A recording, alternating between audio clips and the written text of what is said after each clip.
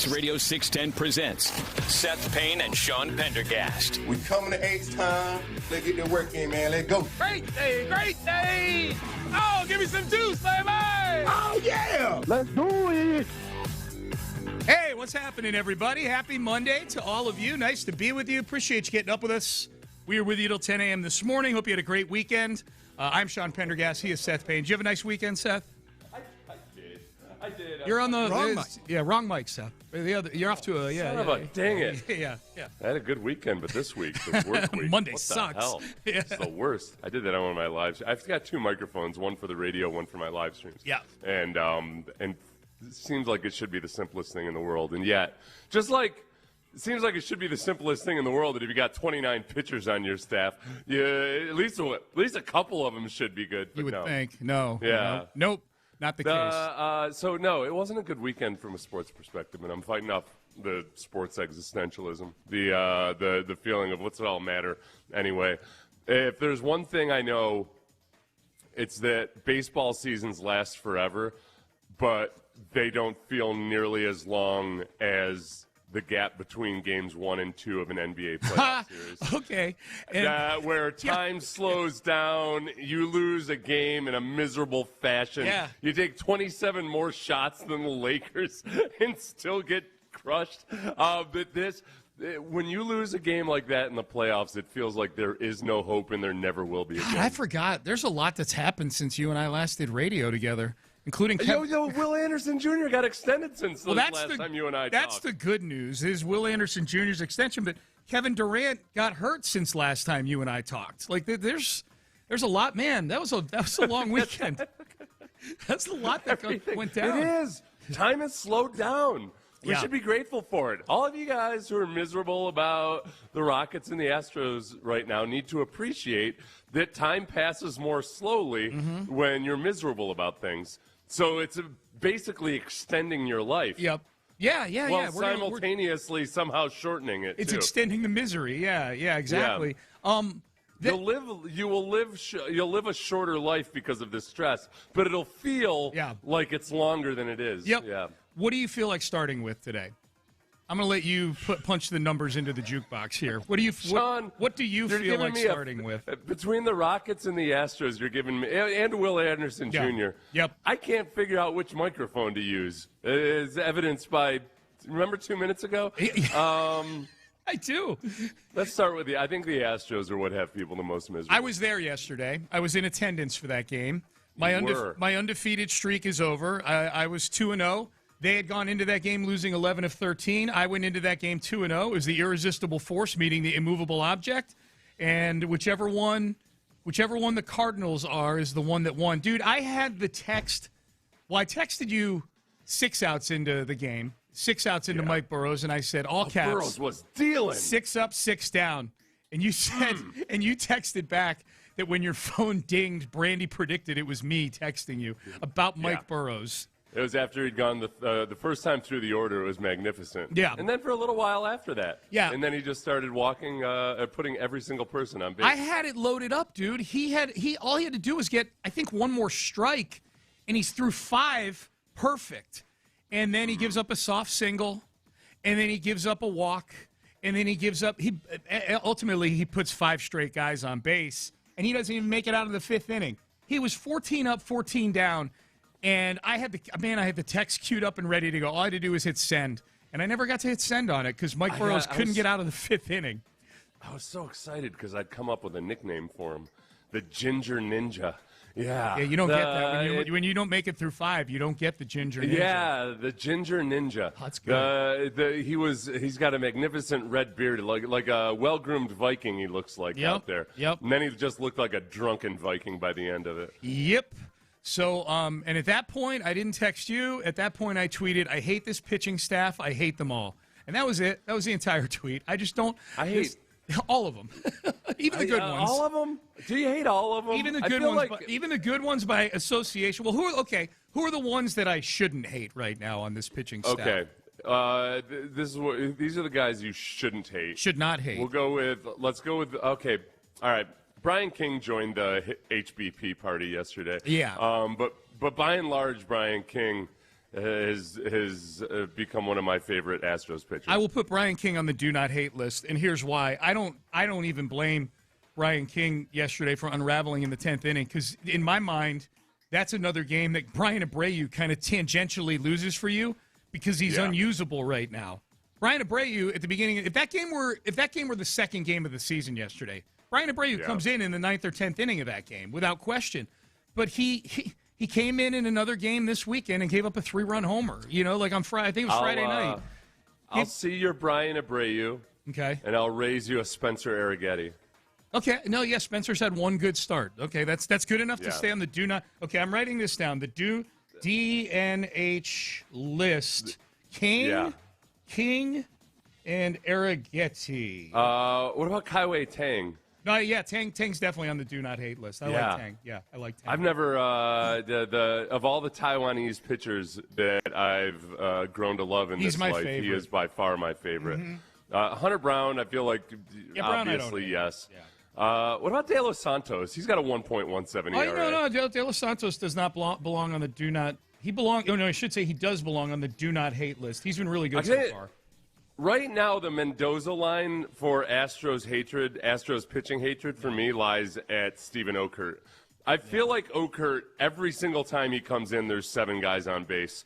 He's had to come in some dicey situations. He's got a 3.48 ERA. Yeah. And I know, it's not the inherited runners aren't his to own and whatnot, but still, it feels like every single freaking time it's a really murky situation. That's his job, though, man, is to come in mid-game murky situations. It's he's right there where I could go either way, and then after that, they can all go die. He gave up a run yesterday, so he now is on my do not. He didn't. It wasn't his runner, to your point, but he came in, tried to put out the fire, and immediately gives up a hit. Nope, sorry, Okert's on the hate list. Sorry, that's a good way to put it. The Mendoza line is him. Yes. Beyond that, every starting pitcher who's had multiple games, so we won't include Spencer Arrighetti with that. You and I went over this before the weekend, and as Brian McTaggart noted yesterday, every starting pitcher for the Astros. Because I know there's a lot of people out there that just want to blame injuries and nothing else.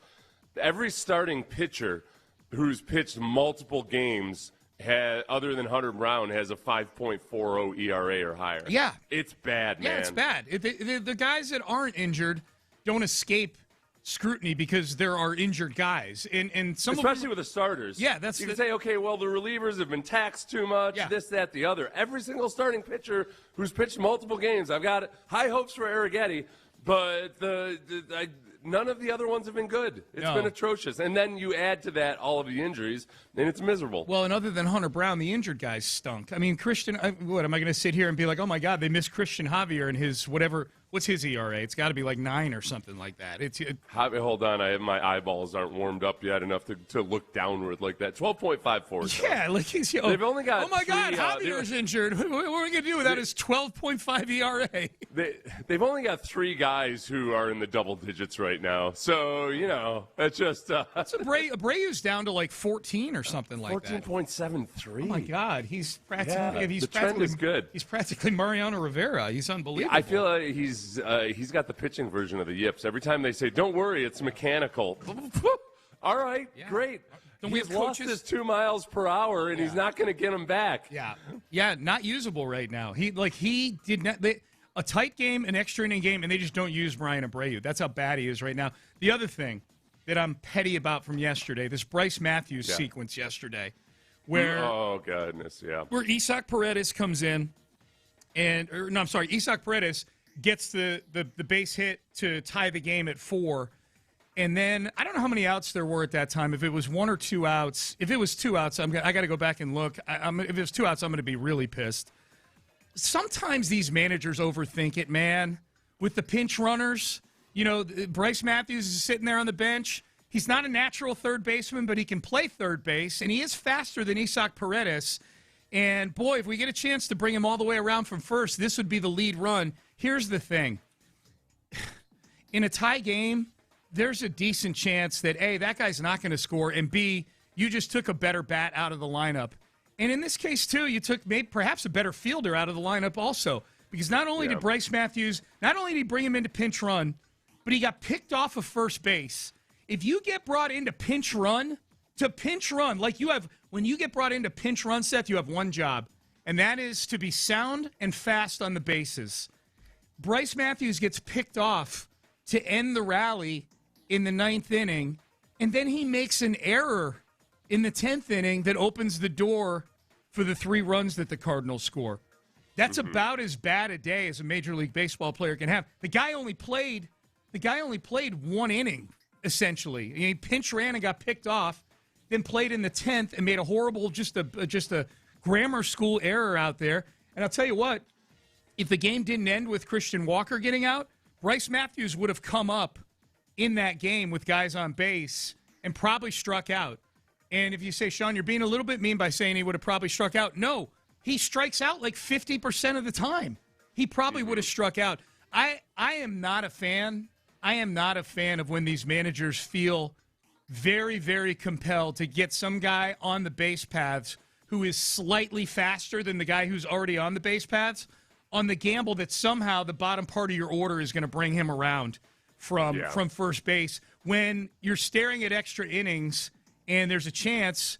I mean, one more hitter and they would have come back to Paredes' spot in the order, and because you're overthinking it, you got a guy out there who's not as good a hitter as Paredes and who, oh, by the way, got picked off first and made an error in the 10th. That was some horrible, horrible chess. This is not revisionist history for me. I said it to the guys I was at the game with. I'm like, I don't like when managers do this, when they pinch run late in games with guys who are slightly faster than other guys, when the percentage chance of that guy coming around to score is minimal, because the downside of removing Paredes, and I know Paredes hasn't been great this year, but he just came up with his first huge clutch hit of the season. The downside of removing Paredes is just so much bigger than whatever upside you're getting out of the extra 1/10 of a second that Bryce Matthews gives you rounding the bases, in my opinion. Yeah. So that's all. Yeah, it was. You've been looking something up for the last 2 minutes. I was looking at the outs, and I got lost in the play-by-play. The bottom of the 8th. Paredes singled to right. Altuve scored. Walker scored. Yep. And then Yep. So there you go. Bad times. 8-15, about the same pace as they were 2 years ago when they got off to that 12-24 start. But at least we got the Rockets to put salve on our wounds. Okay, so what was the timeline on the Durant injury reporting? It was Friday is when the report came out. Yeah. Friday the report came out that Kevin Durant. When was it known that he wasn't going to play? Right before the game, he gave it a go. Right before the game. Okay, Yeah. I didn't miss anything then. No, right. he warmed up. Where I didn't realize that I was completely checked out for most of the day, and I didn't know Will Anderson had signed the extension until like noon on Saturday. So I felt like I had missed major news. You put your phone away, huh? Yeah. Good for you. Yeah. So from the time I thought nothing of Durant's injury when I heard about it on Friday. I was like, whatever, he'll play. He always plays. Well, he's a soldier. And I think even people who didn't unplug their phones thought that. You know what I mean? Like I think we were thinking it. I think a lot of Rocket fans were thinking that throughout the day on Saturday. Is that he always plays, and this is a big concern for that very reason. This is a huge concern. Say what you will about Kevin Durant. And he's been great this season. He only missed 4 games all year, so he's been durable this season. This is a fluky thing that happened in practice earlier in the week, and it gets reported on Friday. He always plays. That he didn't play in that game, to me, is super concerning for this game tomorrow night. Yeah. That Kevin Durant didn't play in the game. I mean, and then if you look at the young guys out there just trying to, gumption it up, all right, Reed Shepherd, you're a defensive liability, and the Lakers attack the hell out of you. But you got to make it up for it on the offensive side of the ball, and just being abysmal shooting. Well, Şengün is abysmal shooting, and every other young guy on the team is falling apart. Other than Tari Eason, who went 7 for 7 in the game. Right, and he was our X factor. Right. It was like, all right, this team will go as Tari Eason goes. Right. If Tari Eason is playing really well, then you got nothing to worry about. The spacing will be immaculate. Yep. And the spacing was the spacing was there. It was there for the taking. If they could have made any freaking shots. Yeah. They were pathetic. Yeah. It was disgusting. And then Şengün I'll give Şengün this. He wasn't timid, at least. He wasn't settling for mid-range or anything. Yep. But he's just blindly flailing into the jumbled up mess in the paint and taking shots to no avail, not kicking it back out of the mess. Yeah, it was every worst version of the Rockets. There are a couple things on that. First on Şengün, it gets lost in the wash because Jalen Green was so bad last year in that Warriors series. Şengün wasn't great either. Şengün missed a lot of easy shots in that series last year against the Warriors. So he's got a lot to prove in terms of being a performer in the postseason. And the second thing is that Kevin Durant was brought onto this team and all season long he was exactly this, to essentially be an eraser, to take janky possessions and get it into his hands with 5 on the shot clock, and then Kevin Durant goes and finds a shot that only he can make. Him and 5 other guys on the planet can make, contested fadeaways, things like that. He's not out there to do that. Like you literally gave up certain things with your young core. I think you gave up a little bit of your ethos defensively by getting rid of Dylan Brooks. You sacrificed some smaller things for the greater good, which the greater good was Kevin Durant being Kevin Durant. You don't have him. This team is lost offensively right now without Kevin Durant. He's the guy that would make wrong possessions right for you all year long, and that guy doesn't exist right now, and he might not exist tomorrow night. And if he doesn't exist tomorrow night, there's a decent chance they go down 2-0 to a team that doesn't have Luka Doncic. Well, and LeBron did the savvy and smart and veteran thing and ended up being a facilitator. And his experience in the playoffs, when you weigh that against not having Kevin Durant out there at all, that's a bleak outlook right now. Yep. It's so now it all somehow, Sean, Kevin Durant might be more important than Tari Eason to this team. I'll say it. Yeah, maybe.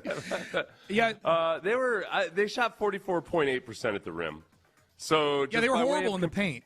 By comparison, the worst team in the NBA this season was 63.1% at the rim. Just terrible, man. They had their manhood taken from them, if they ever had it. Yeah. But let's say hypothetically they had their manhood. They definitively did not by the end of this game. They did not.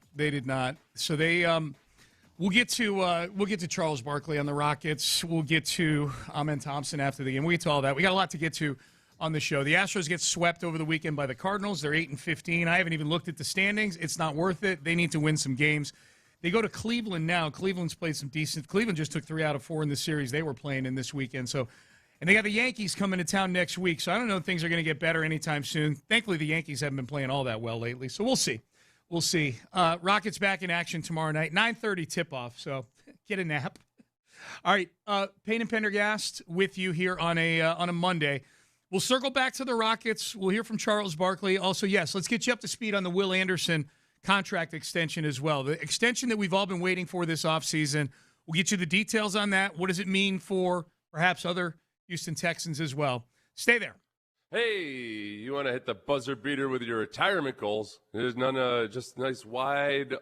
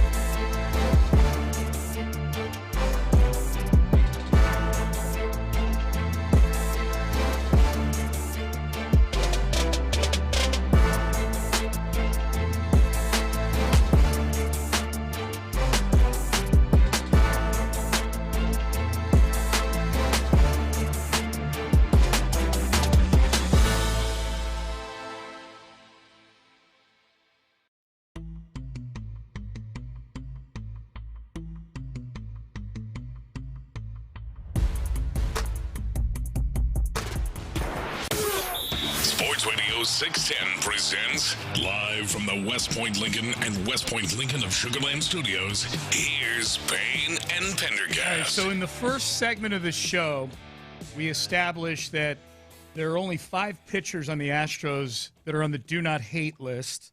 Brian King, Spencer Arrighetti, Tang, Hunter Brown, and De Los Santos. Everybody else, CGD. Yeah. Yep. Can go die. Okert, I'm kind of, he's wavering for me just because I feel bad that he's consistently brought into just messy situations. Yep. Yeah. Sorry, Okert. That's your job. You got to do your job, all right? We've established that I think we are very nervous about Kevin Durant and the prospects of him playing tomorrow night against the Lakers, because Kevin Durant not playing in Game 1 is a major red flag. All of a sudden, ironically, Seth, and we'll get to the Will Anderson Jr. contract here in just a second, ironically, the very thing that you and I and many Rocket fans, probably a lot of NBA fans, if we're being honest, were complaining about is what seems like the NBA scheduling this series in a manner that helps the Lakers keep LeBron fresh and maybe get Luka back later in this series with all the extra days in between. Ironically, I'm kind of happy they've got 2 days instead of 1 day to get ready for this game tomorrow night with the Kevin Durant situation. When we had kind of discussed that all right, this could definitely help the Rockets out just because Kevin Durant's still playing very well, but he's an older guy, not as old as LeBron. So maybe that if they're going to have to lean on him that heavily, obviously, as they will, this might, even before the injury or before the knee contusion, I hate calling a knee bruise an injury, but it's an injury, that it still could have been a positive for the Rockets, but now especially so. Yeah, and I saw some people like, well, he played the second most minutes in the NBA this year. This is what you get. This injury had nothing to do with wear and tear. He bumped knees with a teammate. It was a fluky thing that happened in practice. You can't get on a guy for knocking knees, all right? That's right. It's just an inborn instinct. That's what guys do, Got to knock knees. That's it. That's what guys do. Will Anderson Jr. is going to be a Houston Texan for a long time, at least 3 more years tacked on to the 2 he's got left on his deal. He gets a 3-year, $150 million extension on Friday afternoon. It gets reported. $134 million guaranteed. $100 million at signing. So this is what you and I had been saying, Seth, since the offseason started. This will be the type of contract that Will Anderson gets. I think ultimately if C.J. Stroud gets a contract extension, whether it's this offseason, more likely probably next offseason, it'll look a lot like this. This is sort of the Caserio method. Not a super long-term deal, but a shorter-term deal. Most of these extensions that guys get that are of Will Anderson's caliber are 4 or 5 year extensions. Nick Caserio is more inclined to do a shorter extension, a 3-year extension, where almost all of it is guaranteed. Derek Stingley Jr. a year ago got 3 years, $90 million, and all but $1 million of it was guaranteed. Percentage-wise, a little less guaranteed for Will Anderson Jr., but way more than your normal contract that you see. And he's now far and away in terms of average annual value. I mean, he eclipsed Micah Parsons by $3.5 million. Yeah, but not really. This is the part where I think a lot of people are getting it really wrong. Is for one, people see 3-year extension and they think they're only getting them for a year longer than they already had them. They add that 3-year extension onto the 2 years that he was already under contract for. So the average per year over the 5 years comes out to $36.5 million. Micah signed a 4-year deal with the Packers. It's $46 million a year. Yeah, I think that's because I saw a lot of people, criticizing this or acting like it's too much. Why are you doing it now? It's kicks in 2 years from now, and by then he won't be the highest paid defensive lineman in the league. It's the way the agents want these things reported. Yeah, to be new sure money. It looks like it's the highest paid in the league. So however you want to slice it out, it's a boatload of money. It's still $36.5 million. But it's 5 years. He's under contract for 5 years. And the first guy I thought of immediately was, okay, previous guys who have been the highest paid defensive lineman in the league. Aaron Donald jumped out of my mind because in 2018 he got a new contract. He was the highest paid defensive lineman in the league. He was still playing on that contract when the Rams won the Super Bowl in 2022. So by then he was not nearly the highest paid defensive lineman in the league, but he'd been under contract for 5 years at that point. And I think that's what you hope for with Will Anderson, that he's not going to be agitating for a new deal. 2 or 3 years from now, the way Dexter Lawrence would. And this, of all the guys that I would worry about falling off or something because they got their big payday, Will Anderson is the last. Like, I don't worry about him falling off one bit. And I think it's a really smart payment now to be getting him at a discount a couple of years from now. Yeah, Will Anderson Jr. is the safest bet in the NFL on a second contract. He is the safe of any player in the league. He is the safest bet. And if it were a year ago, and they couldn't have done it a year ago, I know that, but let's pretend it was. I probably wouldn't have said that just because he had those ankle issues his first 2 years. But he made it through this entire season healthy, playing his best football at the end of the year. You know, there was no lull or tail off at all in his game. Like, he was as good in that playoff game against the Patriots as he was in week 1 against the Rams. And that's just the on-the-field stuff. You add the off-the-field stuff, which, you know, and we'll play some DeMeco Ryans and some Will Anderson Jr. audio at 7 o'clock today that hammers this point home. But this is $50 million a year in new money that's being tacked onto his deal. And I have zero trepidation about this at all. He is the safest bet of any player in the league, on or off the field, Will Anderson. Yeah, and it's and it really is. It's you just have to remember this, because I saw a lot of people that just don't understand the salary cap, including some people in the sports media, which really annoyed me, because they basically said, "Wow, $50 million. How do you pay all these other guys this year when Danielle Hunter's already making such and such and whatever?" Like, no, it's not. It doesn't kick in for 3 more years. Yeah. And right now it's very manageable, and they've got all the mechanisms and everything to keep it manageable. The cap's been rising at 9% per year over the last few years. So, you know what it is, Sean? It annoys me that so many sports writers don't understand the time value of money at all, or how the salary cap works. Yeah, that's what disgusts me. I saw including just otherwise intelligent people. Well, Kamari Lassiter's extension, when he gets it next year, is going to blow their mind. Then, because you'll have Stingley at 30, or perceived 30 at least. Because Stingley's extension, it was the same dynamic you're talking about. The new money was $30 million a year, and that's always what gets reported. That's what the agents want out there, like you said. But it's a 3-year extension off of 2 years still remaining. Will is the same thing. So if you're averaging it out over 5 years, it's significantly less than $50 million a year. No, it's $36.5 million if you include this year and next year. And we haven't seen all the details come out or anything. Yep. So it's not nearly as big as what the headlines show it to be. It's really smart by Caserio, because you're getting ahead of where it's going anyway. And 3 years from now, Will Anderson will not be the highest paid.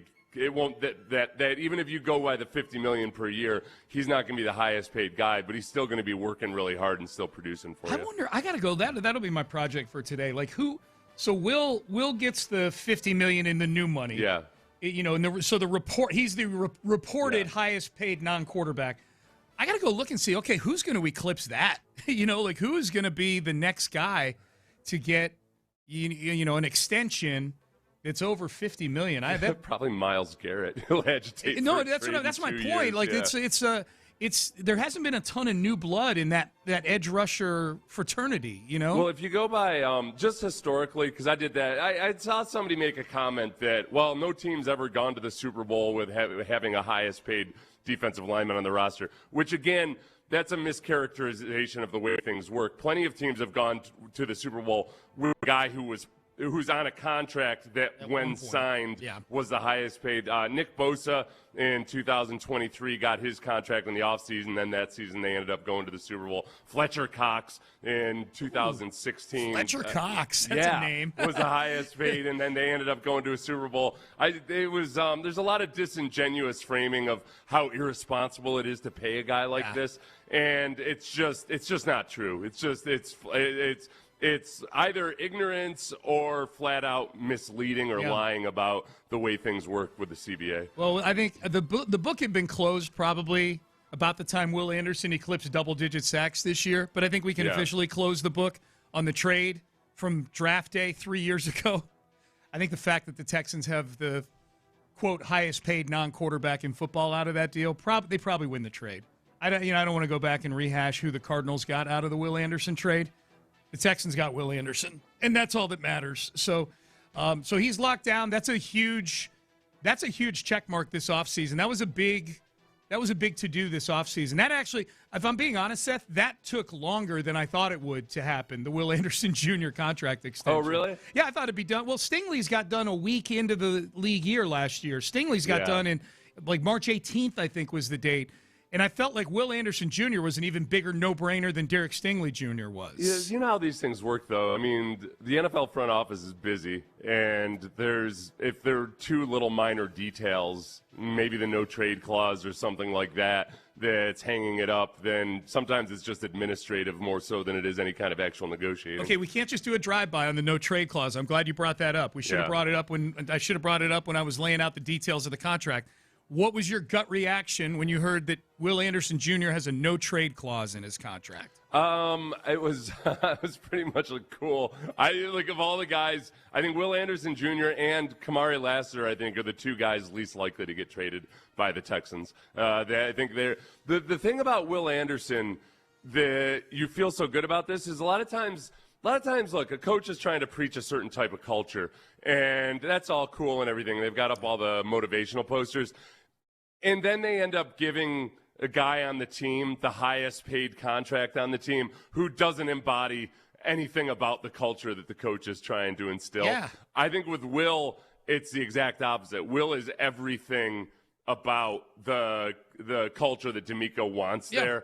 And it's very much, it's like he has an influence on the guys on the offensive side of the ball because he's the guy you can point to and say, hey, operate the way Will Anderson does, and you got a chance to become really, really rich and do some great things. I agree with everything you just said. The only reason I asked that question about the no-trade clause is just to see if you, like a lot of Houston fans, had any PTSD over the three little words, no-trade clause. Because that's what Deshaun Watson weaponized to get the hell out of Houston 6 years ago. Part of it, too, is that for the most part, there's a de facto no-trade clause already in that teams don't want to trade for a high-profile player who really doesn't want to be on your team. Sure. So I look at it as a formality more than anything. Yeah. That a guy can say, all a guy has to say is, ain't no way in hell I want to go to the Browns. No, I'm going to be a jerk about this. And the Browns aren't going to, well, maybe the Browns would. But most other teams aren't going to say, I want to go, I want that guy. I have zero concern over Will Anderson Jr. having a no-trade clause. It's just the second I saw those words, I'm like,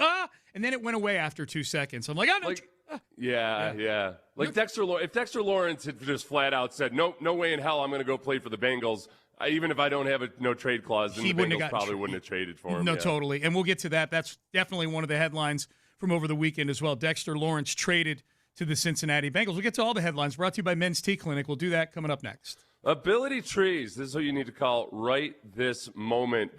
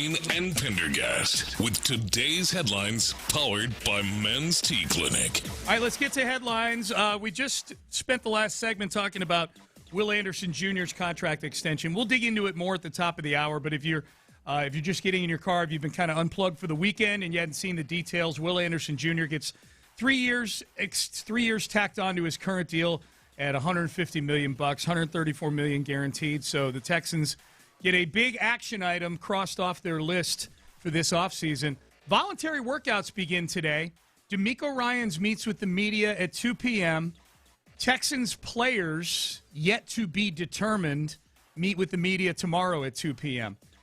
Which Texans players do you most want to hear from tomorrow, Seth?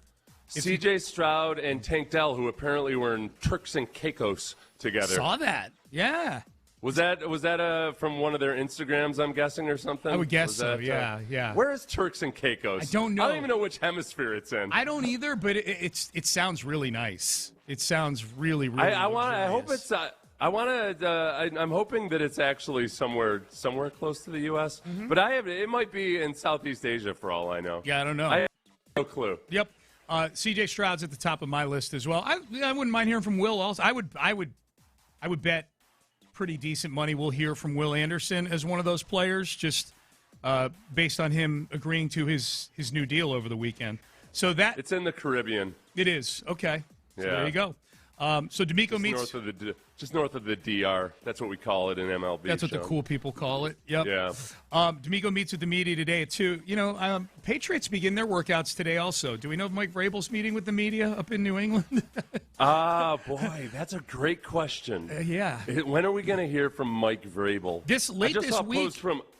I just saw a post from Pro Football Talk that said that the Patriots tried to squash those photos. Okay. Yeah. That sounds about right. The post gave Vrabel a longer time to respond than it was considered industry norms, and Kraft took advantage of that extended time frame to put pressure on the reporter and the newspaper. Ooh, do you think he offered them money to not run the story? Do you think he offered them? I don't know. Yeah. I don't know what he would have done. Yeah. I mean, obviously, if he did, the Post did not accept the money, but you wonder what's you what could clubs not pay me enough money to be on a phone call for that conversation. Yes. With that, yeah. Yes. Oh, I would love to. This is Robert Kraft. Please do not. We have an issue.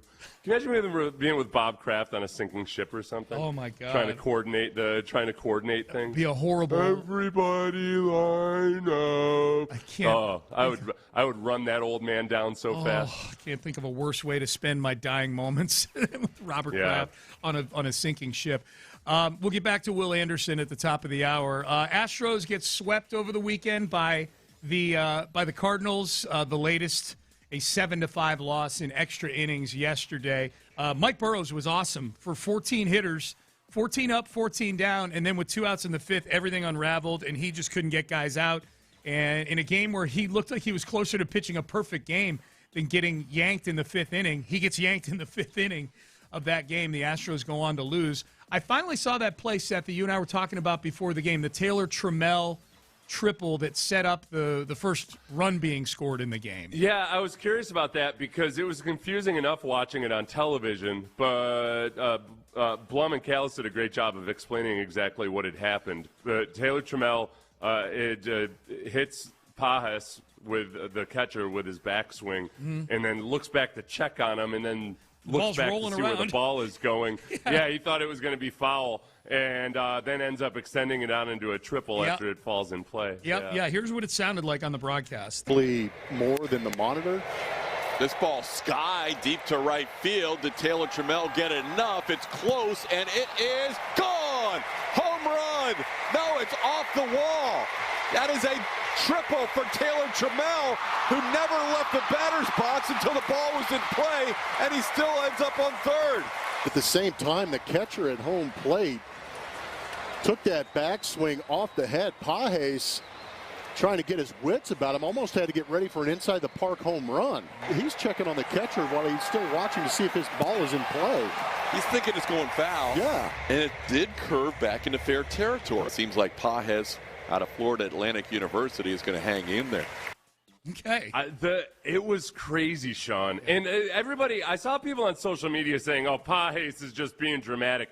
Ben, I want you just to play the first 3 seconds of that clip, and everybody just pay attention to hear the sound of the bat hitting the ball, but also immediately afterwards. More than the monitor. This ball sky deep. Yeah, pop, it pop. sounded just as loud as the ball hitting the. Now, the crazy thing about that is that if Trammell hadn't kind of turned around to look and then looked up to find the ball, it was a long delay. Yeah. There's a really good chance that Perez Chico would have sent him home on that play. Yep. For an inside the park home run if Trammell had gotten off on time. And in Pages, the catcher would have had to make a play at home while he was trying to get his wits about him. Yeah, but my takeaway from that is Taylor Trammell is a really nice guy. He's a nice guy. Like he hits a ball, it's in play, and his first instinct is to check on the guy he just popped with the bat. It was in play, but it curved back in. So I think he thought for sure. I think he thought it was probably a simultaneous. Who knows what you're thinking in a situation like that? But it looked like it was going out for sure. Yep. And it curved back in. I have zero inclination to chide Trammell for not being more of a hustler in that instance or something, because it was just weird. It was really between the ball looking like it was going foul and him actually pretty substantially clanking Pages in the head. Yeah. It was weird. It was wild. Well, and I was at the game, but we were sitting up in the right field on the club level in the right field corner. So that's the only thing we can't see on the field, Seth, is that corner of the field where the ball landed fair. So we had well, I'm in the state. All we see is the ball disappear, Taylor Trammell getting out of the batter's box, and next thing you know, the ball's just rolling around in the outfield. Like, we didn't see it. It was wild. It was a crazy, crazy play. He ends up coming home, so all's well that ends well. Sacrifice fly ended up getting him home, but man. So the Astros lose, they get swept. They stink right now. They're 8-15. The Rockets lose to the Lakers over the weekend, 107-98. We'll circle back to the Rockets. Kingston Flemings is going pro for you Cougs out there. I don't think that's a huge surprise. Point guard forecasted to be a lottery pick in the NBA draft. And Dexter Lawrence traded to the Bengals. We will get to that in the 7 o'clock hour as well. Yeah, when he announced he was going pro, I saw a lot of people just saying, well, whatever, big news, everybody already knew. Look, he wanted to make the announcement himself. Yeah, man. Yeah. That's cool. It's cool. You only get one chance to announce you're going pro. People Let him were have his moment. castigating the media for putting it out there. Like, Who this is already known. We knew this. Was like, sorry, I tweeted his press conference. Who are conference. these people? Who are you? Show yourselves. All right, those are your headlines brought to you by Men's Tea Clinic. All right, coming up next, the why as to the Texans giving Will Anderson Jr. the bag that they gave him over the weekend. We've got some good audio that clearly illustrates that point. Should the Texans have been in on Dexter Lawrence, now that we know what the trade looked like, and more importantly, what the contract accommodation that the Bengals made looks like? I would have at least entertained the conversation. I would have. We'll see. We'll bounce it off of Seth and see what he thinks. We'll do all that in the 7 o'clock hour coming up next. But first, Bex Prime. Today could be a Bex Prime day.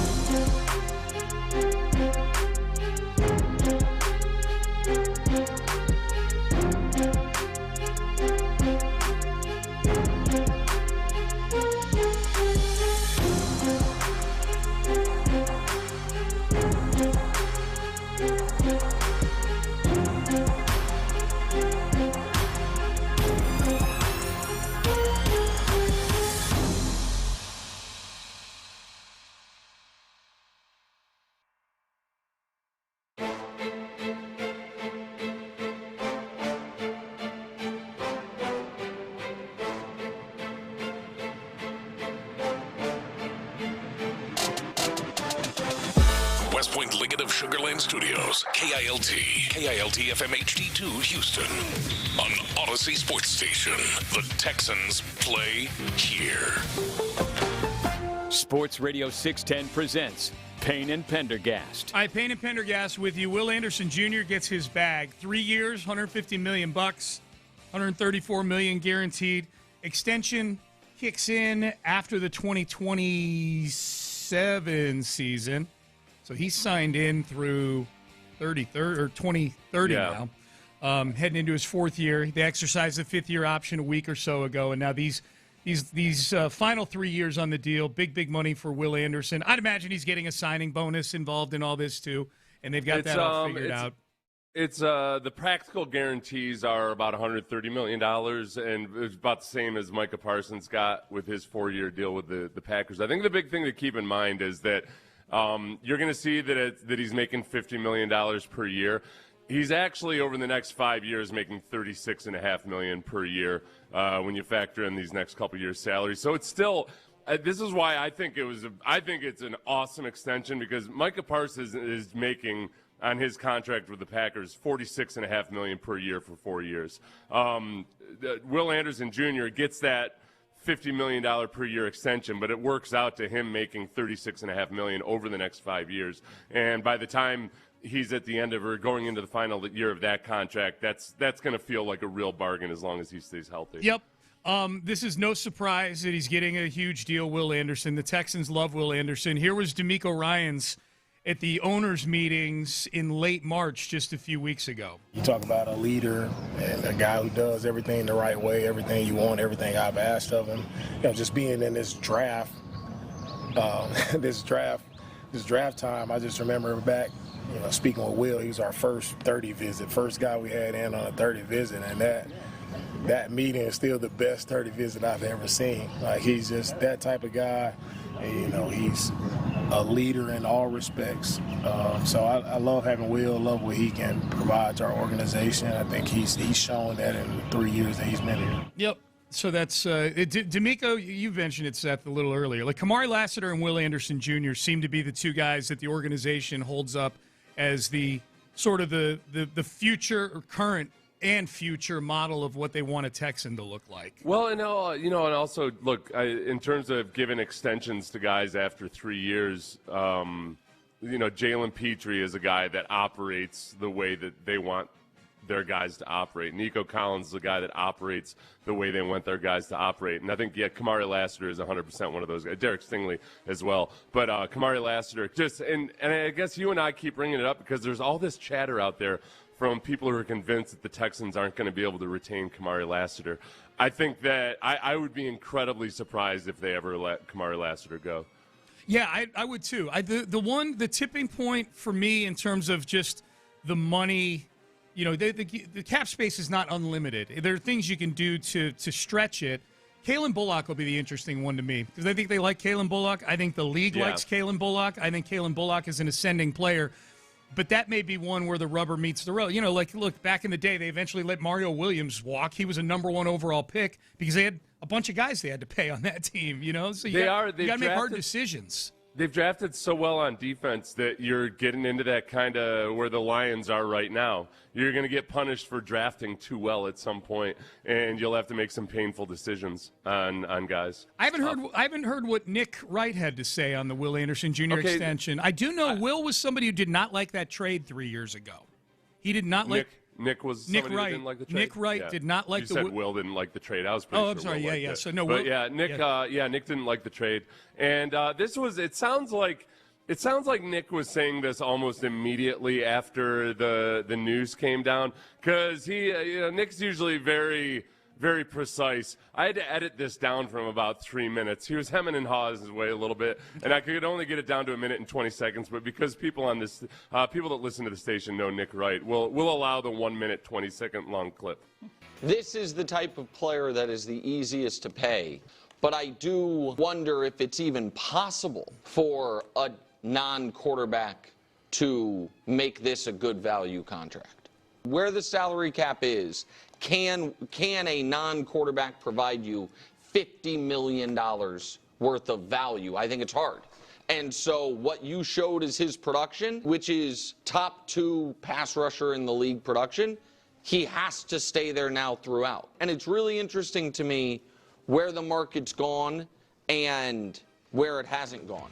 It is pass rusher, wide receiver, quarterback are the only guys making more than 30, and you have at that position 8 wide receivers and pass rushers making more than 40, and obviously, 15 quarterbacks making more than 40.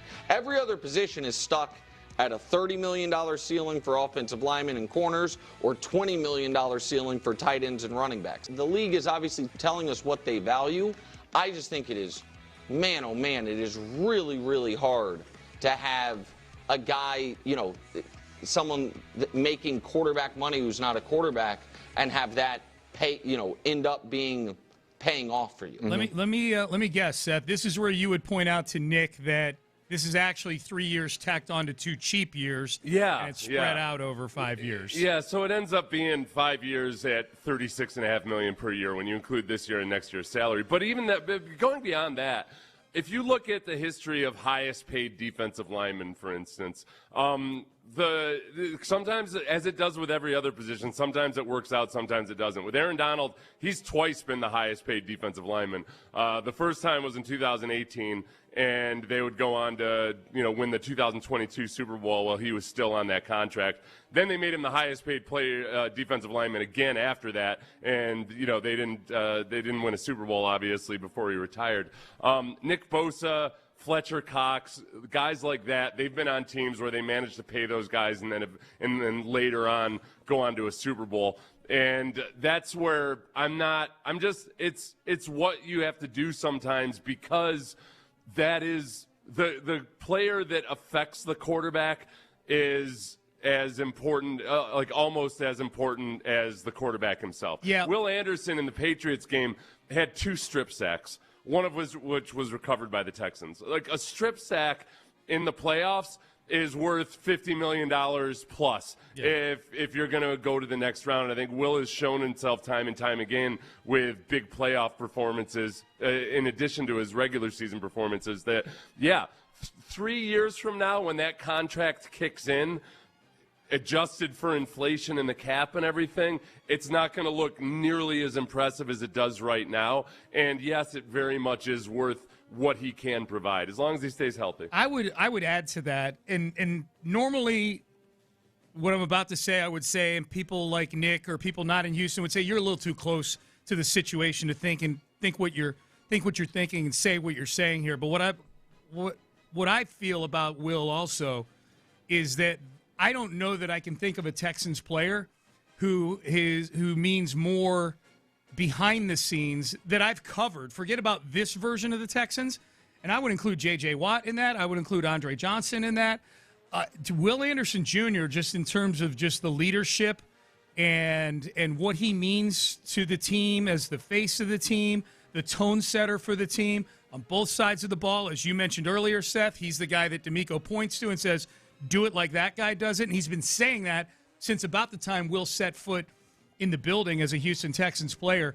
I think that's worth something, too. I think there's a value in that you almost need to be around the team, covering the team, or probably be in, and I'm not in the locker room, but I would guess everybody we talk to that is in the locker room would corroborate that Will Anderson Jr. is a major tone setter for this team, and I think there's value in that, too. If your take is, boy, it's going to be really hard for this guy to, at the position that he plays, to live up to the average annual value of the contract, I think you've got to factor in the entire ball of wax, the on the field and the off the field with Will Anderson. Thank you for coming to my TED Talk. I agree. I didn't know, Thank you for coming to my TED Talk. All right.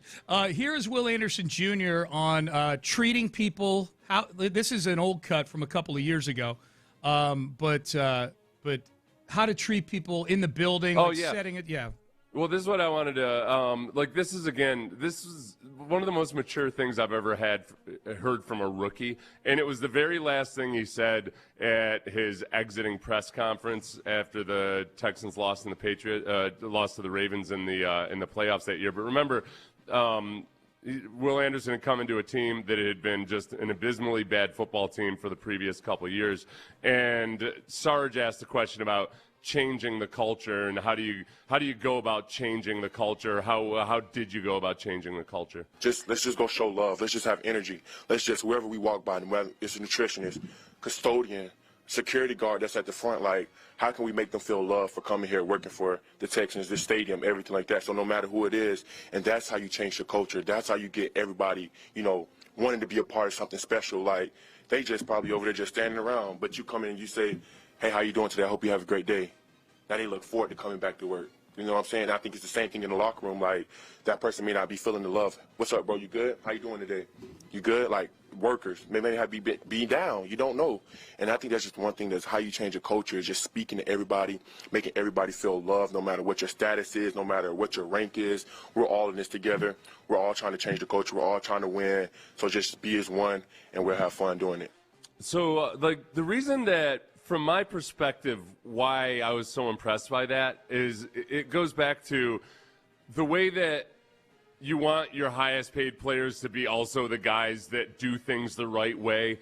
They're not the exception to all of the other rules that everybody else has. And when it comes to the football side of things, you want guys that practice hard, the guys that do all of that.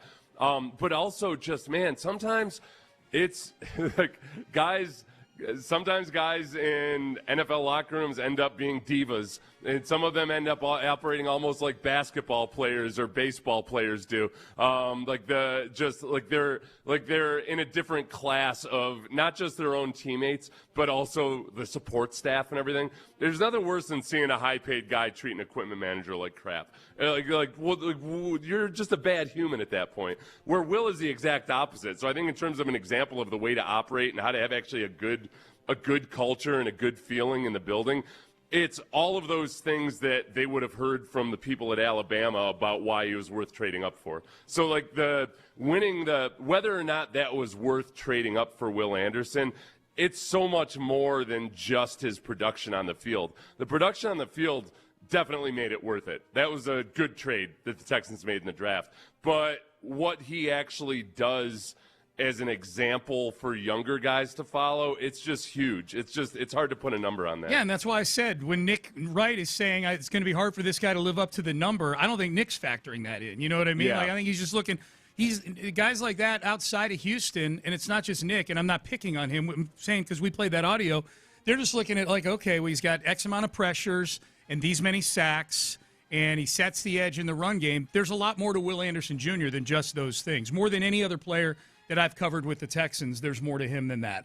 All right, So I've not heard this Skip Bayless yet. Oh, okay. So this is Skip Bayless. This one's a little bit confusing when I can't remember who sent this to us. I apologize. But this was Skip Bayless on his podcast or somebody's podcast. Basically, we cut right in while he's in the middle of talking about how he's just not as impressed by Will Anderson compared to the way these other pass rushers operate. Was he reacting to the contract when he's talking about this? Gotcha. Yes. Okay. Fly off the screen because they play with hair on fire. You know, they play frenetic, frantic, electric sort of edge rush football where you're just saying, God, Trey Hendrickson does that to me. Will Anderson is an anchor. He's solid against the run and the pass where he's doing everything, and he is commanding a double. So Danielle Hunter is eating $40 million worth a year. He's eating from the other side. But Will Anderson has not been box office for me. I don't turn on the TV thinking, oh, I get to watch Will Anderson rush the passer today. Whereas with Max Crosby, I promise you, that's all I got. When I'm watching the Raiders, I can't wait to watch Max Crosby fly off the edge and bend. This is why. Can I just hang on one second? This is why of all these national guys that have their own thing, I'll click on Acho from time to time. I'll always click on Stephen A. Smith because he entertains me. I don't click on Skip Bayless audio. I literally don't. I don't click. If his video pops up on my feed, he's just so bad. That was Bill Simmons talking NFL bad. Yeah. When Bill Simmons has all these takes where it's obvious that he doesn't actually watch the NFL.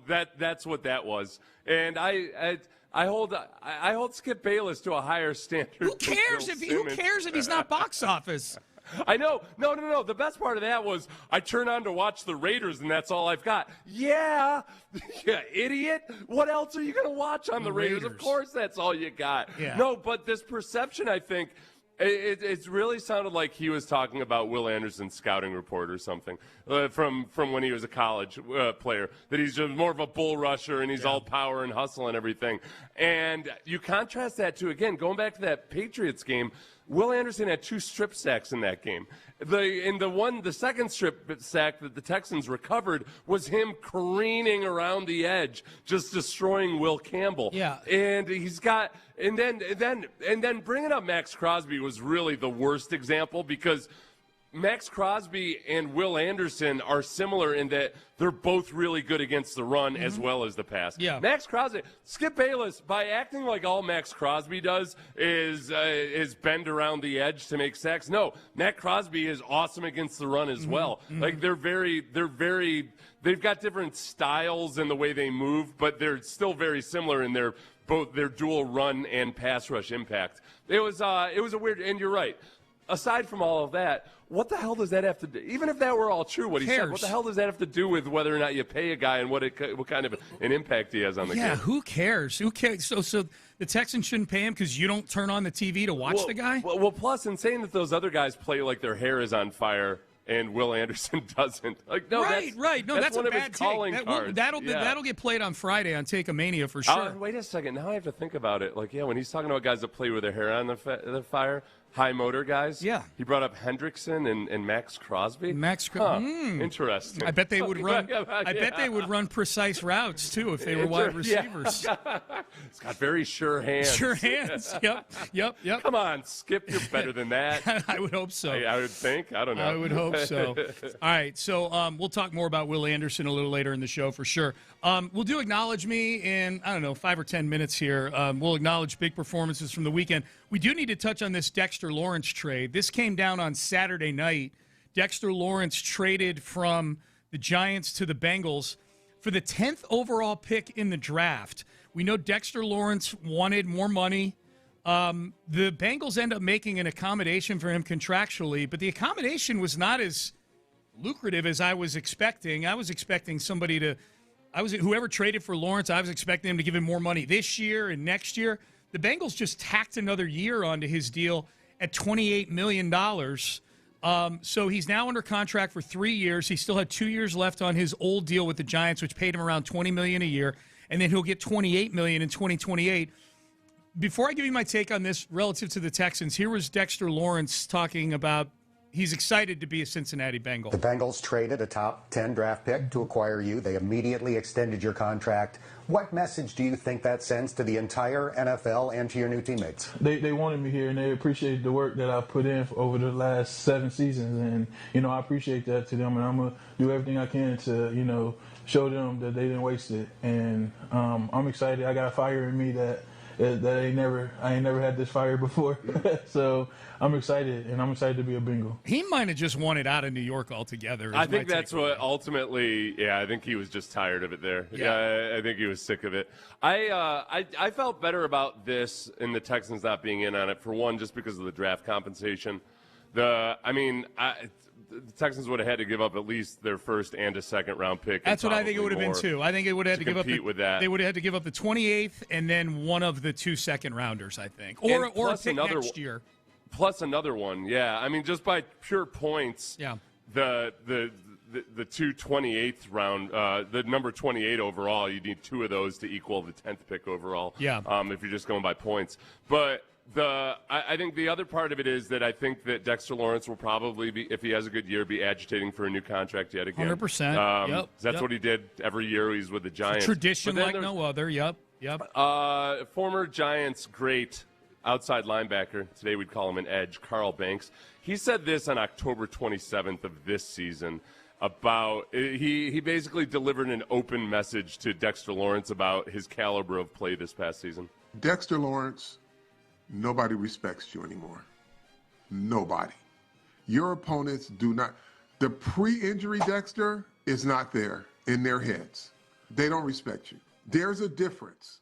They're blocking you with a 9-year backup center. You're not making a difference. The old Dexter would. There are a lot of things that go into your performance. Only you know what that is, whether you're still recovering or not. I'm just telling you now, I'm looking at enough tape to know that your opponents don't respect you. Not like they used to. I'm going to just say this.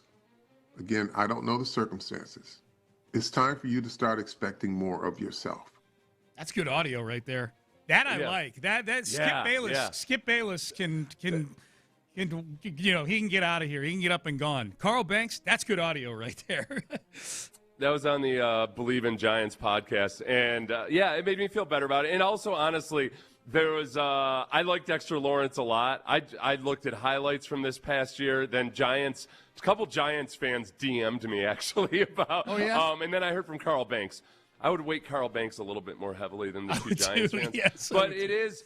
He wasn't. So you're seeing a couple things. I myself said this. Like, he still commands a lot of double teams. There is an element, though, too, that when you play nose tackle, you get double-teamed more just by your alignment, and that's part of what you do. He wasn't as routinely just destroying double teams like he did in the past. I was also making an excuse for him because of his elbow injury. Mm-hmm. When I looked at he had an elbow injury in 2024. Dislocated it, he did. Yeah. If it had been a second-round pick and a future second or something, I would have looked past him not playing as well because of the elbow dislocation. But, man, whatever it would have cost to equal a number 10 overall pick, not to mention the money you've already got committed on defense. Yep. I'm not even factoring Will Anderson into this. I'm cool with them missing out on this. I'm cool with them. I will say, like, the contract, I was more scared of I was initially more scared of the contract part of it than the draft compensation. Now, when you see that the Bengals are, to your point, giving up the 10th overall pick, like, wow, that's more than I thought the Giants would get for him. But if you just pretend for a second that you're comfortable with whatever the draft compensation is, this is a tenable, I think, contractual situation for the Texans if they were to do something. And here's why I say that, Seth. He's not getting any more money in 26 or 27. This is a third year being tacked onto his deal at $28 million. There would be some risk involved in doing this, but if you just treated it like a 2-year rental and then you traded him before that third year kicked in, you could even dump him for a day 3 pick before that third year kicked in, and then he's a 2-year rental. Obviously, there's risk involved. There's always injury possibilities lurking around the corner. He's 29 years old, so there's also the possibility that his play could deteriorate. He plays a position that ages pretty well, so I wouldn't be too nervous that he turns into a scrub or anything like that. I don't know. I was surprised that the contractual accommodation was as meager as it ended up being, and that's what kind of tells me this dude just wanted out of New York in the end. Well, if there's one thing we know about the Bengals, it's that they totally told him, hey, listen, we'll take care of you.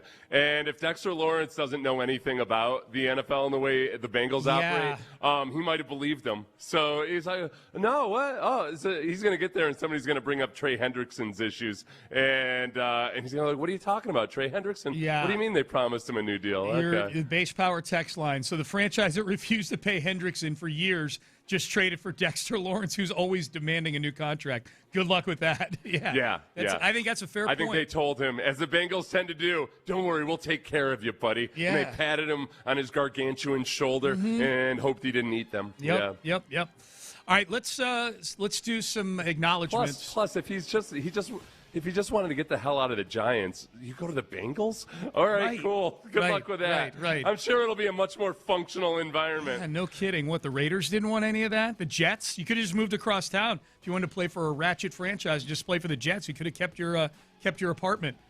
All right, acknowledge me. We acknowledge performances from over the weekend and around the world of sports. Actual good performances, and then some ironic ones as well. I will say a name.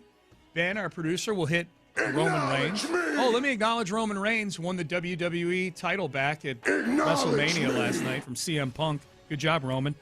Yordan Alvarez. Acknowledge me. The only thing worth watching on the Astros right now, pretty much.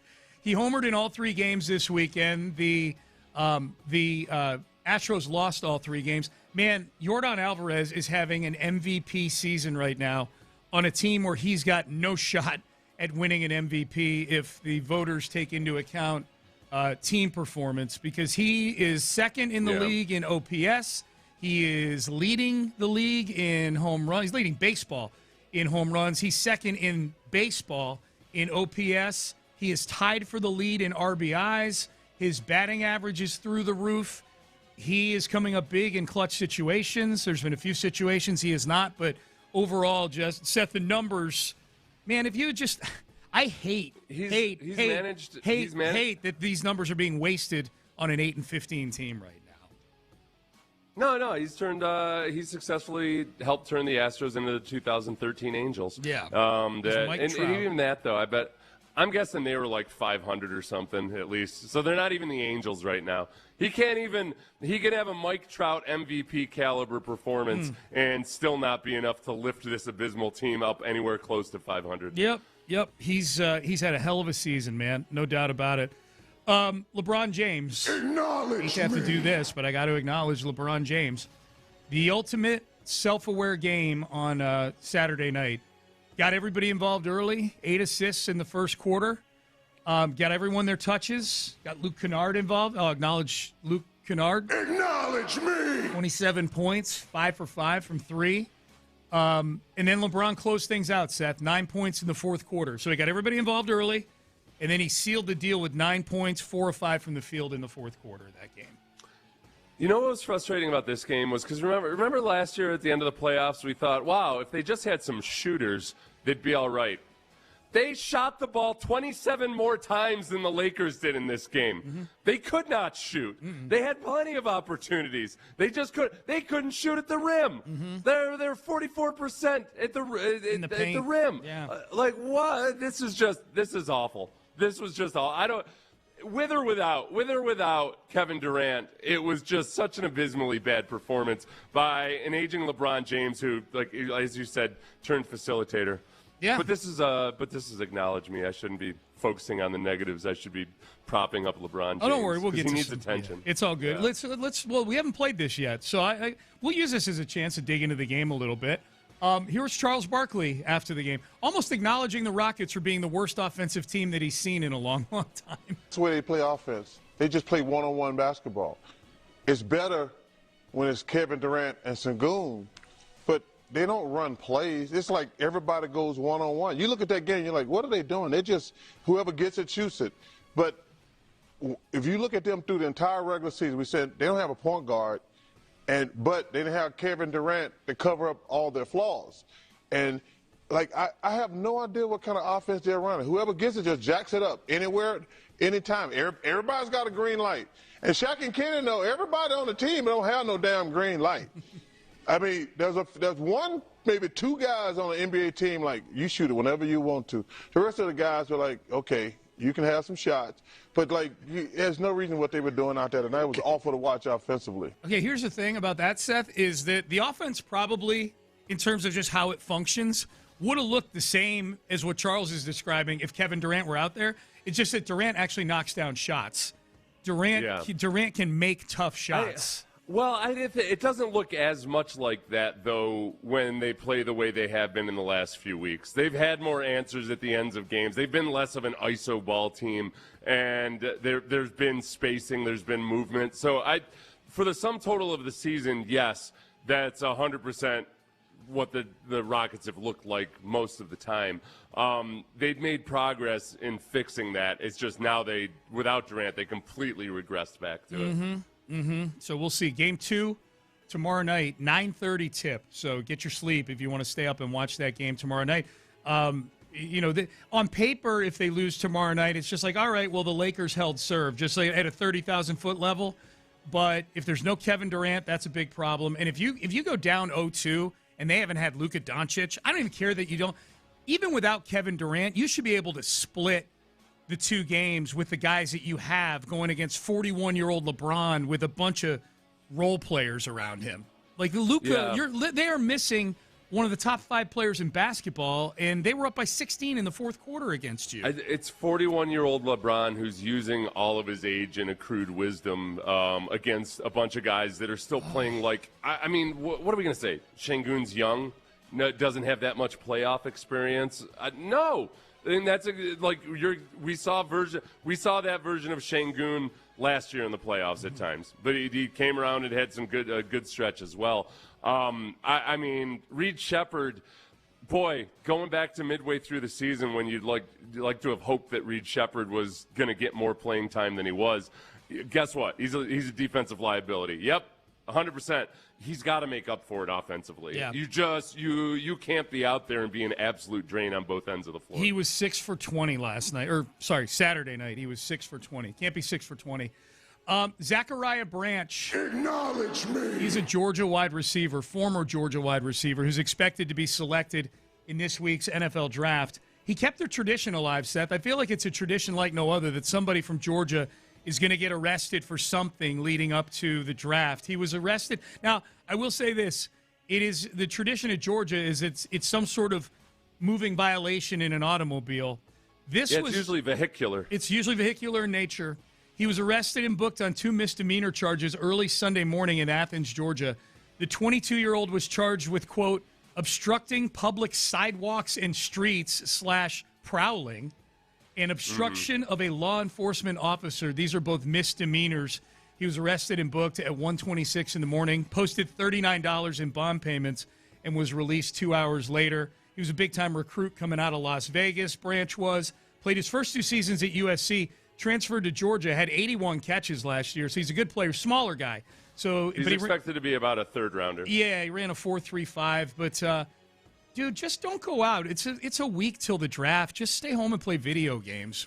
I saw a lot of people just incredulous that he was arrested for what he was doing, and it sounds like from the police report that the officer had asked him to move a couple of times, and he just flat out wouldn't get out of the way. Yeah. Without any more context on it, it's hard for me to say that the police were just being like way too strict here or whatever. I'm gonna have to see some video on this before look, it's the University of Georgia where the football program is kind of a big deal, and yet the University of Georgia players figure out a way to continue to get arrested for like definite vehicular issues.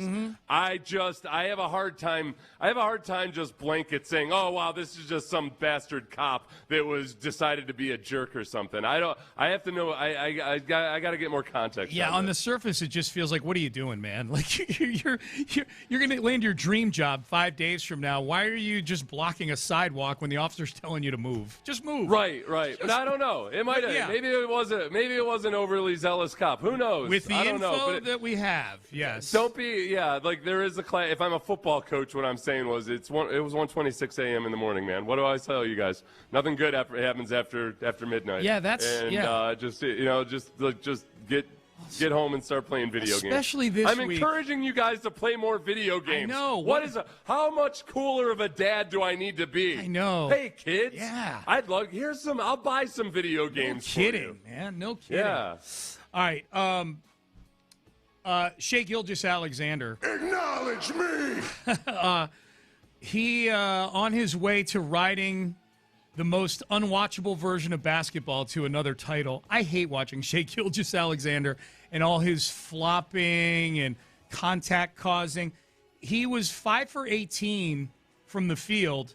He was 15 for 17 from the free throw line in their 35-point win over the Phoenix Suns, which, by the way, included this doozy from Jalen Green after the game. This was Jalen Green. I'll acknowledge Jalen Green for one of the silliest cuts that we're about to listen to. Acknowledge me! Jalen Green was asked after losing by 35 points to the Oklahoma City Thunder, what were your thoughts? Jalen, when it comes to you guys defensively, I know that rebounding and turnovers were such a huge factor in this game, but in the half court, did you feel like you guys defended pretty well today? Yeah, I think so. I feel like there's a couple bad calls for how we're going to be playing in the playoffs and how the refs allowed them to play. I think it got to be both ways, or just call both the same foul both ways, one or the other. It's the playoffs too at the same time, so you want to be aggressive at the end of the day. So yeah, we just gotta figure that out. He always sounds so stoned, man. They lost by 35 points. Yeah, what are you doing, man? Like you lost by 35. The answer to anything they're asking you about, what did you do? The question was, do you feel like you defended well in the half court? I didn't watch the entire game. I watched parts of it. You lost by 35 points. Your team didn't do it. The answer is we didn't do anything well tonight. The answer isn't to complain about the referees, even though I know I just made light of Shea Gilgeous-Alexander drawing all these fouls, and I do hate his style of basketball. Hate it. But I just chuckled at that answer. I'm like, really? Like, you lost by 35? Do you think you did pretty well in the half court? Yeah, a couple of calls didn't go our way, but boy. So there you go. Dylan and Jalen Green combined for 35 of their 84 points. Yeah, so. Yeah. Great shooting night for both of them also. Yeah. All right. Dylan Brooks was 6 for 22. Yeah. Yep. All right. That was Acknowledge Me. We do it each and every Monday here on Payne and Pendergast. All right. Mock draft injection time. We are 3 days away from the draft. Bryant McFadden, CBSSports.com, has a name for the Texans. Been a while since this name popped up. Do you have concerns about this one, though? We will bring this up, or we'll hit the mock draft injection coming up next. But I want to tell you right now, this show is sponsored by BetterHelp. BetterHelp is America's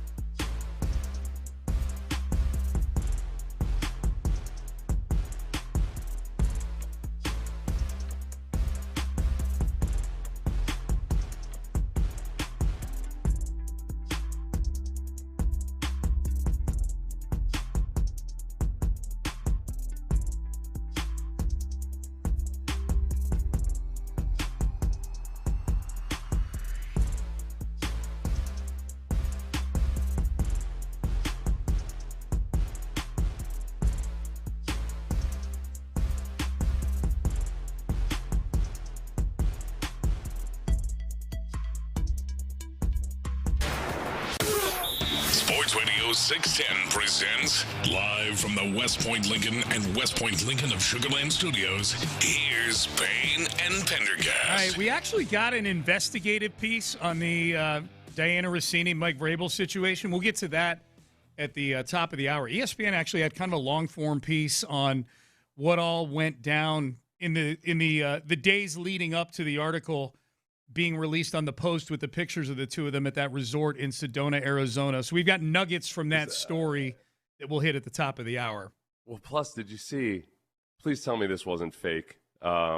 It may have been staged, but I don't know if it was fake. That she helped rescue an old man and his dog. I didn't click on. It looked like, I don't know. I saw it this weekend and then I looked at it and I didn't even think of going back from it. But the jokes were hilarious about like how conveniently all of a sudden she shows up at the scene of an accident and rescues an old man and his dog. So I don't know whether that.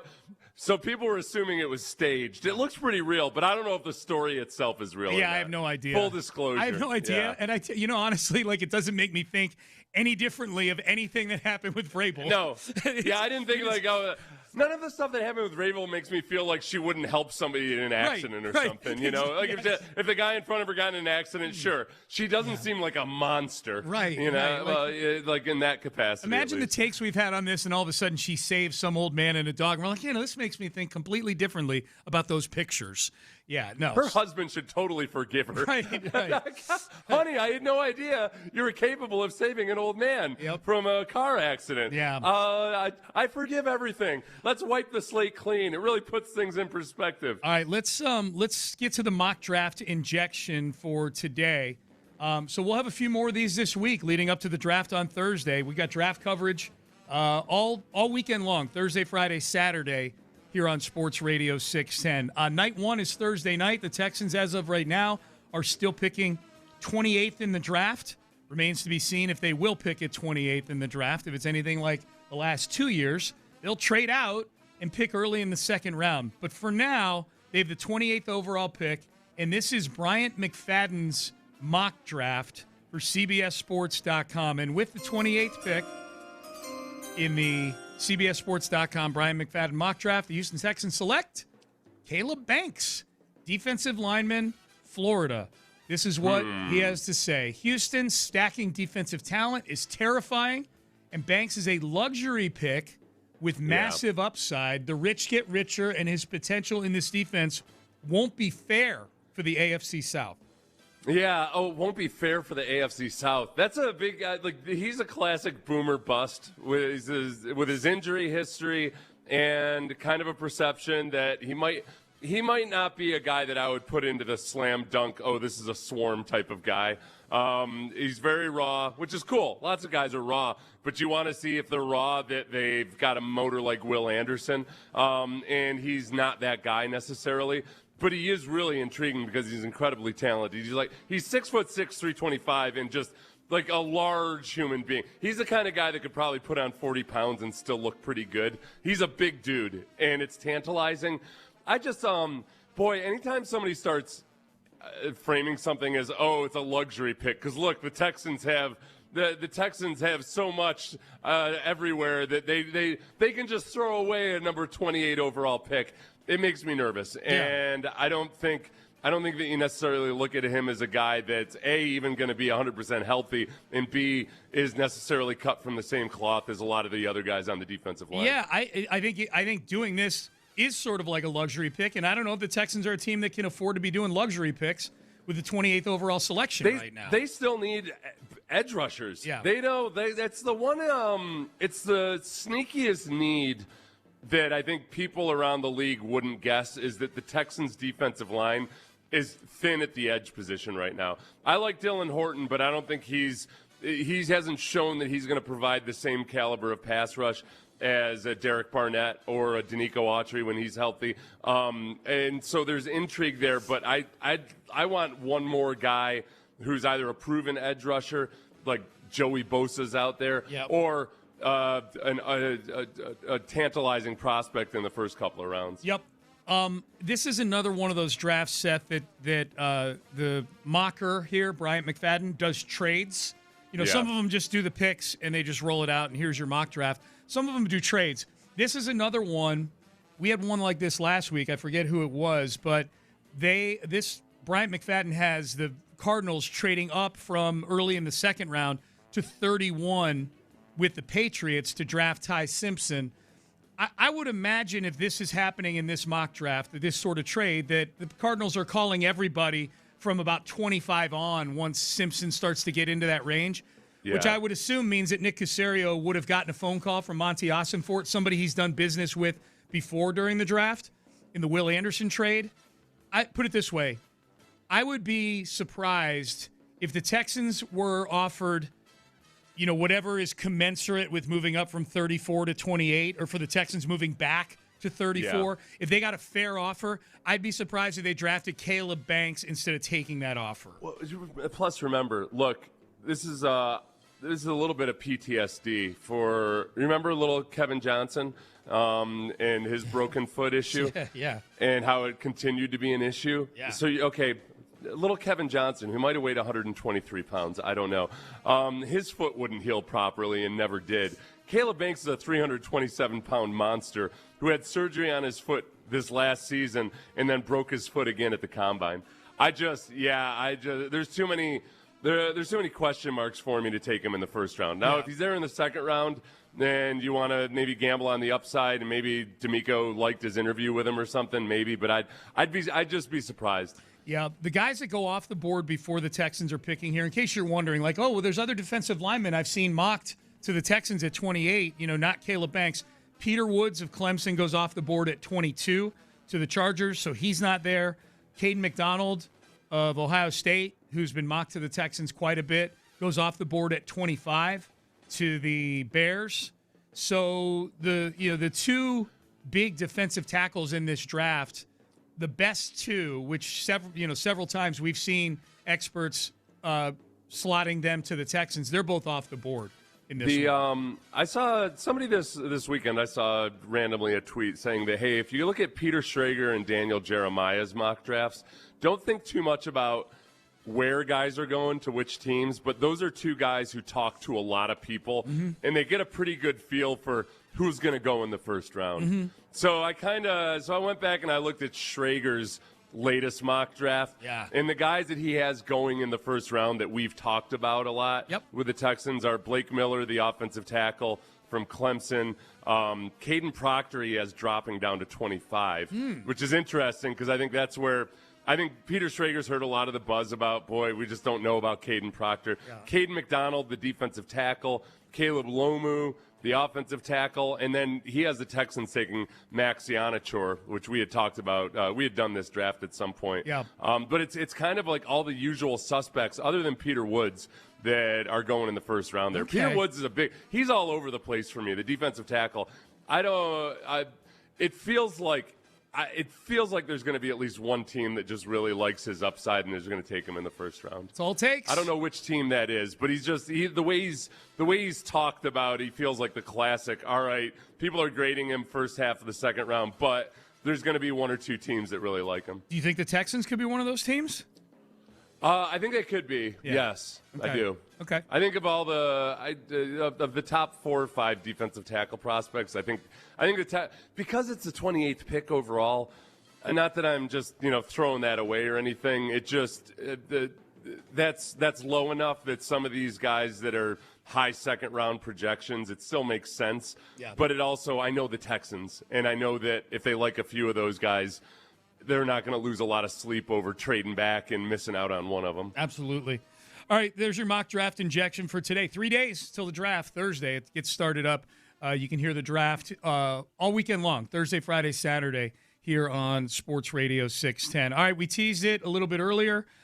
We finally got details on what went down when Diana Rousini found out about the pictures that the New York Post published and what went down over the next few days.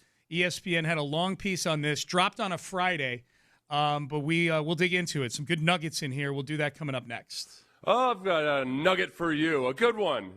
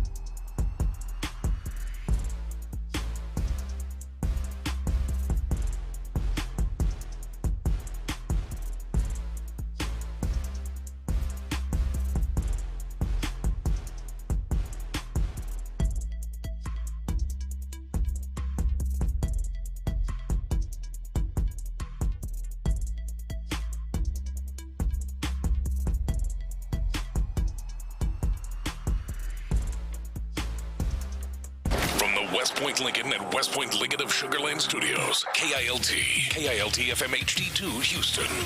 On Odyssey Sports Station. The Texans play here. Sports Radio 610 presents Payne and Pendergast. Okay, so we finally got the long-awaited investigative piece on the fallout of the Diana Rousini and Mike Vrabel photos from the little trip that they both took to Sedona, Arizona, to the ambient, adults-only resort the weekend before the NFL owners' meetings. And a lot of people, Seth, throughout the aftermath of this story, were kind of coming after ESPN because they weren't really – nobody at ESPN was touching this story, probably because there are existing relationships with Diana Rousini from her time at ESPN. Yeah. But Ben Strauss of ESPN, one of their writers, finally did a pretty long piece about it that dropped on Friday afternoon. So the very first paragraph of this story, NFL reporter Diana Rousini was at home in Bergen County, it's in New Jersey, on Easter Sunday when a reporter from the New York Post approached the house. The outlet, the reporter told her, had photographs of Rousini, a top newsbreaker at The Athletic, with Mike Vrabel, the head coach of the Patriots, together in Arizona. Now, this is that okay, and this I had glossed over the first. I was going down and looking for like the relevant chunks in that. I speed read right past the Easter Sunday part. That's of, like, the first paragraph. That's being approached. Can you imagine opening the door on Easter Sunday? What an attention grabber right out of the chute. Easter Sunday, knock on the door, and it's a reporter from the New York Post saying, hey, we've got photographs of you and Vrabel in Arizona. Happy Easter. Oh, my gosh. Is that okay? Here's my question. Is that out of bounds for the reporter to come knocking on her front door on Easter Sunday? Oh, all kinds of things happen on Easter Sunday. Yeah. I don't know. The reporter's doing their job, I guess. Yeah. I would say yes, but that's why I wouldn't be a good reporter, I suppose. Well, I would also say I would say I probably wouldn't do that, and that's why I never made it as a New York Post reporter. Sean. I have zero sympathy for anybody that cheats on their spouse. Zero. Yeah. So if part of the fallout, and I know everything's still alleged. She's not admitted to anything. If anything, they've issued denials. Even her resignation letter to The Athletic, there's no admission of guilt, just an admission that, boy, all this smoke around me sure is causing a lot of problems in my life. But I'm going to go with what I feel is the circumstantial evidence here and assume that there's some sort of relationship going on. Zero sympathy.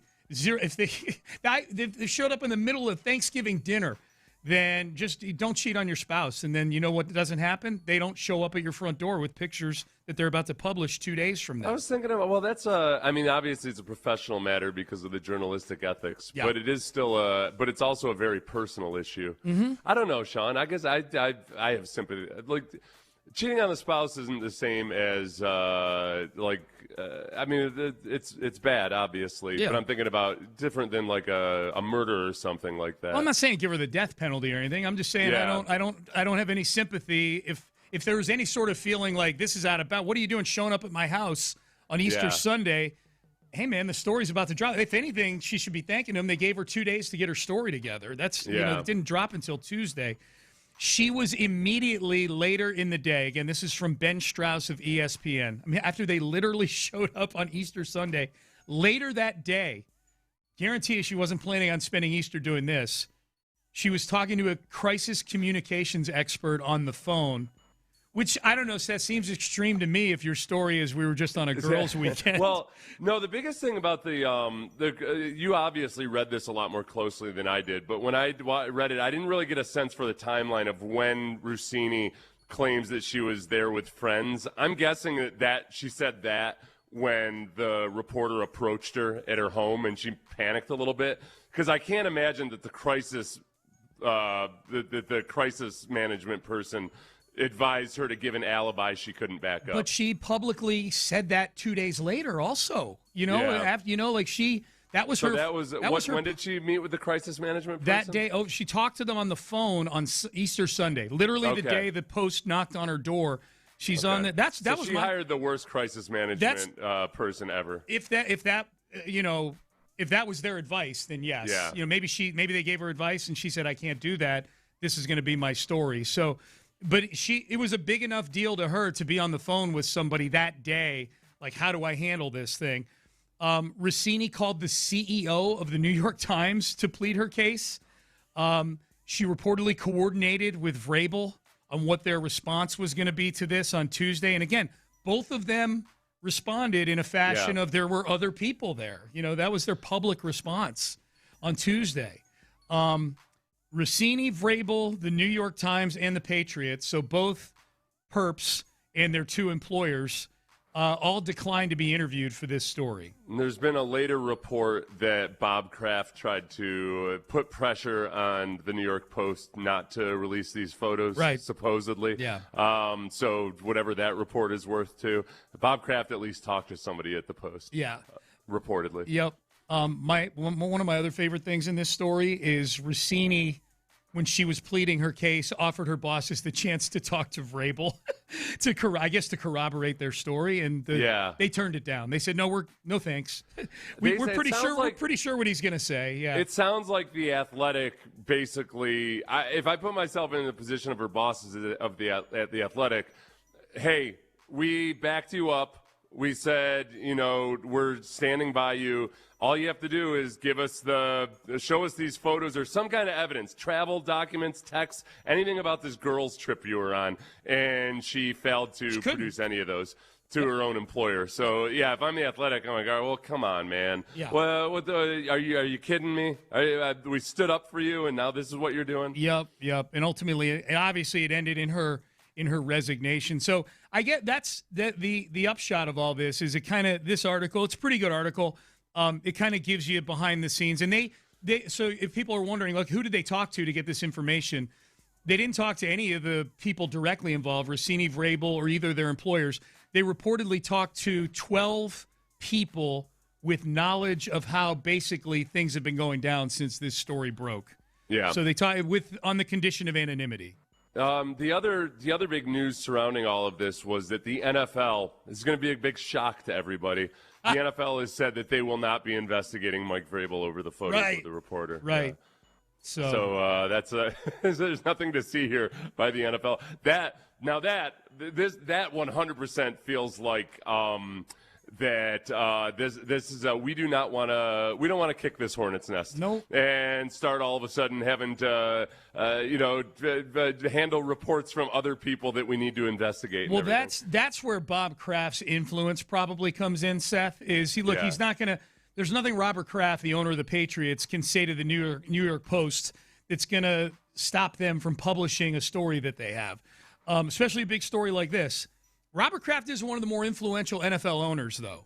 And so, if he were to need to lean on the right people to say, hey, here's what our code of conduct says, because they do have a code of conduct for everybody, and here's why this doesn't apply, then if there's any gray area, Robert Kraft is probably an owner who might get the benefit of the doubt, even though he's got his own peccadillos in his past.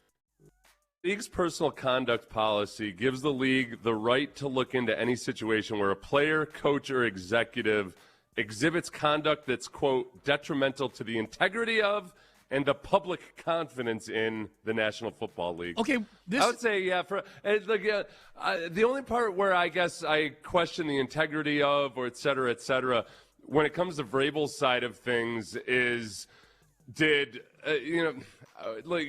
a bad look for the league if maybe Coach of the Year voting, which Rousini has a vote for that, or if the MVP stuff or anything like that ends up, being skewed because of this improper relationship. Yeah. But at the end of the day, it's not like I'm worried about Vrabel shaving points or something. No. But the thing that came up last week was, is there a way that Rousini's reporting of certain things can steer a trade market or something like that?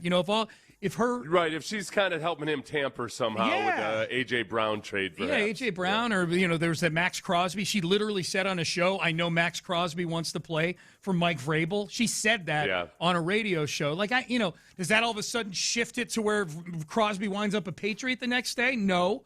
But is it something that the league needs to deal with? The league, I could see people in the league being, why do we need to deal with one of the primary reporters out there sleeping with one of our coaches?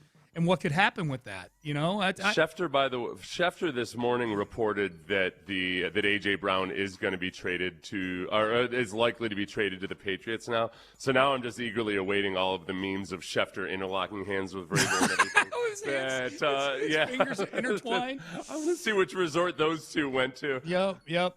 All right. I would take Schefter to a motor lodge in Reno. Yeah, okay. Motor lodge. No Sedona for you, Schefter. Yep. You'll get what you deserve. Motor lodge in Reno and Applebee's. That's what you're getting, man. Yeah. Oh, that new burger on Applebee's does look pretty good, though. Just the apps. Just appetizers, Schefter. No. That's it. What are you looking at the entree section for? Yeah, a little aggressive. So the audio that's popped up from this story, all the retro Rousini audio that's popped up from various appearances that she's done over the last few years, has slowed to a trickle. I've got the three. We can kind of do a best of here. I feel like I've got the three set that now that it's died down. To me, the three most damning retro clips that had surfaced over the last week to 10 days. With Diana Rousini in terms of, did she do this? Did she not do this? That kind of thing. The very first one that popped up was from 2021 where they were talking about, she was on a show talking about Aaron Rodgers and how much Aaron with his then fiance posted on social media all the time. And she's beautiful and they're always posting on social media. She said Rousini would post more if she wasn't married to somebody who was average. Like Diana, we want to give you one more chance to address this. It happened earlier in our program today. For those of you who weren't watching, Diana Rousini said this. And I think we all do weird things when we're in love, and we overshare and overpost. And look, he's getting married to a beautiful actress. I'm married to someone average. I don't post a lot about him. If I was married to someone beautiful, I'd overpost too. Now, this doesn't seem nice. We have put together photos of Diana's husband here for everyone to see so you can make some amends on national television. We're average together. And you know what the worst part is? He sent me a text during that segment, not watching because he actually works for a living. And he said, good luck today. Be great on Get Up. So the guy's got a heart of gold, and here I am on national TV killing him. Look, we're average together, but he makes me above average because he married me. So I am so sorry. I need to really stop killing my husband on television. I'm going to be divorced by Christmas. Yeah, she might as well have said, he's no Mike Vrabel, but, he's got a heart of gold. Yeah. And that was 2021. She said they'd be divorced by Christmas. She didn't say which Christmas. Right, that's true. Yeah. Or that the gears would be set in motion on a Thanksgiving day. Right. So that's number one. I got the three most damning retro clips. This is Rousini sharing the story of her mom. This is Rousini, her telling a story of Rousini's mom saying that her husband should get a girlfriend because Rousini is traveling so much. You know who lets me know my marriage is falling apart? My mom. So that's good. Oh, does she? Oh, yeah. You know what? I'm starting to think he's got a girlfriend. And you know what? Good for him. What? He looks good. He's successful. His wife's never around. You love this football thing. That's why he looks good. And we're getting divorced at the end of the year. Right. Stop. Breaking news. Don't say that. It's hard. We've never been more disconnected in our lives. Our text messages look like two robots. Hello? It's pretty damning. The crazy, I was just trying to think of, is there any way out of this for her in terms of being able to get back a career in journalism? I feel like if at some point she ends up opening up about it and, kind of expressing remorse and then discussing how she would have acted with her life differently or whatever, that she's got a very vivacious personality. Oh, yeah. I think she could totally be on various talk shows. No doubt. I just don't know on the journalistic side of things if she'll ever be in the it's going to be hard for the trouble for her is going to be that she gets sources and sources give her information and dudes are going to be freaking petrified to give her any information. Sure. You remember those clips of the Vikings coach, Kevin O'Connell, interviewing her, where Kevin O'Connell looks like uncomfortable. Like he just looks like he is not participating in the vibe she's laying down. I feel like that's going to be the approach every guy would have. Anybody in the NFL, there's no way in hell they're going to leak something to her in the future. No, so she's going to have to pivot and open up about this, and then move into some different segment of the media. Well, what's going to get her in trouble too, if she wants to get a job that's in the same category of the one that she just resigned from, is that she lied to her employer about it too when she was confronted with it. She didn't. It would appear. It would appear she did. According to this story in ESPN, and her inability to produce, unless she went on the only girls' trip ever that had no pictures or texts associated with it, right, then she's lying about that. It wasn't just that. It was like the Athletics said that they wanted just even texts coordinating travel plans or something like that. Maybe she's a public personality and she didn't want any photos taken, because she wants to keep her private life private. Cool. Show us the receipts of people who traveled with you, or just text about it. She couldn't provide any of that. If I'm the Athletic, I need the names of the people that were on this trip with you. Sorry, we're your employer. This is what we're asking for. Right. That's just one. Just their names. That's all we need. Yeah. Yeah. Just their names. And she couldn't produce any of that. I think that's just as damning as whatever the relationship with Vrabel, whatever sort of light that casts on her from an ethical or a journalistic standpoint. I think future employers are going to look at that too, look at how she handled it when confronted with it too. Yeah. I'm thinking on the Easter thing. I feel like the reporter shouldn't have showed up on Easter Day. That was you said I have no sympathy for people who have cheated on their spouses.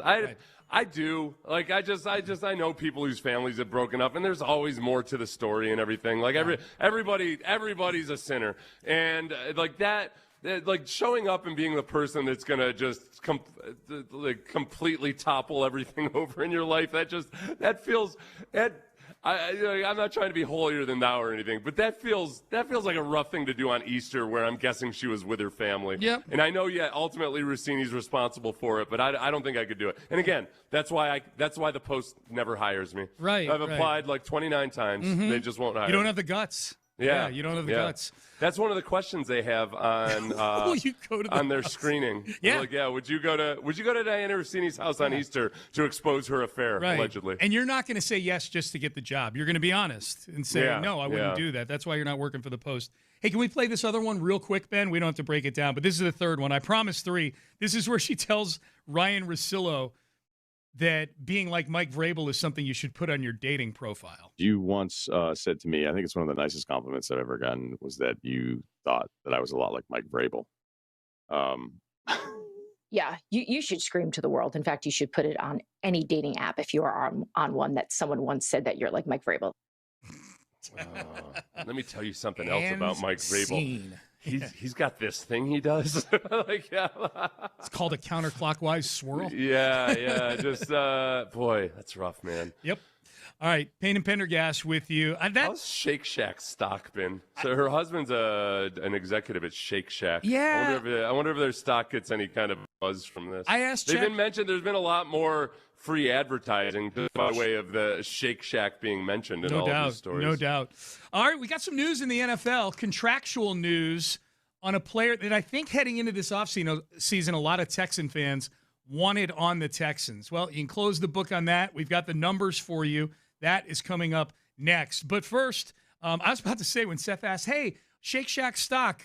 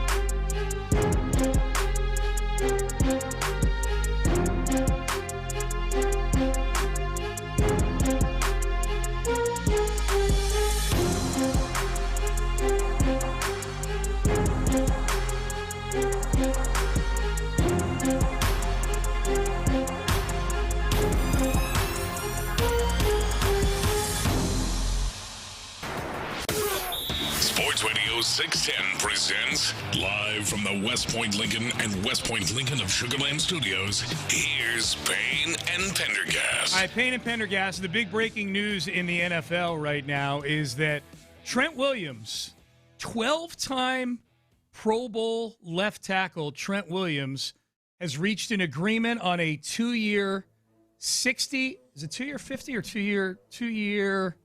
You wrote 2-year $60 million. Yeah, it's 2-year 50 actually. 2-year $50 million contract extension with the San Francisco 49ers that will take him through the 2027 season, according to Adam Schefter. So this is, we know the market for tackles right now has been reset by Laramie Tunsil, who's making over $30 million a year. So I don't know what the structure of this thing is, but the reported contract is $25 million a year over the next 2 years. Yeah, so this is a deal that I was intrigued by potentially, or that would be interested in, the Texans trading for Trent Williams. And this was before, obviously, they had signed Braden Smith and re-signed Trent Brown. I still would love to have Trent Williams on this team. The extension is something that I would have been totally cool with at the time. Like that we were discussing this. So should the Texans, or did they, I wonder if the Texans had any conversations with the 49ers about this, and I wonder how much the 49ers wanted to get back from him. I wouldn't be surprised if the 49ers wanted a first-round pick, and then there were a lot of teams saying, okay, he's 40 years old. Yep. Cool. He's still really, really good, and he's been relatively healthy. But he is 40 years old, and we're going to have to give him more money. That teams would have balked, and I'm cool with that too, especially because, if they had signed Trent Williams, they probably would have moved Ariante Ursui over to the right side, and then he's got to relearn a lot of the stuff that he's been making great progress learning at left tackle. So I don't feel like it was a missed opportunity necessarily, because the Texans, after all, did go out and address the offensive line in free agency. Yeah, this is another one where I'm looking at the deal, like the contractual part of it. We talked about Dexter Lawrence earlier in the show. The Bengals traded the 10th overall pick in the draft for Dexter Lawrence this weekend, and ultimately the only contractual accommodation they needed to make for him was to add another year to his deal at $28 million. They didn't have to give him any new immediate money to this year or next year. So they've got him for 3 more years, and the 1 year they gave him is 2 years out. That's not super scary to me. Similarly, I don't know. Trent Williams, let's pretend that whoever traded for him would have had to give him a 2-year, $50 million deal.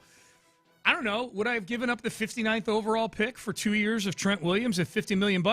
They gave up a second-round pick for 1 year of Stephon Diggs a couple of years ago. Yeah, I think if Diggs had stayed healthy, I think that trade would have ended up being worth it. A second-round pick for a guy who was on pace for like 11 or 1,200 yards that year. If you could ignore what the actual year was and everything, and just make those two trades available simultaneously, if you could have traded a number 28 overall for Trent Williams, okay, and let's say it was in the offseason, okay? Yeah. So yeah, like it was with Stephon Diggs, right? So you could have traded number 28 overall for Trent Williams, or you could have traded the picks that they did for Stephon Diggs, which would have had a better impact on the team. And just for that year, and let's say Stephon Diggs stays healthy the whole time. So you're talking 2024. Yeah. You've got Laramie. You'd probably be moving Laramie Tunsil also, I would imagine, just because you're not going to. I was getting too far off into La La Land. Which, I was okay, thinking about if you do it, either of those trades, but in the circumstances on the team are the same. Yeah. I just feel like, okay, fine, forget the whole time and space thing. Yeah. I think the Trent Williams trade, I feel confident right now if the Texans had made that trade this offseason, he would have a better impact on the Texans than Stephon Diggs. Than Diggs did. Even if Diggs stayed healthy. That's a good way to put it. I do too. And you'd be getting him for 2 years. Diggs, they took his contract down to 1 year, which I didn't mind at the time. I understood the thought process behind doing that for both sides. But I'm with you on that. The left tackle to me is a bigger impact, especially Trent Williams, who's still playing really good football. Yeah, and I think that Ariante Ursary moving over to right tackle, there'd be some growing pains, but I think the overall sum total of it would be that CJ might be able to operate a lot better. This is an elite no guy, matter who no matter who his receivers are. It's an elite guy that DeMeco's got a little bit of history with. You know, he knows him. He's been in the building with him. So if they are making that trade, then I trust the vetting process of that. Like nobody had been in the building with Diggs before he came here, and he was fine here. You know, in terms of behind the scenes, he wasn't a problem. You know, for the Texans. Well. Yeah, if you did go back in time and do the Trent Williams trade, like he knows exactly what Bobby Slowick was doing. Yeah, you know, like that's the verbiage and everything would be just boom. You could drop him right in. Yeah, man. So the Dexter Lawrence trade, they only give him a 1 year. Was it $28 million? $28 million, and it's in 2028. So. As many of our texters and you and I both pointed out, that's less of an extension than we expected Dexter Lawrence to get, but we also figure that the Bengals did what they do, like they did with Trey Hendrickson, and said, hey, we'll take care of you. Don't worry about it. Hey, this is just bookkeeping right now. And they're winking at him and going like this with one hand, but they got their fingers crossed behind their back while they're telling him that you're going to get an extension. For the people who listen on the radio, Sean was giving the okay sign. I was giving the okay, yeah, like the wink and the okay sign. Yeah. And then behind their back, they're crossing their fingers because that's what you do in fourth grade. If you make a promise to somebody, if you have your fingers crossed, you're not contractually obligated anymore. The verbal contract is null and void. So there you go. Trent Williams, 2 years, $50 million. What were you going to say? You looked like you were about to say something. Nothing. Oh, no. Okay. I thought you pointed at me. The Rousini getting some reaction. We just hit the ESPN Diana Rousini long-form story. And the general sense is she's going to be back on something like Barstool. Barstool will be her path back to journalism. Brent in the Heights says that. I just don't know about, honestly, think about this, though. I don't know, maybe this is misogynist or not. I'm trying to paint a picture of, like, the reality of the situation. For her to be able to do an effective job, it's going to be, I mean, in building trust with, say, any married head coach or something, I think a lot of married head coaches are going to be much more reluctant to give her any kind of a scoop, lest they be leveled at, you know, a leak comes out of the Bears organization by Diana Rousini, and immediately you've got questions about like, you got to come home to your wife, asking like, how the hell did Rousini get this scoop? Yeah, I don't know. It's going to make it hard for Rousini to operate. I think so too. To do what she was doing. Not me. I'm a completely elevated human being. Of course, I would treat every circumstance as it came, and it wouldn't affect me at all. Yeah. But other people, yes. Those awful other people. As you pointed out, she does have a personality. And so she'll find something. No. But I'm saying as far as being like an actual, news getter, a newsbreaker, I don't think so. I don't think she's gonna be able to do that. But she'll, being on a podcast or something. That's a whole. I think she has the personality for that. Yes. Someone says Rousini. This is the base power text line. Says Rousini will start her own podcast focused on the seedy underbelly of relationships in sports. She'll be fine, is what the texter says. That would be leaning into it a little bit, I would say. Yeah, it's almost impossible to say that anybody isn't going to be able to make it work online. Or, it's impossible to predict whether somebody will or will not. But their past record of anything is you don't have to worry about that. That's not going to be a barrier to her making it online in some capacity. Yep. This is about the Dexter Lawrence trade. They gave up the number 10 pick, the Bengals, to give a lesser player at a lower value position $28 million rather than just re-signing Trey Hendrickson and appeasing him to begin with. It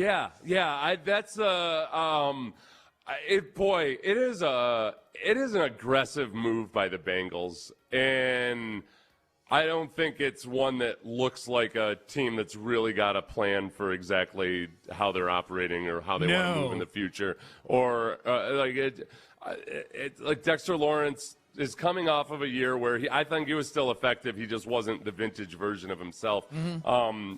They're probably guessing that a lot of that was because he dislocated his elbow in 2024, and maybe he'll be better in this newer and fresher environment. But I can't figure out exactly what the Bengals are doing. Do you like the trade for the Giants getting the 10th? They have the 5th, Oh yeah, they have the 5th and 10th overall picks in the draft now. Yeah, no, I think any move for the future, especially with a disgruntled player who's been agitating for a new contract every year, aging, and it was, it still had 2 years left on this deal. Yep. But if you can get that high a draft pick for him, I think it's a good move. Yep. And I think it's I've seen a lot of people say, well, people idolize or people attach too much importance to one single pick. Yeah, cool. They could trade that for a couple of picks if that's what they want. Yeah. If you want more quantity than quality or whatever, or trade value or whatever, it's a good deal for the Giants. I was surprised they got that high of a pick. I thought it would be. I didn't think it was a slam dunk that they were going to get a first-round pick for him. No. The fact that they got a first-round pick and it was the 10th overall pick, that was good for them. What I saw people saying was Dexter Lawrence is better than the 10th overall pick. Sauce Gardner is better than the 16th overall pick. Someone even said Travis Hunter is better than the 24th overall pick. Are we sure? I get their point. Like, you're basically trading established good players for a swing at the plate. They're ignoring the fact that these are super expensive older players too, though. They're ignoring the fact too that Dexter Lawrence it sounds like he's agitating and being a pain in the butt and wants to get the hell out of New York. Too. Yeah. So if you have to, I guess I'm weighting that into it. It's that, man, they had a disgruntled player that he either wanted to get a huge contract, and if he didn't, he wasn't gonna shut up about it, or he wanted an extension of some sort. Or you get a draft pick for him. Like, you're not in a great leverage position there if you know that you really would prefer to get rid of him. This is the opposite of something that Bill O'Brien would have done. Mm-hmm. Bill O'Brien somehow would have figured out a way to trade Dexter Lawrence for a 5th-round pick and pay part of his remaining salary. Yes. So this is, I guess clowny. maybe I'm judging it by our meager Bill O'Brien GM standards. Yeah. But you compare this to the DeAndre Hopkins trade, my God. Oh yeah, 10th overall pick. That's what I was hoping they'd get for D-Hop. I was hoping they'd get the 8th overall pick and draft CeeDee Lamb. I remember it well. All right, Payne and Pendergast with you on a Monday. Hope you had a great weekend. The Astros did not have a great weekend. Let's circle back to the Astros. Interesting article in The Athletic from Chandler Rome late last week. Should the Astros be thinking of extending this player? We'll tell you who it is, and what do you think about that? You can text in 713-572-4610 once we tell you who it is. We'll do that coming up next. But I want to tell you guys about the Men's Tea Clinic and how important they've been to me and my quality of life. I go to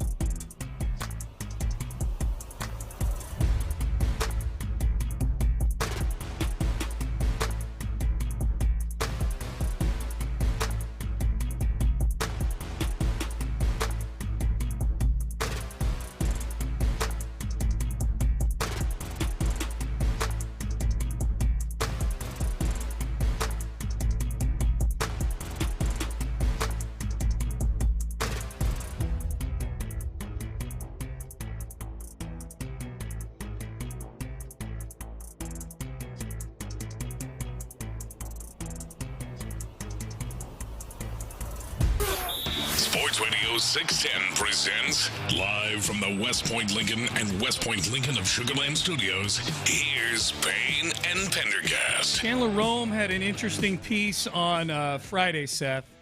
And boy, this Astros season is going to get real interesting real fast if they keep pitching and playing as poorly as they've been playing. They've lost 12 out of their last 14 games. They started the year 6-3. They are now 8-15 on the season. And so I'm curious what the appetite is for Astro fans and what Chandler is proposing. Or I don't even know if he's proposing it as much as he's pointing out, like, hey, the longer you wait on doing something like this, the more expensive it might get. And that's offering one of those early extensions to Cam Smith, who's had a good season so far. He's been one of the bright spots this season. He shows every sign of being a guy who's evolving into a star player, picked up defense in right field in no time at all his rookie year. And he's come around as a hitter, too. He's a better hitter this year than he was last year when at the end of the season it felt like the only reason he was on the team is because he was on the team at the beginning of the year, and they made a big deal out of him making the team out of spring training.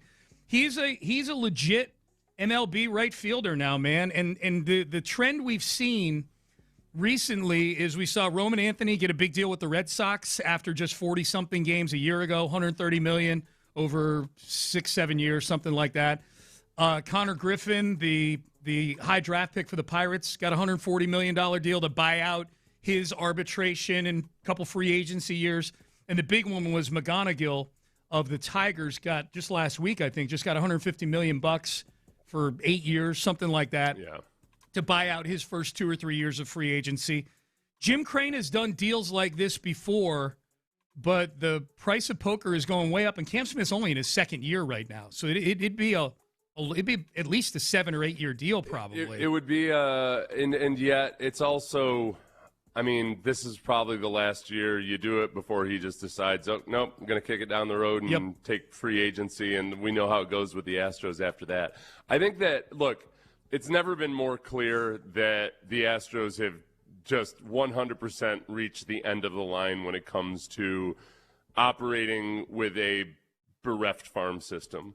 You know, they had one of the best farm systems in the history of the world in 2014, 2015, and then you start bringing those guys up, and it was awesome. You had a golden era, but now you've just, via those guys coming up and then leaving via free agency, by trades that you made along the way to sustain the golden era, I mean, the cupboard is bare. And at some point, it feels like, look, of all the criticism that Dana Brown is getting, and, you know, rightfully deserves a lot of it right now, the Cam Smith trade was awesome. The Cam Smith trade was a great deal, and it looks like you got everything you could have hoped for, especially if you're going to lose Kyle Tucker anyway. Like, have him be one of the guys who's the elders on the team when your farm system starts paying dividends sometime in the future again. After you've built this system up and you got some prospects to care about, have some veterans on there, and he's the perfect guy to do it with. I wonder, like, deep down in their hearts, what the players, the guys who would be core guys moving forward. They don't have many of them, but like Hunter Brown would be one. Jordan Alvarez for sure would be one. And Hunter Brown's under team control for 3 more years or whatever it is. Jordan's under contract through 2028. Jeremy Pena is much more pending than both of those guys, but I think Pena's in that category. Cam Smith, I think, is in that category. I wonder deep down what they think of the direction of the organization right now. You know, especially someone like Pena, who's only, he's this year and next year, and then he's a free agent. Does Pena honestly look at this team as one that can be rebuilt into a contender anytime soon, especially given how awful the pitching is with this team right now? Oh, yeah. So there's the long-term. Do they want to be here for that, you know? Right. Well, and I guess the other part of it, too, is what kind of counsel is he getting from guys like Correa, who says some really nice things about Cam Smith in this article. Yeah. But just, is there a whole lot of like, hey, listen, man, don't hold your breath. Like that, it's it is what it is with the Astros. It's been this way forever, and just keep your head down and keep working, and just get to free agency. Yeah, we don't know if they've enjoy your time while you're here. Yeah, and we don't know. It doesn't. the tone of Chandler's article is one of, and I'm not saying he's saying this directly, but the tone of the article is one that paints a team that's kind of sitting on their hands when it comes to doing anything with Cam Smith. And the longer you wait, the higher the price of poker becomes. And eventually, we know that Jim Creighton, when he's looking for a poker or a blackjack table, metaphorically, when it comes to baseball contracts, he does not sit down at the 10-year, 9-year, 10-year contract table. He does not sit down at contracts that are over $150 million. The biggest contracts that Jim Creighton himself has given out has been a $151 million deal to Jose Altuve, and the longest deal he's given out, I believe, is just 5 years. Josh Hader got a 5-year deal. Jose Altuve got a 5-year deal, an extension of 5 years. Was Jordan 6 years? Jordan's, yeah, I'm not totally sure the length of Jordan's. I'm going off of Chandler's article where he says 5 is the longest he's given out. 6-year, $115 million. Okay. Well, okay, according to Gemini, but they screw that up a lot. Okay. Yeah, 6-year, $115 million. Okay. So in 2022, and that was with Jordan had, Jordan had those the torn the injuries that had led up to that and everything, and they struck at the appropriate time right there. Yeah. That remains one of the best contracts in baseball, given him that contract, especially this year. Yeah. he's been an MVP this year. I would do a deal for Cam Smith. I would do an 8-year, $150 million.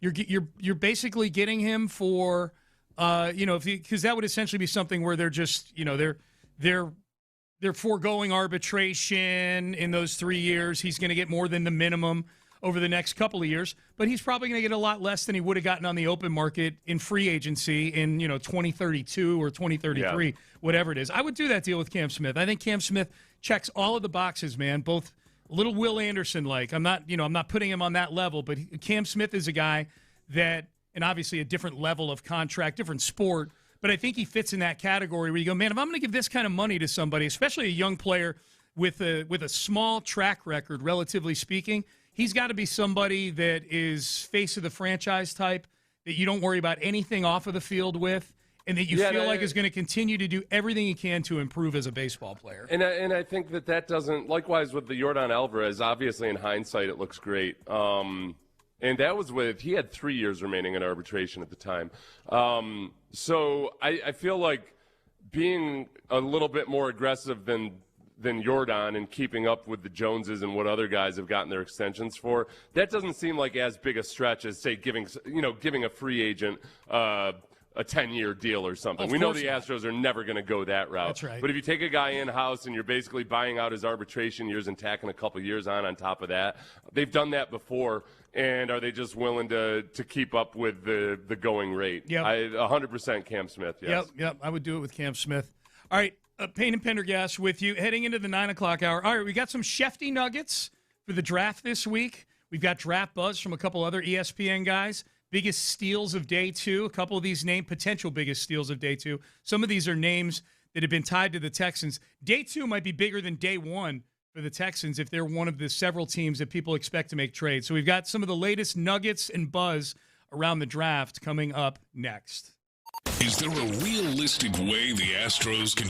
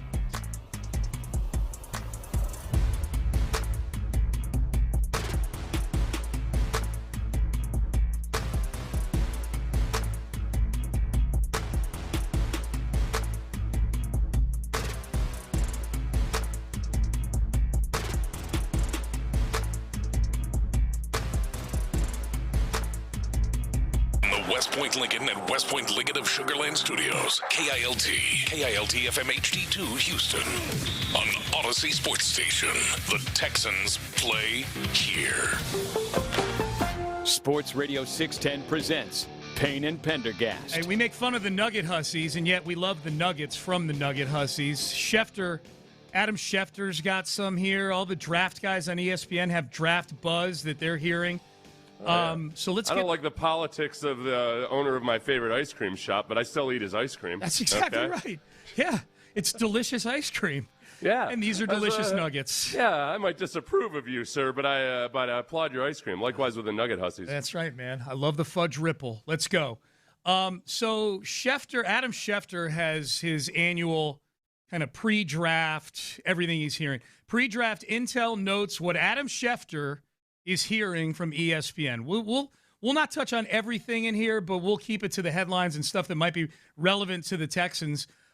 This one I think is relevant to the Texans in so much as we learned last year, they may have to go through the Patriots to get to a Super Bowl, and anything that strengthens the Patriots or any of the AFC contenders for that matter is an issue for the Houston Texans. The very first headline in this article, Seth, or sub-headline in these sections here, A.J. Brown likely to become a Patriot. So I guess this means that Adam Schefter has taken over Diana Rossini's roost as the A.J. Brown Patriot rumor reporter. Yeah, I think we figured that the most likely place for Vrabel and Schefter to canoodle was probably someplace much less glamorous. Yeah. Like a Denny's in Reno, Nevada or something like that. Right, but their hands would be no less intertwined than Vrabel and Rossini's were. I still see Schefter and Vrabel entwining their fingers with each other as Vrabel says, we're in on A.J. Brown.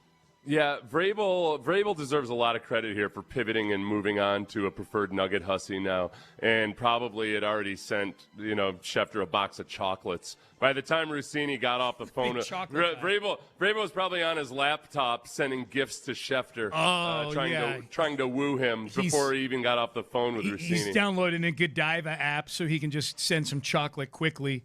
That's Schefter's go-to move, reportedly. He likes to send chocolate to his sources. What do you think about an A.J. Brown trade to the Patriots? How would we I think feel it's about that? like they turned Kayshon Boutte into that's Booty. I don't know. I cannot look at his name without saying Boutte. Kayshon Boutte into a better version of himself than I thought he was, and credit to them and credit to Boutte. But they still didn't have anybody that I would look at as a serious vertical threat in any offense with any quarterback type of guy. So that adds that element to the Patriots. And Drake May, that's what Drake May excels at, the deep ball. I don't like it. I don't like it, Sean. I don't like it either. I mean, I got to see what they give up, and do they do a new contract with him or something like that. I need to see all the details of it, but just in general, A.J. Brown being on the Patriots, that's not good. I don't want that to happen. But it sounds like it's in line to happen. And I think what I saw, this is what Schefter says. I'll just read the first paragraph. No matter what happens at this week's draft, an A.J. Brown trade to the Patriots is still on the table and still tracking to happen on or after June 1st. The two sides have discussed the deal, but neither's been willing to commit to it until after June 1st, when Brown's $40 million cap charge could be split in between 2 years. So some manipulation of the salary cap going on. So I guess the only other thing there would be is if they haven't finalized it, then there's a chance for another team to come in and maybe outbid the Patriots. And the problem I guess that would be the problem is it would probably be someone like the Bills or the Ravens. Well, but it might be an NFC team. If it's an NFC team that does it, it swoops in and figures it out. Yeah, I mean, there's a lot of teams that have a better draft pick to give up than the Patriots do right now. Yeah, that's so is true. that this could be almost be interesting who did leak this and for what purposes. I would guess, if I had to guess, 100% guess, the Patriots want this news out there so the rest of the league is put on alert that, oh, yeah, this is happening, and maybe we call and just see if we could give a better deal than what the Patriots are offering. Yeah. You mean the Eagles would put it out there? Excuse me, the Eagles. The Eagles. Yeah, the Eagles would put it out there. Yeah, I'm with you on that. Schefter has other trade candidates to watch. Some interesting names. Jonathan Grenard. Looks like the Eagles are kicking tires on Jonathan Grenard, and the Vikings, I know the Vikings have salary cap issues and things like that, and Grenard's been very good for them for the 2 years he's been there so far. Grenard's been he only had a few sacks last year, but it was one of those weird years where sacks don't tell the whole story.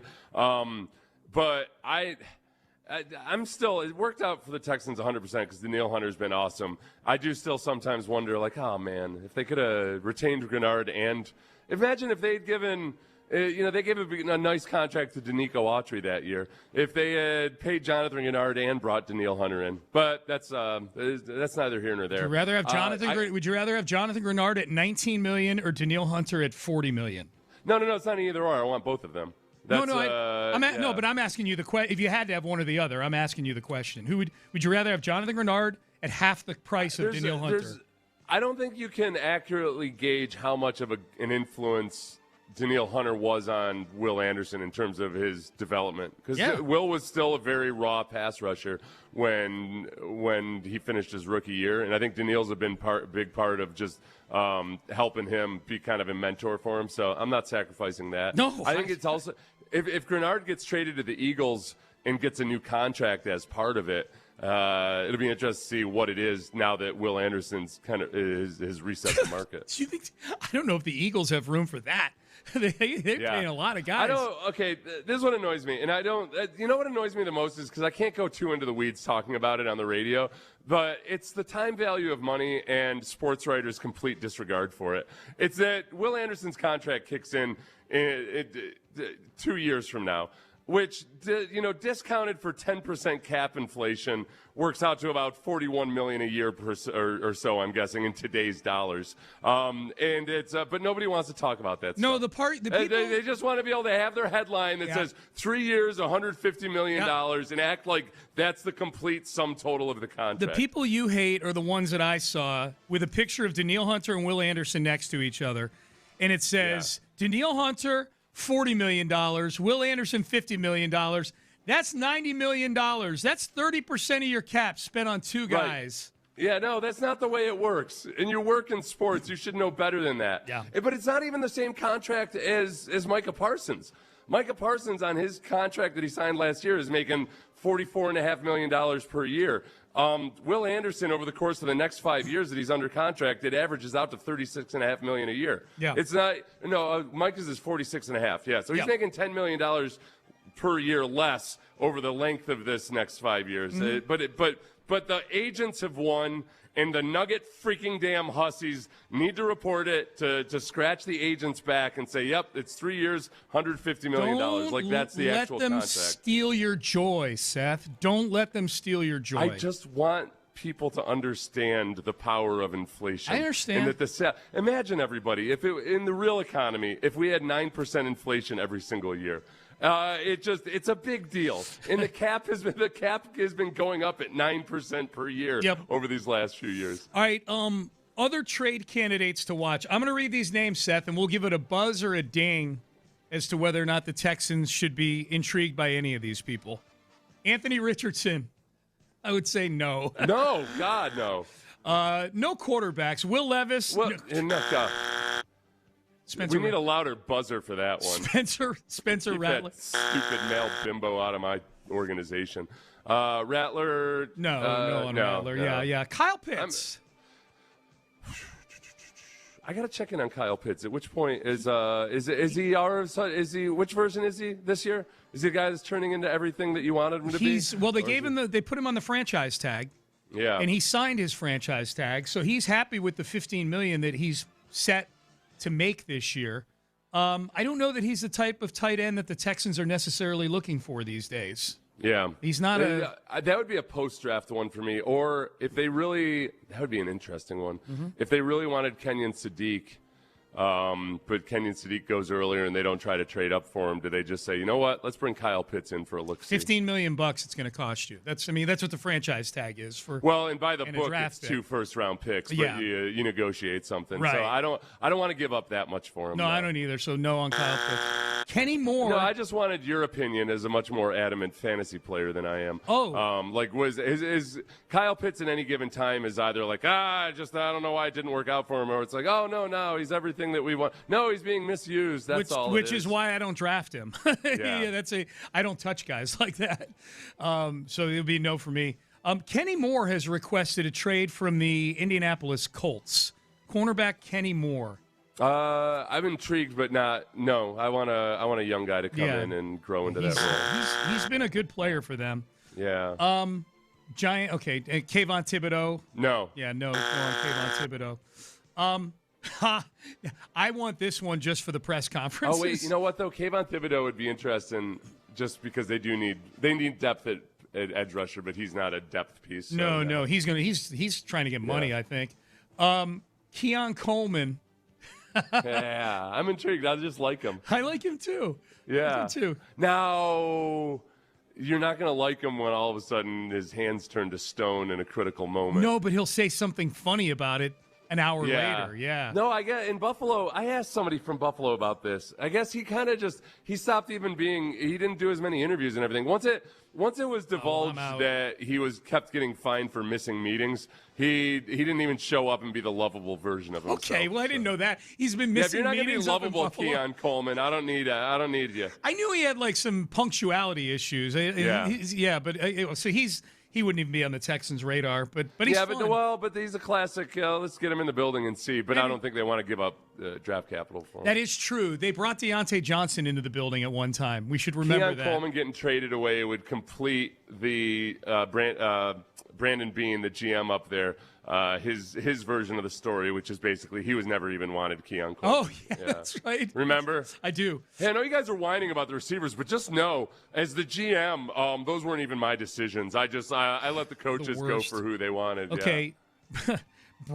Brandon Ayuk, do we even think Brandon Ayuk's going to play football again? I have no idea what to think of Brandon Ayuk. Oh, God, no, Brandon Ayuk. No chance. Now it's C.J. Houshmandzadeh. His personal receiving coach is saying, you got to be careful about this guy. Yeah. All right, so no names there.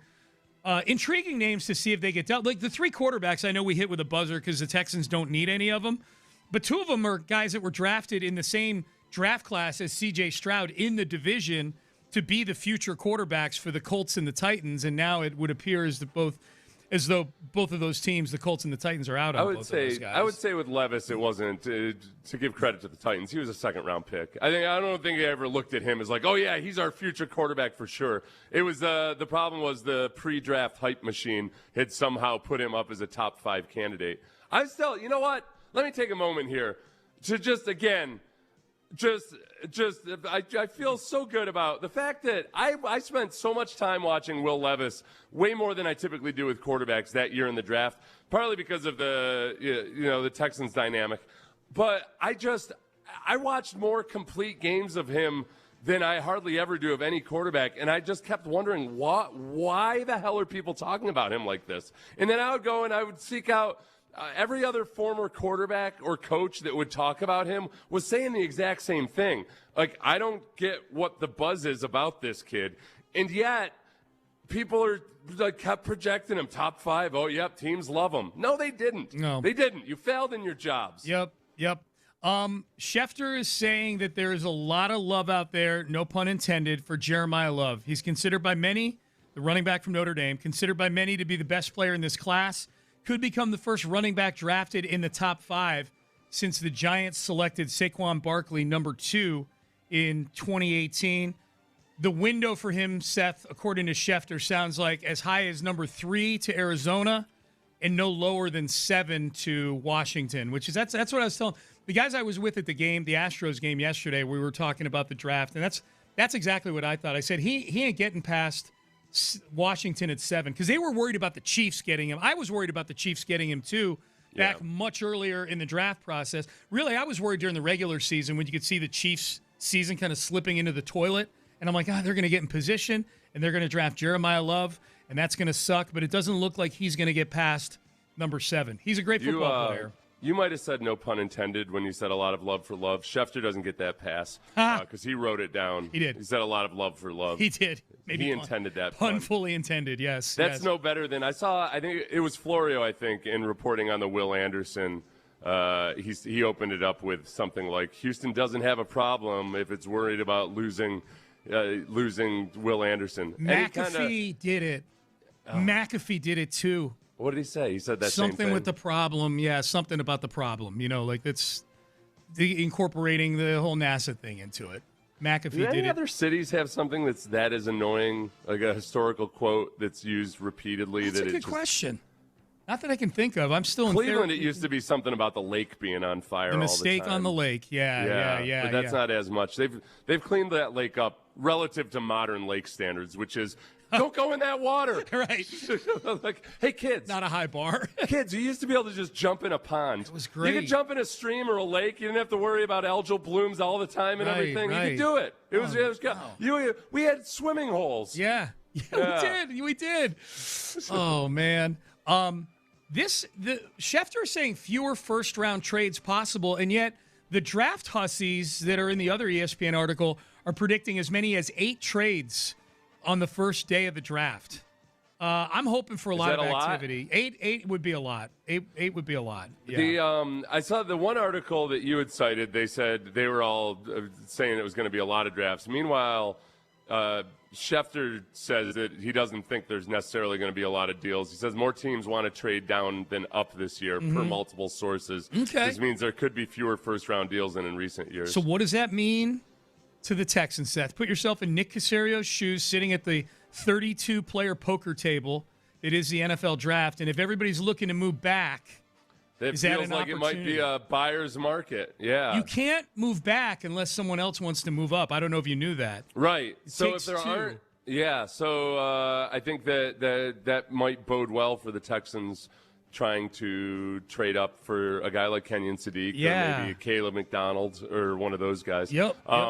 Yeah, I think we know last year, because Nick said it himself, that they had tried to trade up into the mid-teens or the late teens, and I think that might very much be in play. When the Rams sent, this is more Schefter, when the Rams sent the number 29 pick to the Chiefs in the Trent McDuffie deal, it had one unintended consequence that some might not have realized. It hurt the chances that Ty Simpson would be a first-round pick. That's true. The Rams were thought of as a landing spot for Ty Simpson, maybe to groom the next guy after Matthew Stafford. Yeah. They were thought to be a team that might actually use their first-round pick on Ty Simpson. So last year, the Texans traded back with the Giants so the Giants could move up and take Jackson Dart. Yeah. It's funny that in Schefter's article, he kind of frames it like it's a rarity because it happened 7 times since 1967. I think the better way to phrase that is that it's happened 7 times since 2005. So that means like once every 3 years on average, and more frequently since, as you pointed out, in 2011 when they gave you the 5th-year option for the first-round picks. First-round picks became that much more valuable, and a lot of teams would rather draft the quarterback late in the first round than early in the second round because you've got some control over him, 1 extra year of control if it works out. So I think that's – if Ty Simpson is sliding, that's what's going to be really interesting, Sean, is Ty Simpson is sliding past 15 and I shouldn't even say sliding because it's not like he's projected to go there. But if he's still there at 15 or 16, and the Texans might have somebody that they're interested in. Sorry, I got distracted by your graphic. Fireworks. We had some fireworks. This is a fire take. So the Texans, Caserio is going to be sitting there thinking like, oh, somebody might want to jump me for Ty Simpson when they get down here. But I like that Kenyon Sadiq up there. What do I do? Yeah. Do you? It's a that'll be the struggle. Like if a player you like is there and you got the chance to move up, but it feels like, man, but Ty Simpson. Now, he'd have to slip further this year than last year. The Texans were 25th last year. This year it's 28th. But that's why, sometimes when you already have a quarterback, this is what I want to tell Texan fans. Like, yeah, we've got C.J. Stroud. The Texans aren't going to draft a quarterback in the first round. Nick said that last week at his press conference, and he said that on this show too. But that doesn't mean you shouldn't be following Ty Simpson on draft night. You absolutely should be following him on draft night. Did I frame that right, by the way, about those trades, by the way, to move up to a quarterback in the first round at the 25th pick or later? I should have. Is that what it was? That. Yeah. Okay. Obviously, other people have moved up and said at the 25th pick or later. Gotcha. Apologies to any confusion there. No worries. All right, Payne and Pendergast with you. Yeah, it is draft time, man. Draft is on Thursday. Flagellate myself. We've got you covered Thursday, Friday, and Saturday. All right, Will Anderson got paid. We've got the audio that proves why this is the safest bet in the NFL, Will Anderson Jr. We'll discuss that coming up next. Seth, I wouldn't bet on myself, though, when it came to protesting my property taxes. That's the worst bet. Betting on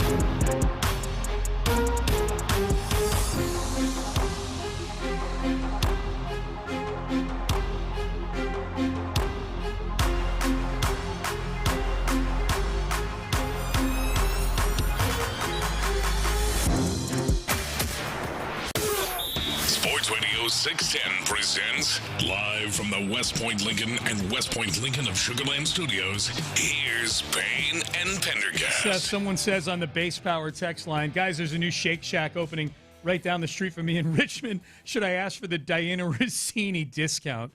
Oh. Shake Shack. If you're an average-looking guy, you know, like show up. They should do a discount for average-looking They guys. should. Yeah, Wednesday You're should be 4 average through guy 7. day. Yep. Yeah. Average guy Actually, day. 7 for a guy is still pretty. If you're 7 and you got a steady job, you're doing all right. Yes. You know. Yep. Yeah. 7 for a guy is about you could be sexiest man alive. Yeah. You know, depending on what else you got going for you. Sense of humor, good job. Yeah. Kind. You know. So that let's kind say of 4 thing. through 6. If you're a 4 through 6, you get a discount. Yeah. Free shake. Free What shake. about, so we were talking earlier about, we were wondering whether Shake Shack stock has risen or fallen through all the extra publicity they're getting because Diana Rousini's husband is an executive at Shake Shack. One of our listeners, I have not fact-checked this, said that it's kind of steadily risen throughout these last couple weeks. Which leads us to wonder, are Vrabel and Rousini insider trading? And is the husband perhaps in on it? Yeah. Oh, all of them. All of them. Huh. Manipulating the market. A little arbitrage going on here. That would be something. That would be something. You ever feel like after the whole game time thing, I've always wondered, like, what could I do if I ever really wanted to cash in on what little bit of public notoriety I have, just really pump and dump some stock here, how would I go about it? That's one of my little crime fantasies I like to pull off. You would pimp Brandy out to some NFL head coach. Well, I don't like this direction of this already. Well, that's what Rousini is doing. You know, like it was Rousini and her husband. I'm saying. I'm talking about in general illegal trading. I'm not trying to bring my own personal. life I didn't know. I didn't know if you wanted to execute the Vrabel Rousini playbook. I'm sorry. No. Yeah. Everybody, send in suggestions for stocks I should pump and dump. I'll bring you along with me. I probably said too much already, even joking. That was a joke. Yeah. SEC. I was 100% joking. My God. Now I can't make any money in the stock market for the next 5 years. You're screwed. Yeah. I'm screwed. Yep. I got to go call Trajan Wealth after this. Good job, Seth. I got to be all bonds, guys. Hey, quick update. That's right. Quick update. CJ Stroud is in the building for voluntary workouts. Presumably. I'm watching a video of him for the social media crew as he's walking into the building. They don't show whether he made it or not. Did he make it presumably. into the building? He's wearing an Astros cap, so everybody can settle the hell down about that. Yes. He's wearing a hoodie that's got a Jordan logo on it.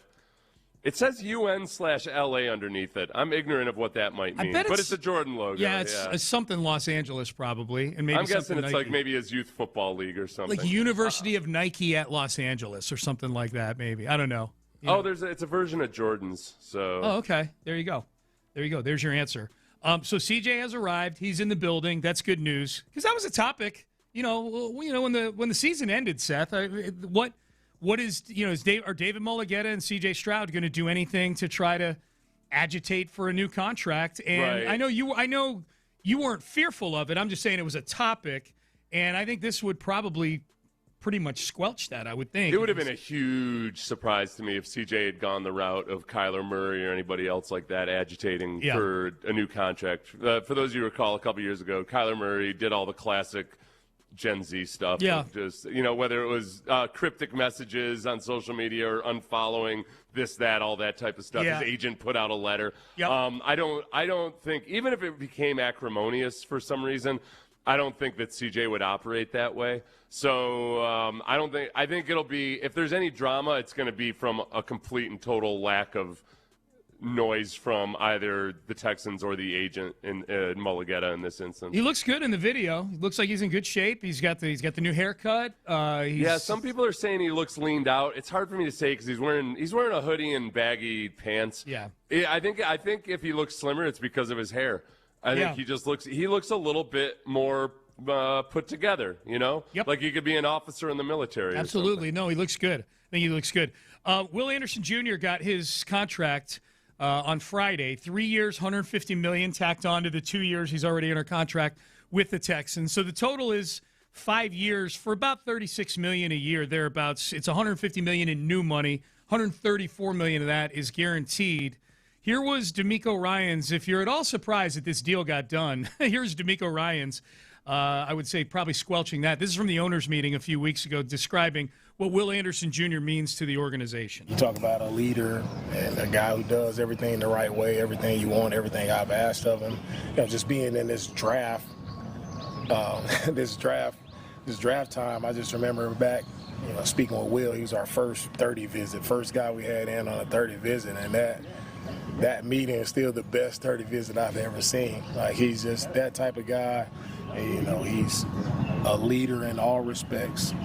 So I love having Will, love what he can provide to our organization. I think he's shown that in the 3 years that he's been here. I was just thinking about this, Seth, as DeMeco's talking about going through the process, that draft with Will in the building, and the fact that the Texans had multiple first-round picks in future, not just in that year, but in future years as well, that they already had their own pick at 2, which ended up being C.J. Stroud. That there was even the possibility that they could move up and get Will Anderson had to be so exciting to Nick Caserio and DeMeco Ryans, especially after sitting down with Will Anderson. And to that point, they used one of the picks in the Deshaun Watson trade to go up and get Will Anderson. It's almost like Will Anderson won them 2 trades at the same time. It's almost like you won the Deshaun Watson trade because you wouldn't have been able to get Will Anderson without that first-round pick. Then you win the actual trade that you went up and got Will Anderson with the Cardinals, which they've won in spades. It's rare that you can say that about somebody, but Will Anderson Jr. is that guy. Well, let's remember, though, that the Browns have extended Deshaun Watson a couple times because they had to for salary cap maneuvering to desperately try to get out from underneath the hole of his oppressive contract. Yeah, it's not working. Different type of extension. Yep. Here is let's do Nick right here because I think Nick brings up a point on the Will Anderson Jr. contract extension that you and I both take a little bit of issue with. This is Nick Wright, first things first, reacting to the Will Anderson Jr. contract extension. This is the type of player that is the easiest to pay, but I do wonder if it's even possible for a non-quarterback to make this a good value contract. Where the salary cap is, can a non-quarterback provide you $50 million worth of value? I think it's hard. And so what you showed is his production, which is top 2 pass rusher in the league production. He has to stay there now throughout. And it's really interesting to me where the market's gone and where it hasn't gone. It is pass rusher, wide receiver, quarterback are the only guys making more than 30, and you have at that position 8 wide receivers and pass rushers making more than 40, and obviously, 15 quarterbacks making more than 40. Every other position is stuck at a $30 million ceiling for offensive linemen and corners or $20 million ceiling for tight ends and running backs. The league is obviously telling us what they value. I just think it is, man, oh man, it is really, really hard to have a guy, someone making quarterback money who's not a quarterback and have that pay, end up paying off for you. Mm-hmm. Okay, I'll give him 2 quick examples of where those guys can pay off for you. It's that, those 2 positions that he's talking about, wide receiver and pass rusher, edge rusher, they affect the quarterback. So obviously, the quarterback, most important position in sports. But you look at Jackson Smith and Jigba, and he was part of Sam Darnold winning a Super Bowl. They directly affect the quarterback. And then on the defensive side of the ball, if you can directly affect the quarterback as much as possible, you can have a huge impact. And for me, with Will Anderson, I don't have to look at a big sample size or anything. He had 3 strip sacks in the playoffs this year, one of which led to a touchdown against the Steelers. Yep. Like that, nothing flips the script and increases your win probability quite like a strip sack, other than a pick 6. And that's what Will Anderson provides for you, in addition to just the down in, down out effect that he has on an offense. So that part of it, I'm cool with the fact that wide receivers and edge rushers are the guys, or defensive linemen are the guys that get paid the most other than quarterbacks. But the other part of it, too, is that it's really disingenuous the way the media is acting like this is a contract that Will Anderson all of a sudden in the next 3 years is going to make $150 million over the next 3 years. This doesn't kick in for 2 more years.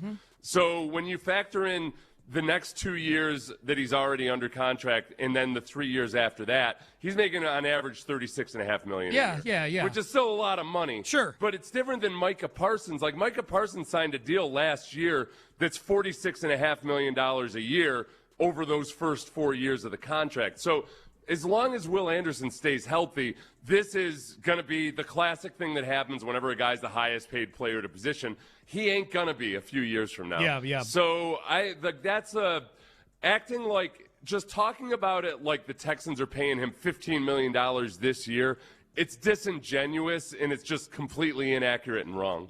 Yeah, 50. Yeah, you said 15, I think. 50. Sometimes 15 sounds like 50. 50, yeah. I thought I heard 15. Sorry. All right, Payne and Pendergast with you on a Monday. Great to be with you. I've got one more thing I want to hit on Will Anderson. We'll do that in the next segment. And also, how concerned are we about the Rockets? How concerned are we about Kevin Durant and the Rockets? We'll hit that. We'll find out what the guys on In the Loop have going on coming up next. Kirk Holmes, third-generation family-owned home builder. If you are looking to build a custom home, look.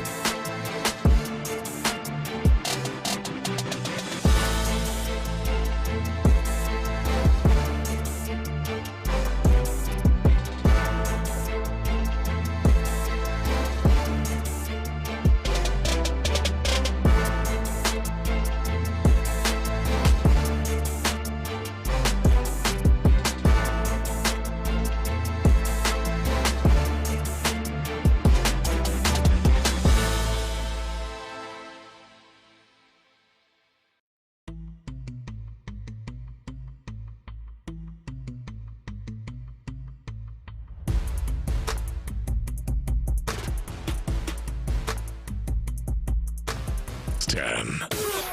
Sports Radio 610 presents live from the West Point Lincoln and West Point Lincoln of Sugarland Studios. Here's Payne and Pendergast. Just one more add to the Will Anderson Jr. topic. Of course, he signed his contract extension late last week. I'm hoping that Will and CJ are among the players we hear from tomorrow. Texans voluntary workouts begin today. DeMeco Ryans is meeting with the media at 2 o'clock today. I would imagine that you'll hear, if not that actual press conference, you'll hear certainly bits and pieces of it throughout the rest of the day and evening here on Sports Radio 610 and tomorrow on our show. The last thing on the Will Anderson Jr. contract is we played that Nick Wright audio where Nick Wright, our former colleague here, is just concerned that the Texans won't be able to derive the value out of Will Anderson because of the position that he plays that's commensurate with the amount that he signed for in that extension. You laid out all the on-field reasons, Seth. You laid out all the maybe misunderstanding of how the finances work on that contract with Will. That, yeah, the extension is $50 million a year, but he's still got 2 relatively inexpensive years still left on his rookie deal that the Texans will realize the benefit from. I think the last thing is just Will Anderson, the person. And this is Will Anderson Jr. From a couple of years ago after his rookie season was over, just talking about how you treat people in the building. Let's just go show love. Let's just have energy. Let's just, wherever we walk by, whether it's a nutritionist, custodian, security guard that's at the front, like, how can we make them feel love for coming here, working for the Texans, the stadium, everything like that. So no matter who it is, and that's how you change the culture. That's how you get everybody, wanting to be a part of something special. Like, they just probably over there just standing around, but you come in and you say, hey, how you doing today? I hope you have a great day. Now they look forward to coming back to work. You know what I'm saying? I think it's the same thing in the locker room. Like, that person may not be feeling the love. What's up, bro? You good? How you doing today? You good? Like, workers may have to be down. You don't know. And I think that's just one thing. That's how you change a culture, is just speaking to everybody, making everybody feel loved, no matter what your status is, no matter what your rank is. We're all in this together. We're all trying to change the culture. We're all trying to win. So just be as one, and we'll have fun doing it. It just sounds like classic Nick Saban stuff, I know. But being nice to everybody. Yeah, just be nice to everybody. Yeah. I could see Nick Saban drilling guys on having respect for people. Absolutely, yes. But I think that's a part of Will Anderson. You remember, that's a rookie or a guy that just finished his rookie year talking about stuff like that. I think there are so many intangibles above and beyond what you usually even attribute to a good locker room guy. It's above and beyond just the type of, I guess, football citizen that he is. That's part of what really attracted the Texans to him. And that's why I have zero concern with Will Anderson about whether he's going to keep working or anything. Which, by the way, that doesn't seem like it's been a thing for a long time in the NFL. Like the contract year guys. You don't worry as much about guys getting a big contract and then all of a sudden losing motivation. I think partly because they're making so much money on their rookie deals now that those guys tend to have already proven that they'll work even as they're super rich. And now they're making money in college too. Right. That. Now you really get a gauge for how they handle getting new money. Right, but yeah, so none of the guys that have gotten extensions so far are those guys that operated under heavy NIL. Right, that's true.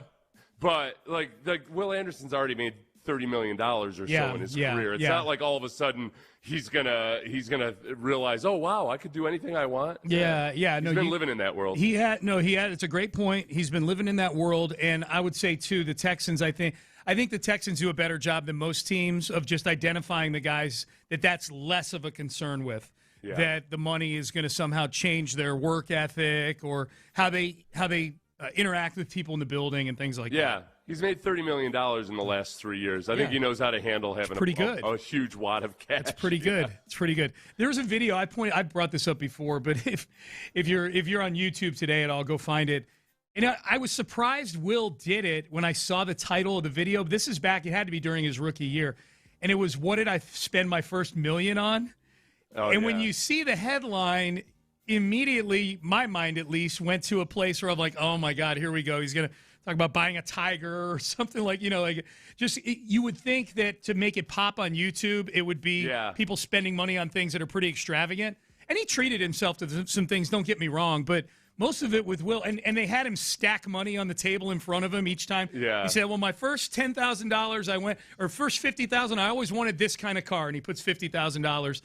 But ultimately, like, the biggest one was him paying off his parents' mortgage or something like that. Right, you right. know, Yeah. You hope the million, when they see you spend, you hope you're investing isn't quite spending. Right. But where did you allocate? Yeah, where did I'd feel less nervous if you said, where did you allocate your first $1 million? There you go. Oh, okay. There you go. The Rockets are in trouble right now. They're down 1-0 to the Lakers in their first-round series in the NBA playoffs. The offense without Kevin Durant was not great on Saturday night. They didn't shoot well. They didn't shoot well from anywhere. They didn't shoot well from three. They didn't shoot well in the paint. They didn't shoot well at the rim.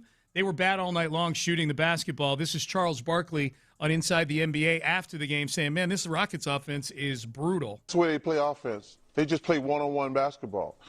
It's better when it's Kevin Durant and Sengun, but they don't run plays. It's like everybody goes one-on-one. You look at that game, you're like, what are they doing? They just, whoever gets it, shoots it. But if you look at them through the entire regular season, we said they don't have a point guard, but they didn't have Kevin Durant to cover up all their flaws. And, like, I have no idea what kind of offense they're running. Whoever gets it just jacks it up anywhere, anytime. Everybody's got a green light. And Shaq and Kenny know everybody on the team don't have no damn green light. I mean, there's one, maybe two guys on the NBA team, like, you shoot it whenever you want to. The rest of the guys were like, okay, you can have some shots.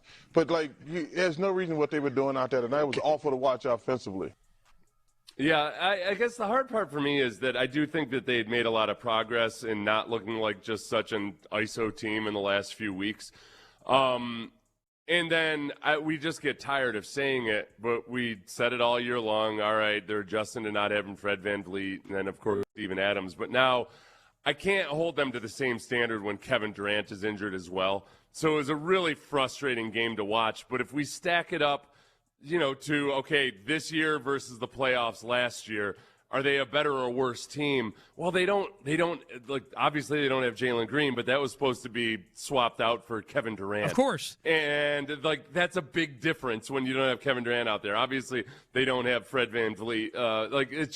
It's hard for me to get as irate over the version of offense that they showed based on not having Kevin Durant out there. Yeah. It's I just desperately need Kevin Durant to be playing in this next game tomorrow. I'm more worried than I am angry. For the reasons you're talking about, Seth. Like, look, they went and got Kevin Durant. What were the issues at the end of the playoffs last year? They sucked in the half court. They can't get baskets in the half court. So what do? They go out and get maybe the best half court player in this century, in the recent history of the game, in Kevin Durant, a guy who can just go get a bucket anytime you want to. And even when they were playing good basketball as a team, there were still plenty of times in those games that it was just KD time, and he goes and makes a shot that only he can make, and you get a basket on a possession where last year and without Kevin Durant, you're not getting those baskets. Well, now you don't have Kevin Durant, and you don't have this guy that can just erase the first 18 bad seconds of a possession by backing a guy down and hitting that unstoppable fadeaway jumper or whatever, they're taking the guy to the rim, whatever it may be. So, yeah, I'm more worried than I am angry. I'm really worried because Kevin Durant always plays. He always plays, and he didn't play on Saturday, and that's really concerning for this game coming up. I guess if it is just a contusion, I mean, the fear would be, okay, if you're not 100% better and you go out there and all of a sudden this becomes something that lingers on through 7 games potentially, that's a big deal. And that maybe it was as simple as that you're just it's just being cautious and knowing that you've got potentially 7 games to play. Let's be sure we've got them for at least 6 of them. Yep. That's where, without any reports of soft, tendon or ligament damage or cartilage damage or anything, then I'm not going to be overly worried about it. But it is also something that could extend on into a second game. Yeah, that's the problem. If they're being conservative with it, then conceivably, you might miss the second game. And yet I still feel like they've got enough talent on the team where they should be able to split against a team that's missing 2 of their 3 best players, and the one that's remaining is 41 years old. Granted, he's the best player of this generation, of this century at least. But still, it's him and a bunch of other dudes. I don't think Luke Kennard's going to go off in Game 2 like he did in Game 1. He was 5 for 5. I would imagine there'll be some regression to the mean, I hope, both ways. Yeah. With the Rockets and with the Rockets to the good, Lakers to the bad. Reggie Atatula, John Lopez, they are in the loop and they're jumping in here. I just said to Seth, I'm less angry and more worried about the Rockets right now. Huh. Where are you guys on this I think Rockets that's fair. situation? I think that's fair. I think I might be the other way. Okay. I'm less worried, more angry. Less worried, more angry. Correct. Okay, explain. Yeah, okay, so I felt like, and we'll talk more about this game one felt like it was less about what this series will be, especially because Kevin Durant was not on the floor. But I'm angry because when you went and acquired Kevin Durant, it was supposed to be some level of accelerator for you, and it feels like it has become a crutch. Your team is Kevin Durant based as opposed to finding the development to allow some of these guys to not be so damn context dependent, that context being Kevin Durant now. So Kevin Durant wasn't there. And Amen Thompson, who we were talking about, can he become an all-NBA player? Without context, he looked very dependent. Alperen Şengün, who is supposed to be trying to push into that place recently, right now. Oh, he's an all-star before Durant got Correct. here. Yeah. He looked very context dependent, right? And talk less of Jabari Smith Jr. not having a good day, right? Reed Shepherd looked like he was pretty average or pedestrian. Yeah. All those things that you were looking at, hopefully, before you acquired Kevin Durant, in game one did not look very good on this stage outside of Kevin Durant. So But I was to me, angry about that portion. Everything he said I agree with, but to me that's more worried because of the leadership, because of the direction. I think you can look at it both ways and that same thing. Well, yeah, because of the lack of an actual defined offense, too. Yeah. When you lose a cog that's as important as Kevin Durant is, obviously, you'd still like to be able to show something. Like, not just – it looks like they lost a wheel on a four-wheel vehicle. It's just not going to operate at all when you lose that one big part of it. Yeah. Especially because all of that was foreseeable, right? Now, of course, when you have a dude who plays 78 games and then randomly gets a knee contusion. Yeah, bumps knees with somebody. That was not necessarily foreseeable. But the idea that if you would lose a Kevin Durant, it was very obvious that you do not have an offensive system outside. I mean, they've been talking about this as a read and react. Yeah. The whole year. It's very obvious that you have not had an offensive system that can help you get things if you do not have somebody else that very much forces things to appear in Kevin Durant. It's true. They should have been able to see something like this happen. So that's the anger part of it. But I still think that they're very much in play to win this series. Yeah, I do too. I think they can win a game without Kevin Durant in L.A. against this group of Lakers. Absolutely. They have enough talent to do it. You're listening to KLTM, KLTFM HD2 Houston. An Odyssey Sports Station. Crosstalk brought to you by D&M Auto Leasing. All right, fellas, so what is the question of the day? Well, Rockets, we just talked about. Astros stink. What saved your weekend? Oh, okay. What saved your weekend? Okay. Because it was definitely a weekend that needed saving if you were looking to Houston sports. I went to the Astros game yesterday. Okay. So I'll say beer. Okay. Beer. You know what? That's going to be a popular answer. Beer saved my weekend. You know what? I had a good time at the I emceed the Joe Negro Foundation on Saturday, and they had a casino night. Hey. And so I stuck around afterwards and played fake blackjack with a lot of people there for charity. I had a good time. Do casino nights make you happier than actually going to the casino? No. This did because it raised money for a good cause for brain aneurysm research and support of families who have someone that's suffered from an AVM or a brain aneurysm. So that part is cool. But no, there's nothing like the rush that these chips that I might lose are actually real. That's an adrenaline rush. It might feel like a problem, but I don't know. Who am I to judge? I'm not saying I don't have a problem. I'm just telling you how it makes me feel. Yeah. What about you, Seth? I did. I pulled off pretty much a complete digital detox for 24 hours. Oh, from nice. Friday afternoon until Saturday around noon. Just for a couple little exceptions, but I felt good. That felt good. That was cleansing. Yeah. He didn't find out about Will Anderson until Saturday afternoon sometime. Oh, what a blessing. That's how you knew it was a legit digital detox. Yeah, you were really off the grid of sorts. Yeah. That's awesome. You gonna make it? Well, I watched I wasn't off the grid at all, and I say digital detox. I mean, I watched the Astros game, but other no phone. I wasn't on my phone. See, I'm just picturing you sitting under a tree. 24 hours by yourself. Yeah. I guess writing I did poetry. A phone detox. Phone detox. Not a digital detox. Yeah. That'd be 90% of it for me. Would be getting rid of my phone. It wasn't intentional though either. It was more just like, I'm just gonna. I didn't plan it out or anything. I was just like, I just gotta get away from my phone. Yeah, that's good. I've been a jerk all week. I gotta stop being. Do you do any like intentional like step aways? Like for me, oddly enough, I try and give myself Fridays to like step away from everything for a little bit, but it's not always. I don't always succeed at it. Nope, I don't. I used to be. I better should. at I this. don't. I used to be every day after work. I would walk in, do my deal. Just set the phone down and not look at it for at least an hour. See, even when I go on my walks, I'm listening to In the Loop. I'm looking down at my phone. I'm retweeting things. I'm the worst. I'm terrible at it, and I should be better. And but it's just, I think this is just how I'm wired, man. Yeah. What made It was your cool weekend? too because when I started the digital detox, I had texted Sean a couple things, and it was nice that when I checked in 24 hours later, he hadn't replied. Okay, yeah, that was cool. I was gonna say, that was a great feeling. in my mind, I was gonna picture that Sean was just texting you back, waiting for your response. Sitting there with my phone. So I have a good one. Yeah, I really do. Yeah. If I do say so myself, because obviously Astros Friday, Saturday, Sunday. Then Rockets, of course, Saturday. Terrible. So I went to go see, and this isn't just it. There's an extra part to this. I went to go see the grandkids at my oldest son's house. The 3-year-old girl, the 1-year-old boy, just playing around or whatever. But you never realize. I was telling Figgy and Parker and Reggie this before the show. You never realize. People say this all the time. They hear and absorb everything you're doing. Mm-hmm. Like they could be in the other room, playing, and you're talking, and they absorb everything. So she has a Little Tykes basketball hoop. Okay. The 3-year-old girl. Yeah. So we're in there watching basketball, just kind of chatting.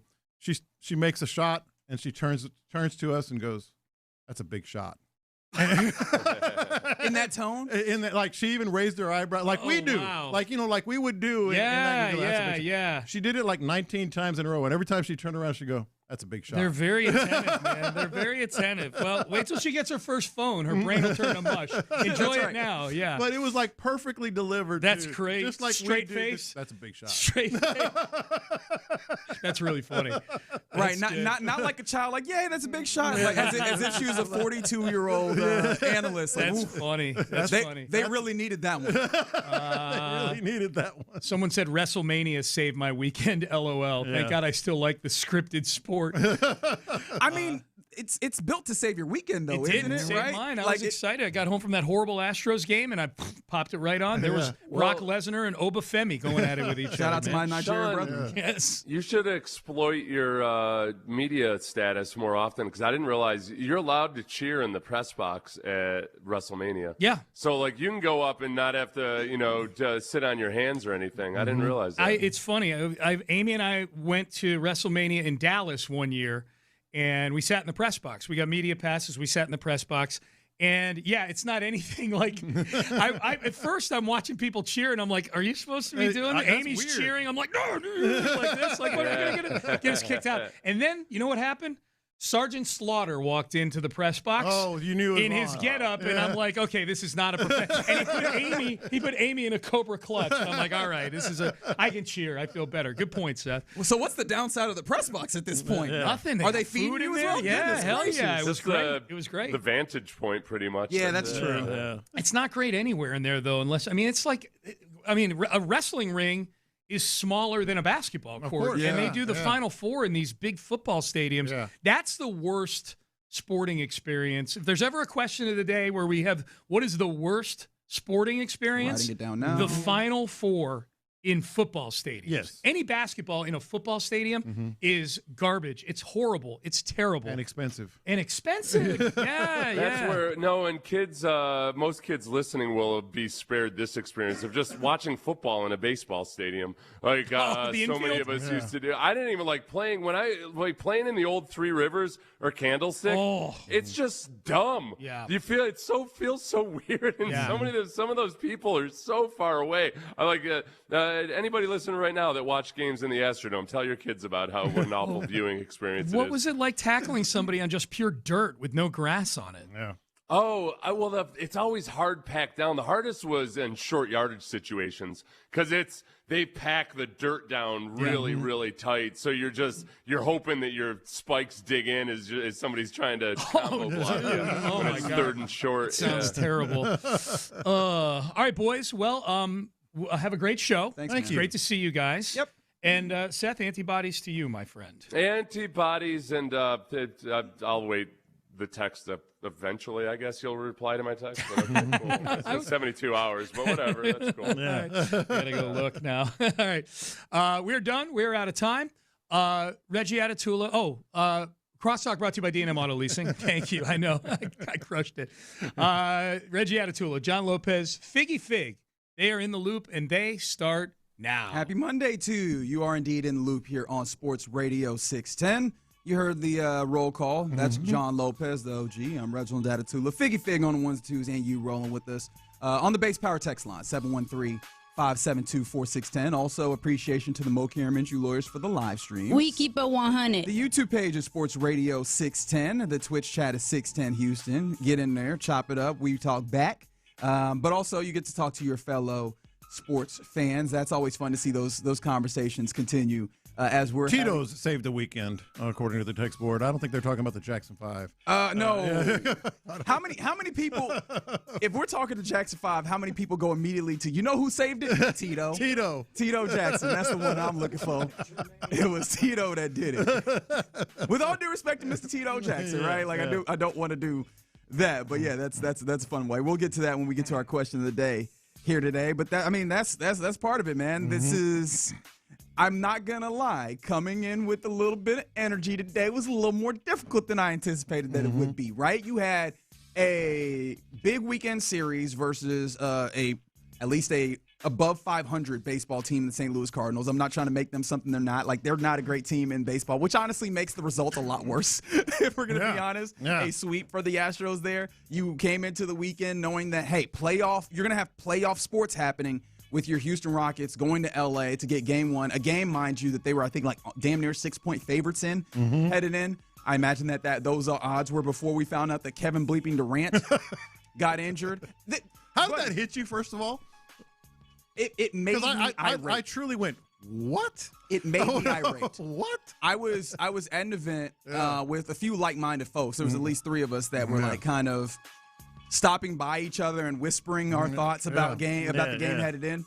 And then we see that we get the news flash that Kevin Durant questionable for game one with a knee contusion. I was like, doing what? Yes. How? Yes. He played 78 of 82 basketball games this year. Incredible. Right. I vividly remember this offseason. I got to calm down. All right, I'm already working up. I remember this offseason. Before you end up with Kevin Durant, when we're still discussing, do you want to go get Giannis?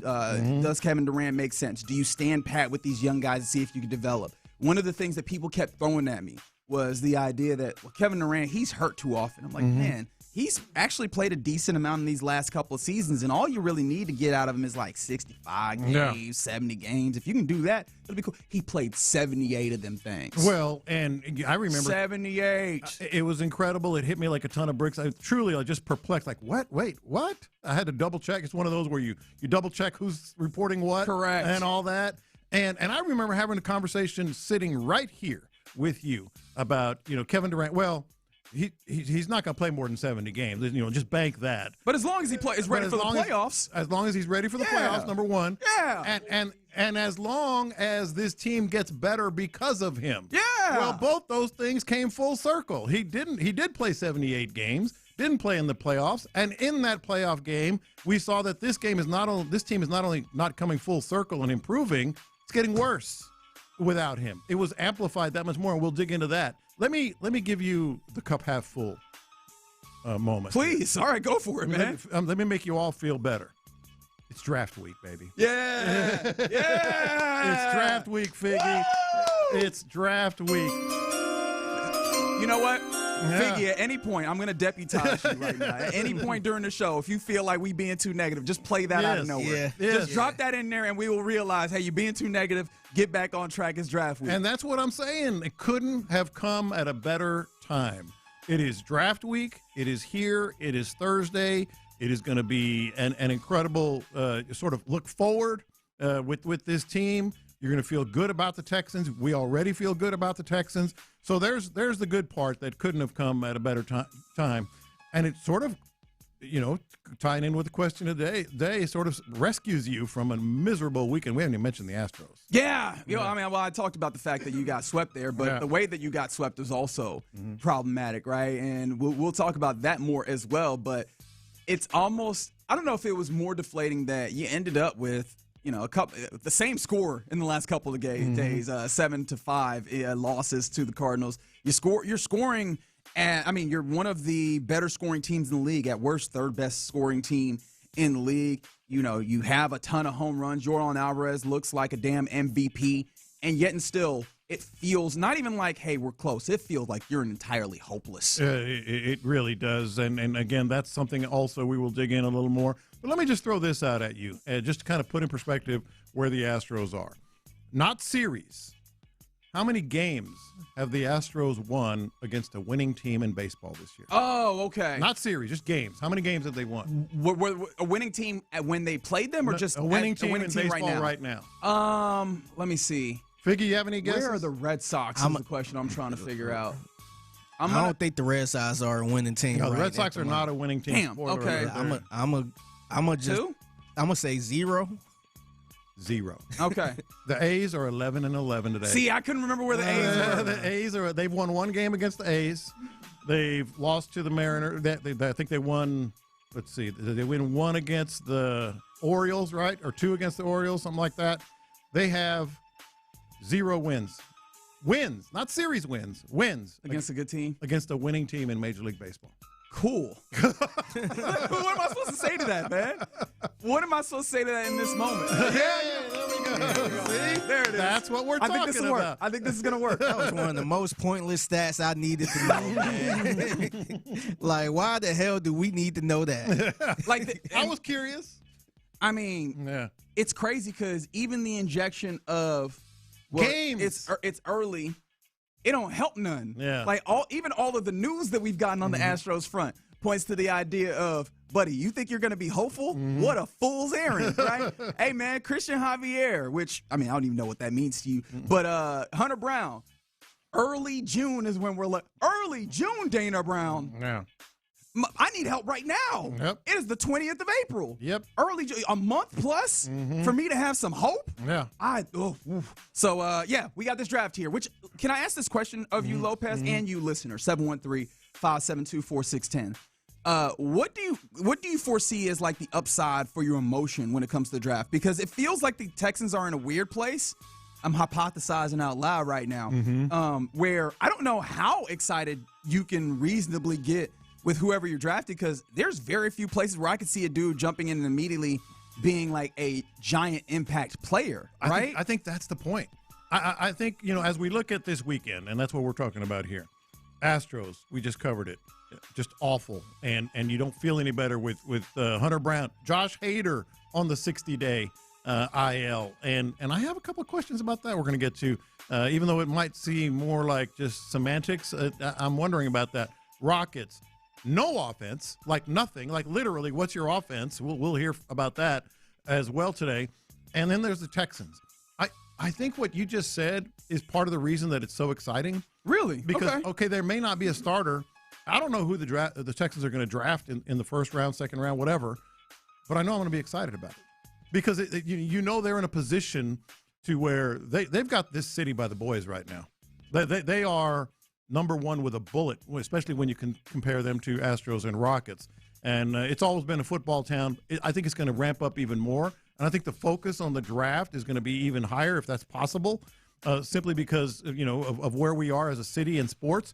And then I think, let's say they draft a wide receiver, a tight end, or whatever. There is nothing but excitement that can go along with that, because they are set up front. And now you're talking about, hey, we're adding on. Yeah. We're getting even better at this spot or that spot. Okay. No, because the thing about it for me as I look at the draft, right, I view this as an exercise in hope. Actually, I start with my cynicism, right? My cynicism on the draft is we have somehow made an HR meeting into a big deal. Yeah. Like it is one of the tent poles of the NFL year-long, forward-facing identity. And it is indeed an HR meeting. It is looking at a whole bunch of young guys and going, hey, all right, so your assignment is you go work. You're hired. You work in Houston. Yeah. You go work in L.A. You go work at Kansas City. You go work in Philadelphia. Yeah. All right, break. Like, that is what we are actually doing when we break it down to its studs. But ultimately, the fanfare of it is different. Yeah. But, and also, for a lot of teams, most teams, honestly, when you get to the draft, especially on night one, maybe night two, you're talking about dudes that you will instantly see playing, right? It's the difference between the NFL draft and somewhat the NBA draft, but even more so the MLB draft. The MLB draft, with all due respect to it, it don't make no waves, right? It does not. Yeah. It does not. Congratulations, we'll see you later. Right, exactly. Yeah. Hey, cool. How much have you thought about Xavier Ryans? Yeah. Since he was drafted by your Astros, right? He's out here actually looking pretty good in the farm system, but that's the farm system. It does not impact the team that we're talking about in the immediacy. And so I think that a lot of the excitement is usually built from that, right? The hope springing eternal of, ooh, look at this new toy that we will get to break out right now or as soon as we start playing football games. Yeah. It almost feels like with the Texans, because of the way they're situated, there's a little bit less of it's like, hey, this is this new toy that eventually will be useful to me when I can put it together with the other toys in a year or two, right? This feels a lot less like this will immediately impact the force, I guess the fortunes rather of the Texans right now. But even with that, I'm still excited. I just wonder how much does that raise the level of excitement versus the counterbalancing of what we're talking about with the rest of Houston sports. I think it'll impact it. It may, but not as you're not counting on it as a frontline, player, so to speak. But I think it's going to be exciting. I think the story this week is the paths that these three teams are on. The path the Astros are on, the path the Rockets are on, and then the path that the Texans are on. And that's why I think there's excitement with it. I think the draft, like I said, couldn't come at a better time for this city. And that's what it's all about. It's like moving forward, what you think about this team. Moving forward, what you think about the Texans is miles ahead of everybody else. Miles ahead. And fair enough, right? I'm not trying to make it seem like none of these dudes will make any level of impact. Far be it from that, right? Especially if you pick a 28. It feels like that should be someone that at least is front of mind. That should be exciting, at the very least, going into training camp, right? You have a couple of second-round picks. You have a third-round pick. And, of course, barring some level of movement, which is almost a given at this point. Yeah. But those are all places where at least they get into rotation. And we're talking about the car crash sport where injuries can happen. And so you get a defensive tackle or an edge, you will see them play football, right? Yeah. You get certain positions where the depth isn't kind of crazy, and there's quite a possibility that you see them play football in the way that we think of on top of special teams, right? Maybe a third running back ends up getting in special situations or gets in for a drive or two. A cornerback could be there if somebody goes out for a play or, God forbid, a whole game, right? There's places in which you will probably see these players, but it's not to the same level as the point that I was making. But ultimately, there's still a level of excitement for the draft. Can you do it for me one more time? Because I want to feel it. I feel like we need it more than ever. The way that the city of Houston sports is treating us, and even the kind of makes you feel better. Even the gamblers ain't good right now. That's true, right? Even the gamblers out here getting smacked in a way that's very unfortunate. I need this. I need this. You absolutely need it. One more thing on the Astros before we get out of here and dig in on the Rockets. Do you feel like there's a little bit of Kevin Durant in Yordan Alvarez? In what way? Great season, man. Unbelievable. Leading the league in home runs. First one to double-digit home runs. And what does that get you? What does that get you? Yeah, I could see where you're going for there. Yeah. Honestly, it feels worse because Kevin Durant, I think we're out of the realm of, well, he could be an MVP. All right, we're in the place where, damn, he's a really good player. What a really good year. I think that his legacy established. Yordan Alvarez, reasonably, if this team finds a way, which, buddy, I feel silly even saying that, but if this team finds a way to be a relevant baseball team, Yordan Alvarez wins an MVP. Of course. Like, if we're talking about continuing this level of play. He had 3 home runs he had a home run in each of these games. He flicked another one. But he's out here. He just went with his wrist, yard. and what did it mean? Absolutely not. That's what I'm saying. They couldn't get dudes on base for him. They weren't winning enough runs for him. They wasn't winning. Yeah. Right. All of that is deeply frustrating. So yes, I get where you're going there, but honestly, it might be worse. It might be. Like, it might be more of a squandering of that. But all right, you're in the loop here on Sports Radio 6, and we'll find a way to still have fun with the various sports that we have and that we're dealing with, and as we creep towards the first round of the NFL draft later this week. But coming up next, Rockets game 1 versus the Lakers, we made mention of the fact that Kevin Durant somehow managed to get injured and not play in this game. But interestingly enough, right, even though you lose game 1 to the Lakers, even though it looked like that offensively, I think that Rockets-Lakers game 1 says more about the offseason than it does about this series. I'll tell you what I mean next. All right, man. Hey, it's like the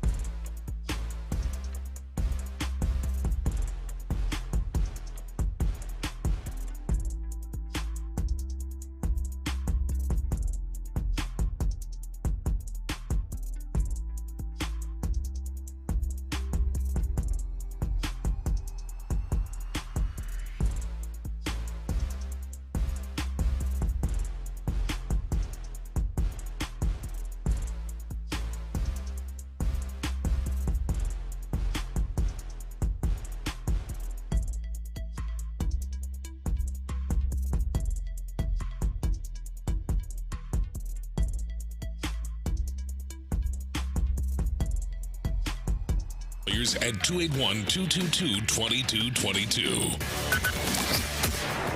Figgy, let's hit him big time. Houston, let's get in the loop. You better get ready because we're going to show up and show out. With John Lopez and Reggie Atatula. Always live, always local. Coming up next, what happened? Nothing, man. Continue. Hey, man. AB conversation. That's right. To see your way out of Okay, all right. You know what? I'm ready to be done with the show, and that means that coming up next. You're in the loop on Houston Sports Leader, Sports Radio 610. Yeah, happy Monday to you. You were in the loop here on Sports Radio 610. John Lopez, Reginald Atul, and Figgy Fig rocking with you. Is this too much? John Lopez just said that something in the break is too much. And if you happen to be watching the Worldwide Leaders, they call it ESPN, they have a countdown to the draft, which literally has a clock going with 80 hours, 33 minutes, and 5, 4, 3, 2, 1 seconds towards when we start drafting. Too much? That's way too. 80 hours? I get it. You started a day before, 24 hours. Then you go down from people are excited. It's the day before. It's coming. 80 hours is countdown to draft. Oh, God. Well, that did make me feel. All right. Now you're changing my mind. Okay.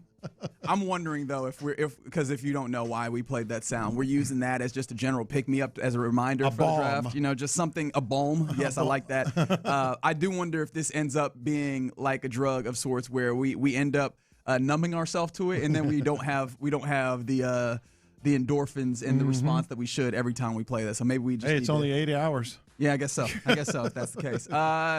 Rockets, unfortunately, lost to the Los Angeles Lakers in Game 1 of their first round series this weekend. It was Saturday, and the final that I've already tried to put out of my mind, 107-98. Just no offense there, and obviously there was a good reason. Kevin Durant did not play in this game. Ended up with a knee contusion after bumping knees with a teammate in practice on Wednesday. When we first heard about it, we didn't get all that information. All we knew was that Kevin Durant had a knee contusion or had a knee injury that made him questionable for Game 1 on Friday. Well, it was on Saturday, but we learned about this on Friday. No, I had a friend who was like, "Why are they practicing on Friday?" And I was like, "I feel like it didn't happen. Wednesday practice, like it didn't happen Friday." But I also understand why you're yelling right now.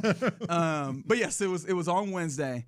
And then, he went out. He was going through his paces as he was questionable before the game, knocking down shots. But you could see some grimaces if you saw some of the video. Ultimately, they decide to not give it a go. So you're dealing with a starting lineup of Amen Thompson, Josh Okogie, Reed Shepard, Jabari Smith Jr., Alfred Şengün, and Buddy.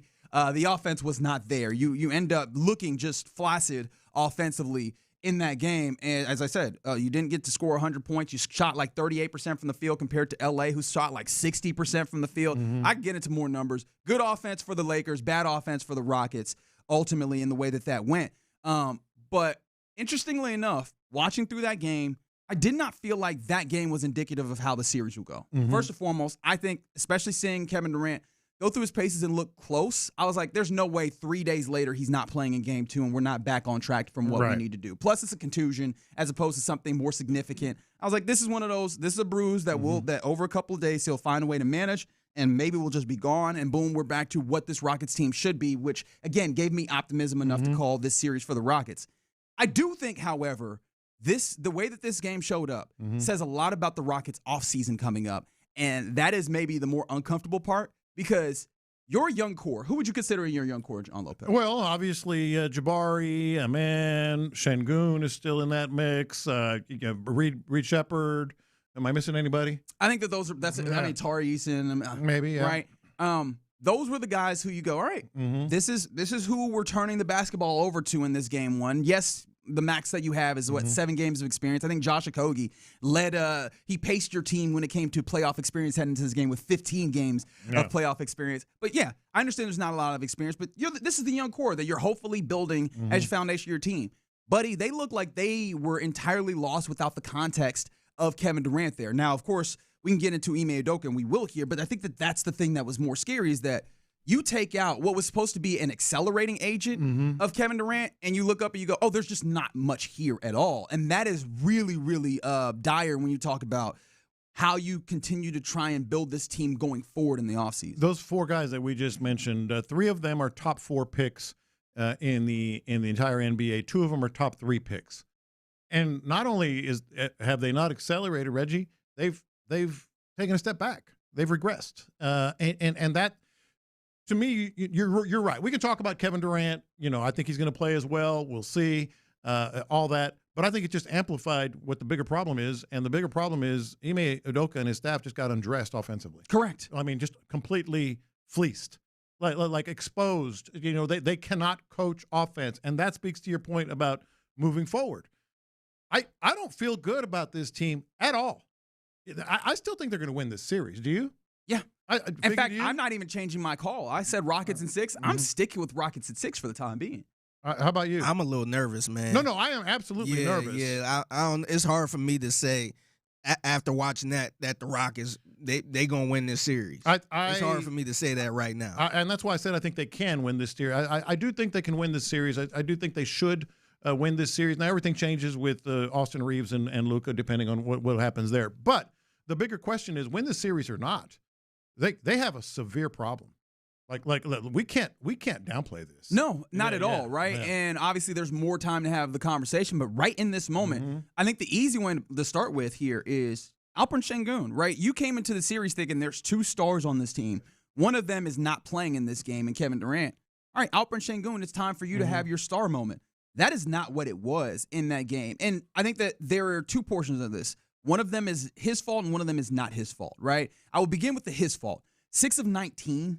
19 points on 19 shots is just never going to get it done, no matter what the context, especially when we're talking about an Alperen Sengun that is getting in deep sometimes and missing good shots at the rim. This has been a thing that we've talked about as an issue, but you go, all right, maybe there's some level of growth. There hasn't been. He still can be finicky around the rim where, hey, man, once you get a good look at the rim, I'm counting that those are 2 points. And that wasn't always the case in this game, right? I think that those are the things that you need to see. You need to be able to see, hopefully, I would hope, that you can have an offense, especially in playoff circumstance, where you go, all right, we need to go through you for even a period of time, Alperen Sengun. Can you organize this? And that was not what I saw on the floor on Saturday. Well, Jabari, Reed Shepard, Amen Thompson, and Sengun went a combined 24 for 71 from the field, right? 33.8%. This is what Charles Barkley had to say afterward. That's the way they play offense. They just play one-on-one basketball.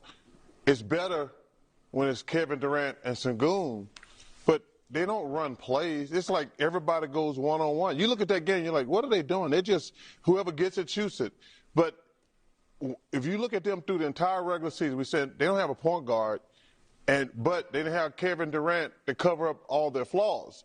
And, I have no idea what kind of offense they're running. Whoever gets it just jacks it up anywhere, anytime. Everybody's got a green light. And Shaq and Kenny know everybody on the team don't have no damn green light. I mean, there's one, maybe 2 guys on the NBA team, you shoot it whenever you want to. The rest of the guys are like, okay, you can have some shots. But, there's no reason what they were doing out there tonight. It was awful to watch offensively. It was awful to watch. And that's the other part of it. Awful. And it's the part you talked about, is that what you have offensively is, you don't have an offense, right? Yeah. It is, we've heard it described as read and react, and that's cool when you have talent. That requires you to lean on the talent that can create things for them. It was very evident that what you needed, especially when you talk about what has been a disservice to your role players, is they need something that creates for them. And if it's not going to be a Kevin Durant-like player, if it's not going to be a point guard, and we could talk about the circumstances that get you to that place, it needs to be your offense. And there was none of that, right? It was dead on the vine, dead on arrival there. And I think that both of those things go to the offseason in so much as, are you certain that Alperen Sengun is on this team next year, right? If you're talking about you're sitting as Rafael Stone, right? And you're going, how do we continue to make this team better? Are you certain that Alperen Sengun is completely no, trades for him are off the table if we're trying to make ourselves better? No, I'm not. Right now, I'm not even sure Ime Udoka's coaching this team. I get it. Oh, they vote of confidence. They love him, et cetera. I don't know. Here's the thing. In a weird way, and you might disagree with this, I tweeted this, and people were like, did you watch the game? In a weird way, I thought their defense was more than good enough to win this game. Like the Lakers made a ton of shots. Good enough to win this game, sure. Well, let me explain, because they made a ton of shots, and sometimes there's nothing you can do about that.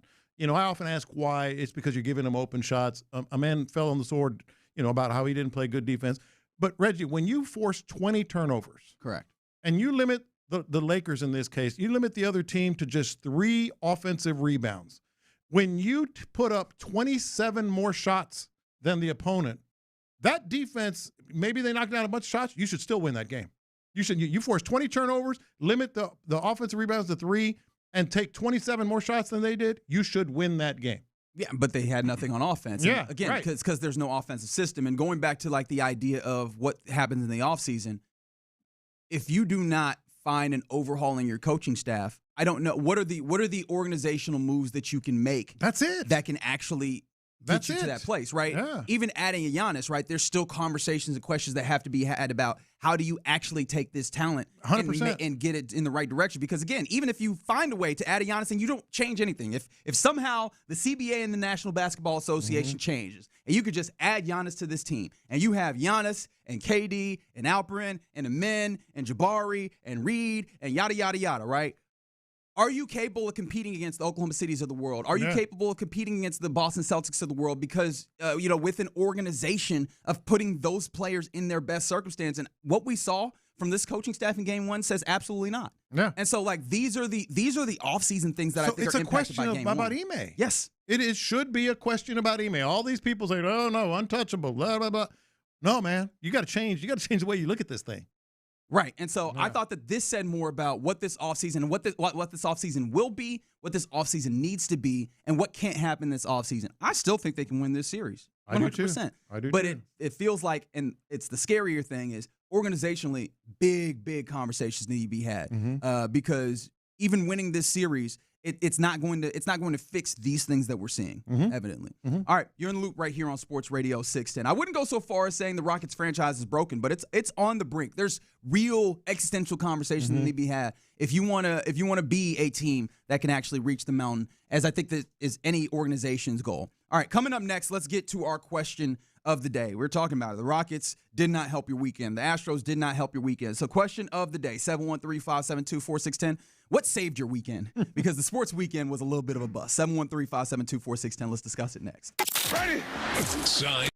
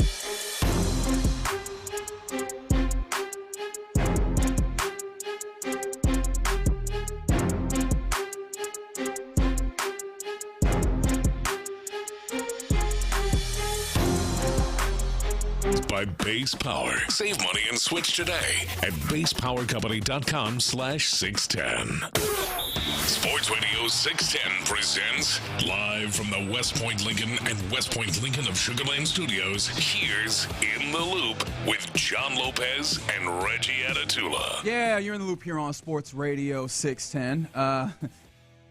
We kept talking about basketball through the break. Wasn't all that fun. I'm going to be honest. It wasn't all that fun. But these are the conversations that the Rockets are going to We got Steve Kerr hired, by the way, Figgy. Yeah, okay. I wasn't going to do that. But you know what? Just to make it clear, what we were talking about is how Ime Udoka, like, he is not so established in the league that he can be hard-headed. Yeah. The offseason conversation is going to be such that, well, let me start here because I did see someone on the text line saying that the coach needs to be fired in the offseason. And this ain't the 80s where there's only 2 basketball coaches on the team. There's a lot of coaches. I don't think that one coach, especially the head coach, needs to be all things for your team.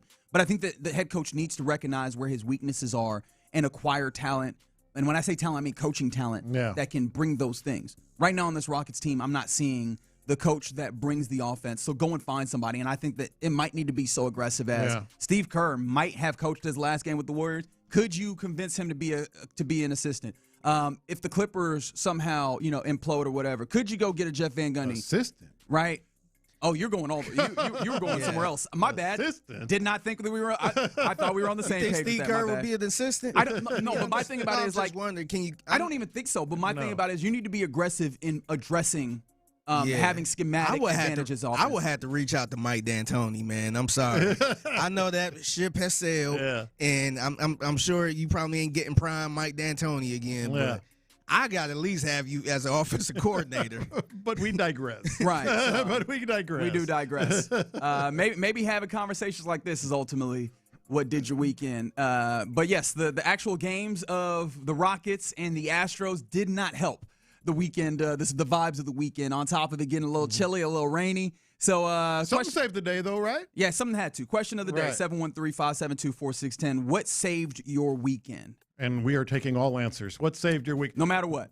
2 things for me, and I'll get to the other one that I mentioned earlier here in a second. But, man, I crushed the fish this weekend. How did I not expect this to be the case? No, look. Just being honest here. I've had my more than my share of bad days. Dude, I killed it. Probably 25 trout. Just like sometimes, like when you're driving and you make all the right decisions to get in front of this car, and then I love me some. And then the car's parked in front of you, and you're like, oh, I don't even have to change lanes. Hitting green lights, and then you're trying to get in front of a car to make the exit, and it was easy. That car moved. Everything just falls into place when you're driving. That was me fishing this weekend. Like every decision I made was like, boom, there's another one. Boom, there's another one. That saved my weekend. But the big one, if you weren't listening earlier, I was like, I'm on the floor still laughing about this. My went to go see the grandbabies, and my 3-year-old listens to everything that you're saying or people are saying, and you don't even know she could be playing in the other room, and she's still absorbing all this information. And we're watching basketball. We're watching basketball like a lot of people this weekend, and occasionally you say some things out loud during the course of the game. And so she's on her Little Tykes basketball hoop, dunking and making shots and everything else. And every time she made a shot, the inflection was perfect. She would turn to her dad and say, "That's a big shot." I can't wait till she's breaking down the 2-3 zone at her 7th birthday party. She'd do a little finger roll into the hoop, Figgy. Raise her eyebrows. That's a big shot. You gotta fight through that screen. That's next time she gets. Is she wrong? No, I guess not. That's a big shot. Next time she gets to hang out with Uncle Rosie. Uncle Rosie's telling her about. She asked about Rosie. Top locking. I'm gonna teach her about top locking screens. Yeah, we're about to get deep into it now that I know that she's about to be a coach. Yeah, 100%. For me, and I know someone was asking, if you were fishing all weekend, how were you watching? Probably like I was. The same way I always do. On your phone as you go. That's how I felt. Actually, film festival this weekend. Oh, nice. Shout out to the Black Cinema Club, HTX. Got to really mingle with some folks, do a little networking, but see some cool short films, some of that stuff. So that was really cool. At one point, though, it really did feel bad because Saturday night I was at the event headed into, I was at the event that was at the tail end, and the Rockets game starts. So I'm standing in the back with my phone, and I'm just watching the way this is going. Just frustrated. Like, I'm not getting to fully engage with this event I'm at, and I'm trying to engage with this Rockets game that is not giving nothing back to me, and I'm just standing in the back mad. But being able to be around folks, parties, stuff like that, it very much saved your weekend. Saved in a big way my weekend. Yeah, so this weekend I actually had to work a wedding, I want to say close to Brenham. It was about a nice little hour, 30-minute ride. I had to work that on Saturday. So I was kind of like y'all. I was keeping up with the Rockets game as a wedding was going on, to the point I think it kind of got busy for me with the photo booth. Yeah. And I was keeping up with the score on my watch. So I kept looking at my watch and was shaking my head the whole time. And someone was like, "Oh, you ready to go, huh?" And I'm like, "Nah, I'm watching the Rockets." I had to explain to him. I'm like, watching the Rockets game and all that stuff. But anyway, Sunday I had to work a private high school graduation. Okay. And when I tell you this was fancy, I felt like I was part of it. I'm like, man, this is kind of cool. This was the rich folk. Yeah. I think they had a couple dollars. Yeah. But they had a nice little theme to it. They had, and one thing, the other thing too is watching high school kids is fun. Oh, man. yeah. Just seeing them interact with each other. Oh, yeah. You got the ones that, act like they're older. And then you got the ones that's still in kid mode, that's still running around a little bit. No, it was fun, man. It was super fancy, just kind of talking to some of the high school kids. I'm like, man, you a baby, They man. have no idea. Yeah. They have no idea. I'm just like, man, you ready for the real world? And then they all ready for college. And I think this is the fun part about the week that kind of made my weekend better. Just the DJ, for some reason, DJs always love playing the fight songs. Oh, yeah. Or whatever in college. Oh, really? Yeah. So what did they play first? Yeah, UT. Oh, yeah. The UT fight song. And then everybody got hyped and all that stuff. And then they played the A&M right after that. Back to back? Oh, man. They was in the middle just going back and forth. All I seen was horns down. I seen giggle. It was just going crazy. That was probably the biggest songs they played all night. That's awesome. So that was cool. That kind of made my weekend. Text board is blowing Yes, up. it is. Did you tap into your Texas A&M roots at all? Because it seems like somebody else did from the 8-3-2. Oh, they destroyed LSU. Yeah, the Aggies baseball putting belt to ass to LSU in a 3-game sweep. Saved the weekend. Yeah, I kept up with that. I didn't really watch a lot, but yeah. Okay, so you did. I am aware. Okay, very good. I am aware. I'm surprised you did not bring that to the show. There's some folks who had other sports adjacent things. Somebody said that they cleaned up on the golf course, taking money from their guys. That'll save your weekend. You're making the little friendly wagers with your boys, and you make all the money. Oh, that will absolutely save your weekend. Somebody said Sydney Sweeney on Euphoria, and I did a cursory search. Oh yeah, the answer is yes. Yeah. Sam Levinson loved getting her her full frontal, doesn't he? The answer is yes. I ain't see episode 2 yet. Yeah. But that is the one. What's about to happen? Yes. At least one thing that will happen is that. Yep. Headlights will be on. Somebody else that went a different way shows. They were talking about hanging out with the family, and they caught up on Insecure. So they said they. Oh man, okay. So yeah, going a little bit further back. TV. Okay. So some TV shows pop up. Great show. Yeah, really good. So this is a good one. This is very self-satisfying. A barbecue with the boys and major progress on the project car. So they're kind of doing what you're talking about. Okay. What you've talked about. Give us an update on the project car. I want to know more. I want to know what kind of car, what year, and how far are you? Yeah. Yeah, this was a great weekend for like the little projects like that, right? If you got a car, or if you were like, hey man, I'm building this shed, right? Hey, it was raining like crazy, man. Was it a good weekend for that? Well, yes. If you could do it outside of the rain, because I planned on cutting the grass, couldn't cut it. Fair enough. But if you were planning on doing something like that where you did not have to be in the rain, one of those things where you could just put your mind off it, it's a great weekend whenever you're like, damn, I don't want to think about this team. Let me just focus on getting this alternator fixed up or something like that, right? Somebody else made mention, just made some money on Prize Picks. Shout out to you. All right, that'll save your weekend. There's also the subsection of 8 Good crawfish boil. Yeah, which crawfish will do it anytime. I forgot Friday. Remember, I was mentioning all the national days. I forgot to mention it was National Crawfish Day on Friday. Oh man, that was the first one I meant to mention. Well, now we just need to make up for it and get crawfish today, don't we? Yeah, there you go. I got it on Friday though, so I made up for it. I smoked some ribs too. I forgot about that. There you go. I did great. Okay. Ended up saving the weekend, no doubt.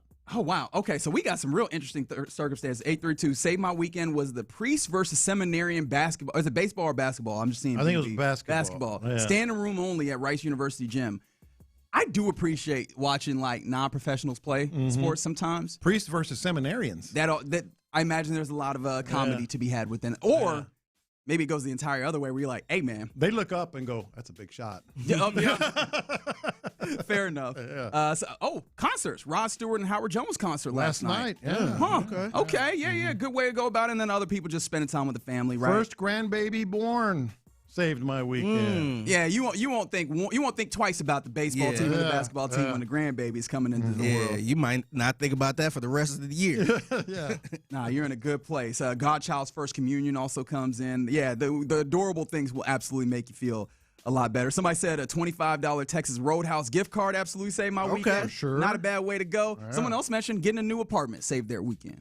Nice. So, yeah, I feel like that would in a way, but also I feel like that means you're moving, which I'm sorry, moving will never save my weekend. Not never. I despise the act of moving. Depending on the situation that brother going or their sister going through. Well, yeah, where are you moving from? Yeah. That is fair. That's a good point. Absolutely fair. That is a really good point. All right, let us know what saved your weekend on what was, maybe not the best weekend. I'm surprised. We got some people that said WrestleMania earlier, but nobody said that.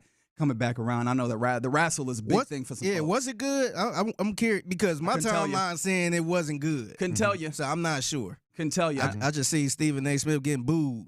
Yeah, Stephen A. Smith is at WrestleMania on the day where the NBA playoffs start. Or was it Saturday or Sunday? One of those days. It was Saturday. Okay, Saturday. So the day the NBA playoffs start, which you could argue is his biggest sport is NBA. Buddy was sitting at WrestleMania, which I understand is ESPN has an entertainment property or like they have a relationship with it. It just feels weird to have a dude who is about to be talking about this on Monday at WrestleMania. But maybe he was doing what we were doing at our various events. He had it on his phone. Who knows? Yeah, maybe we gonna be at wrestling on Thursday when the draft is happening or something. Oh man. Yeah, I can guarantee Get booed. I guarantee you I will not be at wrestling. I can tell you that. Are they wrestling on Thursdays? I don't know. I think they. No, he's saying we're going to get booed. Yeah, no, I'm just saying, like, I'm not up with the wrestling schedule. You know, when you were a kid, you used to know, all right, Monday, we got the Raw, Thursday, we got SmackDown. Yeah. Is Thursday still SmackDown? I think Friday is SmackDown. Okay, now. all right.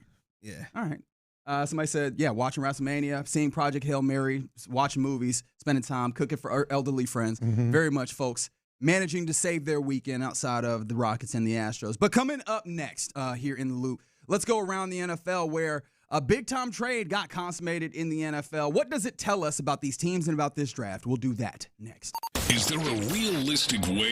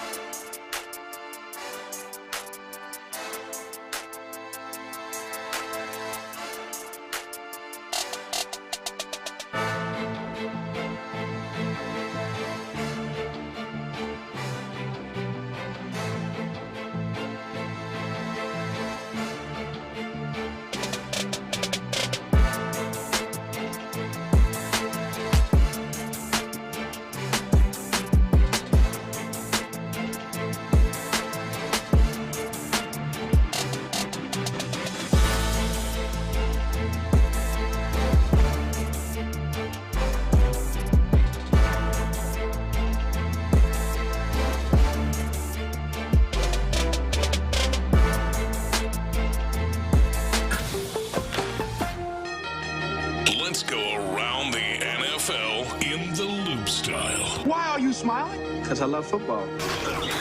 Here's John Lopez and Reggie Atatula. I'm going to tell you all about how much fun you're going to have this season. On Houston sports leader, Sports Radio 610. All right, more people talking about what saved their weekend on a weekend where wasn't necessarily great. Somebody said picked up several bangers of Jordan on whatnot. I'm guessing that we're talking about some level of gear or sports cars. I'm not exactly sure what they're talking about. Somebody had a nice rendezvous with a nice young woman, it sounds like. Oh, God, we're going to have a bunch of those. Hey, man, look. Hey, it counts.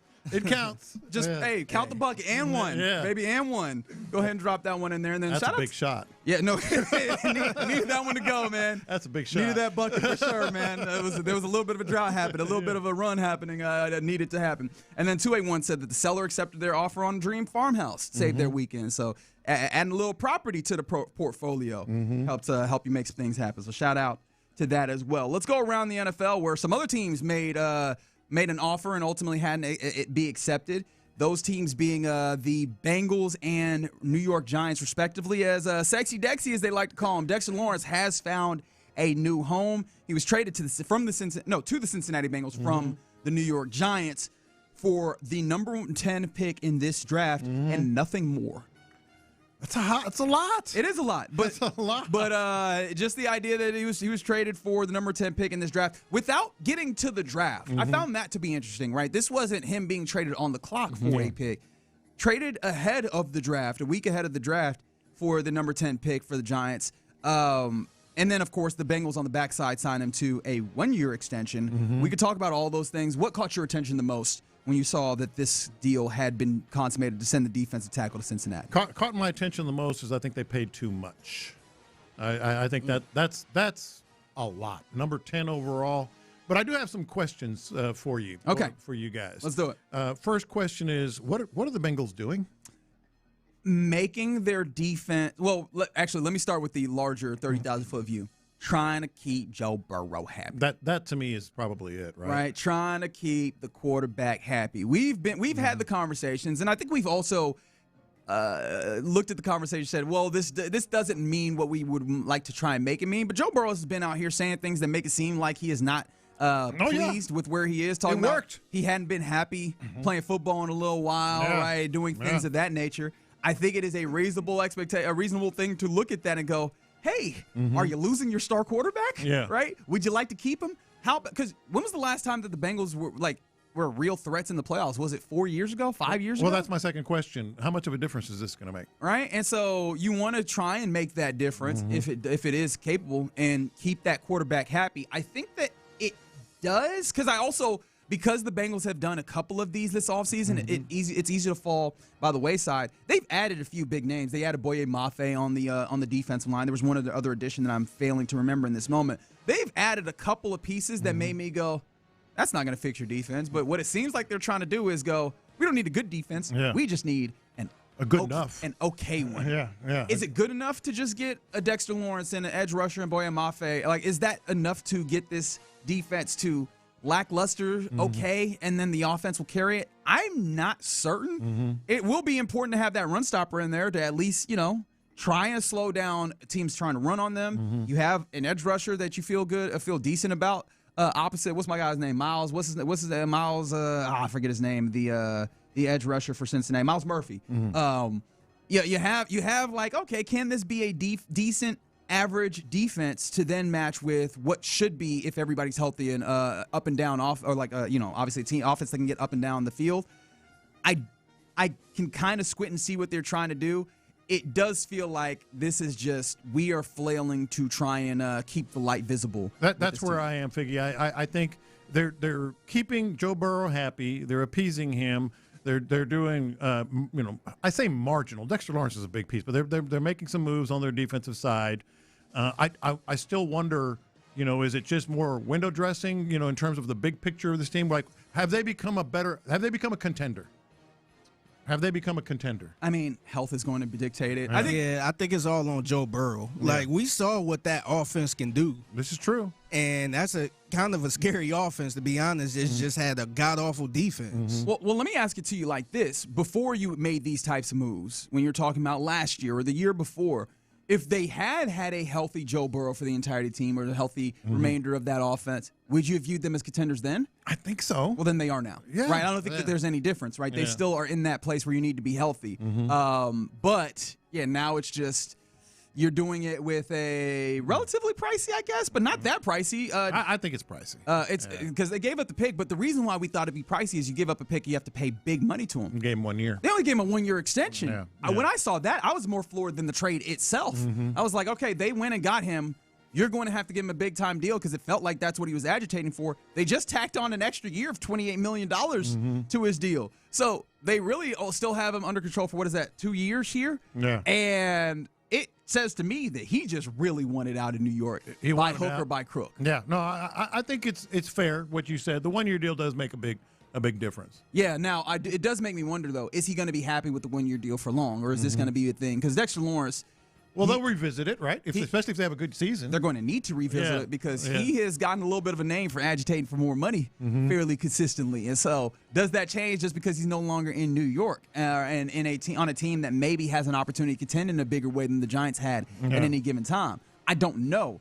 Is that a gamble that I'd be willing to take? I don't know, but it feels like they're in the circumstance where they feel that way. And then also, the idea that they traded this number 10 pick, it seems impacts like what we're looking at ahead of the Texans. It seems like the bank. Yes, it definitely does. Right, that is one team that it seems like you were wondering what they would add, and they apparently feel like they would rather the given of, we know what Dexter Lawrence is, even with the added cost or what have you. The guarantee there is worth more than any of the possibilities in the draft. Do you think that says anything about the draft itself, or is this more just about the Bengals and the circumstance and appeasing Joe Burrow? Well, you have another team. Now the Giants have 2 picks in the first round, another team to contend with, see where their focus is going to be. I would suspect probably one of each, offensively and defensively, so not a whole lot.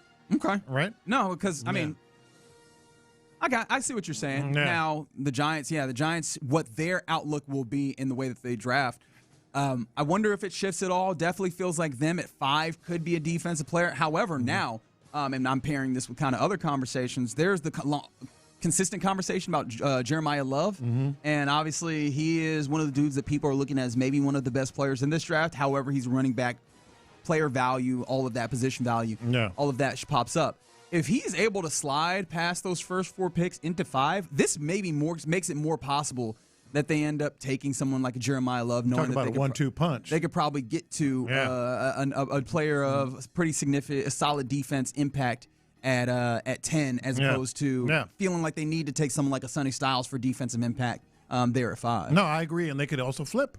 I mean, those are the things that are happening right now. They could maybe find a team that, they're happy with their running back situation, even though he's got concussions and everything else, and they could maybe flip and get another pick. I think it's a lot of possibilities. Yeah, I guess that is. What do you make, though, of the additional reporting on the Dexter Lawrence trade that apparently the agent prevented John Harbaugh, the new coach of the Giants, from talking to Dexter Lawrence? I think that's easy to do. I actually think that's very easy to do, and that just speaks to how badly he wanted out and how badly his agent wanted him out, right? Yeah, I think so, right? The idea that they're like, we're not going to let you come in here and be a soothsayer and talk to my agent. It just feels funny that they felt the need to be like, no, we have to protect you from the coach there. Don't talk to him at all. Don't look at him.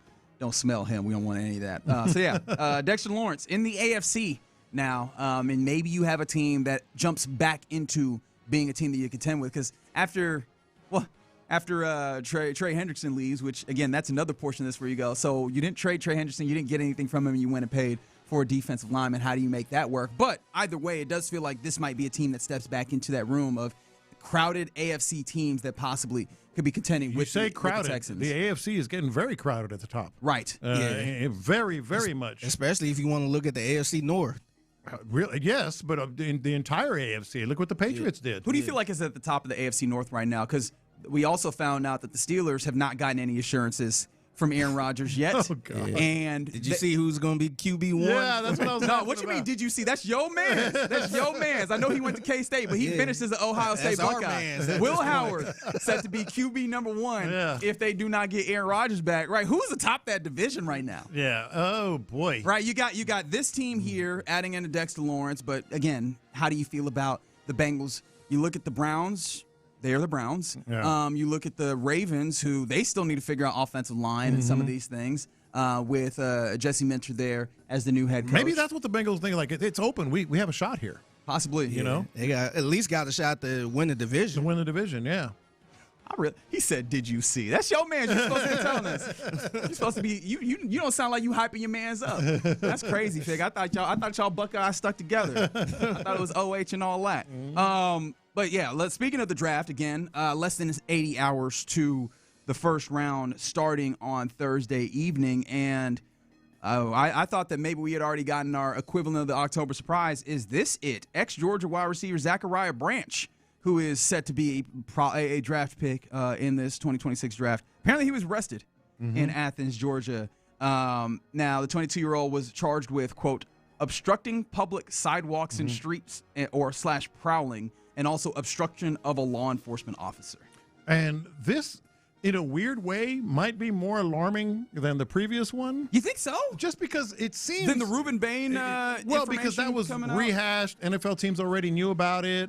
Well, I think Ollie Connolly, in doing his reporting, did kind of drop something that felt a little eerie in that some people in the NFL were talking about waiting for another shoe to drop, and I was like, that's odd, well, right? that would change things. But I'm saying, like, right now, because this was very recent, right before the draft, and apparently he was just being a jerk to officers, and so to me it was like, come on, man, your $39 bond. You got a $39 bond on this thing just for being, difficult. Put it that way. Yeah, this is one of those where it just made me go, wait, why did this happen? What are you doing? Yeah, what are you doing? I do appreciate, though, that we are in a place where we can get a little bit more detail sooner on, and I think we can sort out not every interaction with the police ends up in such a place where we have to be like, yo, this dude is undraftable, whatever. Can I read you is this the police report or what happened? Yeah. Quote, A male later identified as Zachariah Branch continued to stand on the sidewalk without making an attempt to move. I continued to give him verbal commands to move from blocking the sidewalk and advised that if he did not, he would receive a citation for blocking the sidewalk. He smirked, then stepped backwards and to the right, and then remained standing upon the public sidewalk so as to obstruct, hinder, and impede the free passage upon the sidewalk, quote on, so on, blah, blah, blah. I'm not going to lie. This sounds to me like a power trip more than it is Zachariah Branch actually doing something. Well, it could easily be the officer, or the officers that were involved. Hey, move out the way. You didn't move enough out of the way. Like, what are we it doing could here? easily be that. But, dude, if somebody ask any of us to move out of the way in a situation like that, an officer, what would you do? Move out the way. Right? Oh, so you're doing the he might be mischievous? He's just being difficult, for no reason. Days before the draft. I think he caught a jerk. I'm sorry. No. Look, both are possibilities. Yeah, right? I think just me, if I was in that position, knowing I'm about to get drafted and all that stuff, not only am I moving out the way, I'm getting the hell out the way. Yes. I'm getting out of this area because I don't need anything. That's what I'm saying. Like, you didn't, like. A penchant for being around trouble is what you're doing here. No, it's just like, why are you doing this? He's a troublemaker. He's a knucklehead. Like, I'm not saying anything remotely close to that. What I'm saying is, as Figgy just pointed out, you are about to be drafted. Yeah. And you might have a jerk cop. Who knows? At what point is it worth it? Right. Right. That's what I'm saying. This ain't worth it. Even if the officer is on a power trip, even if if it's like, that he's just being difficult. Oh, sorry, man. I'll get out of your way. You know what I mean? We all dealt with something like that where it's just like, man, is this even worth my time? It's not worth it. Like, nah, like this going to cause more trouble with me just kind of standing my ground. Right. Yeah, there definitely was a feeling of maybe like two ways on the street, and he very well could have handled his portion. That's to make what this I'm saying. Like, it's just not worth it. Just get out of the way. I appreciate this commentary from Brent in the Heights on the text line. This might have actually helped this draft stock because it shows that he's a wide receiver that's willing to block. Solid. I got to give you your points for that one. That's not bad. So yeah, I don't know that this will do anything, but maybe maybe there is something within that. Something that oddly enough, we had talked about a little while back, but we were wondering if this would ever get done. It fell to the wayside, especially with the Texans going and signing the people that they did. Big Trent Williams. He seemed to be unhappy with the San Francisco 49ers to the point where we were like, oh, is it possible they could be traded? Apparently, the Kyle Shanahan's confidence in the situation was vindicated. This morning, in fact, Trent Williams and Elite Loyalty Sports made NFL history again, is what they said, securing a 2-year deal. $50 million with the Niners, so the contract includes $37 million guaranteed, $22 million signing bonus, so on and so forth. But ultimately, those big fellas between him and Larry Tunsil, they get paid, man. They just going back and forth, man. At this point, yeah. I mean, shout out to Trent Williams though, because he knew that, hey, man, if I can hem these boys up and get this money, absolutely, and he absolutely should because it's the weirdest thing. I don't know that there's there's some, I'm sure, but I don't know there's any non-quarterback bellwether on whether or not a team will win that is so clear than Trent Williams playing for the San Francisco 49ers. When he don't play, they are not good enough. Right. And how about Brandon Aubrey?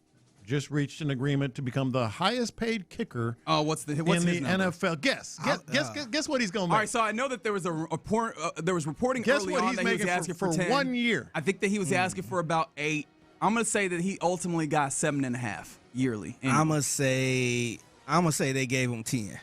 Brandon Aubrey, the first kicker in NFL history to make $7 million per year. Okay. $20 million guaranteed. Wait, how many years did they sign the contract for? $20 million guaranteed. How many years is this? For Brandon Aubrey. You're not answering my question, John Lopez. How many years of contract did he get? I don't know what the years were. Did they sign him to like a 5-year contract? I guess. That's scary for a kicker because $20 million. He's been really good. Don't get me wrong. Oh, Kickers, don't they just fall off a cliff sometimes? They can. And we know it quite well in this city. We've seen it happen. Hey, shout out to the Cowboys, man. They negotiate contracts in the weirdest ways. $20 million. They also make everything hard. It's either really easy for dudes that you should not be making contracts with really easily, or dudes that it's just like, hey, you didn't have to make that this hard. You didn't have to. Shout out to the Cowboys, man. They be doing weird stuff over there. And finally, before we go, apparently Mike Vrabel will not be subject to the NFL's personal conduct policy after the picture surfaced with him at the adult resort in Arizona with NFL insider from The Athletic, Diana Rousini.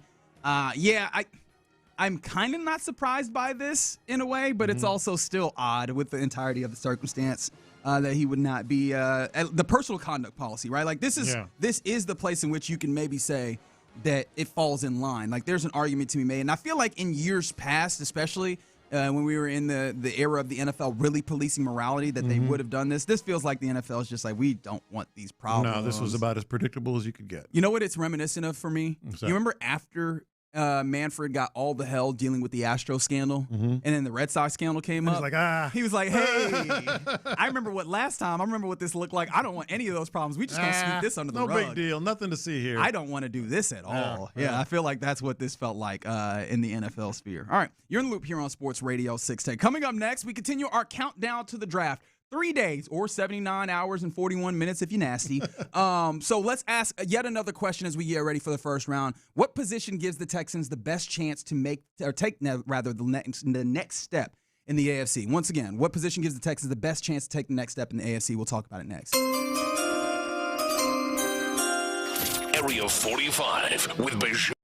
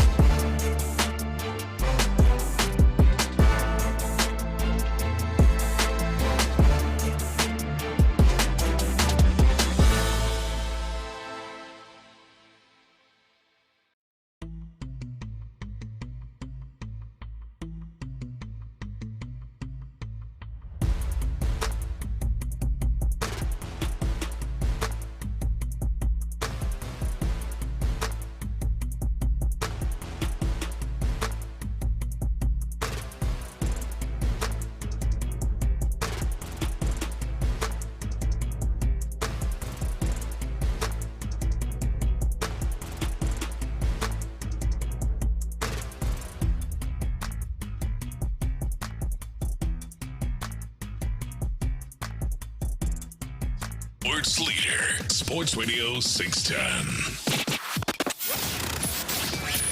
In the Loop is powered by Mokaram Injury Lawyers. Heard in an accident? Call Mokaram Injury Lawyers at 281-222-2222.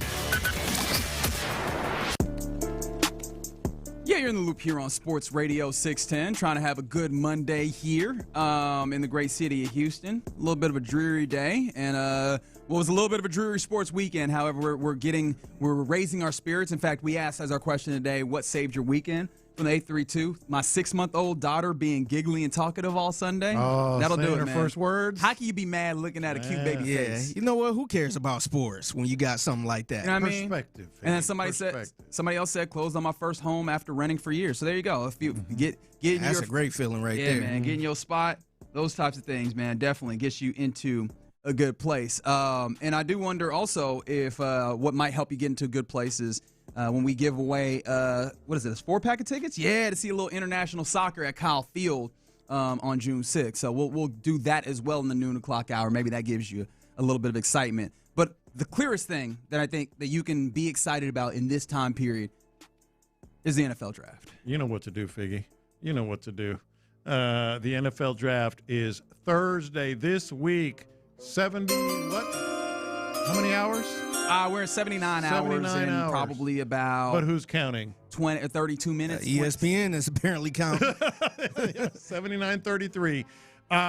So you asked the question. Oh yeah, we've been doing our countdown to the draft, so I should make mention of the question. 3 days, mind you, 3 days, as you mentioned, 79 hours at this point. Which position gives the Texans the best chance to take the next step? So think in about the this. AFC landscape. So the next step is you win that playoff game, you get to the AFC Championship, and maybe the Super Bowl. Right.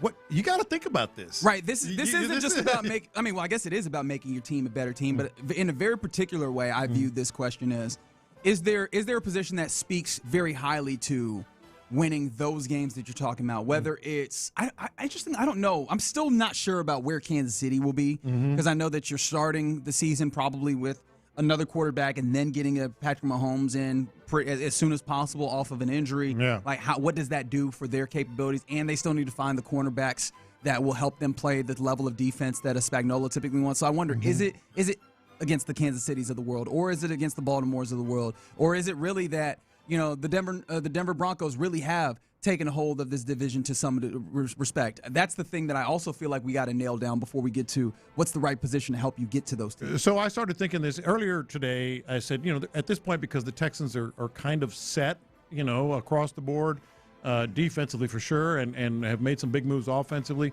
that there really isn't like a pick that they could make at 28 where, I would say it's a bad pick. You're going to get improved. You're going to improve. There's going to be depth. Maybe some significant, snaps, etc.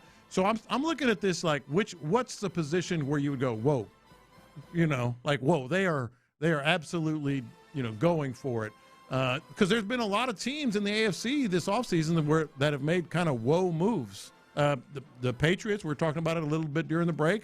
Seems like they're going to get A.J. Brown. It does sound like that's a probability. A.J. Brown's reportedly not going to go to Eagles workouts and such. So you kind of go, whoa, as an AFC team. The Bengals we just talked about, Dexter Lawrence. Sexy Dexy. You kind of go. Have you done the Sexy Dexy dance before? I don't know the Sexy Dexy. You ain't seen people do the. Let me see the sexy. Oh yeah, I've seen that. I haven't done that. We're gonna get you to do it here, so don't worry about it. Don't you got rub the belly a little bit too? Oh, I don't know. I'll do some research. I'll get back to you on that. So that's kind of a whoa move, especially in the AFC. Broncos have made some moves. Oh, so you're going even outside of the draft itself, or you're thinking? No, I'm going to the draft pick. Okay. But what would be like I said? I don't think there's going to be a bad draft pick. They can find a player. But the move, and I said all that to say this: the move that would make me go, whoa, is a trade up and a running back. Okay, I was going to say. Running back. It would have to be a trade up, right? A trade up. Be a whoa. Yeah, a trade up. Maybe. Who is somebody at 28 where you'd be like, whoa? Right. Oh, no. To me, it would almost have to be a trade up, and then we like our guys. We got David Montgomery. We like Woody Marks. Whoa. They went up and got Jadarian Price or whatever it may be. I don't even know if you'd need to go up for Jadarian Price. That's what I'm saying. Whatever acquiring a running back like that where you really lean into the identity. That's where I am. I was thinking along the same lines. Yeah. I don't agree with this that came in on the YouTube page. Quarterback. And I'm not even saying this for C.J. Stroud's benefit. That would be a whoa. It would be a whoa, but I don't think that this actually changes your. That would be a whoa if it was like the 3rd or 4th round. Yes, it would. Right. Yes, it would. But I don't think that actually answers the question of giving you an opportunity in the AFC, at least in this. Well, not even at all, because I don't think that any of these quarterbacks that you can actually viably get would do that for you, right? Even if you're talking about a Fernando Mendoza, that's a big old maybe, right? I don't think that any of these quarterbacks actually do it for you. So I understand we might be, trying to needle CJ or whatever with that response. I actually don't think it happens. This is, I don't know how spicy this is, but I think that this is me trying to maybe work outside the box.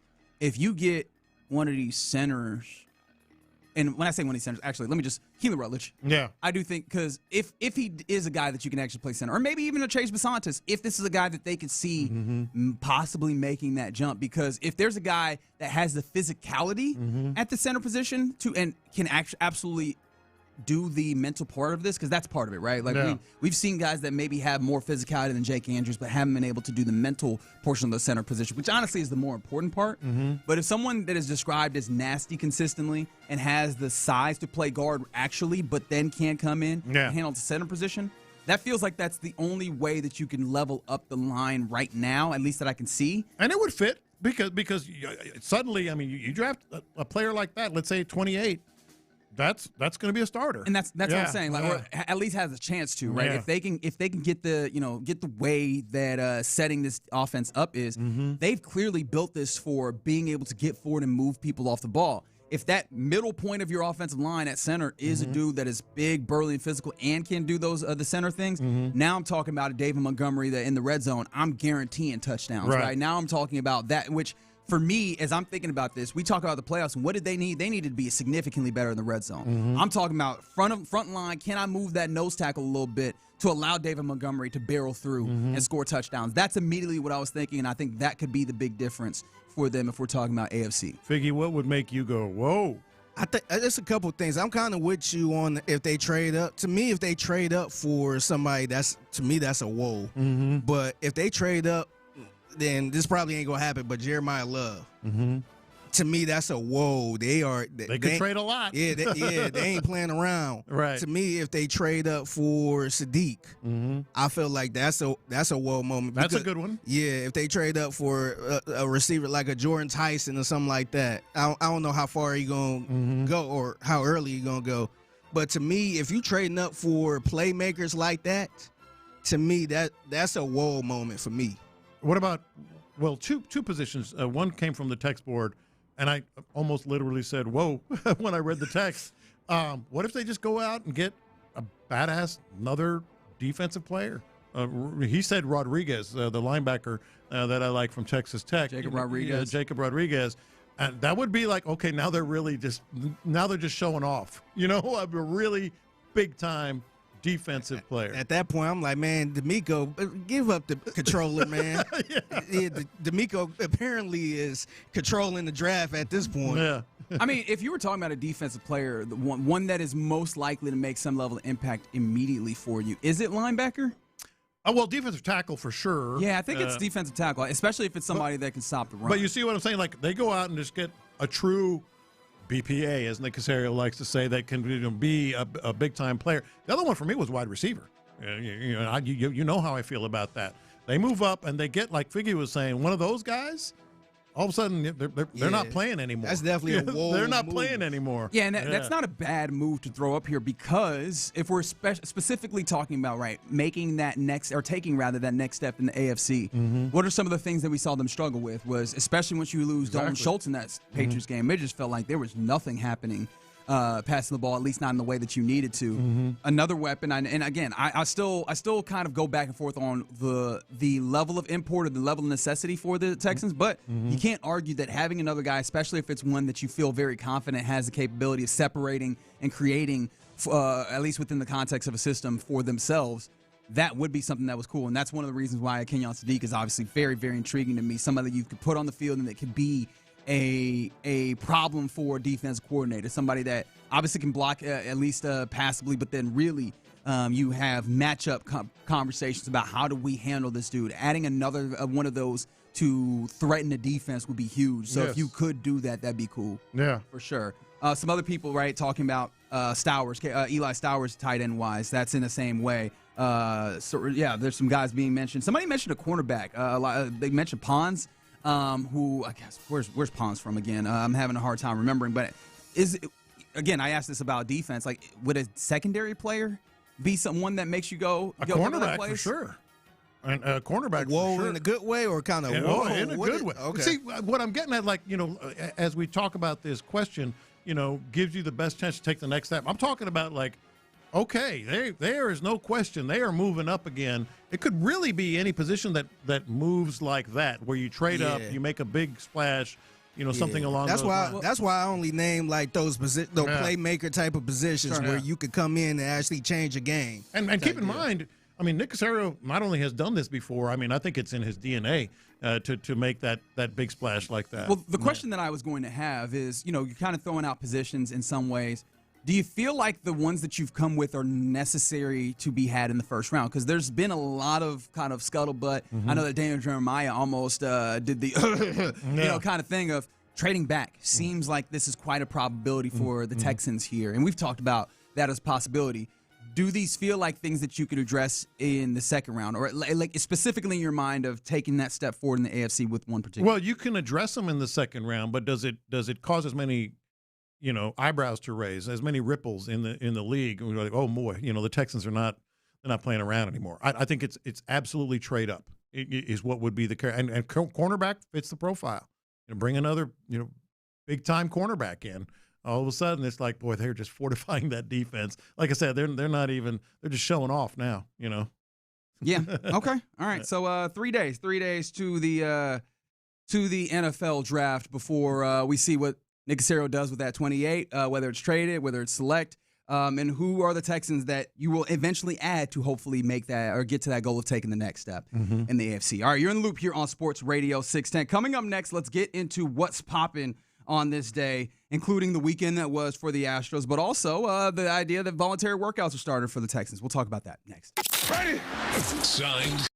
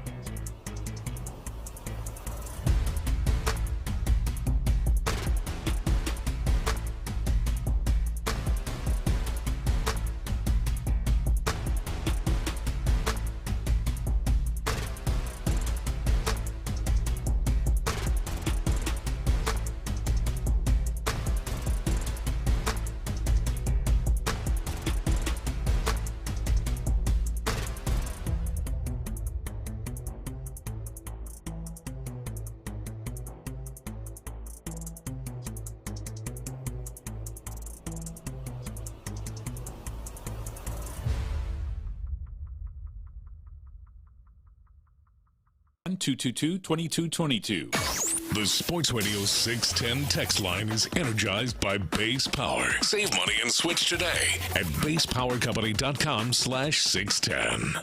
The biggest stories in sports and entertainment. Sports Radio 610 style. In the Loop presents What's Poppin'. All right, let's get into What's Poppin' here in the Loop on Sports Radio 610. Probably the biggest thing that we've got going right now is that the idea, 3 days till the first round of the NFL draft. We were just chopping up a little bit in the break. Brett Veach, general manager of the Kansas City Chiefs, has said that he expects a lot of trades to be had, but that's one of the things that we keep hearing. With who?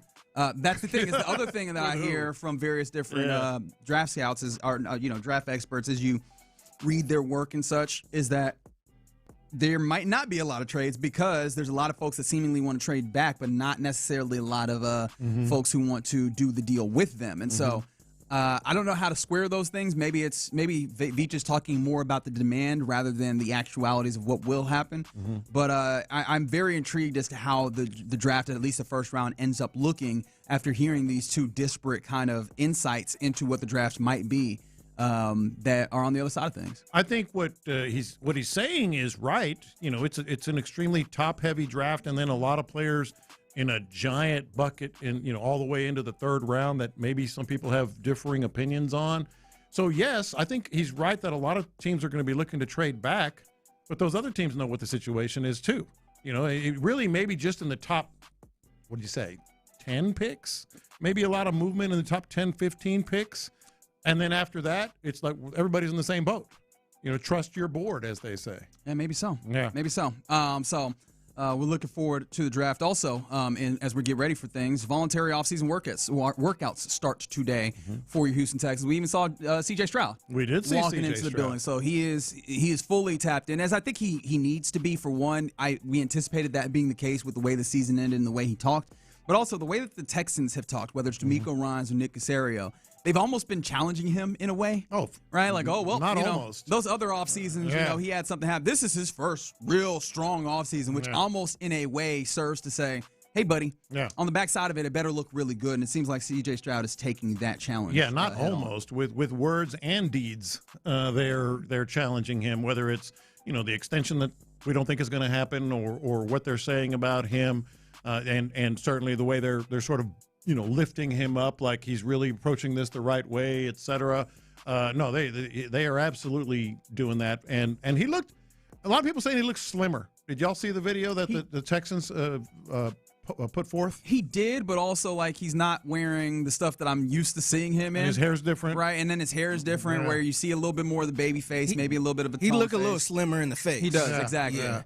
So maybe that's part of it, right? If he was indeed slimmer, would that do anything for you? Does that take your brain anywhere? I think a little bit. I think it reflects, the dedication to just getting in the best shape. Because it's not like he's too skinny. He's not frail, but it looks like he's in better. Yeah, it does a little bit. It's funny because this comes at an interesting time that you mentioned this, because I just saw Caleb Williams on the St. Brown podcast. Amon, his brother, Equanimous, have the podcast where they ask, they talk to various different football players. Yeah. And I saw this, and I didn't know quite what to make of it, and it kind of seems to fit here if you believe C.J. Stroud is slimmer. This was Caleb Williams talking about quarterbacks and having a little bit of a cushion. I feel like there's a conspiracy theory that quarterbacks shouldn't be buff. No, 10 to 12% is where you want to be. Why can't you be cut? You can, but why? The hits, when you get hit, it tears easy. Really? Because you're standing still and it's like a car wreck. So you need the fat to be able to absorb the hit. So you kind of want to be fat at quarterback is what you're saying? In a way. So the quarterbacks do you guys get hurt harder than running backs? I feel like you guys don't. They're just more vulnerable positions. Yeah, are you standing still? Yeah. And force wise, maybe. Just because he can deliver a hit to the defender. I'm just standing there. That makes sense. I'm gonna use that. You kind of want to be fat. Yeah, no, it's because of the hits. Yeah, I'm sure all the fat quarterbacks yeah. I don't know if I believe that or not. I don't either, but I like the excuse. Yeah. Look, you kind of want this right here. See, you know what the flak jacket gives me? That's what the midsection is doing. Yes. Just without the flak It's all jacket. natural. No, yeah, exactly. It's all natural. But if Caleb Williams is right, which only God knows. Yeah. Maybe a CJ Slimmer wouldn't be a great thing if we're talking about again. Or maybe it's a level of confidence that he's not going to need it for the rejuvenated offensive line that they seem to have in front of him. I don't know.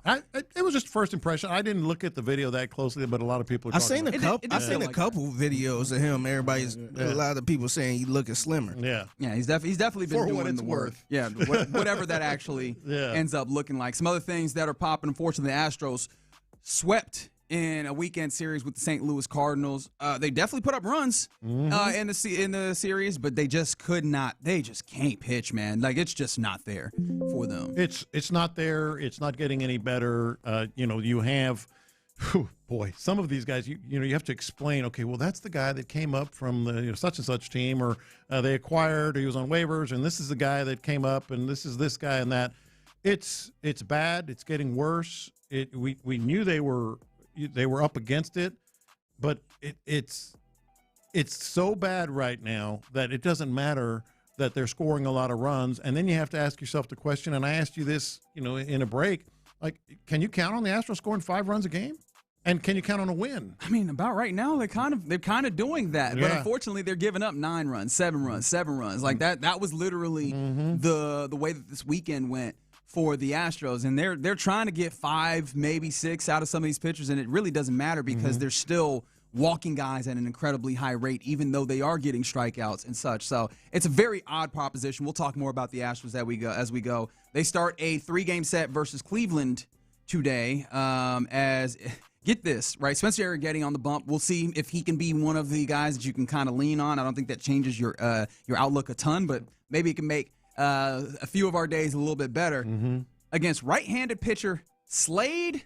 Is it Ciccone? Ciccone, there we go. Who, mind you, doesn't have a great ERA himself, but a better ERA than your team ERA. I think he's at a 5.03. The Astros are somewhere above 6, which is very far away from the rest of the league, mind you. But yes, we got a Slade on the mound. Slade. You think his mama gave him the name Slade? I like that name. Really? Yeah. Slade? That's Slade over there. Slade sounds like the name of a villain in a knockoff Teenage Mutant Ninja Turtles television show. It sounds like a band from the 80s. That's a Slade. good one. Slade. Good one. Ladies and gentlemen, Slade. Here's the thing, though. You mentioned Arrighetti. You can talk about McCullers. This is your hope right now, that you're going to be able to get some semblance of a sign from one of these guys that maybe they can hold it down. But holding it down, what does that even mean with the starting pitching when your bullpen is so bad? I don't know. Yeah. We'll see what the 13-10 Cleveland Guardians will do to your Astros as they host the Astros going in. Astros looking for their first win, not series win, against a team with a winning record. Yeah, that'd be nice. That'd be cool. Would that make you feel better? I guess. Okay. All right. That's a very definitive answer. Glad we did that. Josh Hader, mind you, though, moved to the 60-day IL. Which means that the first day that he could possibly be back is May 25th. Apparently, this is supposedly procedural, but it still feels bad. It feels bad. Can I give you a confession before confessions? Oh, no. On this? Because I get it. Very procedural. They had to put him on the 60-day because they had to call up somebody and get the 40-man roster right. I get that. Does it strike you as odd at all that he threw live batting practice 2 days before they put him on the 60-day IL? Oh. That, because it did me. Sure. It did me. No, my optimism for return to play has already waned. And again, I'm not saying that they're atrocious right now. It's just that with the number of injuries that they're dealing with and such, I'm already in a place where I'm like, all right, well, how much do I want to lean in? Hell, Dana Brown said on the flagship station for them that you're talking about Hunter Brown and Christian Javier early June returns. Right. So, yeah. Right. Because you get what I'm saying here. If you're going to, he talked about it was like the start of spring training, and you're talking about he's going to need rehab starts, and he's going to need to ramp it up. Why did he throw a live BP 2 days before you put him on the 60-day IL? It's a question. It is definitely a question that's worth asking. Yeah. Because I immediately, when we're all scarred with how they bring pitchers back, how they handle them, their process of, just dealing with these types of injuries. It just made me go, okay, so you clearly we're planning this what were they doing? What were they thinking? Buddy, there's a lot of questions to be asked about the way that the Astros are moving in general. We will have plenty of time to ask that as we are, about a month into the start of into the season, which, mind you, you've already had to claim an outfielder off waivers. That's Dustin Harris. You've seen him in play already this weekend. 1 month into the season, baby, we claiming dudes off the waiver wire. Don't you love to see it? Some other things. NBA playoffs, Game 2 tonight. You got Toronto and Cleveland. 6 p.m. Peacock, Atlanta and New York, 7 p.m. on NBC, and then I think the coup de grace, the prize of this particular night of basketball watching, Timberwolves Nuggets tonight at 9:30 NBC. It's a late game, but it's probably the best of these. Yeah. All these games have been really interesting in the first round, although oddly enough, somehow the first round still hasn't felt very playoffy. I don't know. Were you in that space as well? Yeah, I mean, I got up obviously for the Rockets game, and that felt very playoffy. But I get your point on that. Nuggets, Timberwolves. I guess I need to condition myself for tomorrow night and stay up for the. Because it's gonna be rough. It's gonna be rough tomorrow. Yeah, no, that's fair. And then finally, did you see that during the Live Golf tournament last week in Mexico City? Their stream went down mid-tournament, and apparently this was reported financial trouble having to deal with this. They pulled the plug. They didn't pay the bill. Now, of course, there's more to this. It's a little more complex than just the money issues. But when you see the Saudi PIF fund, kind of getting into this place where they're pulling their money or maybe trying to find ways to offload some of the assets, it does make you think. I know you talked about it last week, right? The Live Golf situation feels like it's a sinking ship. This feels like yet another sign of such a thing. Dying on the vine, and I think this is just another sign that the Live Golf. I thought it was a great idea. I thought they still have all the money in the world, but they're not seeing the results that they want, nor from fans, which is the most important part. So, yeah, dying on the vine. From the Base Power text line, the 713 says, Slade is the villain in the Teen Titans show. From the 346, Slade was a character, and I'm going to get you, sucker.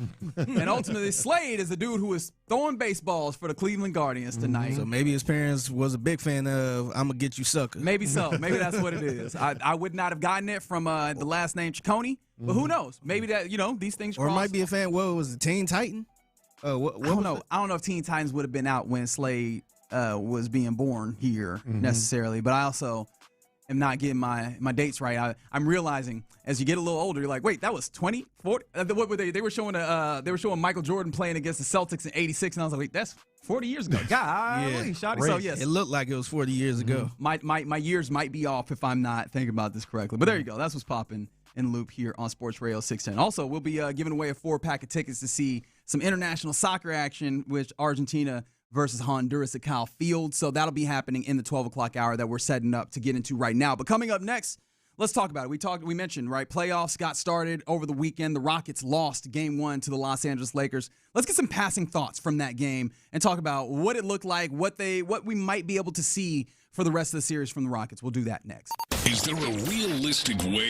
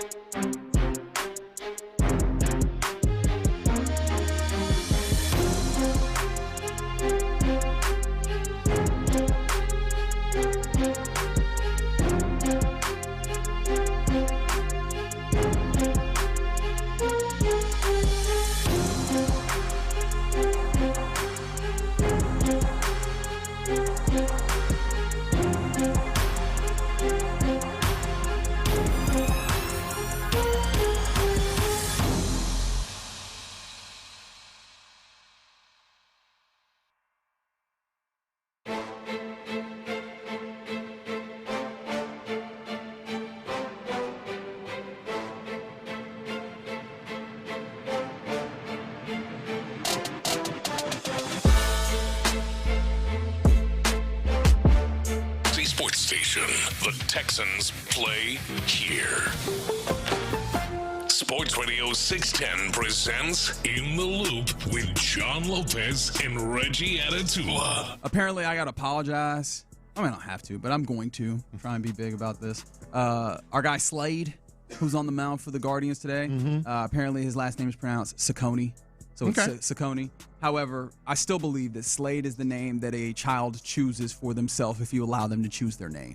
You know what I mean? I feel like I could see a 6-year-old being like, my name's Slade. Like, who gave you that? I gave it to myself. It sounds like a name of a video game. Slade. I think the rock band was good too. Yeah, rock. It does feel like a rock band, 100%. Yeah. We were asking, especially because the weekend was as it was for Houston sports, what saved your weekend? And from the 346, they said taking care of their wheelchair-bound friend while her husband was on a trip, watched their favorite movies, and then got $1,000 added to the bank account. How about that? Well, shout out to you. That's always good. Absolutely. I won't ask the circumstances under which that happened because that's not my business. But if there's $1,000 in there, that's a good weekend. It's a good day. Not a bad day if you just have a free $1,000. That would have helped my weekend a lot because unfortunately I was standing up in the back of a room watching the Rockets. I didn't know that's how you watched it. Yeah, well, the first half, and then I got in my car and Reggie could be very dramatic when the game is on and being out in public. Yeah, he'd be sitting there like, "Dang, man!" You be looking like, "What happened?" Yeah, it was a ball. I like when we pull the curtain back a little bit. So I went fishing as we mentioned earlier, and then I watched it at down in Aransas Pass by myself. Actually, I went solo this weekend. But anyway, so I was texting. I like when I text something like torching, the Rockets or a player or Ime or whatever. Reggie doesn't answer. Nope. You can tell he's just mad. He's just like, no, I'm not mad. I just don't. I think you're wrong, and they're gonna prove it. And I'm like, nah, they're bad right now, man. I just don't want to go back and forth in that moment. He'll like when the Rockets are winning, he's like, oh man, this and this and this and this. When they're losing, Eason look phenomenal. Radio silence. It's like fingers crossed. Well, usually when they're losing, the bad stuff goes to B. Scott or into the notes. Which honestly, the notes were plenty after this game. Yeah, so I want to see them. Let's do a little bit. Let's do some past thoughts. Yeah. Experience, wisdom, opinions, barbecue sauce. Our guy Lopez has it all and shares it with you.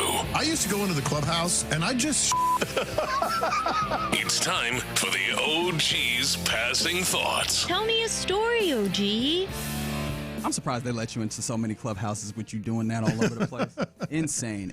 All right. They were looking forward to it. Early on in this game, one of the things that I threw up as a question, and, very much, especially between our relationship, talking about the Rockets, there's one thing that we don't always see eye to eye on, and that's Reed Shepherd's defense. And so I was very intrigued to see, because I think that he has the possibility to be an X factor, but he's got to be on the court. And so the possibility of him being on the court really depends on, can he be enough on offense, and how much on defense will this matter? And I'm going to be honest. I saw this as them attacking the hell out of Reed Shepherd early.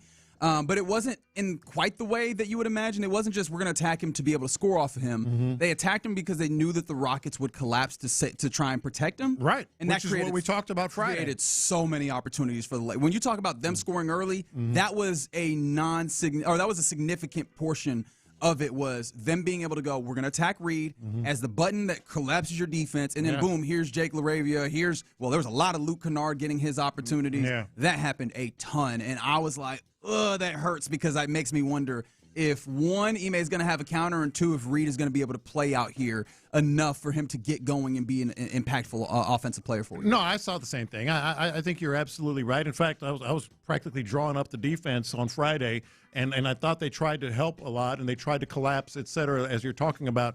Reed Shepherd was a problem defensively, but he wasn't the only problem. He wasn't. The kickouts, and by the way, they just made a lot of shots that I thought were challenged adequately. But they just made a lot of shots. I mentioned earlier in a weird way when you think about a team making 60%, that I thought there was actually adequate defense to win that game. But he wasn't alone by any stretch. He wasn't. Yeah. And the question I will ask you here is, I want you to revisit for the series, right, the Reed Shepherd role. What did game one do for your mindset? Because I don't think that he's one of those where you have to cut him out of the rotation. That would be absurd. But he also did not shoot as well as you would need him to in this game. He did give you some flurries, though. I will say, there were some instances, deep threes too. He gave you some flurries, 5 of 14 though, and so obviously he knocks down 5, but it took a lot. Are you just hoping for a better game for him? And so you don't end up with a -7 again? Well, I think what you have to hope for is, that's more, because that's what's going to keep him on the floor. It ties in with Reed Sheppard. It wasn't just him. I thought the Lakers, they were turning the corner easy, whether it was a man. Yes. They would turn the corner on a man, and I'm like, wow, where'd that come from? And that's the problem. That is my next confession here. One of the things that we've talked about in little moments, but I haven't honed in on, it felt like J.J. Redick did the capital P playoff thing, which is I know a weakness that you have, and I'm just going to attack the hell out of it. And it wasn't actually just Reed Sheppard, or it wasn't Reed Sheppard as the circle. It was your team, even though you're long, you've got some lanky guys here, you're not great at navigating screens. If we set a screen, you're not always good about getting around that screen and getting back in front of your defender quickly. And so they just pin down after pin down after pin down, and that let Luke Kennard, of all dudes, have what was the game of a lifetime, literally a career high scoring for Luke Kennard, who is, he is a solid shooter in the league, but he should not be a guy that is taxing your ass for 27 points in a playoff game, in game one. And I think that there's one part of it which I want to talk to is how did you feel about the screen navigation and that portion of the defense? Does that feel like a thing that they keep doing that they can react to? But then also we got to talk about the matchup, the head coach matchup, because I thought that was where I saw it. J.J. Redick clearly making a point to attack a weakness in a way that I don't think the Rockets did. Well, let's start with the matchup, because we mentioned this going into the weekend as well. J.J. Redick, I felt and feel even more so now, has a distinct coaching advantage over Ime Udoka, and that's illustrating it right there. The other thing, I thought Hachimura was going to be the guy. If one of these guys got hot, I thought it would be more likely to be him, because he's prone to maybe pop up with a 20-something point game and some shots from the outside. He had a decent game. I think, what do you have, 13, something like that? Everybody had a decent game. He had 14. Literally, the entire starting lineup for the Lakers scored in double digits, including Marcus Smart. Yeah, Rui Hachimura had 14 points on 6 of 10 shooting. Yeah. Luke Kennard had 27 on 9 of 13. It ended up being Kennard, and I thought some of his looks were way too easy, especially on some of the kickouts, et cetera. But some of them were not easy. Some of them were off balance, going to his right, the guy closing and still making the shot. So, number one, I think clearly Redick outcoached Ime, and that's got to be a concern going into game 2. Secondly, the only way the Lakers win is if some guy like that, and all due respect, whether it was Hachimura or Kennard, going off, and he went off. That there's not a lot you can do about that. He literally didn't miss a three-pointer. But you could have done more. Could have done more. He literally didn't miss one. Did not miss a three-pointer in this game. Luke Kennard. Yeah.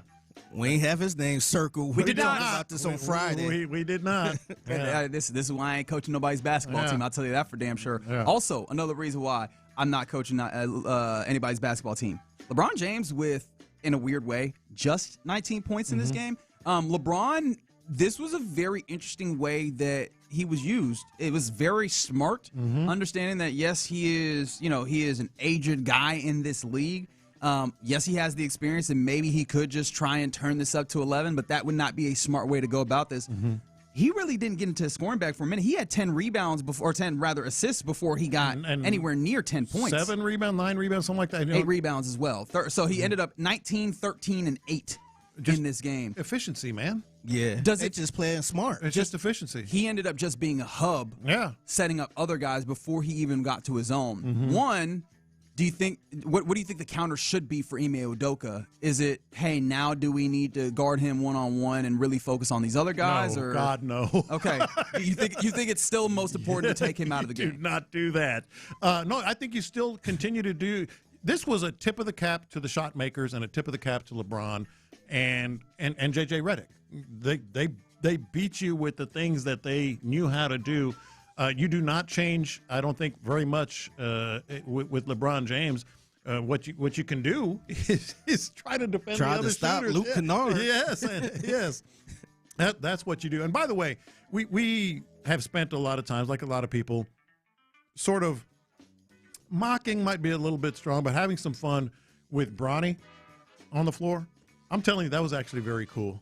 It was very cool watching. Oh, just the narrative portion of it? It was really, I got to admit, I was like, that's kind of neat. I mean, playoff game, family in the stands, LeBron's looking at him like, oh no, you do this and this and this, and Bronny's on the floor. I thought that was pretty damn cool.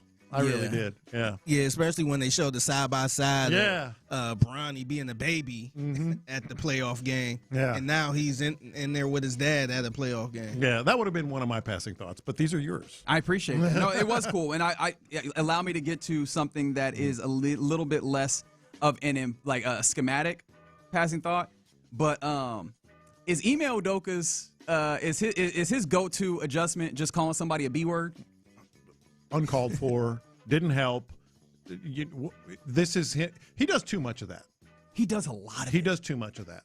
And calling out players on the other bench and pointing at them and talking to them on the floor. Hey, he's that one dude at the rec, man, that always call people soft, calling people out their names. You know what he is? What you gonna do about it? Yeah. He's the dude that we got to stop the run for to argue what point is for like 5 minutes before we start playing again. No, just check up, man. Let's go. Yeah. And honestly, it's too much. It is, especially because you have all these schematic things that we need to be doing. I don't think you got time to be out here arguing with, even if it's arguing with the ref, right? I don't think you have as much time to be doing all of that portion of this as your boys are constantly scrapping to try and stay within range of this game. Yeah, I thought the same thing. I'm glad you brought that up because it's kind of like those people like he should be in his playbook, instead of out whatever at a charity event. No, he should be focused on a lot more important things than that.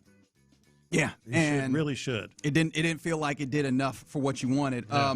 Also, we talked about the non-LeBron minutes, what that was going to do, how the Rockets would fare. Now, of course, there's no KD here, so that changes a lot of this. Yeah. Buddy, the non-LeBron minutes looked terrible, and they're fewer and further between there early on. He was getting like 3-minute spins, sit downs, and so you needed to make something happen in those 3 minutes, and they just did not do that. No, they didn't. And we often talked about, it's not so much the non-LeBron minutes from the Lakers, which were significant as we've talked about here, but what you're doing was looking lost offensively, in terms of your minutes when LeBron is on the bench. And another thing Redick did quite well is situationally bring in LeBron at the ends of quarters, offensively, just to put some more pressure on the Rockets, and I thought that was big too. Yeah, so I'm interested. I'm wondering how many more times LeBron can play that many minutes, if that's just the game plan for him to play. As you mentioned, 38 minutes. There it was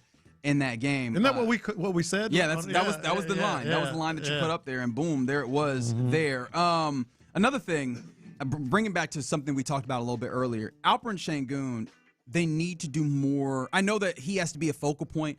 You have to start it in different places. There's way too much Alperen Sengun on the perimeter with the basketball.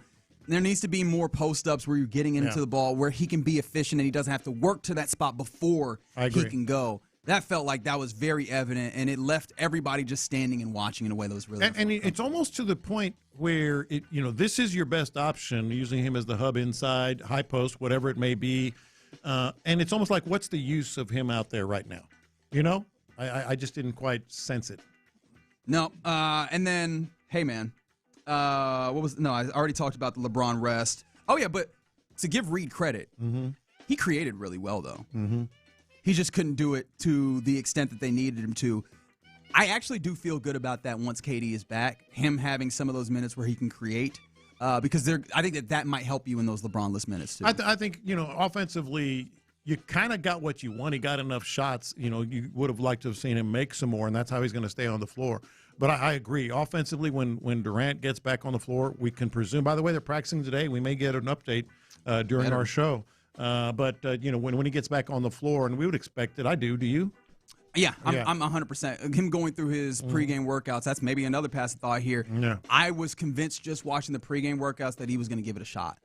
Now, I did see him grimace a little, like every once in a while, and I was like, "Ooh, okay, maybe." And that ultimately ended up being the place where he didn't. But he was knocking down shots in a way that made me go, "All right, he was going to give it a shot." So I feel like he will definitely play in game 2. But back to your point on Reed Sheppard, that is going to benefit him immensely. If he gets back on the floor, man, like it will everybody.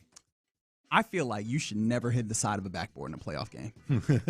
Who was that? Jabari Smith Jr. That's right. It was Jabari. I just feel like that shouldn't happen. Let's try this. I feel like it can't be. It can't be doing that, man. It happens, though. I mean, you're trying to force up a shot. You get pushed out of your position. You're back behind the backboard, and boom, there you go, hitting the side. I just that was too much. I let go of the rope on that one. I was like, all right, well, this is be it. When did you let go of the rope for real? That? I'm having a hard time remember specifically, but I mean, once it was very clear, and it probably was in the third quarter. Once it was abundantly clear that, hey, man, no offense is going to be found. The way that I described it to somebody this weekend was, if the offense looked like they were rooting around in the couch looking for it. You know what I mean? Like, you know how you might go and say, dang, I need 75 cents. Is there some in the corners of this sofa? That's how it looked like they were looking for offense. That's just not going to be sufficient. I thought, and you probably will remember because I don't have the play-by-play in front of me, there was a moment early in the fourth quarter, maybe late in the third, when the Rockets actually did knock down a big three and got it down to 11 or 9, I believe. And then the Lakers answered with another three right away, and I think it was Kennard. That's when I'm like, okay, they don't have the offense. They can't come back from this. You know, to knock out an 11, 13-point lead at that point, I thought, okay, that so much for this one. Who was the bench guy that you were most excited to see on the court when you did see them? Tari. Okay, outside of Tari. Outside of Tari. I don't know. Uncle Jeff at this point. I guess. I think for me it was Aaron Holiday. It might have been. I think it was Aaron Holiday, and although he did miss all of his shots. So, like, again, we know this when it comes to the depth. They might just need to tighten this rotation up even more, is a thought that I had. Now, it's early to do that. You still need to feel some things out. Yeah. They might get to that. Well, the 6 would be small. I think 7 would be the place where it's the starting 5 that you know. And then, I guess, let's put Josh Okogie in the starting 5 here just because we know who Ime is, right? With Kevin Durant back, Reed and Tari. And that like they might get to a place where they're running that thin. Well, no, they'd still need to put a big in here. Like, they'd still need to put a little bit of Capella. They might. Amen airball Denny. Yes, also, that's a great point. And I'll wrap up with this. Hey, man, the forcing of some of these three-point shots, I don't know if that helped. Like, Amen forced up a three-pointer that ultimately he airballed on. Yeah. Reed forced up a three-pointer that, if I remember correctly, he airballed on. Now, of course, that's which I don't mind. They're not finding easy shots. But once Kevin Durant's back, I feel like that pressure is not something that I want to see. The fact that they get to a place where they just have to hoist some really ugly shots up. Really hoping that does not continue, because that's not helpful, especially once that ball gets got by the Lakers. They get that rebound, hit it ahead real quick, and here we go, transition. Yeah. All right. So quick passing thoughts here about Game 1. Game 2 happening tomorrow evening, 9:30 tomorrow. So get your mind prepared for that. But coming up next, let's do our lunchtime confessions here on Sports Radio 610. All right, let's talk about Low T, the Low T Center and.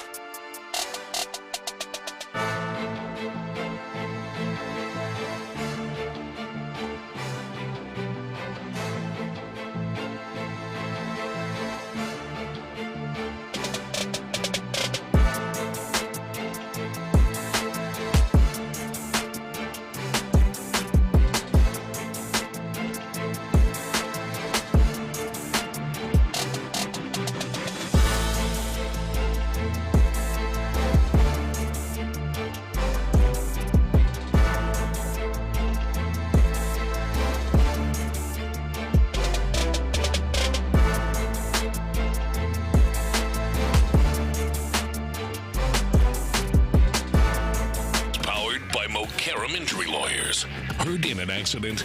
Call Mokaram Injury Lawyers at 281-222-2222. Sometimes it's sports, sometimes it's not. Whatever it is, Reggie and John are keeping it real. It's In the Loop's Lunchtime Confessions, presented by the Men's Clinic on Sports Radio 610. Watch this.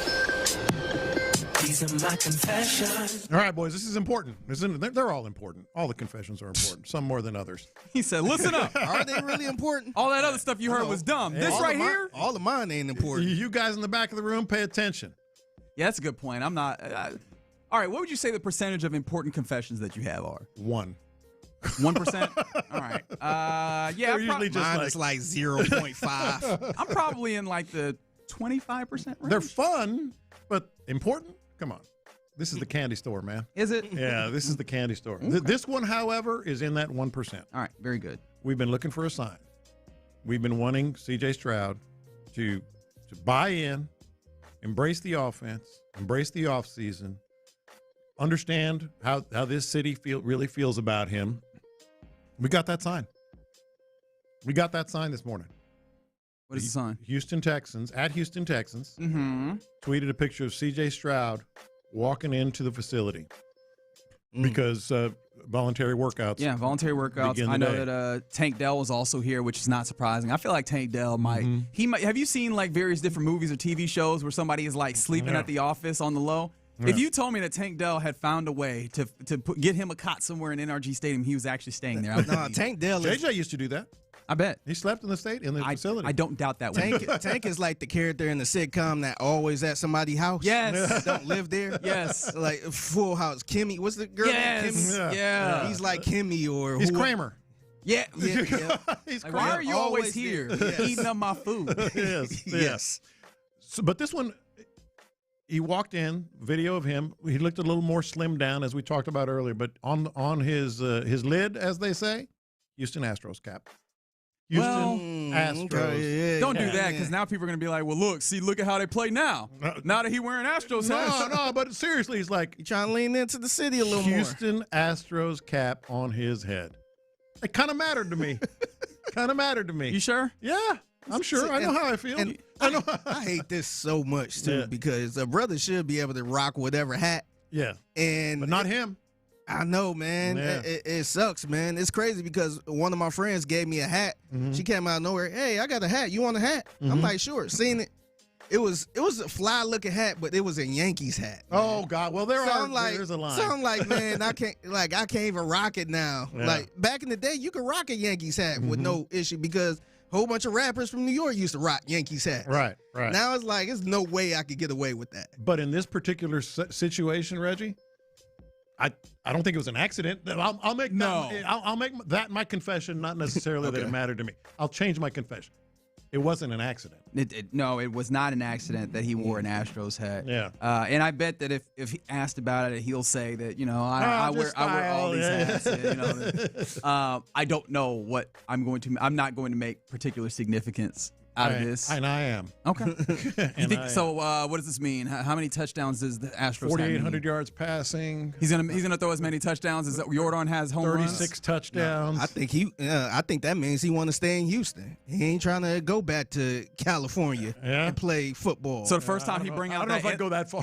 The first time he bring out that Inland Empire hat, you're just gonna be like, well, yeah. Exactly. Wait till he start rocking the Dodgers hat.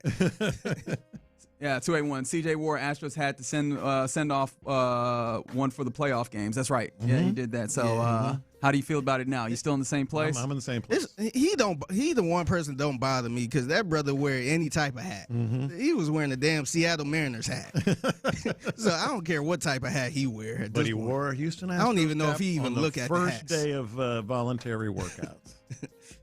These are my confessions. So I believe Aaron Wilson was reporting that the Texans have, quote, met extensively in person with Ohio State tight end Max Clare since the combine. What about that tight end from LSU? I don't know if there was any further reporting on that. Okay. I haven't seen anything to that point.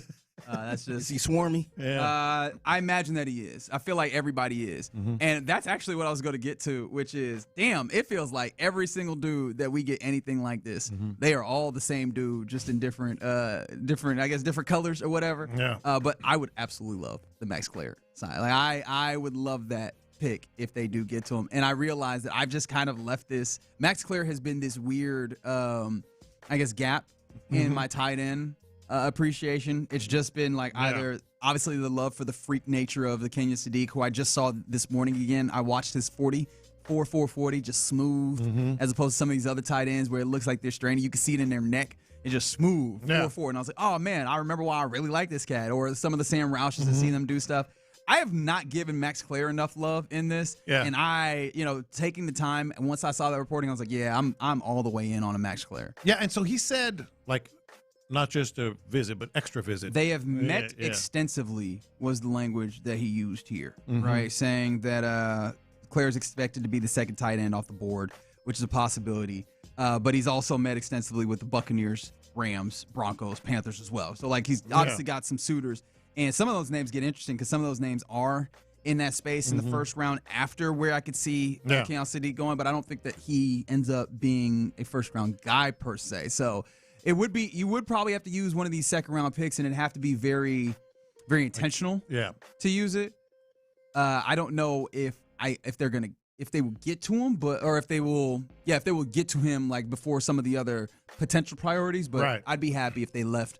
If we leave day 2 and you go, all right, Max Clare, tight end for the Texans. No, as we get closer, I always put a little more stock into these reports. There's a little bit of a qualifier on this one, simply because I could just be doing agent things. Yes, because also if we're like, hey, he's met extensively with 7 teams, right, what does that mean? There's that, and there's also other teams couldn't make the point all moot. Because they would take it. Also, how many times have we seen this story where some dude is like, yeah, there was this one team that told me they were going to pick me if I was on board, and it happens all the time. Really mean it. Yep. These are my confessions. All right, this is one of my confessions. So, I feel like we in a city where we can't really get credit where it's due, especially if you play for a team like the Mavericks. So we kind of went through that with Luka. Yeah. How good Luka was. It's always hard for us Houstonians to admit that, man, we like watching Luka. Yeah. I gotta admit, man, I really like watching Wemby. Oh, yeah. I love watching Wemby, man. Just that game. First of all, the environment was insane. Just the colors and it was beautiful. Like, what is this, velvet? It was. I like that. Yeah, it was beautiful, man. And then just seeing Wemby on the floor, I'm just like, man, that's somebody that's box office right now. I know we've been having a debate on who's going to take who's going to be the face of the NBA. Yeah, that got to be the face of the NBA. I don't give a damn if he don't want to be. He is the only person I show highlights to my wife. Yeah. Like, babe, look at this. Yeah. Look at this dude right here. This dude is 7'7", and look how quick he's moving. 7'7". Yeah, I really enjoy watching Wemby. I won't go as far as to be a fan of the Spurs or nothing like that. Yeah. But it's hard not to watch a Spurs game. No, that's more than fair. Floor, and man. he says all the right things. Dude, that's the thing is, I can understand you sports hating him. Yeah. However, especially for the folks that are like, oh man, these basketball players done gotten too chummy. Yeah. Not Wemby. Wemby's out here to search and destroy. He wants to run this. I still vividly remember on draft night where we were who ended up getting taken number 2? Was it Scoot Henderson? Where people were like, yeah, Scoot Henderson should be a number 1. He was like, yeah, he absolutely would be a number 1 if I wasn't here. I was like, I like this guy. Well, and just like he waited for, I forget which player it was, after the game to walk off the floor with him, and they asked him, well, why'd you wait for him? He says, because no one walks alone. I'm like, oh boy, this guy just says everything perfect. He just does everything the right way. Man, that's like watching a unicorn, man, just on the floor. I'm just like, man, I'll stop my wife like, babe, look at this. Look at this highlight right here. Yeah. And she was even like, whoa. Like, It's crazy, man. I don't think I enjoy watching somebody play that much. Yeah, I think in a long time. I think you come to sports for the same reason I do, which is to see people do incredible stuff. Yeah, and seeing the 7'5" dude out here actively. He might be 7'8". He might be. Honestly, they could be lying to us. Out here playing like a guard. It's the same feeling that I had watching Kevin Durant get to his spot and just pull up and knock down shots. It's like, dude, this is not supposed to happen. Yeah, exactly. At least Kevin Durant became kind of normal. I think we kind of take it for granted.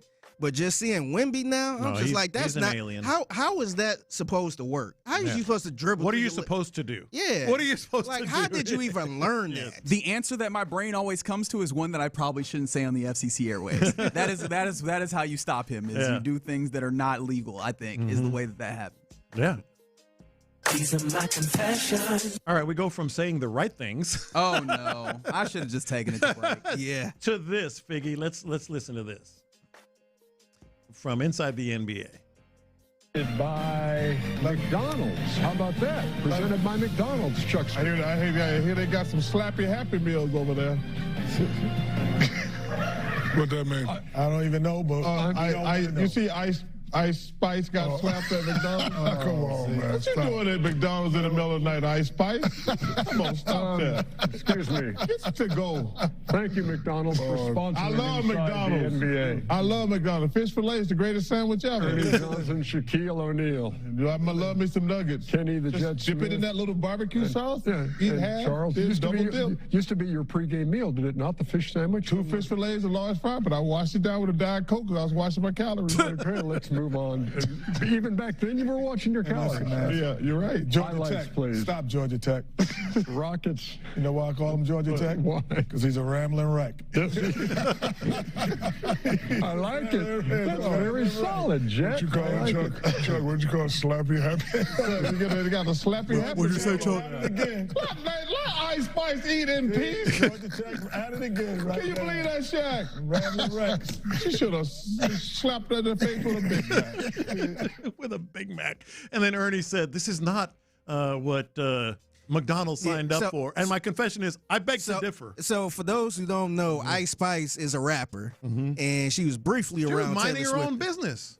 Yeah. She was just sitting there. First of all, she's a big enough artist to not be sitting inside of a McDonald's just by herself with no security, no nothing. And somebody walked up to her, they kind of started going back and forth, and she got slapped. Yeah. And so that's what Charles Barkley is referring the Slappy Happy Meal. But McDonald's, big sponsor, Ernie Johnson said, this is not what they signed up for. Dude, it's already worth every penny. No, for sure. It's worth every penny. There's the viral moment. I guess my confession tagged onto this is I've realized I don't enjoy inside the NBA as much as I used to. Really? Yeah. How could you not like that? It's fine. It was cool. Like, I laughed at it. It's not that it was nothing, but I have kind of appreciated this new landscape of broadcast partners with the NBA. And I'm like, hey, I appreciate the funny when we get the funny. Oh, I love it. It doesn't feel as grand compared to the other ones. And some of that's ESPN's fault for not having them on as much. But those are our lunchtime confessions here in the Loop on Sports Radio 610. All right, coming up next, let's get to a mock draft check-in. There's 3 days to the draft, and we've got yet another 7-rounder coming in. So again, I'll ask you the same question the last time as that last time when I showed you a 7th rounder. If the draft played out like this come Thursday or come Saturday for the Texans, would you like it? 713-572-4610. We'll dig in next. Ready? Signed.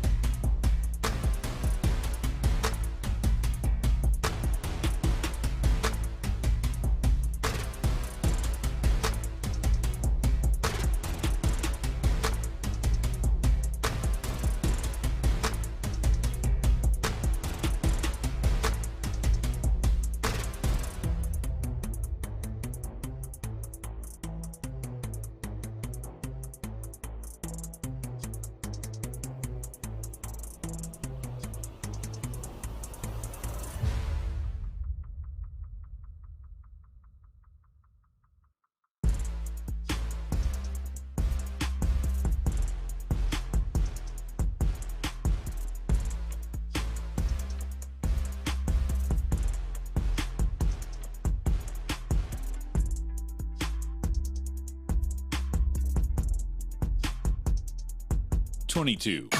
The Sports Radio 610 text line is energized by Base Power. Save money and switch today at basepowercompany.com/610. Sports Radio 610 presents live from the West Point Lincoln and West Point Lincoln of Sugar Land Studios. Here's In the Loop with John Lopez and Reggie Atatula. Fig, it's a lot of people on the text line and the YouTube pages, courtesy of Mo Karam Injury Lawyer. The text line is Base Power text line, mind you, that are mad at you about the Wemby because they're just like, not on my team. I don't care. I'm hating. Oh, you knew that was coming. Hey, no, I get it. Yeah. No, I totally get it. But, man, if you're a fan of basketball, you just like to see something that you've never seen before on the court. Man, I enjoy it, man. I hate the Spurs too. I probably hate the Spurs more than all of y'all. I enjoy watching Wemby play, man. Yeah. Jonathan Fagan wrote a piece in 2023 on the Chronicle about, how one game could have changed in 23 and you end up with a different pick. Mm-hmm. When you bring up Wembanyama in that moment, I was like, oh, that's right. Pray for Victor. Pray for Victor. You were close.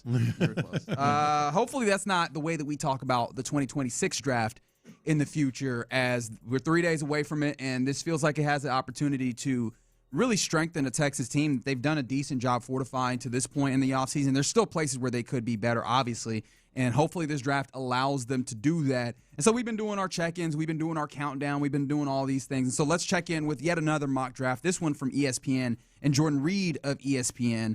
And again, the question I'm asking you, if the draft goes this way for the Houston Texans from Thursday to Saturday, would you be happy? Obviously, the Texans start with the 28th pick, and then they go on from there. 8 picks in the 7 rounds, at least as of now, without anything moving or shaking. So we start with, obviously, your first-round selection, and that selection would be, if you give me 1 second to make sure I get myself straight again, because I'm now all over the place. At 28, the Houston Texans would select offensive tackle from Alabama. Ooh, are you going to say Proctor? Caden Proctor. So the reasoning that Reed puts up here is kind of interesting because I don't know that I have seen people go to this same place, but the offensive line been a constant need for the Texans. Proctor might have the most upside, is what he says, as a blocker in this class. Massive, heavy-handed. There's question about his conditioning and whether he's a tackle or a guard, but they're like, look, man, Texans need help up front finishing. Get him on the board. Now, this is a lot less in line with some of the other things, like when we saw Dane Brugler's 7-round mock draft, and he's talking about, all right, them, having some attachment to Chase Besantis, obviously being at the pro days and so on and so forth, having those conversations. This is a lot more just based on, I think that they need this, so let's put this here. But how would you like the Caden Proctor pick at 28? What I do like about it is, and you sort of alluded to it there is a potential for versatility. And I know that's something that was kind of a bad word when Bill O'Brien was here, because he wanted everybody to be just versatile and all of the versatility and all that stuff. Versatility at the expense of actually ability to play a singular position and hold it down to the starter quality. But you do have some of those guys. And so you bring in a rookie with the line, in essence, set, otherwise, I think you can find where he fits best. You have to have versatility. There it is. But I think you can find where he fits best. So the thing with Caden Proctor, and it's been a little while since we talked about Caden Proctor, so I can't recall if we've actually had this conversation. How much does it concern you, the idea of a dude and maybe his workout habits, especially for a dude who has been so big, who's been like 360 as a dude, big boy, right? And the weight, the weight management and just the practice habits, how much does that concern you, especially for a program like the Texans that values those kind of ethics in their players? I think just in a general sense, obviously there has to be some concern. If you're hearing this from more than one place, maybe his work habits are not up to par.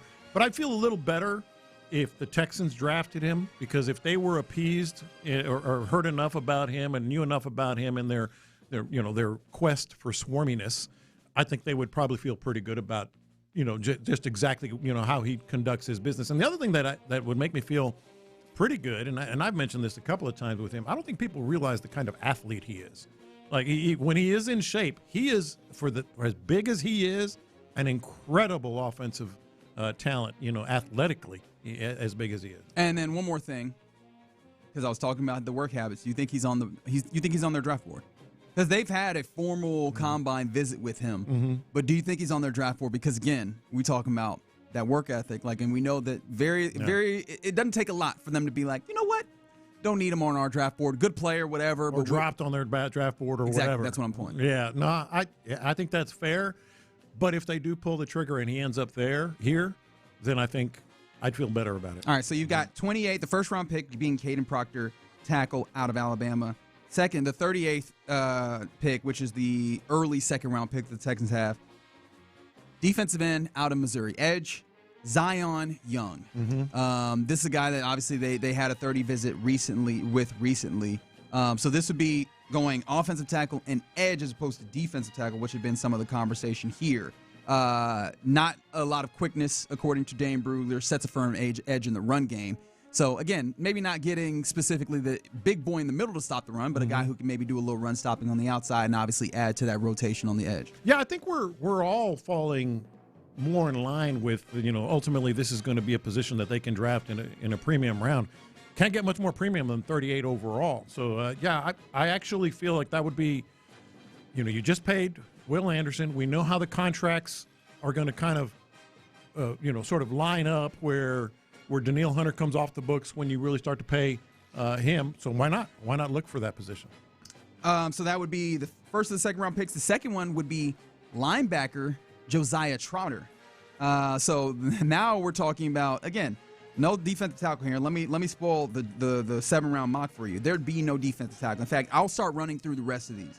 You'd go Josiah Trotter, linebacker at 59. At 69 would be a cornerback. So you finish out your top 4 We're getting picks. a trend here. You'd end day 3 with a cornerback, Keith Abney II. Then in the 4th round, which is center Palooza, right? That's where all of those centers are mocked. They have you going with the center number 1 on a lot of people's boards, Jake Slaughter. So picking up a center there. Then tight end Nate Borkacher. Borkacher, yeah. Yeah, and then you go Kalen Black, running back, and then you finish out with another defensive end, Quintavious Hutchins. That's what you'd be looking at. Just as an overall draft. So again, no defensive tackles in there. You end up with the linebacker and a cornerback on day 2. Would you be happy with the draft that looks like that in large? Defensive end, linebacker, cornerback, all in your top 69 picks? Yes. That's a lot. That's a commitment. That's a commitment to the defensive side of the ball. And no tight end until you're talking about the later rounds, right? No tight end until later there. Running back way later as well. So again, not getting that higher running back that you were thinking about, like maybe even a 4th rounder in that range. Would you be happy with a draft that looks like? Overall, not as happy as I would be with another one. But I think Proctor can be something of a reach, as we talked about at tackle, but I do see the value there. And then defensive end, linebacker, cornerback. I wouldn't be surprised if they go with a big, with a defensive player in one of those 2 second-round picks, but both, that might be that might hit a little funny. Well, those defensive players in particular, like an edge is cool, but then you go linebacker, which I'm interested in linebacker, but then linebacker, cornerback, and we add somebody to the tight end room, but it's really later in a way that feels almost like the Luke Lachey ad last year. Yeah. Right? I don't think I'd like this draft, honestly. That's what I'm saying. Not as much as I'd like another one. Now, I do like the Slaughter pick there. I do like the recognition that, hey, once we get to the center land, especially if you're not going to do the thing that I'm kind of enamored with, but I also have to recognize might not be real. The Keelan Rutledge thing is interesting to me, but that's not a guaranteed center there, so probably not the best way to go about this. But I do like the idea of going and getting making sure that you get a center. And if you're going to get that, get the best one of those available. Also, technically, unless you're considering Caden Proctor and you're definitely moving him into guard, there's not a guard in here, right? There's not another interior guy unless you are moving Caden Proctor in with this draft here. I'm with you. It doesn't seem plausible for what we think, and I think a lot of people think the Texans are looking at, early on in the draft. Again, I could see them making a move on a defensive player, but you got to fill some answers at tight end and guard and center. Yeah, I don't like this one. All right, so the question I will ask you here: if instead of I'm with you 9-6. Well, they went further. They hate that mock. Yeah. And to be fair, I think that Jordan Reed is good at what he does, but I don't know that he's as tapped in as like the likes of Daniel Jeremiah, Dane Brugler. So this draft, again, I already told you, it feels like this mock came from more of I'm going to take what I think is their needs and then build a mock from that, as opposed to some of the other mocks at this time where it feels like they're building them out from, I'm hearing things that seem like this is going to be in. So I don't know that this would fall in line with what the Texans would do. However, if Caden Proctor is the pick at 28, if it's either Caden Proctor or you trade back and you add to your day 2 stock or of picks and maybe an early day 3, which would you prefer? Making sure that you get Caden Proctor, a talented, big physical tackle that can maybe move into guard depending, or getting some more picks in those middle rounds and doing stuff with that. Well, I do like him, and we just talked about it. I like his athleticism. And, obviously can move inside, as you just mentioned. But I don't think I would prefer that. I don't think they'd be my first choice. Yeah, I think I'm the other way, right? Especially if we're talking about, hey, there's all these dudes that you like, Zion Young, Josiah Trotter. I'd rather get a whole bunch of those middle round picks and play in that space where maybe you have an opportunity to add a Jadarian Price as well. Maybe you have an opportunity to get into one of these, like a Max Clare at tight end in that space as well. I'd be willing to sacrifice that top end with, or maybe even just add into Pregnon into place in there with some of those other things that you're doing. I'd be more appreciative of that. But again, mock drafts give you an opportunity to look at some other different ways that this could go. I just really hope that we come Saturday and next week when we're talking about it, that it doesn't look like this. I'm going to be honest. Yeah, no, I really agree. hope it doesn't. All right, you're in the loop here on Sports Radio 610. Coming up next, the series versus the Cardinals for the Astros confirmed that, honestly, the Astros are flatly a bad team. However, is there any path to redemption? 713-572-4610. Let's talk about it next. All right, you've been dreaming about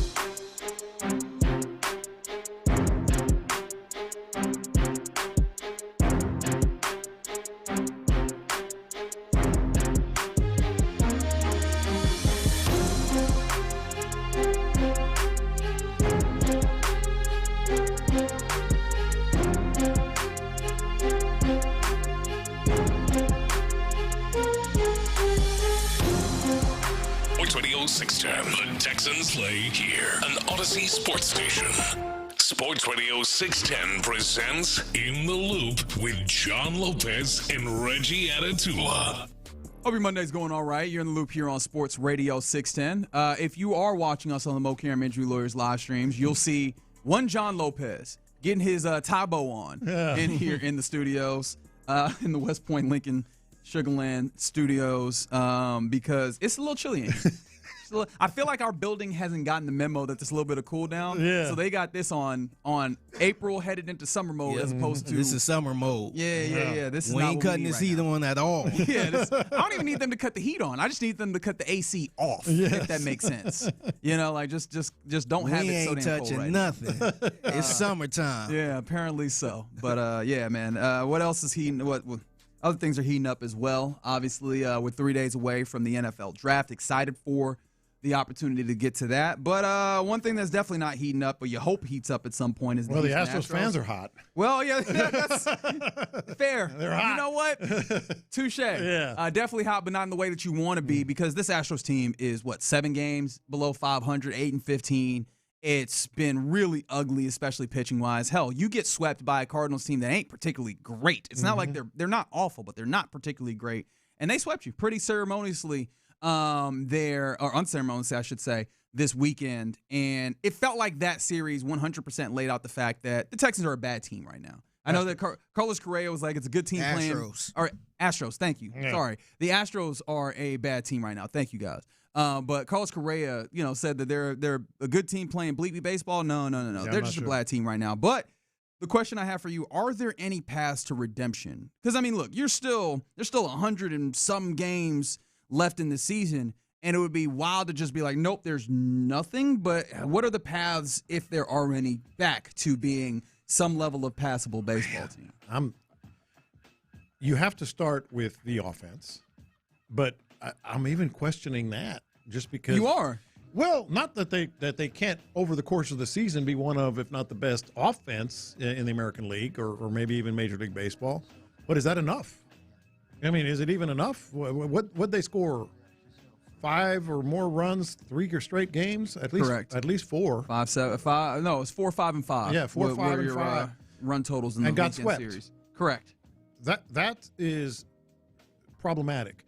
And the reason, the other thing that is just really problematic, they have the worst pitching in baseball. Bullpen, starting, innings. Just name a stat. They have the worst pitching in baseball. And Dana Brown's out here saying, we can sustain this because we have pitching depth. Where? I'd like to see it. We got a lot of mid, baby. we got a whole hand of low spades. I got you a spade, a 5 of spades. I got you a 7 of spades. We might be able to get some books. No, you won't. No, you won't. No, you won't. That's not how this is going to work. Go board. Yeah, 100%. That's the bid that you should. That's the bid that you should absolutely make, and that's what it feels like in this moment. You were talking about the pitching. I was looking at this literally. Was this earlier today? Yeah, it was earlier today. I was looking at MLB, and I was like, all right, so let's see what the team pitching is. What's the team ERA? Mm-hmm. Would you like to guess what the team ERA is? I have a hunch it's over 6. That is correct. It is a 6.11, which is a good, 80 points above the next closest, which is the Washington Nationals. 80. Something like that. Yeah. Roundabouts in quick maths here. That's high. They have the highest whip by a large margin as well. Walks and hits per inning pitch, right? Mm-hmm. These things, and those are the simple statistics before we get into the advanced. They're striking dudes out, interestingly enough. Mm-hmm. They're just walking dudes, obviously allowing hits, and everything is a high leverage situation because everything's close because your pitching just can't give you a place of advantage. Literally, you're talking about the hitting on this team. Mm-hmm. They also are high up there. They literally have their top 5 when it comes to home runs. Mm-hmm. Their offense is really good. Runs scored just generally, I believe that they're tied for second, 121 runs, second only to the Atlanta Braves who have 122. Right. This is a team that offensively is doing. They're maxing out largely, and Yordan Alvarez is the key to that. So yeah, when it comes to the path to redemption, you would imagine if you could find some level of normalization pitching wise. Problem is, where does that come from? Right. Hunter Brown and Christian Javier, Dana Brown was saying recently, they're not expected back till early June. Mike Burrows, you can look at some advanced stats that will tell you that maybe his actual production has not matched his stuff thus far. However, I think his expected ERA is like a 4-something. Is that getting you excited? No. Right? Tatsuya Imai, who's on the IL with the fatigue that we know isn't the case. God, if I know. God help him if I know. Yeah. There's that. Who else do you want to throw up there? Lance McCullers Jr., that gets you excited? Spencer Arrighetti is going tonight, but even then, right, like if you find a Spencer Arrighetti where you go, damn it, okay, here he goes. He's pitching. We've seen that's not enough. Last year you had a Fromber and a Hunter Brown going. Yeah. Right? That it feels like those are not going to be the ways back to this, unfortunately. It's going to be nibbling at the edges. And even in the circumstance where maybe you find your way back there, right, where your pitching kind of stabilizes, you look at your pen and you had 3 guys that you like. Ben Asusa comes back. Josh Hader comes back in late May, and you go, all right, now we got to put pen again. It can't just be a steady pitching performance. It has to be enough of a pitching performance for you to make up the games that you are now down, whether it's the 3.5 that you're down in the AL West or just the fact that you're 7 games below 500. You need to do enough to make that up. And I don't know that you're getting to that place in particular. Well, the steady part to me is the most important part because yesterday Burrows was out freaking standing. Well, he didn't allow any runs to score in the first 4 innings of work? Going into the 5th until he wasn't, and then all hell broke loose, and he gave up 4 runs. So it's not just from game to game, are you able to get the same performance out of Burrows, the same performance out of Arrighetti, we don't know, McCullers. We just don't know. But even in the course of a game, you have to be able to go into the 6th inning, at least the 6th inning, and then your fingers crossed with the bullpen. So it's very, very problematic. Just even within game, how long can McCullers really go? We saw him once, early on his first start, go into the 7th. But Arrighetti, we don't know. Burrows, we don't know. We don't even know what Imai is going to do at this point. But he's a large part of the path to redemption if you are able to make it. He would be. Because he's the one that you can go, there's a possibility that there's something that shows up. And even then, we're talking about possibilities. How many guys do you know can give you production that you're hoping on? There's not very many of them. So you have to go to the second tier of that, which is dudes that we think could maybe give you production that haven't yet. And there's not that many of those either. No, there's not. Bullpen, there's very few guys that I would say, you can count on even as well. So once you let's say you get 5 innings. Brian King cooked in your mind? Sorry, not King, Abreu. Sorry. Abreu. God, there's too many Brians around here. I'd like to see him back in a different role. I like K-Wei Tang. What role is that? Not the 9th inning.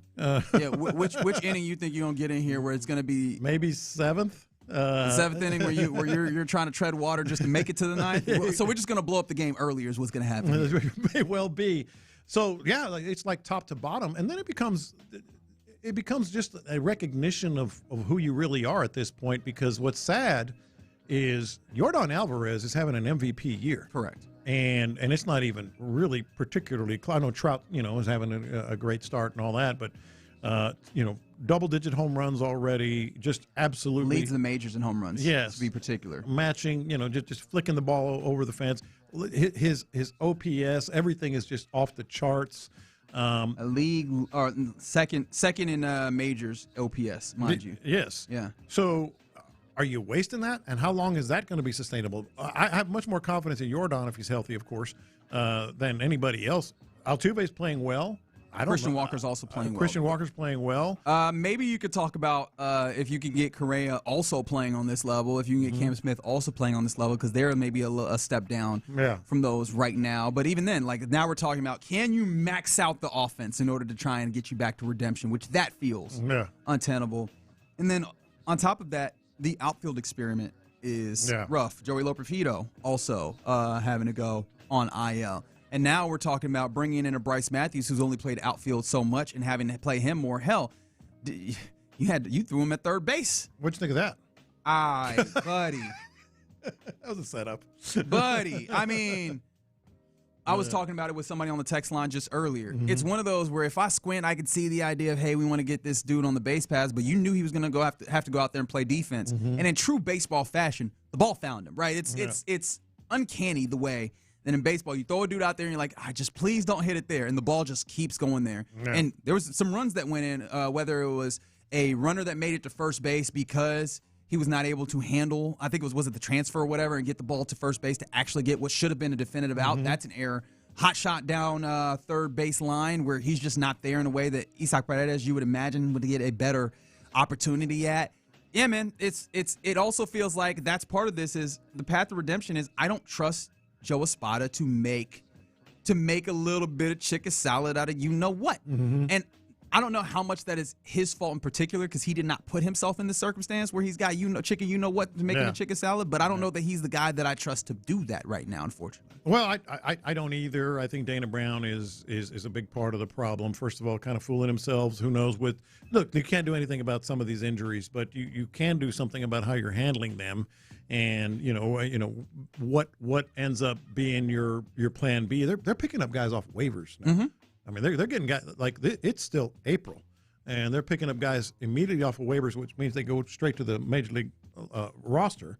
In the case of Dustin Harris, that alone tells you that you are not equipped, even despite the injuries, to be able to withstand this and build something over the course of the year. And so, look, it's funny. I tried to ask this question in such a way where it left room for optimism, but all I got is, nah, man. And maybe this is one of those when you're winning, it feels like you're never going to lose again. When you're losing, it feels like you're never going to win again. But I'm trying to look at this fairly reasonably, and it just feels like I don't see it. I don't see the path back, which again starts us on the conversations about how do you handle this. Like, do you see a circumstance that is more likely where this team makes the playoffs or more likely that they finish the season with somebody else managing the baseball team? Oh, 100% somebody else managing the team. I mean, I think we can have that, and maybe we will tomorrow at some point. Tomorrow. We're having the conversation tomorrow. No. I'm saying in terms of, well, I'll get you. But as far as this point right here, you have two guys in Dana Brown and Joe Espada that just are not. They're not signed, first of all, beyond this year. And I think Joe Espada you can directly point to as like not getting the job done. Same with Dana Brown. I think it's much more on the table that they finish the season without one or both of these guys, especially Espada. Now, I think the Jim Crane of this all is he's always like, hey, we always need to compete. And right now, again, the way we're looking at it, I don't see the contention within this Astros team as currently constituted. Always have to say it's early, but again, what is your path back if you were saying that? Because this is not as talented of a roster as the roster, what was that, 2 years ago, where ultimately you were able to stumble your way out of what was a dark place. This is not as talented of a roster as that one.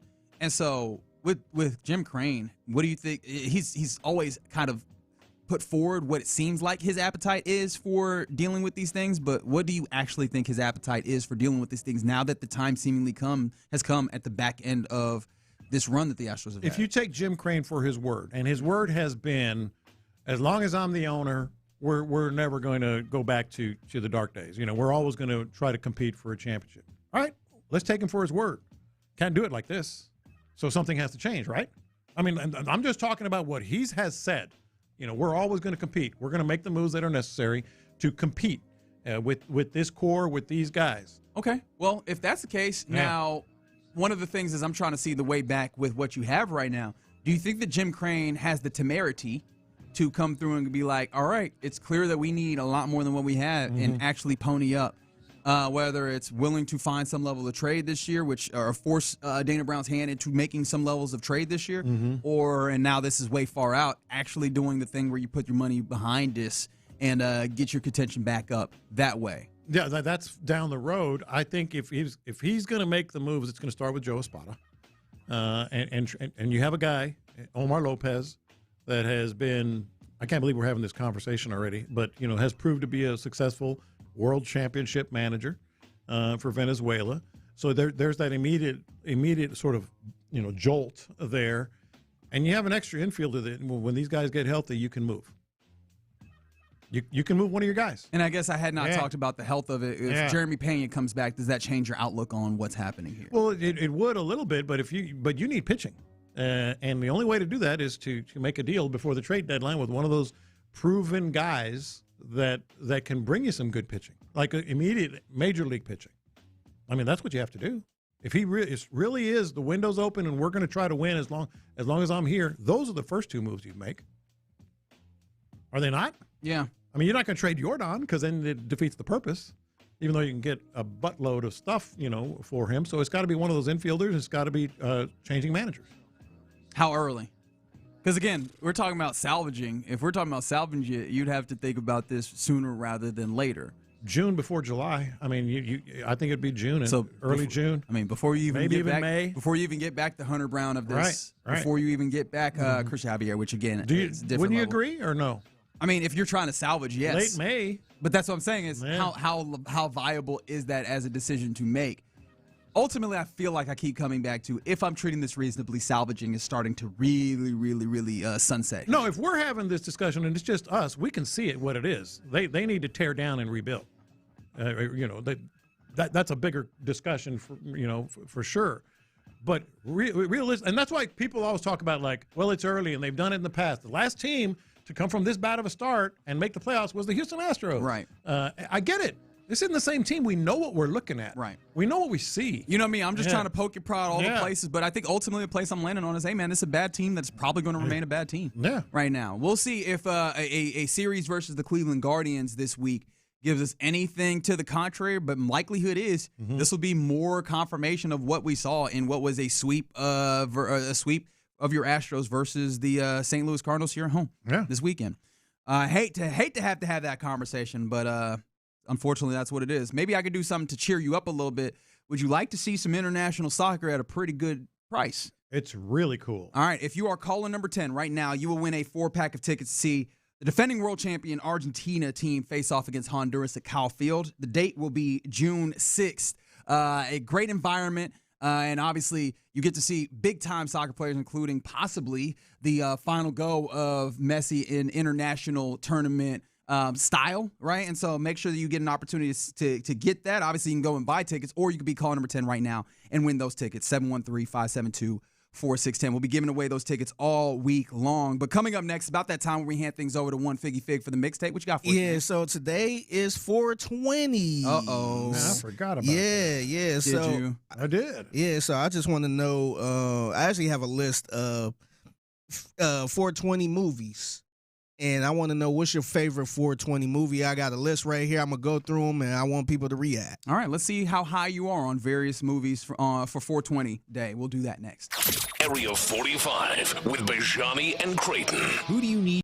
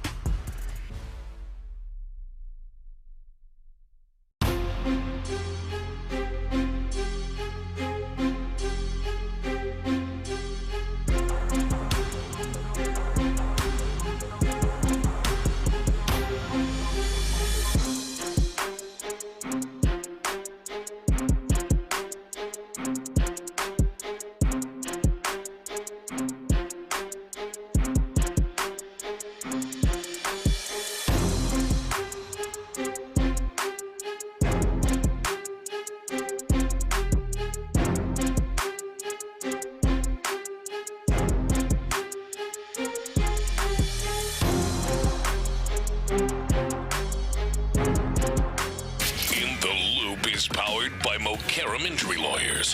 Heard in an accident? Call Mokaram Injury Lawyers at 281-222-2222. Pass the aux cord and crank up the volume. Figgy Figs in the driver's seat. Sit back, relax, and enjoy the ride. It's time for Figgy's Mixtape on Sports Radio 610. Yes, it is the mixtape in the loop. Sports Radio 610. It's your man Figgy Fig holding it down on a Monday. Happy Monday to everyone out there. Happy 420. And this is the first time we said it on this show, man. It's 420. So. I legit forgot. Yeah. My bad. I forgot to celebrate this for folks. Oh, okay. Yeah. So text in if you're celebrating right now. 713-572-4610. I know I knew a couple people that used to take off just for this. Oh yeah. So that's responsible. Yeah, right? salute to you if you're taking off for it, man. Some people, if you about to be in if that this space, your holiday, hey, take off. I wouldn't go to work on my holiday either. That's right. But I actually have a list, and I forgot the website that came up with this list. But a bunch of 420 friendly type movies. Okay. So send yours in 713-572-4610, or send in what you munching on too. Some people got their little munchy snacks that they like to snack that's on. right. Yeah. Yeah. So for when they partake. Yes. Yeah. So I'm gonna go through this list. They only got 10 on here right now. I might go through the other 20 just to kind of see what they miss. But number 10 right here, they got Super Troopers. I hadn't thought of that one. I think I've only seen that like once. I feel like I'm going to expose myself here because Super Troopers, I don't recall watching Super Troopers. Yeah, I'm not really that familiar with it either. I might have only seen the scene where, was it the starting scene, first scene where they pull dude over on the highway? I don't remember now. Okay, never mind. Yeah, number 9, they got Our Idiot Brother. Don't know it. I don't even know about that film. Yeah. This film actually came out in 2011. I never heard of it. Yeah. I'm sure y'all heard of this one. Dude, Where's My Car? Dude, Where's My Car? Yeah, I remember that one. Number 7, Fast Time at Ridgemont High. Oh, I thought that'd be a little higher. Yeah. Yeah, that's at number 7. Number 6, Jay and Silent Bob reboot. Didn't see that. They had a reboot? Yeah. Oh, I think, I remember when that came out in 2019. Yeah, I remember when that came out. Yep. Number 5, I was kind of shocked to see this one on here, but I guess it is a Stoner movie, but We're the Millers. We're the Millers is a Stoner movie? That was one of my favorite movies, too, but I guess I never really looked at it as a Stoner movie. I mean, he was kind of selling weed, but I don't know if that counts as a Stoner movie. Or are we in like Die Hard territory where it's like in the plot center to count it? Is that what we're doing? That's what I'm wondering. That's what I'm wondering. Yeah. Number 4 is Friday, the movie Friday. That one checks out. Yep. Number 3, Dazed and Confused. Number 2, Pineapple Express. Oh, I told Reggie during the break I thought that would be number 1. Number 1 is Up in Smoke. Oh, Cheech and Chong. Classic. That is all about. That's really all it's about. Yeah. I can't believe The Big Lebowski wasn't on there. Yeah. So I'm looking through some more stuff on the website. No Harold and Kumar in here? I was just about to get to that, man. Harold and Kumar go to White Castle. You got How High. Half Baked. Yeah, The Big Lebowski on here. They left some good ones on the list. They did. Yeah, True Romance. Yeah, so what's your favorite? What's your favorite 420 movie? You can send them in. That's a good top 2 you have there. Yeah. So I'm not. I guess I never really looked at it as like 420 movies or I just like the funny movies, man. But I mean, you think about it, there are a good amount of it. It's like a pretty solid subsection. Yeah. All right, let me throw this out as a question, just off the top of my head. Because one of the things I often think about is that sports movies, like, we don't actually have as many strong sports movies, especially if you get to certain sports, right? Like boxing, a lot of great movies. Basketball, not so much, right? Right. Stronger class, 420 movies or sports movies? Oh, sports movies. You still feel strong about the sports movie? I would think so. You probably have to kind of stretch it a little bit for a lot of these 420 movies, a lot of these Stoner movies. Okay. Yeah. Yeah. There we go. It's the Mixtape in the Loop, Sports Radio 610. So, somebody said Interstellar. All right, so now we're just going with movies that are interesting when you are stoned. Yeah, that might be a little too wide. Yes. They're like Tenet. All right, Fantasia. Okay. Oh yeah, I bet that's great to watch while you're high. Yeah. Tenet might be a crazy movie to watch when you're high. Well, I feel like trying to figure out what the hell is going on. Oh, but that's the thing is that's not a movie you should be trying to figure out what's going on. Alice in Wonderland. Oh, buddy. Wizard of Oz. Yes, it's all those. Or you might need to be on acid. Oh, that's a good point. Someone mentioned Clerks, Mallrats. Mm-hmm. I haven't seen Stone Age. But yeah, there's definitely some more that they missed some ones that definitely go in there. Yeah. It's the Mixtape in the Loop, Sports Radio 610. Insurance fraud on another level. Okay. And this one, I got to give an A for effort on this one. Here's Inside the Edition with a story about two men and a woman with this insurance scam that they tried to pull off. It was crazy video. At first, it looked like a bear was breaking into 3 luxury cars, ripping them apart. Then we learned it wasn't a bear at all, but a guy in a bear suit. It was all part of an insurance scam. Now, as the suspects are being sentenced, Stephen Fabian shows us what it took to damage a car in a bear suit. The video is unbelievable. Is that a bear ransacking a Rolls Royce? And is that the same beast tearing apart this Mercedes, then striking yet another Mercedes on the same night? 2 men and a woman have now been sentenced to jail time for insurance fraud, having cooked up the wacky scheme claiming a bear clawed their seats and destroyed their vehicles. But insurance investigators determined the claims weren't true. Authorities say it was actually a human wearing a bear costume, much like this one, using sharp metal-like claws to scratch up the interior of the cars. Investigators released this photo of the bear costume and kitchen meat shredders used to scratch up the car seats. They actually called their probe Operation Bear Claw. So here I am in the bear costume, digging around in the back seat of a car here, and as hard as I try, it's pretty difficult to mimic the exact motions of a bear. If a bear really got inside a car, this is what the aftermath would look like. Completely decimated, not just a few scratches. The Los Angeles residents pleaded no contest and were sentenced to 180 days in jail, all for a kooky insurance fraud scheme. Hey, I give him an A for effort. I give him no A, no effort. This is a D for effort. No brain. Is this theme intentional? If you look at the video, I'm looking at it. You can I called it up. Like, wait, what in the world? The guy's reaching for stuff like with his hand. This guy. Is the theme intentional, right? Did they do this while they were high? Because that's the only way you could think this is a good. There's got to be a lot better ways to try and scam insurance. They could have easily just sat behind the computer, typed some fake information in. Look at this thing. They had a whole. He's like reaching, like it's a person. It's a person. That is. You had to be high to think this was a good idea. You would think. I got an idea. This looked like a movie from the 80s. Unbelievable. Why did they think this was a good idea? And by the way, he goes Rolls Royce and 2 Mercedes. Man, that's not a red flag at all. He didn't like that's a bear with some class. You bear like fancy things, all right? Yeah. Bear got good taste. It's got really high taste. It was like, what is this, a Toyota? Are you crazy? Look at this. Ooh. I would not bleep in this. Oh my god. This is the best thing I've seen all day. Yeah. It's so evident too. It's so obvious. So bad. Oh my goodness. Oh my. Yeah. I just want to hear the game plan when they came up with this. All and right, that's what a real bear does. Yeah. This is the thing is. Yes. They didn't even do no research. This is so half-assed. All right, so this is what we gonna do. We gonna get this money. All right. All right. I'm gonna put on the bear suit.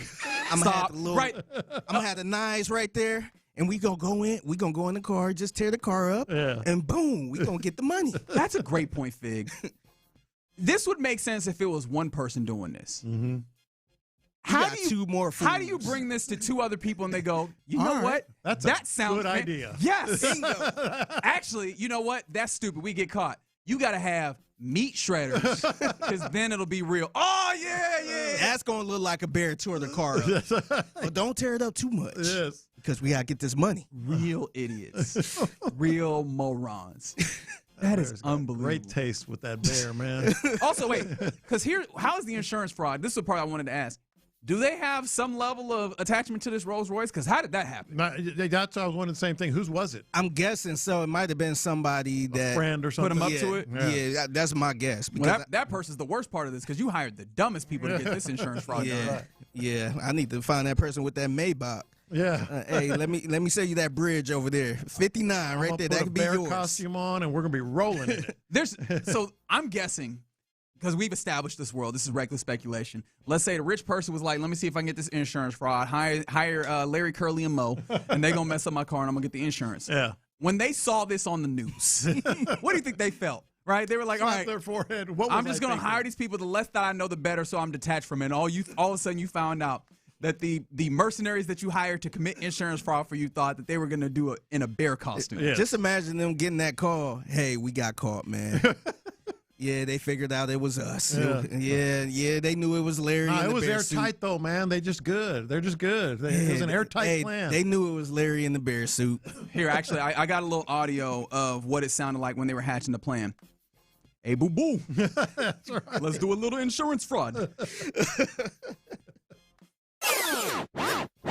All right, I'll get y'all out of here on this. It's the Mixtape in the Loop, Sports Radio 610. Reggie, you all set for your wedding over in Europe, right? I'm not getting his closer. wedding. I'm getting closer to being ready for the wedding that I'm attending in Italy. Okay, what else you got to do? You still got you got your tickets, you got your suit, you still looking for a suit? I got tickets. I still need a couple more accommodations in Italy, and then I definitely need to get my tux together. All right. Did the person that invited you to this wedding, did they ask you for anything specifically? Like, do you got to bring money? Do you need to bring some plates? Nothing. You got to bring cups? Nothing that I have to bring. It was suggested. Bring the liquor? If I could give them a unique VHS of Cash Money records from back in the day, that they would appreciate that. But other than that, nothing was asked of me. Okay. Yep. Okay. Yep. So I don't think you're going to this person's wedding right here, because this is what the bride sent out to her guest list, and this is courtesy of Fox Atlanta 5. A bride is going viral after asking guests to pay $75 a plate for their own reception dinner. According to the New York Post, the payment request was included right in the invitation, with the bride saying it would help cover catering costs. So one stunned guest took it to Reddit to ask if it'd be rude to skip, and commenters didn't hold back. Classless and just elope came up a lot. But with wedding costs soaring, some are asking, is this the new normal? So what do you think? Is it a practical solution or just tacky? Look, man. All right, we now take you to our wedding correspondent, John Lopez. John, what you got? We've done 3 of these. When somebody start off with, look, man. Let me tell you something. Yeah. Look, man. Just to have, they said just elope. That's a possibility. Just to have a small wedding. If you're going to be charging, I mean, how awful are you going to treat your guests? You're going to charge them $75 to eat at your wedding and bring you a present. Just have a small wedding. Have 8 people there. Doesn't matter. 10 people. Whatever it may be. People trying to impress with the size of their wedding and the good meal and all the visuals and all that. Who are you trying to impress? You trying to get married, or are you just trying to impress? We're trying to have a good time. Well, yes, but within reason. You're not charging people $75 a plate to come to your wedding. Well, I mean, if you was gonna eat anyways, you would pay to eat. So I mean, so Reggie, you down with this one then? Huh? No, I'm just trying to annoy John Lopez. I will say, because of what you're saying, I think typically people would just go, all right, well, let's have a smaller wedding. I do wonder, do they actually want all these people to come?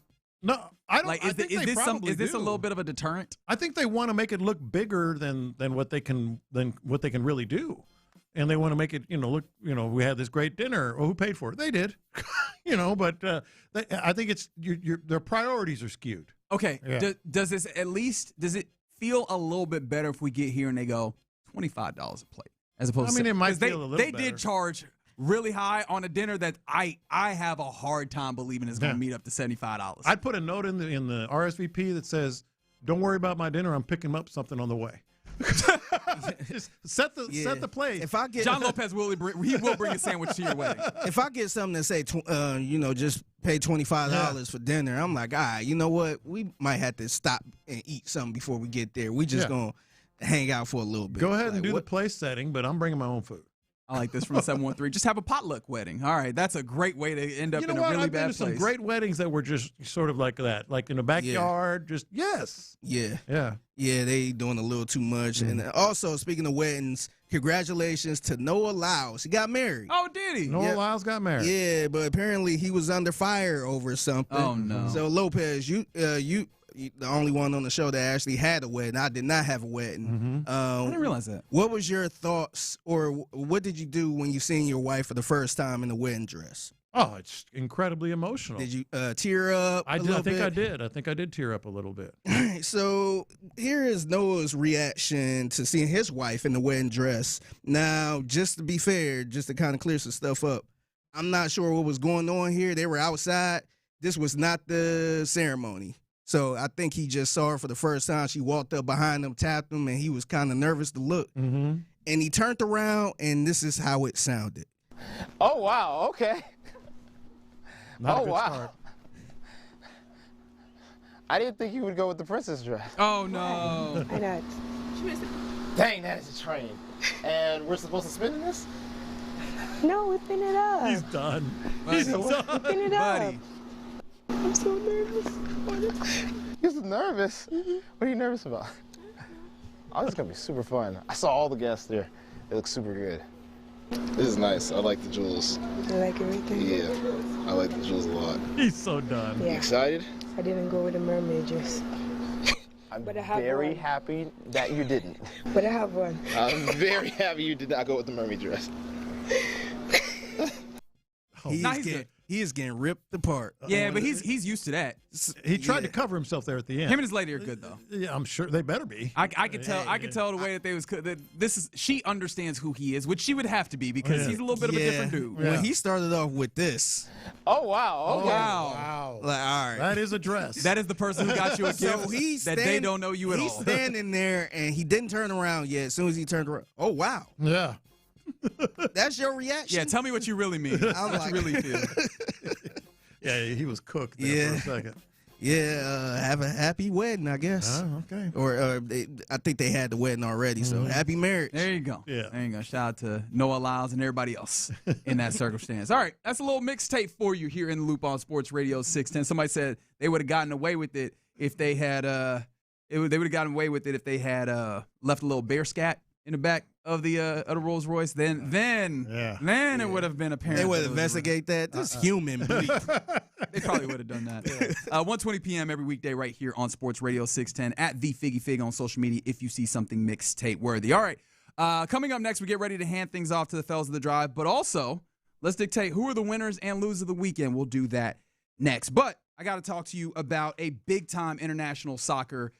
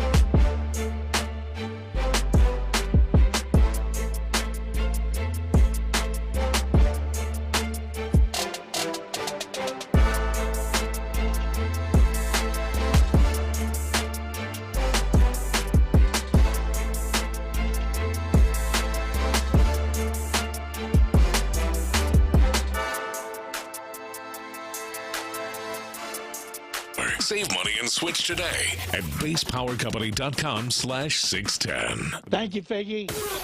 Sports Radio 610 presents live from the West Point Lincoln and West Point Lincoln of Sugar Land Studios. Here's In the Loop with John Lopez and Reggie Atatula.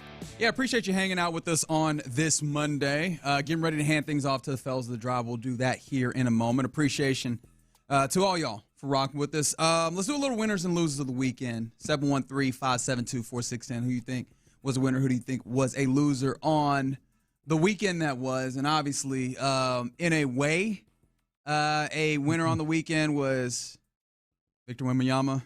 Yeah.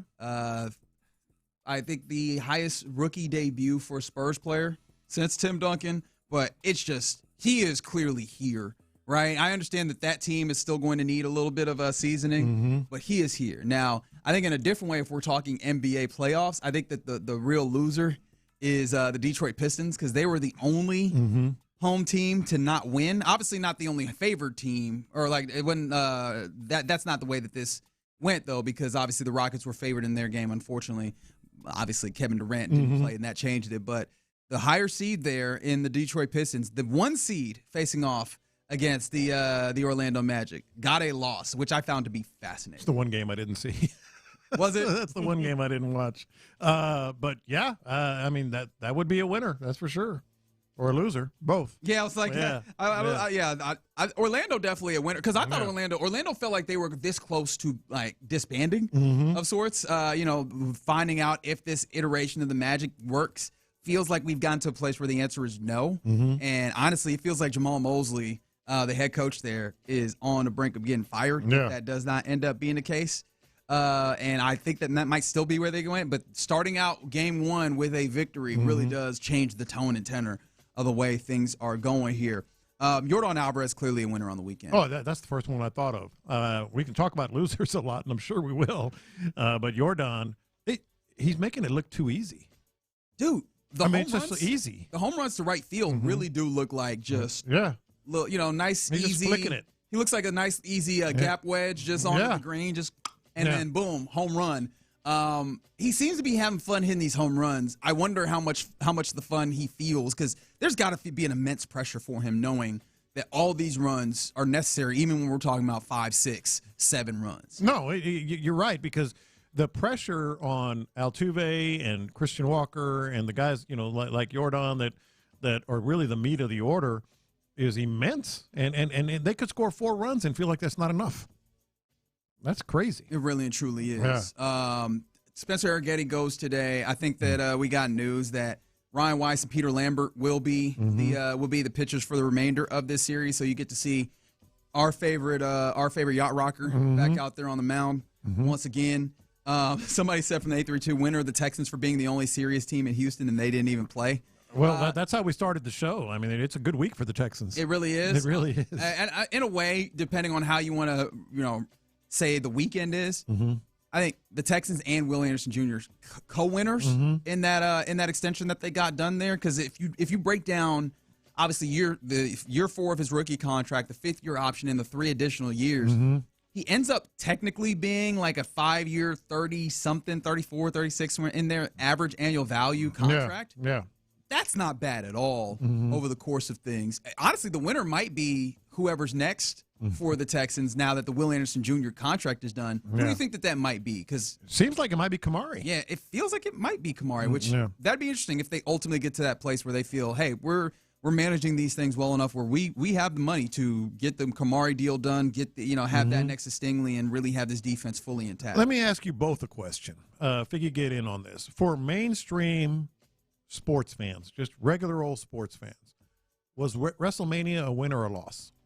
For a mainstream sports fan, probably a loss. It's too much. It's a lot. It was too much. And again, I don't want to make it seem it is a niche sport, if you want to call it a sport. I'm not getting into that argument there, but it would be that. But it had a lot of prevalence. I think that people probably feel about it, or maybe they do. I don't know. about the way that people kind of started feeling about women's sports when ESPN was really starting to invest more in it, where it's like, I'm just seeing a whole bunch of this and I don't care about it. I do wonder because ESPN was making sure that they're still WrestleMania front and center, and they still are doing it. Figgy, yeah, you saying for just a mainstream regular sports fan like yourself? Yeah, I think it was too much. I think it made me not want to watch it. Really? Yeah, me too. Yeah, it did me too. It was really irritating, man. And then even still this morning, like I don't need to see Pat McAfee in They're recapping, breaking it down. Yeah, but McAfee, he's a part of the universe, so it's but still, that's part of the story. Yeah, to me. this too much, man. Okay. I mean, from a regular sports guy. Yeah. Like I don't want to see this. Let me mention it again, so Show can chew on this a little bit. For mainstream sports fans just like us, and I don't know how big of a wrestling fan Show is or Clint is, but for mainstream sports fans, was WrestleMania a win or a loss? To me, it was a loss. It was too much. They're just throwing it down our throats. I wonder how much Clint Stoerner even clocked. They're recapping it to this minute. I feel like not one bit of it. Clint Stoerner, if you told him WrestleMania was 3 weeks ago, he'd be like, "Oh, word." Yeah. Hey, I ain't got time for it. I'm just gonna be straight up with y'all, man. That's everything I got to keep my head above water. But with the kids and the wife and the work and the. Hey man, I say that mustering I as feel much. like I'm just now getting started. Ron's like, yeah, I got 3 of them. Call me when you get another one. Yeah, but mustering as much respect for wrestling fans, as I can, because I know it's a huge billion-dollar industry, and people like Sean and just go down the list are big fans. I respect that, but for like the regular sports fans, it was too much before, during, and after. Are y'all talking about the addition of them to all the ESPN stuff? Yeah, the fact that they're now, I guess they buy them. Is what they did? I could see how it's too much for you because you're not into it. But right. I respect it. I think. But we talk about the average sports fan. But I think there's a lot more average sports fans. I think the crossover of wrestling to the average sports fan is pretty high. Significant. That's why ESPN spent $350 million to purchase this. So how would you react? I watched every minute of it. How did you like this WrestleMania? Day 2 was a lot better than day 1. Got you. Okay. Because we're only seeing kind of the comments on the outside looking in, so we didn't have a good what kind of grade would you give this WrestleMania if you had to give it a grade? Probably a B. Okay. But a lot of that is the second night doing a lot of the heavy lifting with Obafemi. That was a new star created, and then kind of the surprise of Brock Lesnar letting it go, shutting it down, and that was. I bet you the numbers on that, because that was actually on ESPN television. That was not on the pay-per-view part of it. I bet you the numbers are pretty good there. And the main event was especially for wrestling fans, the main event was really good. So how you feel about the whole McAfee thing? Just him being part of the WWE. Do you think it's a little forced, or you like it? I mean, I didn't like it. I think there was too much. I could have gone without seeing Jelly Roll come off and hit him with an elbow through the table. I could have gone without that. But ticket sales did go up when kind of McAfee got involved in it. So now I think they just had to pull a lot of stuff out because they were struggling to get ticket sales. They had it in the same place back-to-back years. And Vegas is probably one of the more expensive like destination spots. Right. It was supposed to be in New Orleans, and then they got a little money grab going. Yeah. So. But the last day was really, really good. Nice. One more winner here. Did you see what happened with the Sabres when they started their playoffs? Remember, 15-year playoff drought for the Buffalo Sabres. Scored 4 goals in the third period, to win and beat the Bruins in Game 1. So they came out of a 15-year hiatus, made sure to with a snatch bang the victory. So, with a bang. Yeah, with a bang, particularly. Fellas, how y'all living? Living good, baby. Yeah, man. It was a crazy weekend. How'd you like the Nick Allen experience with the Astros? Gotta love him. Well, they just put him on the 10-day IL. So there's another one. Should have never been on the field. There's another one. He should have never been on the field to be on the IL. Yeah. You got an extra all-star infielder. What do you need? What do you need? Zach? What's his name? Nick? Zach? What do you need Allen? What do you need him for, man? What are we doing? Struggling with that first. You got Bryce. I mean, Bryce, you're one of your top prospects. Yeah. I mean, hell, he plays second, short. Why is he playing third, man? That's what we were talking about. Joe Espada's terrible. I mean, terrible. Yeah. I mean, terrible. Yeah, you really are. You really are hard on Joe. From his ass should have never been in the game. You pulled an all-star hitter. Yeah, but they're trying to win the game. No. You tried. Yeah. Guess what? Then you lost it with a guy that ain't played third base but 3 times in his life. Yeah. And he ain't been on base but about 4 times this year, so his ass got picked off. It got picked off. It was stupid. It was stupid. That hurt so bad. But you could see the. I mean, I could see the thought of. This is a guy who is a good base stealer. I don't want to go to extras with this bullpen of mine. All right. Can I try to get in scoring position to give myself a chance to win now? Just to put a bow on this, Braden Shoemake is added to the Major League roster. Oh, Braden's getting a shot? Yeah, he's getting his shot. And, that was convincing. Have you considered a career in acting? That was good. He's a kid from New Hampshire, I think, right? And Christian Javier to the 60-day IL. Yeah. So, which I mean, that tracks with the idea that Hunter Brown and Christian Javier, the next time you should expect to maybe see them as early. Hey, real talk. Did they just say they hired a different training staff, but really, it's the same dudes? Especially how they handled, Hader through a. This bothered me more than it should have. Oh no! I heard you talk about this. Yes. No, did you? I said this to Clint. Oh, you I did? showed him the video the day it happened. I said, "Is he grimacing?" Yeah. He looked like he was grimacing when he finished throwing those. So he threw live batting practice, and 2 days later goes on the 60-day IL. Josh Hader. That hit me funny.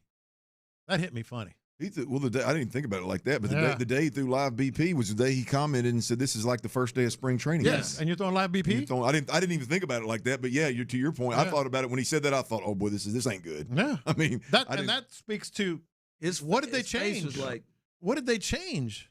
And even if they did change some stuff, I mean, the fact that you have had this level of quote unquote luck, poor luck. It does make you wonder, like, all right, what are you actually doing? Not even just the misfortune. Is it the running guys up on the pitch count early? Is it the way that you're handling your ramp up? What is it about your program that is messing this up? Because it can't just be the medical staff on the back end that keeps getting you to this place. I don't have a great idea for that. Do appreciate DNMR leasing. Damn. For the crosstalk. Was there anything that saved the weekend for y'all sports wise? Because it wasn't Astros and Rockets didn't do nothing to help. Now did they? Royals are in a 7-game losing streak, too, so that didn't help. Oh, yeah, you don't got even nowhere to turn to. Oh, the Mets are 11. Yeah. Damn, man. 11. Yeah, the worst part is I saw the Mets, and I can't even, laugh at them. I can't even look at y'all, because I'm just like, damn, that'll make me feel no better right now. Well, Fitzpatrick and Scheffler went down to the wire. Yeah. A little bonus golf. I'm going to tell you, the Houston ain't going to like to hear this, but what San Antonio did, both the team and the city. Figgy was talking about that. Man. You enjoyed the fact that they all got them shirts on and looked real good in there? The whole thing. Yeah. I mean, that's a sports town. They came in all black like at the funeral. That was clean, too. I believe that was Wemby's idea. Yeah, he probably bought them all the same suit, too. Mm-hmm. That was well done. That's how you arrive. And then obviously what matters, the basketball product behind it was awfully impressive as well. But when the court, they flashed up I thought the court was tremendous. I mean, with the history of San Antonio and the shirts and the all different colors. I mean, it was beautiful. It was well done, San Antonio. So they saved it for me. I flipped over there. I'm not a San Antonio fan. Don't give a rip. Can't believe that. Tim Duncan's got locks. I was gonna go. How we feel about that? Yeah, I know he's been growing it for a long time. I've just not been a. It feels like it fits though, because I be remembering he's from the Virgin Islands and he ain't never felt Virgin Islands until now. Now he does. You know what I mean? I feel like he finally got to that place. He's let it go so long that you can't help but on. He looks old with the grays. Like it's all just working together. I feel about that. Yeah. I think he wants to be able to sit at a restaurant and not be recognized. That's probably what he's going for. Well, I feel like he's going to have to stop being 7 No, once he stands up, you got a 7-footer. Once he stands up, that's why I said sit.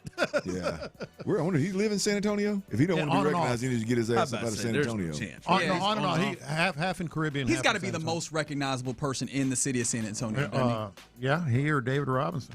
I feel like it's going to be impossible for them to not know Timmy is around. All right. Yeah. So we'll let you guys start your week off here on the radio. John Lopez, I'll catch you tomorrow as we count down further to the draft. I think Victor may have got him. think Victor might be the most. Now? Yeah. I think you're right. It's hard to miss it. That is true. I was going to say Pop, but I bet you get Pop amongst another 70, 75, 80-year-olds. He probably blends in pretty well. Oh, yeah. Put a hat on, he probably blends in looks pretty like good. Sean Connery. He's got to stop, man. Mm-hmm. Which one? He's trying to be too strong. Who? I keep seeing him walking. Oh, Pop, he refuses a cane. It makes me uncomfortable. He won't use a cane. Yeah. It really does make me uncomfortable. Yeah, it does. But just grab some help, man. Far be it from me to be like, tell him, but you're right. Like it's okay to ask for help. You've been strong for a whole bunch of other people. Let be people. The best way I can explain it. It looked like everybody in the room with him are all looking, waiting for him to fall, to catch him. Like they all ready. Mm-hmm. They all look like second basemen when that pitch is winding up. Like, all right, get ready. Moving towards the action. Be ready. Hands low, moving towards the action. Low center of gravity. I hate to laugh about it, but it's right. I get it. And it's like 6 people around him walking with him like this. or they look like when you spotting somebody that you know can't move this weight. What would you do? He acted like he was gonna fall. Hey, I'm down there like a libero, buddy. I'm getting down there. It'd be like the Secret Service. Hey, Greg, have everybody's ass on the back. Greg took a false step. He took a false step. Act like he stumbles a little bit. Watch everybody go dive. Oh my God, Lord forgive us. All right, you're listening to KLTAM, KLT FM, HD2 Houston, and Odyssey Sports Station. Again, appreciation to D&M All Nation for the crosstalk. But right now, the drive is live. All right, that's right. The drive is live on a Monday, and if I got this right, Cheryl and Tyler, we're going to be heading to NRG at any moment here.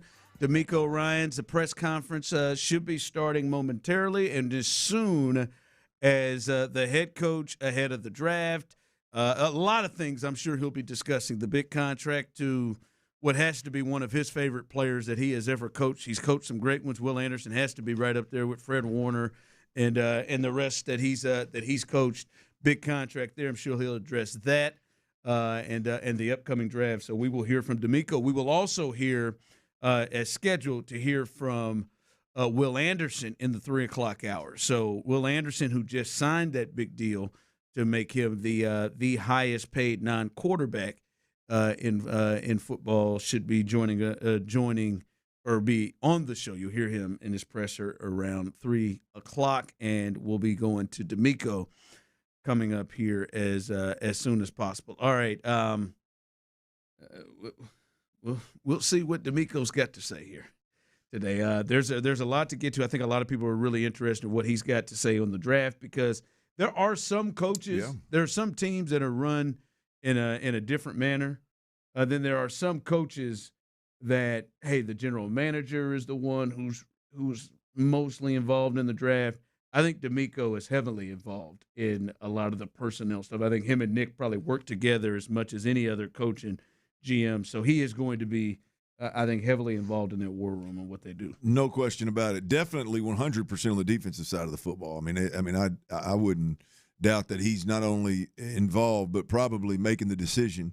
It will be interesting to see kind of how they approach this one, because I know a lot of people, Caserio likes to trade back and accumulate picks, but we've seen Houston 3 years ago get aggressive and move up and get 2 and 3, and I'm on record. I just think Houston is in a position to where being aggressive and getting, if the opportunity presents itself, being aggressive and getting a player on either side of the football that is a day one contributor, if not starter, and helps move the needle. So I'm telling you, man, I'm excited about this draft for the Texans. I think anything could happen. Yeah, and again, they're in a situation where they can, as you said, anything could happen.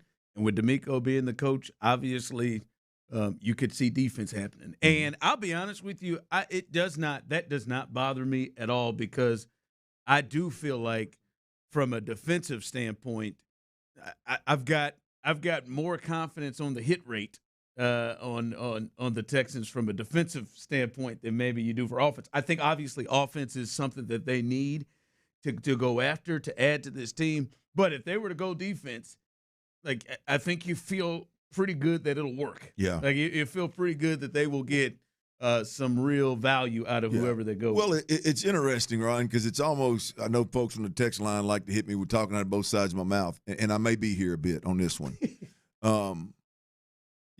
I think the Texans are in a position to move up and get a player at any position that, again, is a game-changing type of player. Now, if that player just so happens to be a rotational piece in the defensive front, that is yes, a impact player now, but also a future play for, as we talked about, when you can't afford Daniil Hunter and Will Anderson, or when you lose Henry To'oTo'o and or Azeez Al-Shaair in the middle because they're both in contract years, right? I mean, if it's a player that is viewed originally, hey, man, we got a couple really good players at that position, or just a rotational piece in the middle, one might look at that and go, and I would if it weren't on the defensive side of the football. But the fact that it's on the defensive side of the football, I would be A-okay with that. The aggressive move to go get something is really what I'm looking to see if the Texans make it. All right, let's head out here to NRG. Here's the head coach, DeMeco Ryans. What's the emphasis on what you think y'all need to improve in this draft to take the next step and get where y'all want to go? Yeah, the draft, as we all know, it can go a lot of different ways. So we'll examine the board, see where we are, and we'll just make smart decisions for our football team to put us in the best position possible to add quality young men to our team, quality football players who can add value to our team. Do you feel like there are certain areas, though, where you really want to improve? We're looking to improve in all areas, and that's how we keep it open for the draft. I don't think there's just one particular area where we're going in saying, hey, we have to do a certain thing. It's you see how everything shapes out with the draft. As we know, there'll be a lot of movement, a lot of things happen, on draft throughout draft weekend. So it's hard to predict like where you're going to be. We just have to be ready. And I want to give credit to our scouting department, Nick, for all the prep and all the work that they've done leading up to the draft to make sure that we have as much information as possible on all of the guys. I mean, our team has done an outstanding job of just diving in, getting the information that we need to make the best decision possible. So the draft doesn't happen without all the work that our road scouts do. Those guys on the road the entire year trying to gain as much information, as much insight on players to come back and deliver that information to us as coaches so we can digest it, look at the film, and see which way we want to go. And so my hats are off to those guys because they don't get the spotlight a lot, but there's a lot of work that goes behind the scene with the draft that those guys definitely deserve a ton of credit for. Over the years, you guys have been no strangers to rookies playing right away and helping the team right away. When you look at a prospect in the draft, how much does potential playing time availability factor into an evaluation of a guy when you're thinking about drafting somebody? Yeah, the potential playing time, I always tell guys this when I meet them, it all starts like after the draft. There's a lot of hype. There's a lot of momentum going into the draft. Where you going? When are you selected? To me, I always tell guys, it really doesn't matter where you're selected, and I truly believe that. Whether you're a first rounder or where you're undrafted free agent, it's what do you do when you get here? Right? How are you taking advantage of the reps that you're given? How are you taking things and owning them in the classroom? How are you being accountable for those things and, remembering what you need to remember and going out and executing those things? You come in and you do those things very well. To me, it doesn't matter where you're selected. If you can help our team win, if you can improve our situation, you're going to play. And that's all I want. That's all I expect for the guys. They come in, do their best, grow each day. If they can help us, they'll play right away. Will was actually the last first-round pick y'all made, and y'all still built a pretty good roster despite being 3 years since you drafted him first. What's the difference in, say, approaching day 2 versus day 1 when you've kind of had some stuff kind of shape up in front of you? You take it as it comes. Day 2, day 1, you take it as it comes. Again, you have to be prepared. When your opportunity comes to pick, you just have to be prepared. And again, we've done the work, so we're ready for whatever happens. Day 1, day 2, day 3, we're prepared. We're ready to go. What, if anything, do you recall about that 2023 draft when y'all are getting prepared to trade up to get Will Anderson Jr.? The 2023 draft is probably one of the most exciting drafts that I've been a part of, and I would say one of the most exciting drafts in Texans history, right? Besides 2020 2006. Yeah, that was a good one too, right? No, but it was it was exciting, man. That just to know what we were doing, and we picked CJ there, the second pick, and to know we're back on the phones trying to trade up to get Will. It's just an exciting moment, a tense moment. The adrenaline is pumping in the room, so it was awesome. Nick executed the trade, and it was about the guy we were getting. And as we all see, fast forward to where we are now, it was well worth the move. And we knew the type of man that Will was, and it was worth moving up to get him, and it's paid off big time for us. During this process, are there guys that you see, the prospects that you're like, I got to have this guy, or are there guys that, you really love? Is it more than 1, 3, 5, 10 in a typical draft? No, great question. As I go through the draft process, there are definitely a lot of guys that I would like to have that I know I may not get. So, I have my list of guys that I like, but yeah, you have to be ready. You can't have a small list because guys can get picked, people can jump ahead of you, a lot of things can move and change. You just have to be ready to roll. But there are definitely, as you go throughout this, I've went throughout this process of meeting guys for the first time at the combine, and you come in, you have 30 visits and you meet with guys. You have guys, our coaches are Zooming and talking to. There's a ton of information that I'm able to get on these guys. And, of course, as in any draft, there are some guys you like over others. Not to say those guys will not be good players, but definitely have a handful of guys I like. So is there anything that's changed about the way you approach what you're looking for from a player as you've been in the league for a few years as a head coach? Have you kind of tweaked anything about what you look for? No, it hasn't changed much for what I look for in a player. It's, my first and foremost thing is does a guy love football? And I think if I start there with a guy who loves football and that guy wants to be coached, then we can help get him better.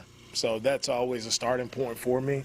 We want smart, tough, dependable guys, and that's what sticks in the league. That's what you get in the crunch time. Who can you depend on, right? Is it the flashy guy that's inconsistent, or is it the guy who's shown time and time again throughout his college career that he is consistent, dependable guy of high character, a guy you can count on? That's the guy I know is going to be a really great teammate. He's going to fit into our locker room really well, and those are the guys that I want to go to battle with. So that hasn't changed for me. How do you determine that? Is it just watching film, or is it the interviews? Is it talking to people around the player to find out who really loves the game and loves the work, as opposed to maybe the things that come with it? Yeah, we determine that based on all of those different factors, right? It's meeting with the guy, it's watching the film. First off, the film for me, he has to be a really good player that I see on film, or I see some traits that I like that we can work with and develop. It starts there for me, and then you get the background information from our scouts, the character information, talking to their college coaches, talking to their teammates, and you just pull all the information together to see how consistent the information is that you've gotten over the course of this draft process. When you get a few moments in front of these players one-on-one, I don't know how much time you spend with them, but you've done it so long now. How long does it take for you to realize, all right, he's potentially a fit, or there's no way he's going to be a fit here? Doesn't take long, Randy. No, it depends on the guy. For me, when I'm talking to guys, I really just like to get to know them, get to know their background. I've studied the tape. I see the type of player they are, but I spend that time that I get with guys on just trying to learn the person, learn the young man. How can I better serve him if he was to come to our organization? So I'm trying to dive in there and get that information, but it doesn't take long. DeMeco, when it comes to the offseason program, what was it like to see the guys today, and any message to them? You had CJ, you had Tank, a lot of the guys. It's exciting for us to kick off our offseason program. Feels like we were just here not too long ago. It's come around very quickly, but it's always exciting. You get a breath of fresh air. You get a renewed sense of energy when your guys come back into the building. So it's an exciting first day to have them back. Those guys they'll work hard for the first 2 weeks here with our strength and conditioning coaches, and our position coaches will meet with the guys, but excited to get them back, and they're excited to work. So you gave your introduction, welcoming us to the 2026 season. Out of 32 teams, 31 of them were disappointed at the end of last year. One team planted their flag. What is it that you're going to have to do as the head coach to make sure that for 2026 that you can be the one that can plant the flag at the end of the year and leave 31 others mad and upset? Now, for us to, as you state, plant the flag at the end of the year, it's fall back in love with the process again. So you don't get to the playoffs just by showing up to the off-season program. There's a process of you have to really dive in each and every day, attack the day with a renewed sense of energy, attack the day with a beginner's mindset that you're willing to humble yourself, to relearn things you've already heard, already know, relearn them, learn new things, and grow and build off of that. And we collectively come together and we try to build our team. 2026 is going to look different than the teams we've had in the past. We got different players, different coaches, another year. Let's see how we build it. And that's what I love about the NFL. Like, each year is a new year. You get to build and mold and see a team grow throughout the year. And that's what I'm most excited about. And how we grow, how we connect, we'll see what happens at the end of the year. But I fall in love with the process all over again. Aaron's question, obviously Tank was present today. What does it mean to have Tank back, and how exciting it is to have his energy, his presence back going through also the program with you guys? Tank has been around, working out all throughout the offseason while no one else was here. Tank has been here working, grinding in the background. So I'm excited to see Tank, when it is his time to get back out and play football. It's everybody here. We all love Tank. We've seen the ability that he has, the big play-making ability. And, I mean, nobody loves Tank more than me. And I'm, hopeful that we can get him back to playing back to the level that he was playing. But I think it's also, we know how devastating of an injury that was for Tank. So I'm proud of the young man for him just working in the background, working in silence to be back here working out with the guys and having that opportunity to go play again. Mika, do you have to harness his enthusiasm because he wants to get back so quickly just to make sure that he's fully healed? How do you handle that? Yeah, with Tank, he has outstanding energy, always big, bright smile. So he's always eager to go. You always have to kind of pull him back when he needs to be pulled back. But, our team has done a great job. Our sports performance team, they've done a great job of individualizing a plan for each player. And Tank's no different. Tank falls in that category where he has an individual plan that he's working on. And our team does a great job of just remaining consistent and understanding the big picture, right? Everybody's excited. Off-season program, we start, but we don't play football today. So there is a process, there is a long-range view that we're working to get Tank back to playing football. You mentioned the process. Are you approaching this off-season workout program any different? Are there any new wrinkles, or are you just keeping it the same the way you've had it? For me, it's the same as we've been going. It's the same message for us. We know we're trying to do something special here in Houston, and it goes back to the work and the work ethic, the mindset, those things. It doesn't change just because it's a new year. New year, it's the same message. Right? How can we come together with the 2026 Houston Texans to be as special as we can possibly be? Could you talk a little bit about when you first came to Houston, you were chosen as a rookie, and some of your experiences with that, and how does that define how you treat rookies right now? My process of coming here as a rookie and eyes wide open, it was definitely a humbling experience being drafted here to Houston. Exciting time, for the Texans. The new head coach, Coach Gary Kubiak, who was awesome to me, just an awesome leader. I was happy to learn under him, learn how to manage a team, learn how to take a team from start to finish. It's great working under him. And for me as a rookie, just being there under Gary, I knew that it was because you're a rookie, you got to wait your turn, right? I was a rookie. I stepped in. I did things the right way. They saw the leader in me. They saw that I can make plays for the team. So I was out there. I was thrust as a starter from preseason. Our first preseason game, I was in there as a starter. So, it's the same thought process for me right now as a rookie.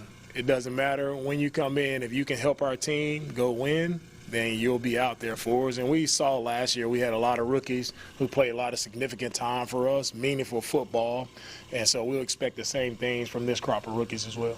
You're listening to the head coach, DeMeco Ryans, live right here kind of on logistics that the Texans do to help players navigate Houston? For sure. We have a great support staff with our team development group. They do an outstanding job of onboarding our players, making sure they get acclimated to the city on just the basics of where good places to live, good places to eat, which there are a lot of those in Houston, right? So it's we do a really great job. We have a good team that does a really great job of making sure guys have all the information they need. So we make it as easy of a transition as possible, right? A lot of big decisions that need to be made for rookies, but we try to make it as easy as possible. So we have a really great team helping them with that. The work that CJ's put in this offseason, Nick mentioned it as well when he talked pre-draft. How do you kind of make the importance of this offseason for CJ present without kind of changing or putting too much into it so that the process doesn't change too much? And CJ, and he shows up here, he's looking like he's in great shape. You know, that mindset, he's revved up, he's ready to go. So, you know, it all starts with what's your mindset, how you're attacking the offseason. CJ is going to attack it the right way. So I'm excited to see him just continue to work, continue to grow, you know, as a player, grow as a leader, and he's eager to do that. So it'll be an exciting offseason for him just to be here, putting in the work, continuing to put in the work, because he's been working right after the season. He's been dedicating himself to working, doing things the right way. So when you see a young man working the way he's working, I know what that looks like on the other side, and there's only positive things that can come from that. On the D-line, with the guys that you have that are established in the way that you ask your guys to do different things, what goes into, like, say, a two-down lineman in the draft and a guy who maybe he's not going to start over Daniil or Will, and evaluating how they fit into what you already have on the D-line? When it comes to evaluating the defensive line, you have some guys, when you see a guy, is he a two-down player, right? You can make those predictions based off of what you've seen on tape, but it basically comes to third down passing situations, right? Is that guy finishing at the quarterback, and have you seen evidence of that guy finishing from his college film? Some guys have it, some guys don't. Just because there's a lack of production, though, in college does not mean that there's going to be a lack of production once you get to the NFL, right? I think Daniil Hunter was a guy who didn't have a lot of sacks coming out of college, but now you look at him, he's probably top 10 in the NFL history of getting sacks. So it's all about, it goes back to, you know, you see a young man, you see the traits, the talents that he has. Is he coachable, right? Is he willing to learn, listen to our coaches? And if he takes coaching the right way, we always think guys can improve, and we're going to work as best as we can as coaches. That's our job, to develop, to support players, to help them grow in those areas. If you're a two-down guy, we'll try to help you as best we can to become that pass rusher, right? And if it doesn't work out, that's great. Be a great two-down player. So if whatever role you play, we roll a lot of different defensive linemen, because a lot of guys have a lot of different traits and roles that they can do for us, and we're going to make it work with the guys that we play. I'm sure you all have your draft board already established, but what is the last week like? What are you all, I guess, going over, preparing for in the last week before the draft, for this week? During this time now, leading up to the draft, for me, I'm just going back through my notes, going back through film. For myself, I put buckets of guys together, right, and see, you know, how I stack guys up. It's just a never-ending process, you know, until you have to pick. For me, I'm going to exhaust every single second I have studying guys, making sure we make the right decision. And it's no different for me as when I'm game planning or Sunday morning, I'm going back, I'm watching film, I'm processing to see what calls can we make, what situations will come up. Like, can I have myself as best as I can to be prepared and ready to go for a situation and make the best move possible, make the best decision possible. It's the same way for the draft. what you look for into a character, how much does, obviously you're a very outspoken man about your faith, how much does that factor into how you evaluate guys? Not necessarily they have to have the same faith as you, but how much do you use those core principles to affect how you evaluate specific prospects? Yeah, when I look at the character of guys, it just starts with, right, what's been his track record in college? Like, what are your coaches saying about you? What are your teammates saying about you? Have you been a good teammate? I think it starts there. That speaks more volume to me than anything else. There's no one who knows a player better than his teammates. And so if you're a man of high character, your teammates go, they're going to definitely speak up for you when it comes to that, right? And if there's a lot of questions about a guy, and I would say this too, there aren't a lot of bad character guys that are coming out of college, right? It's just there are a ton of really good men. I think colleges are doing a good job of these guys have to grow up very fast now, with the changes in the NIL and that space. So guys now coming in, we have older guys coming into the NFL. We have guys who have experienced having money coming into the NFL. They've had to make adult decisions. So what am I seeing now from our college guys? I'm seeing more mature guys, come into the league, which I think it only helps the guys, and they're playing more football, so it's helped those guys to be ready to go. If they are rookies and they're ready to play, they have a lot of experience in college. We'll close it out again. I don't know if you were asked this, I was a little bit late, but do you have as much input, I guess, in the draft when it comes to the offensive side of the ball as the defensive side, since that's your known specialty? How does that work? Yeah, with the draft, myself and Nick, we come together, so every decision that's made, we make that decision together. All right. Thank you guys for coming out today. All right. That's the head coach, DeMeco Ryans. We will react to a few things he had to say. Talked about everything from the draft to CJ to Tank Dell updates.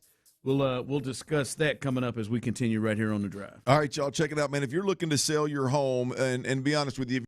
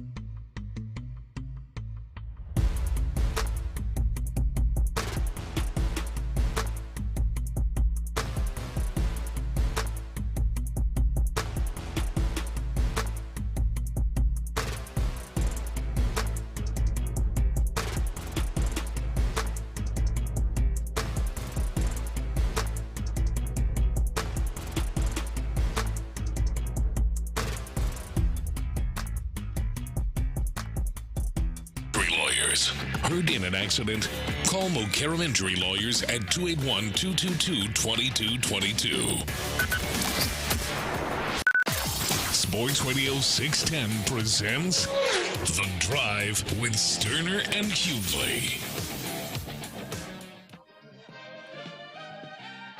All right, we just heard from the head coach, DeMeco Ryans, in his pre-draft press conference right here live on The Drive at Sports Radio 610. A correction to something I said earlier. Will Anderson will be on tomorrow at 3 o'clock. Not today, tomorrow at 3 o'clock. So no Will today, but Will, who's fresh off of signing that huge new contract, he will be speaking to the media tomorrow at 3 o'clock, and we will carry that for you live as well. But DeMeco did speak a lot, Clinton. He went from multiple topics from the draft, which I think a lot of us were going to talk about, thought he was going to talk about, to Tank Dell and his return, another offseason conversation that will continue to be an offseason conversation moving into training camp. CJ as well, Will as well. What were some of the things that jumped out to you from this press conference here from the head coach ahead of the draft? Ron, I don't think there's really anything that he said that's earth-shattering or that really moved the needle other than just it was nice to hear from the head coach again. Now, I do just getting these are the kinds – now the preparation obviously on game day is the biggest shining moment of DeMeco Ryans and his approach to really life, but definitely football as we see it. I'm just glad that's our coach. You watch a lot of these – Hard Knocks and all this kind of stuff, and why I like Brian Daboll and whatever. I'm not necessarily picking on him. I'm just using, you watch the Hard Knocks and the guy doesn't even know when the legal tampering period begins, right? I mean, you just the flippant, lack of energy and effort towards exhausting every avenue to be better is blatantly obvious in most organizations, or in a lot of organizations. And then, you look at how DeMeco handles things he's still watching film this week and trying to figure out, which guy, how to stack his board or fill his buckets or whatever analogy he wants to use with the draft. I'm just glad that dude's our head coach, man. And I did that very last question. I think it's a very, very good question. I think it was Kim. Yeah, the offense and defense. And, I know DeMeco probably gets tired of the comments, the conversation, I'm sure. But you will never, ever, ever convince me. You'll never convince me that Nick Caserio ain't running things on the offensive side of the ball and DeMeco Ryans is running things on the defensive side of the football. I was wondering what you were thinking. It don't matter how they couch it. You can't – the way they're moving offensively has clearly shifted from a DeMeco Ryans, San Francisco, Shanahan style to a New England, Nick Caserio style. It would be silly for DeMeco to still have – as much sway offensively as he did back then, right? It just what doesn't add up, right? For DeMeco to have a guy like Nick in the building and DeMeco decide to run this offense and for him not to lean more heavily into Nick's experience, 20-plus years in that offense would be crazy, right? So it's common sense that Nick probably has significantly more say-so in what they're doing on the offensive side of the football, including the draft. But it was a great question, and it's almost like you could hear the exhaustion in DeMeco's voice as he answered it. Yeah, we work collectively and collaboratively, and as we do every year. But yeah, no, he didn't really move much for me in that. It was good to hear from the coach again, but he didn't say much that he didn't shine much light on anything that we needed. I think there was some interesting comments towards CJ about how he looked coming in and how excited he was for him. There was something though that he did say, talking about expectations for 2026, when he said it's going to look different. Let's see how we build it. Each year is a new year. That's what I'm excited about. We fall in love with the process. And I when he says it's going to look different, I wonder from the aspect of what that means, what all will look different. Because I guess you can see maybe they'll be more equipped to do what it is that I feel like they want to do, which they've built their team, it feels like, to be extremely physical on both sides of the ball. And I'm wondering if that is the difference of the look, because I don't think I've ever looked at the Texans offensively, defensively, yes, offensively, I've never looked at them in the thought of, that is a physical offensive football team, and maybe that's where he's talking about it will look different, because that was intriguing to hear from that. All right, that's that was a head coach, a lot there, and if you want to hear that, I see somebody text in on the Base Power text line saying that they just got a car and missed DeMeco. You can use that Odyssey app, rewind that, and listen to DeMeco's press conference as he covered a lot of things. I'm sure we'll talk about some of the things he had to say today. All right, coming up, boy, thank God the feeling of the Texans is good right now going into draft week, because the Astros and the Rockets certainly didn't make people feel better about things. The Astros, they were swept at home, and I don't know. Where do you stand? Do you feel like we've reached a point? I know it's early. Do you feel like we've reached a point that a major move needs to be made? Is that where the Astros are when it comes to where they are on 420? It's 420, it's early, but it feels like a move needs to be made. That's coming up next. But before we get there, listen, I did something that I think maybe you all should do, and listen.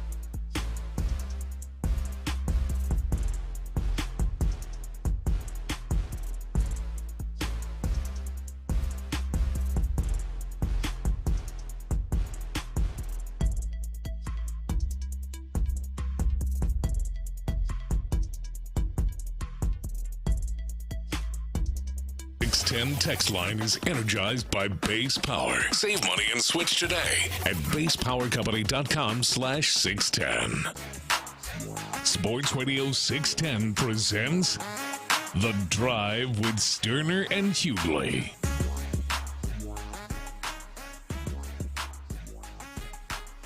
Seven 713-572-4610 on the Base Power text line. Have we reached it to a point where the Astros need to make a major move? This one was really tough over the weekend. They get their asses swept by the Cardinals. They're not even that good. And It's not ideal. It's not. It is early though, Tyler. It's early. So early. They play 162 of these things. Now, they are currently 8-15. Tyler, nice fart sound. They are 8-15. Yeah. Now the division lead is 500. They're 11-11. The division lead is 500. So it's not like, again, that's a saving grace. They're not running away from anybody, but this pitching just absolutely sucks. It's not getting better. It's awful. Awful. We'll see how long Hunter Brown's going to take for him to get back. But, he ain't Jesus Christ. He can't be out there every single day and pitching the bullpen too. It's getting rough. Whichever way you go about it. But Clint, it feels like the season is slipping away, and the Astros probably need to do something to shake things up. Something, and many occasions, and to me, I'll tell you right now, I think it's, and you know how I've had fun with Captain Joe. I think Captain needs to turn in his badge. That to me would be the move. You've got Omar Lopez, as Clint has mentioned, who just won a championship as the WBC manager, and he's over there on the bench. He's been there for several years, so he knows the players. I just feel like you have to do something to shake things up because this thing is going down. They're not responding, and they've got to do something. Or this season is lost, and maybe they've thrown in the towel. I don't know. Maybe or at least going to a space of, all right, we're not going to do too much. But it's hard to watch what Jordan is doing every day. Just the best hitter in baseball, could be an MVP candidate, and then you look over there and your starters can't go 5 innings, and you're actually like, all right, I'll take it. 5 innings, and I'll take it, and it's still not good enough for you. So it's rough, Clinton, and there needs to be a change to be made with the Astros. Well, it's rough, and look, I've got a similar take, I guess, on both the Astros and the Rockets. Like there is the low hanging fruit of, boy, injuries have just been a problem. Boy, these guys that they're calling up just ain't been worth a damn, and. Even the guys that haven't been injured, boy, they ain't been worth it. Like there's clearly plenty of excuses or plenty of soft tosses you can throw out there. But the reality of it is we're in position to win games, and the decisions that are made are mind-boggling, in my opinion, at times. Like we sit here and we talk about it, and it's it's not a big deal. It's a long season, and it's knowing damn good and well that it makes no sense. And then all of a sudden it bites you in the ass, and we want to talk about somebody making a mistake or the organization, they don't, they had to play one short on, what was that, Saturday or Sunday? I guess Sunday. And all those things are true. But the reality of it is, when you're in position to win games, when injuries aren't a factor, that's the part that I want to talk about. That's the part that I can't stand to watch. That's the part that's disgusting. For me to go out there and watch the wheels come off of a pitcher that I didn't know who he was 3 months ago, it hurts as an Astros fan, but it's like, all right, we put ourselves in that position. To watch Joe Espada pull what he pulled with Bryce Matthews and Isak Paredes in the 8th inning of a tie ball game blows my mind. Like, it's one thing to be sub 500, to be off to a slow start, but some of the stuff just absolutely blows my mind. And I talked about it 2 weeks ago. This ain't the first. It's not just a matter of convenience for me. I talked about it 2 weeks ago with I'm not even trying to be funny. The Nick Allen stuff at shortstop, when you've got Payne and Correa, or you've got these guys that are healthy and you're load manage them, and it's ultimately costing you games. You could get out of innings, and it's costing you games because you've got a lesser player at a position. And to me, the deal Sunday with Bryce and knowing you're going to put him in a position that he's never played, and he's not comfortable playing, it makes it even worse. It's tenfold. Like that's the decisions to me they're just unacceptable.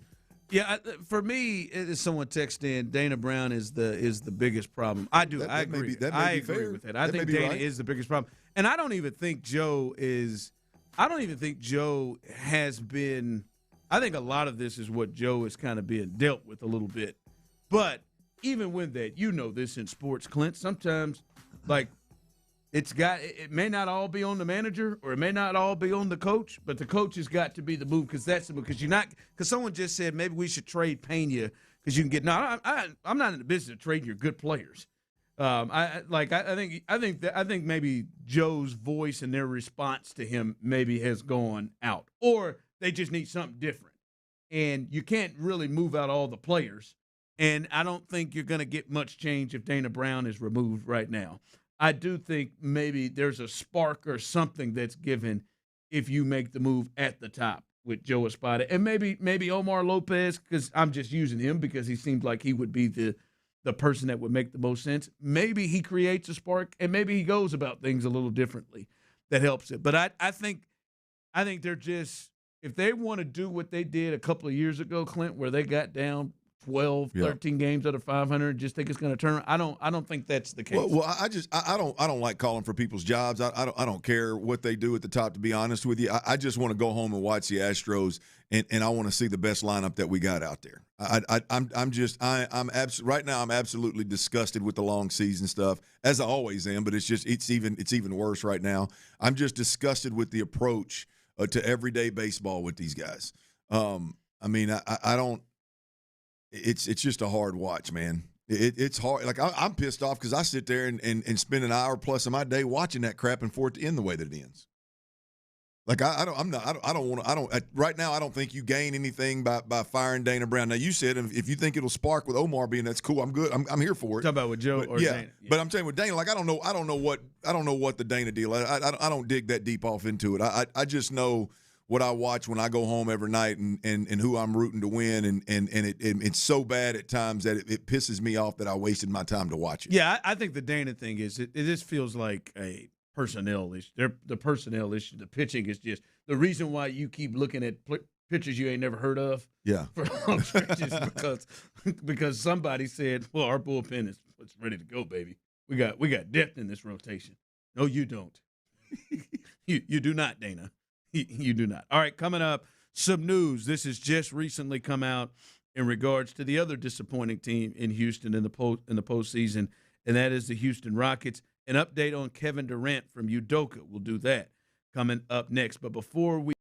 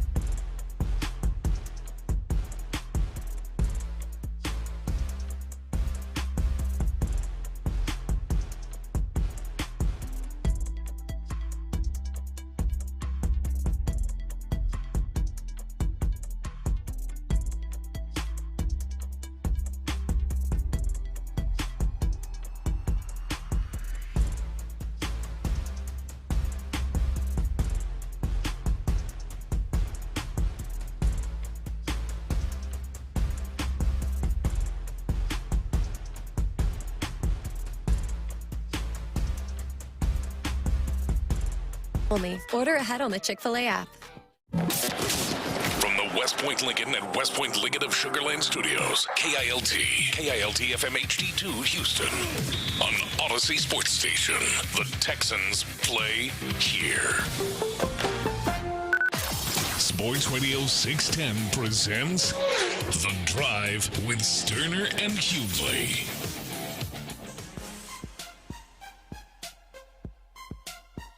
All right, it's been a big Monday already right here on The Drive. We appreciate you joining us. Those of you on the Base Power text line, 713-572-4610, we appreciate you hanging with us. Those of you on YouTube and Twitch as well. Some news here as the Rockets. Would you KD was out, and I want to give an update to KD real quick. This is what I want you to think. I'm gonna say this, and then we'll get back to this. But after I give you the latest KD update, do you give the Rockets a pass going into Game 1 without Kevin Durant? Nope. I just wanted you to wait. Right, let's get the question out here, Tyler. No, clearly Tyler has given his. Tyler has given his answer, folks. The rest of you will give you a little time if you want to jump in and let us know. And we'll discuss on the other side of this Kevin Durant update. Do you give him a pass? Kevin Durant obviously is this team's best player, their leading scorer, their player with the most experience. It feels like the offense is built around him. Do you give them a pass with Kevin Durant out? Now, the latest with Kevin Durant, we'll get to that conversation in a bit. According to Vanessa Richardson,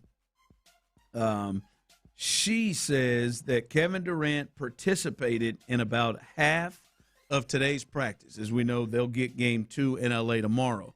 He participated in about half of today's practice. Ime Udoka tells Vanessa Richardson that Durant's status will be a game-time decision.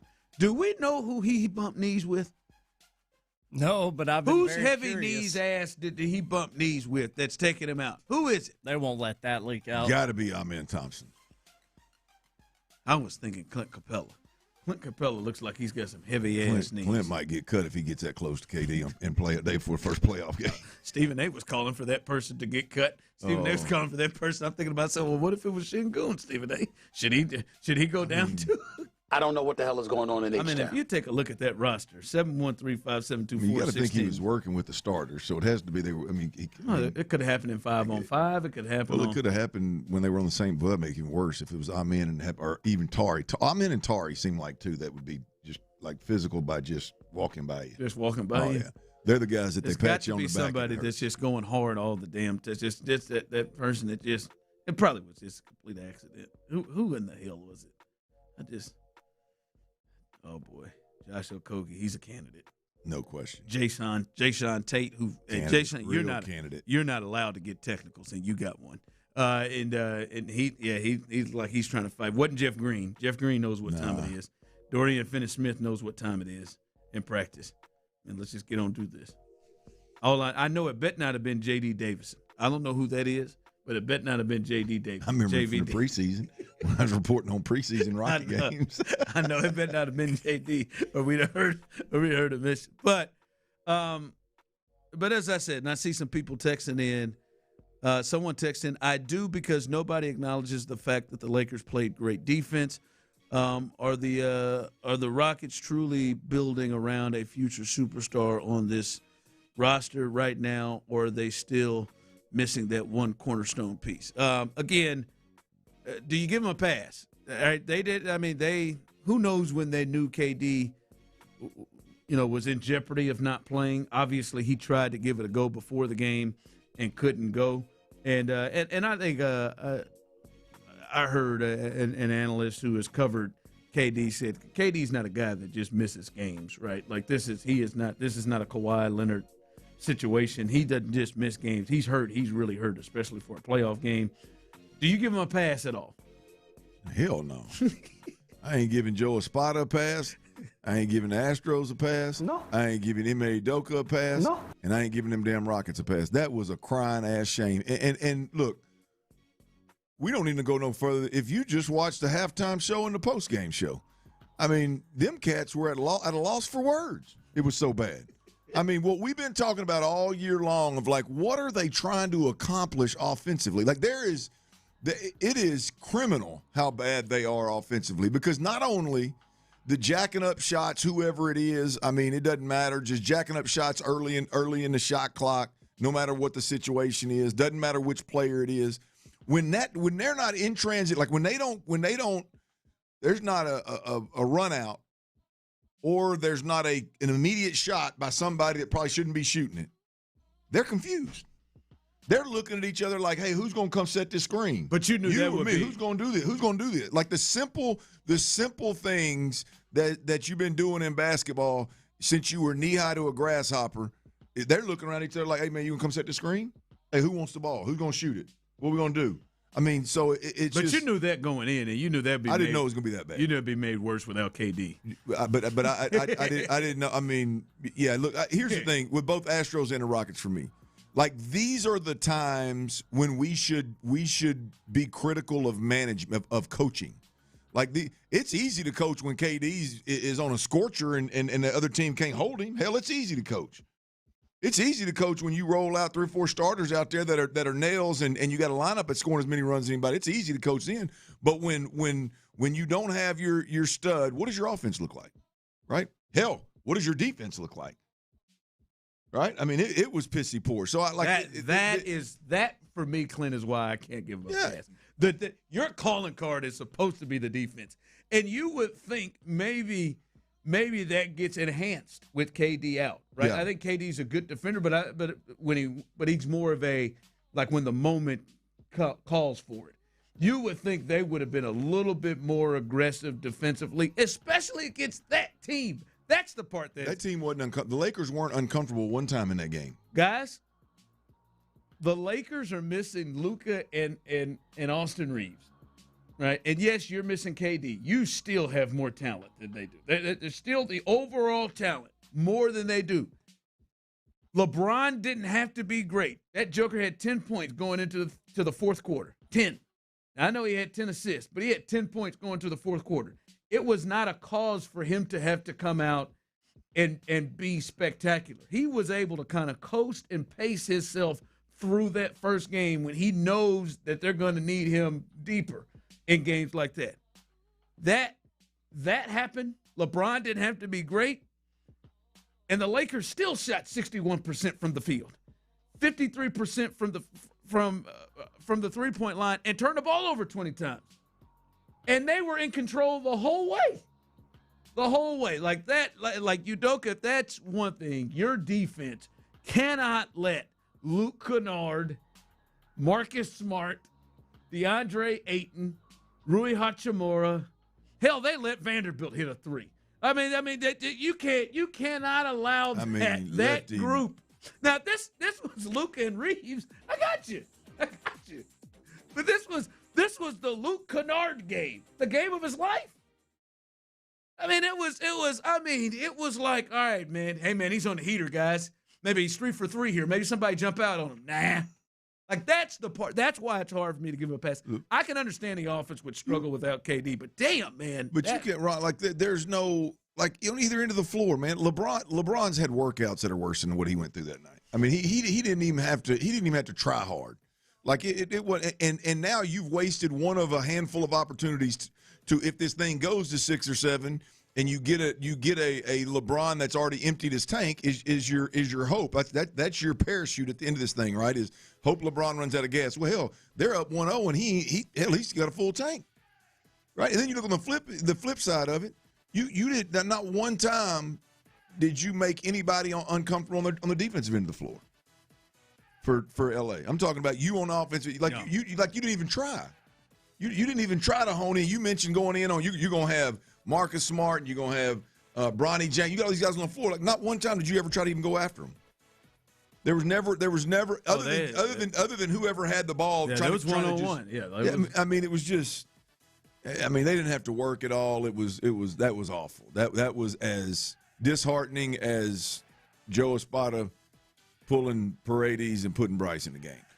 Text line coming in. The Lakers turned the ball over 20 times and only got 3 offensive rebounds the whole game and still won. Just think about that. And not just that they still won. Won comfortably. Yeah, they were like, at what point did you, like, there was that little run at the end of the half that they got it to a 2-point game in the half, and then they came out, and I believe Jabari or somebody hit a 3 to give them a 1-point lead. It was a little tight there a little bit before the Lakers had that kick, which kind of gave them some distance. There was never a point where you were sitting there and watching it and you were like, I know who the players are, but if you just watched it, the team in the gold were the better team.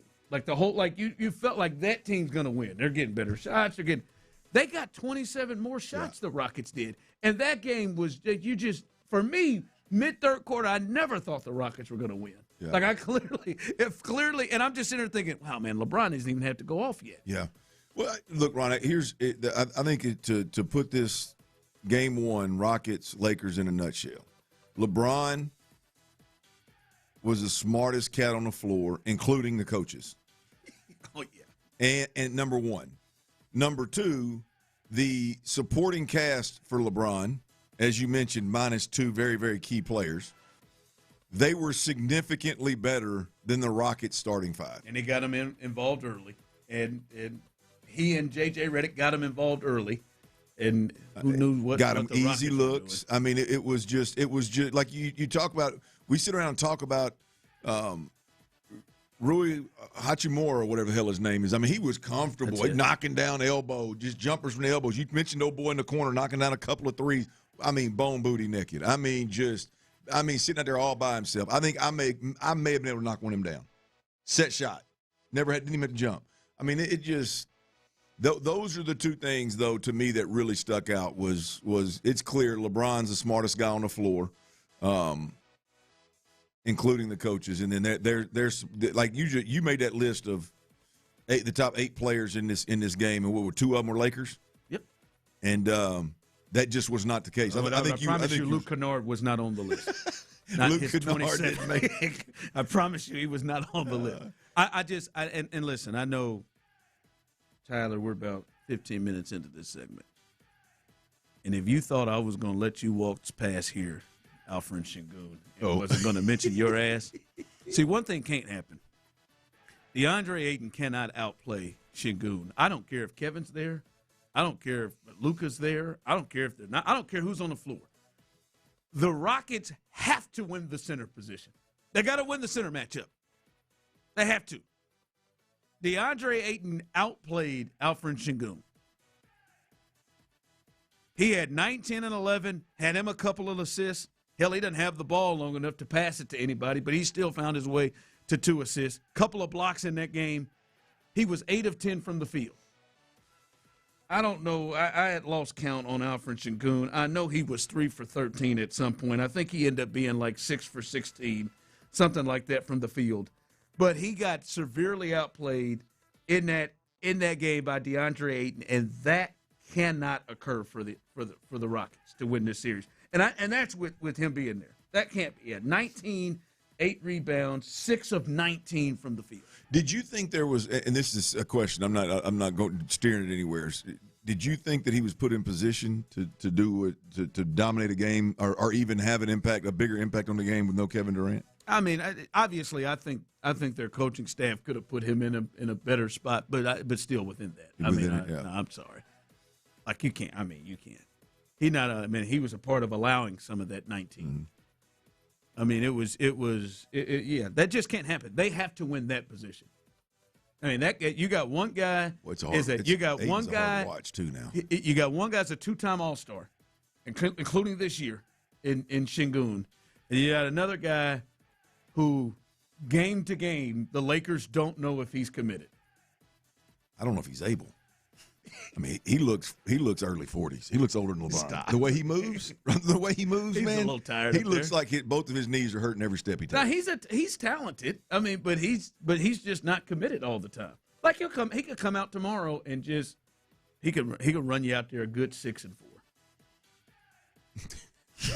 I mean, you're a completely different guy. But that can't happen. Şengün ought to be ashamed of himself.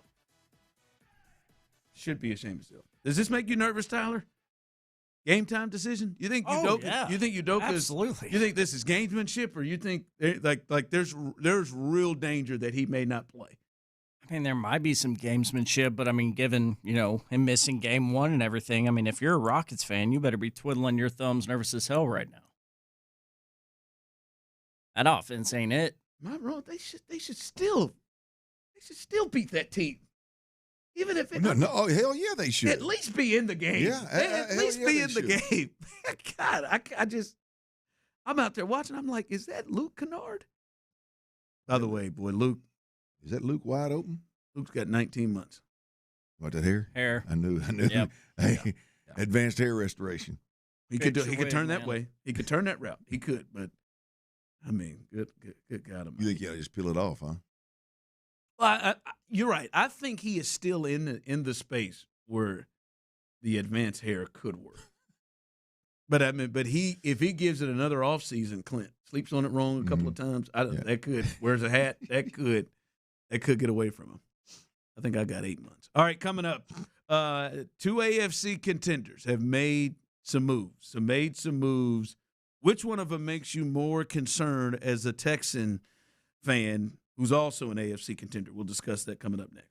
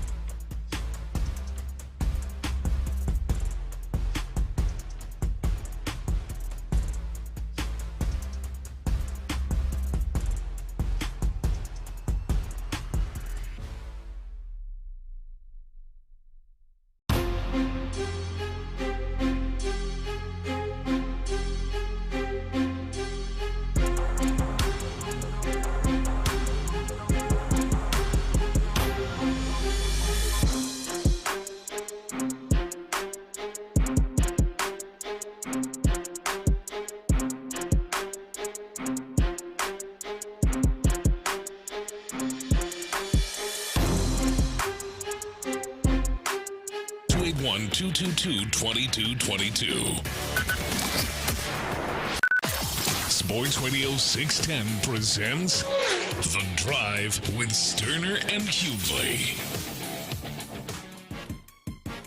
Text line coming through. Anyone who was doubting LeBron was tripping. Lakers winning game 2. Listen, there is nobody that is a bigger LeBron James fan than me. It's not the doubting of LeBron. It's them other jokers. And them other jokers that the Houston Rockets allowed them to do. I mean, hell, I'd like to know the last time they shot 61% with Reeves and Luka.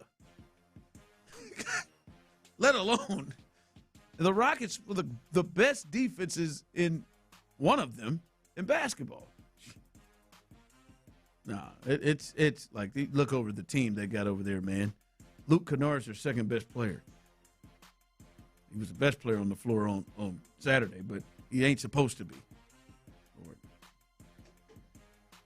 All right, real quick, before moving on, Shams Charania of ESPN also with an update. As we learned from Vanessa Richardson of Space City Home Network, she said, as he agrees there, Kevin Durant's status for Game 2 is up in the air, but a little different points here. To Shams' understanding is that Kevin Durant is dealing with a deep bruise in the right patella tendon. Rockets are optimistic that Kevin Durant is going to be able to return as soon as Game 2, but it remains to be seen. So that is the issue, a deep bruise in the right patella tendon, and there is some video footage of him shooting around. He does have it looks like he does have stuff on that knee, on that knee that he's to protect. But I mean, that's the latest there, isn't that something?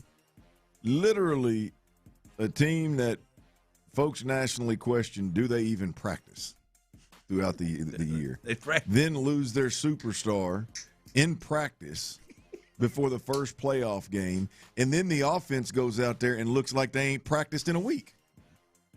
Isn't that something? Somebody was practicing hard, baby. Somebody was going hard.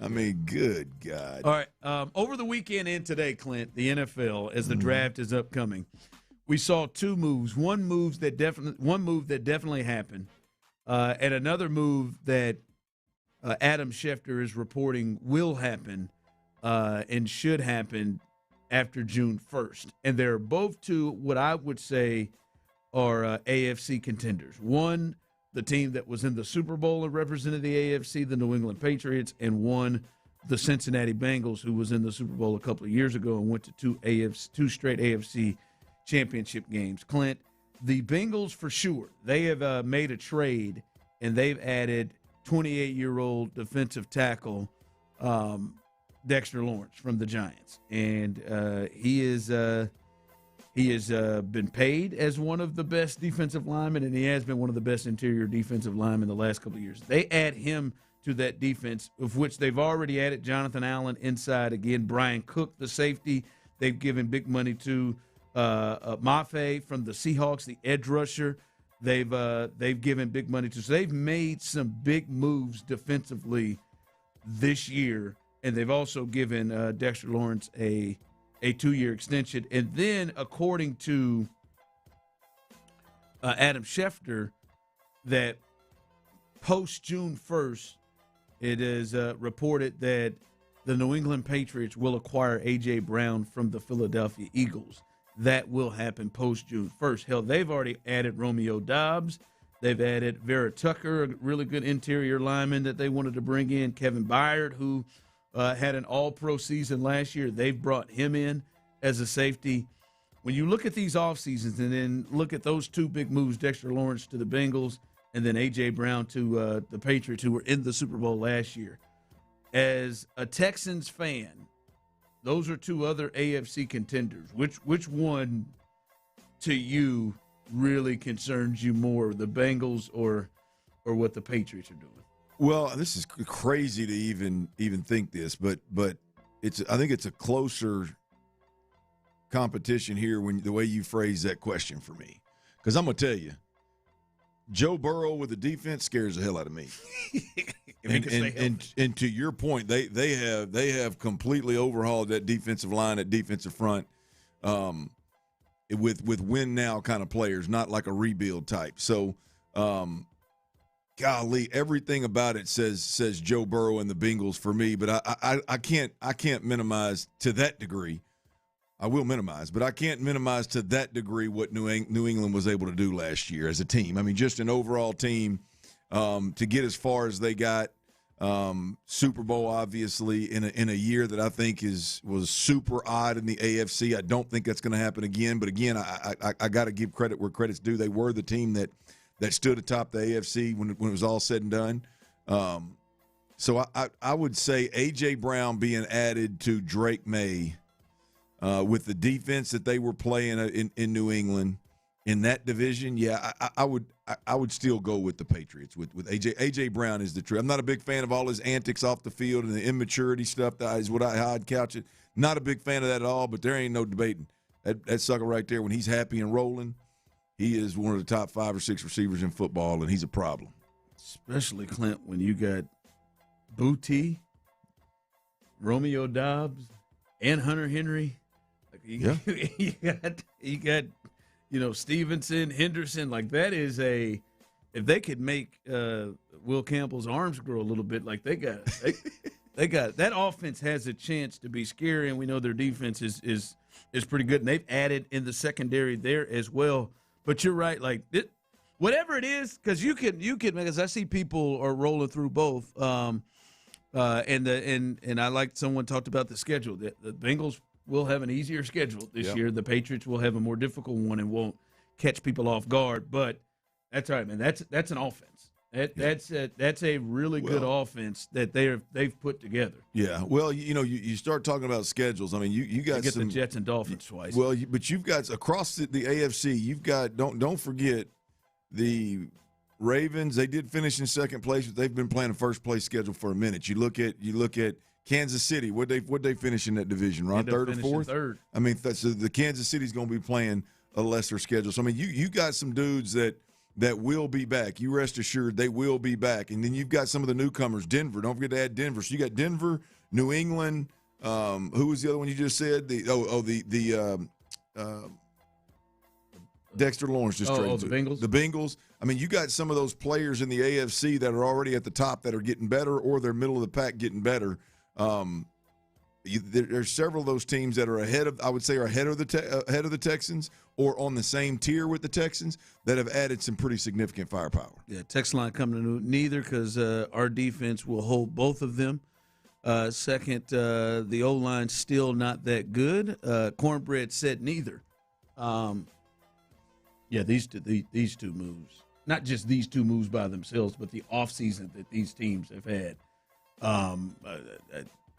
If I'm an AFC contender, I'm a fan of an AFC contender, I'm looking at those. As you said, if Joe Burrow can stay healthy, and that's a big deal, but if Joe Burrow can stay healthy with that offense that they have over there, we know the weapons they have over there, and if their defense can be at all they don't have to be great, middle of the pack, that's a completely different team. And we know that if they get in it, they've been to the Super Bowl. This is a team that plays in big games. And that Patriots team, we'll see. They're young. I thought they would take some steps back, but adding AJ, and the best hope for that is, if you're hoping against them, is that plummets or that goes sideways with AJ, which is possible, but I don't know. We'll see. I feel like New England and Vrabel would feel like they can get a control. And Vrabel's had him before, right? Vrabel had him in Tennessee. So there's a relationship there, too, which I think means a lot. Again, I'm not saying those two teams are the favorites in the AFC, but they have gotten significantly better where they were weak. Well, it's easy to minimize as you watch them win a couple of games in bad weather and kind of how they won them. They mucked it up. It was ugly and all that. It's easy to kind of minimize that, but you can't take it completely out from underneath them. Look, I think Denver's probably a better team with all their starters and everybody involved, probably a better team than New England last year, if you want to look at kind of the newcomers that were up and coming. But truth of the matter is, they're either on the same tier or one tier above the Texans any way you slice it, and they're out there making moves. So it's going to be an interesting year in the AFC for sure. Yep. Those are two big-time players that have been added to those. Absolutely. To those teams. All right, coming up, we do it every Monday. Weekend's best, weekend's worst. You can text yours in. What was your weekend's best, your weekend's worst? We'll do that coming up next right here live on The Drive. Tyler is the absolute worst. The Drive with Stoerner and Hughley. I don't like calling for people's jobs. I just want to go home and watch.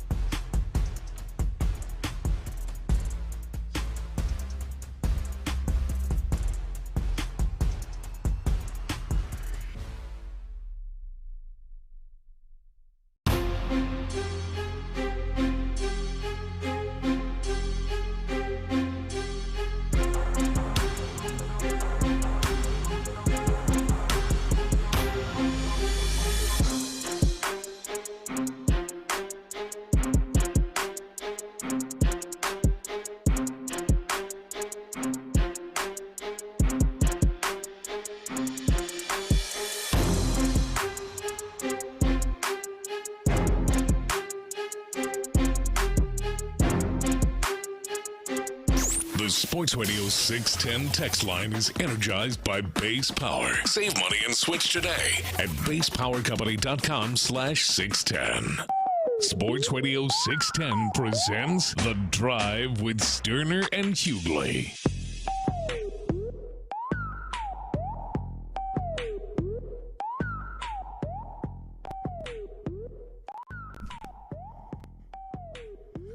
All right, welcome back in here on a Monday. If you missed it, the first segment of the show, DeMeco Ryans did his pre-draft press conference, and we heard from him. Discussed a lot in concerns with concern to the draft. Tank Dell, C.J. Stroud, Will Anderson, a lot. By the way, speaking of Will Anderson, set your reminders that Will Anderson will be with us here on the Drive on Sports Radio 610 as he has his presser tomorrow at 3 o'clock. You'll be able to hear that right here on Sports Radio 610, so stay tuned for that. All right, we do it every Monday. You can send yours in 713-572-4610 on the Base Power text line, YouTube, and Twitch. A little weekend's best, weekend's worst. I'll start with my weekend's best. And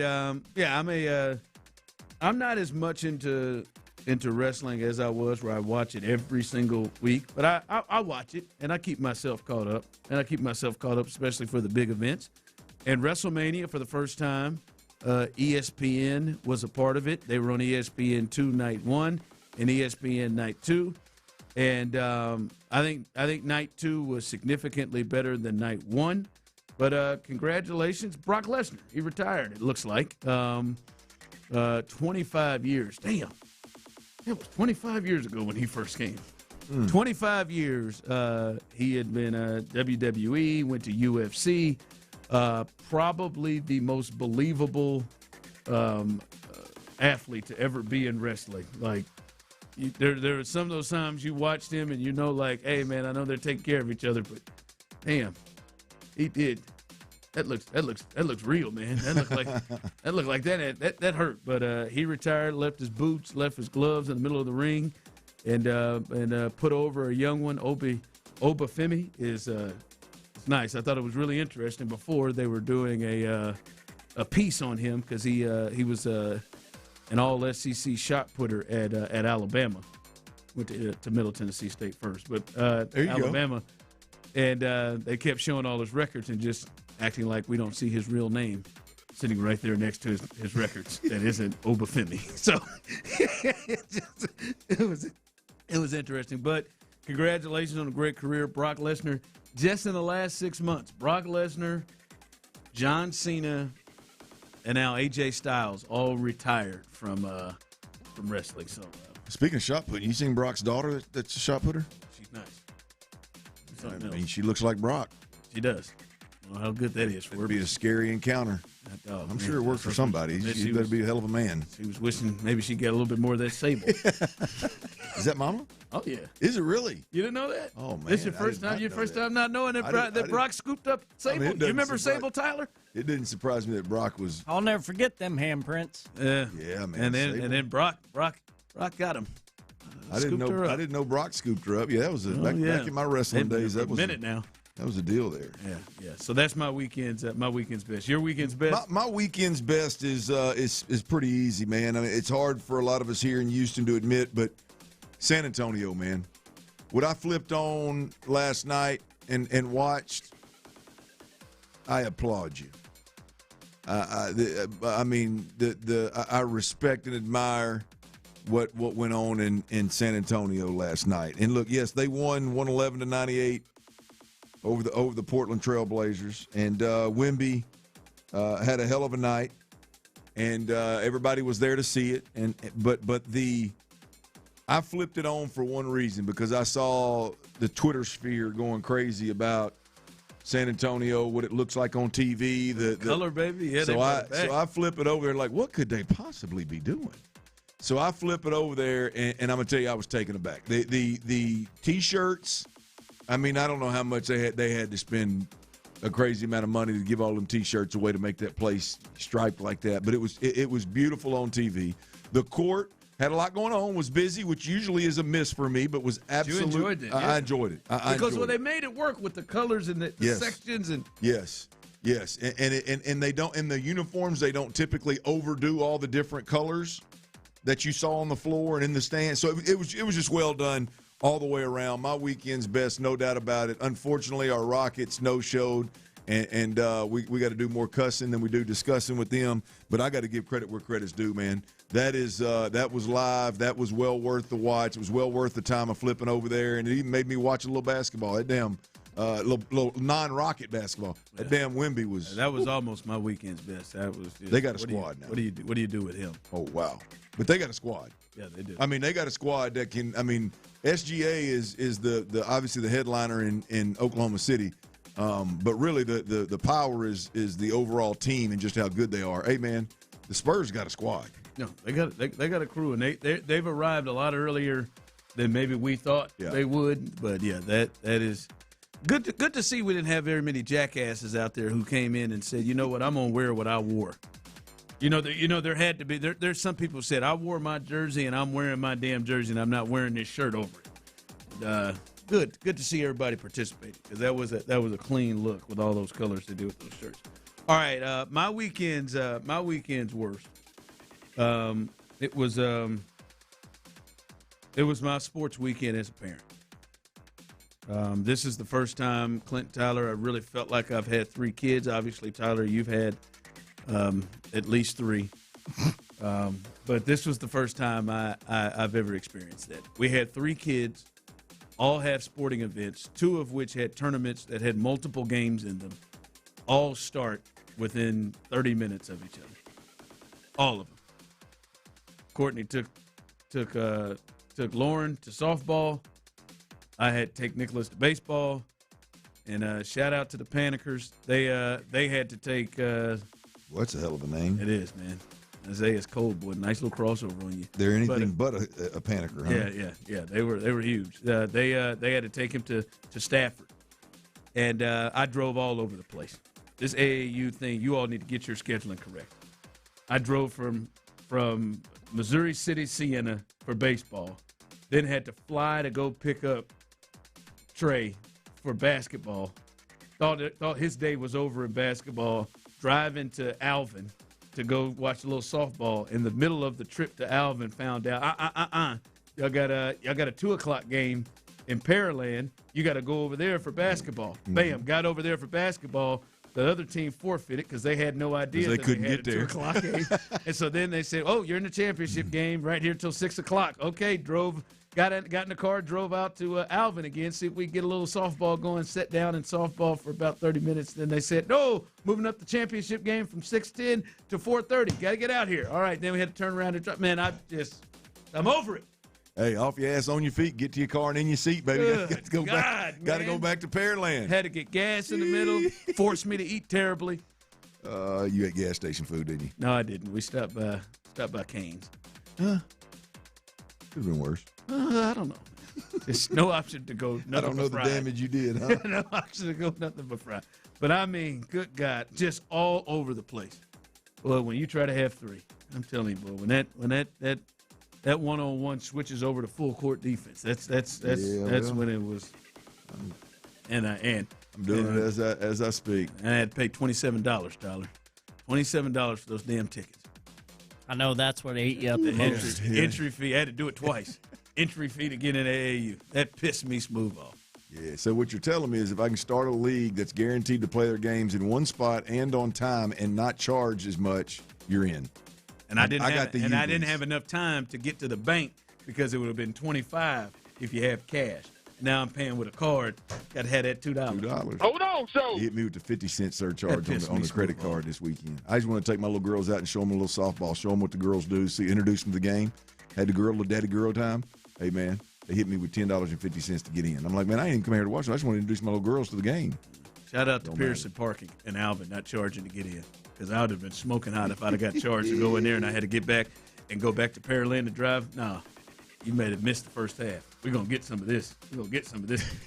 This money's worth. All right, your weekend's worst. Real quick, man, weekend's worst. I don't know if y'all saw this, but spring games are rolling with these colleges. And I don't know if y'all saw this, but the the old parachuter at the Virginia Tech spring game, Ron, got hung on the scoreboard. What happened? I'm talking about the big scoreboard, the old parachuter. Yeah. Now, I have received word that he did get rescued by the fire department. First responders did rescue him. Thank God. But he's got an American flag that is big, and it's whipping him. And I look at it and I'm like, the scoreboard pretty hard. No, he did. Yeah, I mean his parachute caught the top of the scoreboard. He was about a quarter of the way down, and that American flag was hanging all the way to the top row of the stadium there. Oh my! But could you imagine? Could you imagine being hung on it? I mean, if he'd have just fell, assuming he'd have hit the top rail, I mean, it still would have broke his bones. But I mean, hey, think about that, though, Tom. That would never that'd never get in the parachute. I ain't never done nothing. I ain't never jumping out of a plane. That don't matter, parachute or no parachute, unless somebody pushes me out of it. Here's the deal. I mean, how bad of a miss is that? I mean, my man, you got 100 yards. You got 100. Oh man, he hit that C in that Tech real hard. It was coming in hot. God, dog, I think he broke something on there. I mean, you got it. He damn near missed if it wouldn't have been for the scoreboard, he'd have missed the whole stadium. Oh my God, man, he needs to go back and watch that Wesley Snipes movie. What was that? Was that Wesley Snipes movie? They were parachutes. God, dog, not Passenger 57 is another one. Man, I'd have rather seen that at the Aggie spring game than what I saw. That sucked. We lost our best damn linebacker in that spring game. Broke his leg. Damn. Senior linebacker. He's out for the year. Sanford. Sometimes broken legs you can come back from. Hey, look at it this way. Look at it this way, T. They're gonna pay him another $2 million to come back next year, so he just made himself some more money. Yeah, I guess it's kind of like I wish I'd have got hurt that last year in the league. I'd have been invested, made me a little more money. Nah, stay healthy, get your ass up out of here, Stoerner. Golly. It was literally the one defensive player for the Aggies. If you would ask me going into the spring game, this guy can't get hurt, I would have said him. I've watched this 4 times. Oh, parachute man? He goes right into that damn sea. I'm telling you, it's terrible, man. Takes it out. Pieces of the scoreboard come off. Yes, right? he hit that hard, man. You undersold that, Tyler. Yeah, he hit that drop zone. There it is. Shout out to the text line drop zone. Boy, I could go back and watch that right now. I'll tell you, man, he had a run of movies I could go back and just watch. Oh, John Connor from Passenger 57. What you got coming up? Hey, man, look, I know the Astros got swept. And we can talk about Dana Brown. We can talk about Bryce Matthews, but not today. Not today. Not today. I got to call somebody to the carpet, man. I've done all I can watch, and I got to know if Astros fans are out there. 713-572-4610. Are you with me or are you against me? Hey, and all you, it's a long season, 162. Everybody relax. Y'all can kiss my ass. I need 713-572-4610. We got to call somebody to the carpet. We're going to do that next right here on Sports Radio 610. Before we do that, though, speaking of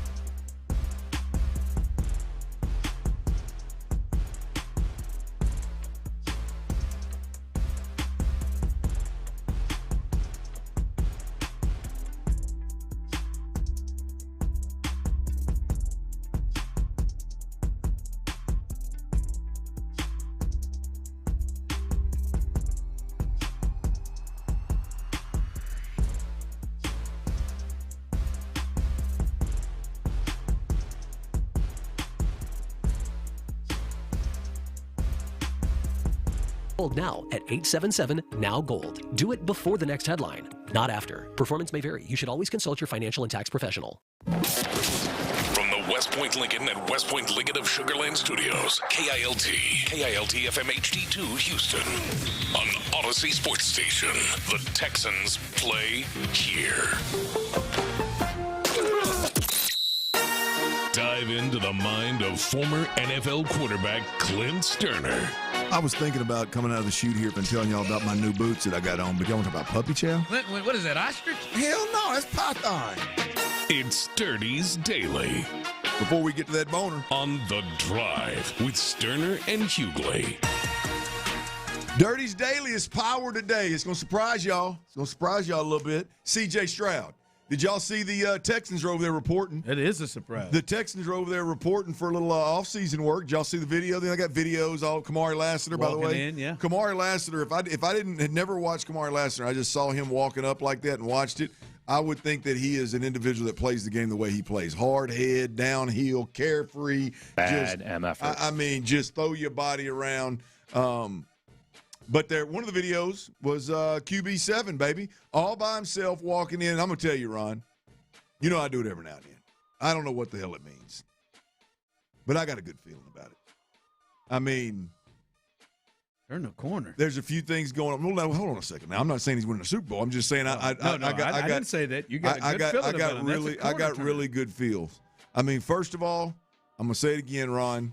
I don't think he was ever a dread guy. Or a lot. What would you call what he had? Twist, like, red. Yeah. I don't think he was there. I like the trim down. I like the cut, clean. I like it. I like it on him. Big old pants. Pants are big. But I'm gonna chalk it up to being young. Astros hat. I believe that H is an Good Astros for him. hat. Yeah, no Mariners, no Yankees. Astro hat. Appreciate it.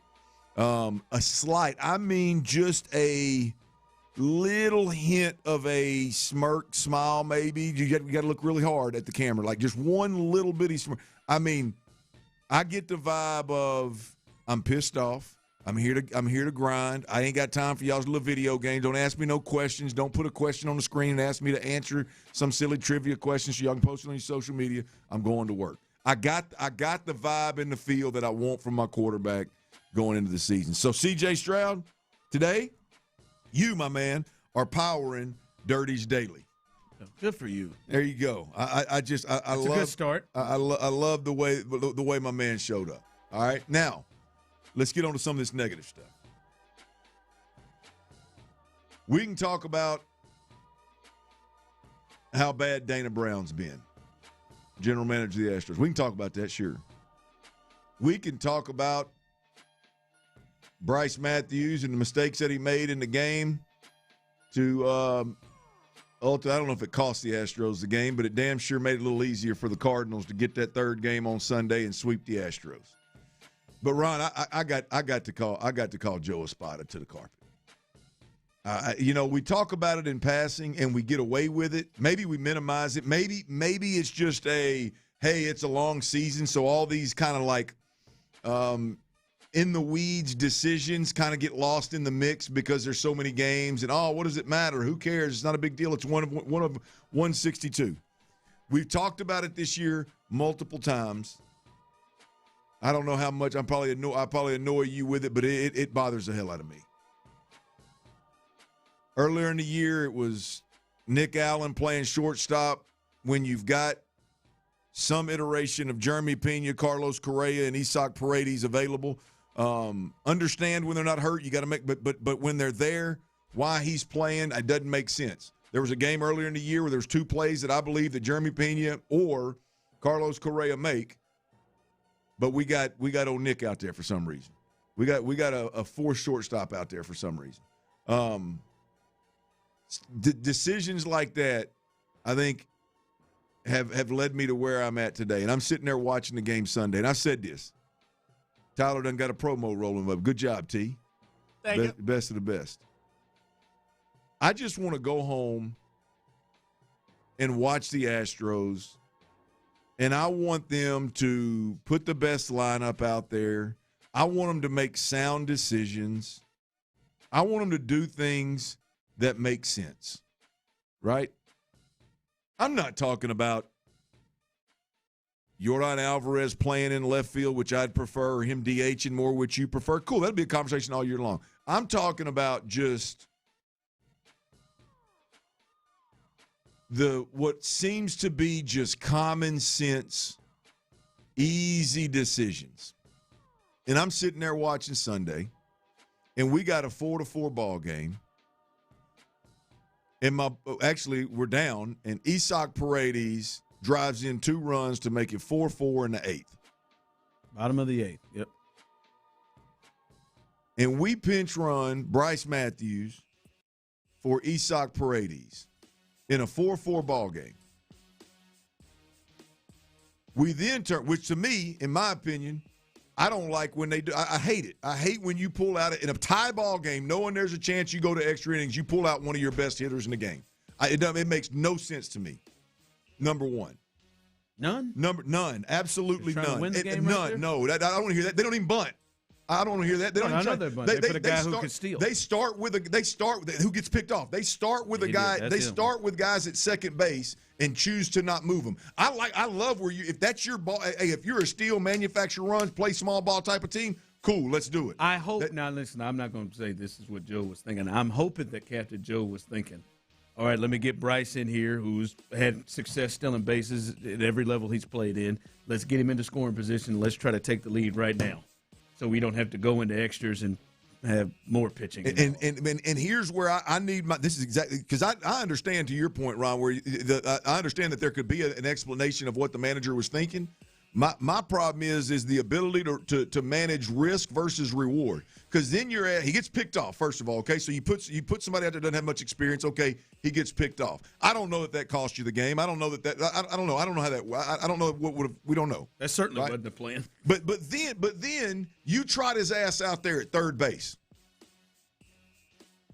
And the commentators immediately start talking about, I think he's played third base 3 times.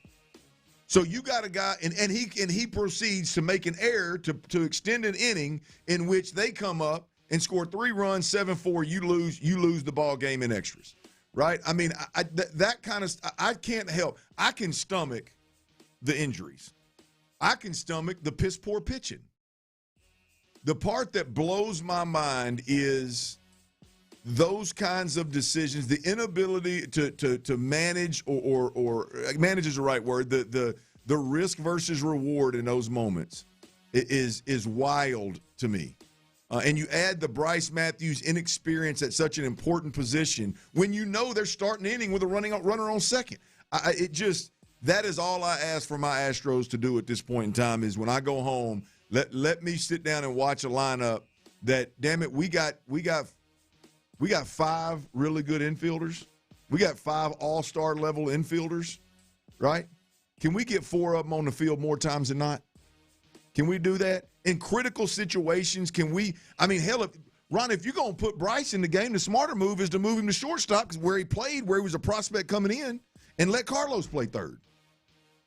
I mean, it's just like stuff like that just blows my mind. The night before, now this could have been an injury. I'm not real sure what happened, but Isak Paredes, when I was shocked to see him on the field Sunday, you got the game on the line, and he's pinch hits low profito for Isak Paredes with the game on the line at the end. I'm thinking, boy, Isak, the announcers, boy, I don't know that seems to be an interesting move right there. Isak Paredes must have got injured when he was running for that foul ball late in the – like stuff like that is what I'm over it, man. I've seen enough. And I just – Joe's got to be better. I'm not here to call for anybody's job, whether it's Joe or Dana or Bryce Matthews or whoever the hell. I'm Zach – why do I keep calling that guy Zach Allen? Nick Allen. I mean, to each their own. But damn, man, can we just get to a point where we make good, solid decisions? I believe that managers – this is when you find out what they're about. And he is, in my opinion, he is leaving a lot to be desired. I don't necessarily think, when I think of the biggest issues that the Astros have had that's gotten them to 8-15 and dead last in the West and one of the worst records in baseball, Joe obviously is the leader of the bunch. I wouldn't have him at the top of things, but I do think this team is in a space where they need something different, something to happen, something to change, something different. And many times the manager is the casualty. And I think at this point, maybe they need something different. And maybe more his voice than his decision making, and this team's belief has maybe wavered a little bit. So I maybe not. Yesterday didn't tick me off. I understand. I feel like he was just trying to win right then and there. But I think overall they need a different voice.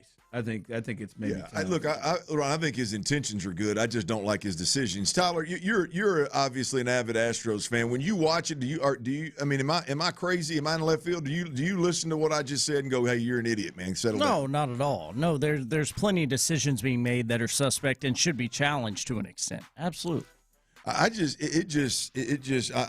feel like we end up sweeping it under the rug, and then when it bites me in the ass or bites them in the ass, it's painful to watch sitting at the house. Real quick, we have the draft right around the corner. We do. Thursday, baby, round one. By the way, let everybody know out there that we had DeMeco Ryans, head coach. We had him on in a 2:00 hour. If you got that Odyssey app, I salute you. You're coachable. Job well done. If you don't have the Odyssey app, what the hell are you waiting on? AUDACY. Download that Odyssey app. Take us anywhere and everywhere you go. And if you do have it, there's a little rewind feature on there. You can go back.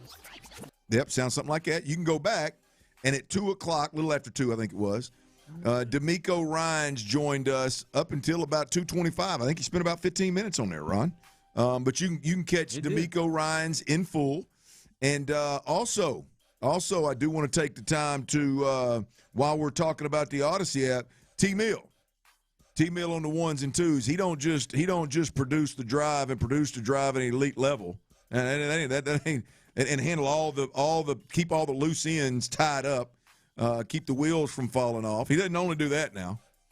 He doesn't only drink him little beers at Twin Peaks and eat them little tenders and drink that dirty water. No, he doesn't. He's got that big orange wagon cranking back up. And T, you got an episode coming up for too long. I mean, you want to let the people know, or you want to hold off before announcing this? No, this week is absolutely the target for bringing back the big orange wagon. All Astros talk, that sort of podcast for the people, and aiming for tomorrow night, Tuesday night, to have a new episode of the big orange wagon out, and then from there doing 2 new episodes a week at minimum for the people. Talking all things Astros. Yes, sir. There it is, man. So on that Odyssey app, you can find that podcast along with all of the other Odyssey podcasts as well. And I'm not done, boy. Just good news just keeps coming. We got Will Anderson, boys, tomorrow. That's right. We got Will Anderson. Will has got the bag, as they'd say. $150 million, 3-year extension, $150 million. DeMeco Ryans mentioned that today, spoke about Will a little bit today, but we'll have Will. He'll be on, what do we have, a time? 3 o'clock, right? 3 o'clock tomorrow? That'll be a fun listen, because you're going to be able to hear that I just got 150. Oh, he's going to be cheesing the whole time. I just got 132 million guaranteed. Yeah, he doesn't strike me as a guy that can hide that. You're going to feel it. Yeah, who can? Will's got an energy that's contagious, but especially when he's just beaming, cheesing, that sort of thing, which he should be doing tomorrow. He should be, man. He's got several million reasons to. God, I got so drunk over the weekend. I'm proud of you. I don't think he did. I would have. I know he did. I mean, if I was him. You think he drinks mules? Is that Dan Orlovsky walking in a hockey tunnel? No, man. What is that, Chris Chelios? No, that's the great one. Anyway, no, I don't think he drinks mules. I couldn't put my finger on what he drinks. He probably doesn't drink. I think there's probably been. I'm gonna ask him this next time I talk to him on a post game show or something. Yeah, I don't think he drinks. I'm having a hard time. I think there's been one time in his life when he tried and it just didn't go well. I'm just having a hard time looking at Will Anderson and selecting what his drink would be. I don't think he drinks enough to have a drink. Like I can look at Kamari, who was walking aggressively, by the way, in that video. And Kamari looks like he puts away hen on the rocks. Fair. I agree. I can't put my finger on what Will would drink. I don't think he drinks enough to have one, but if it was, I would probably say tequila because his prime drinking years, tequila was a real healthier, supposedly a healthier option. Maybe. And so I would probably say some level of tequila. I look at CJ. He looks like he orders cranberry vodka. Why are you smirking? What does that mean? Because Tyler's laughing. I mean, it does. What do you think Derek Stingley drinks? Bud Ice. Bud Ice? Yeah. Old Forester. Bud Ice. His father way. forces him. Bud Ice. That's what he's been drinking. You seen his pops? I have. He ain't drinking no Bud Ice. Bud Ice, baby. All day. Hey. Some sort of malt. Neither one. I just can't put my finger on it. I can't put my finger on it. No, he does. Splash of pineapple? Yeah, he does. He splash a little pineapple in that Bud Ice. That's Crazy. good. I just can't put I could not gun to my head, I could not come up with a drink for Will. I could not. I couldn't. I can't think of a beer. I can't. I cannot. Tequila Sunrise doesn't feel right. All right, coming up, former Sports Radio 610 host had something to say about Will Anderson. It wasn't about what he would drink, but about the impact of his contract. Well, let's hear what he had to say and see if you agree. That's coming up next. Is there a realistic way the Astros can get back to contender status this year? Seth.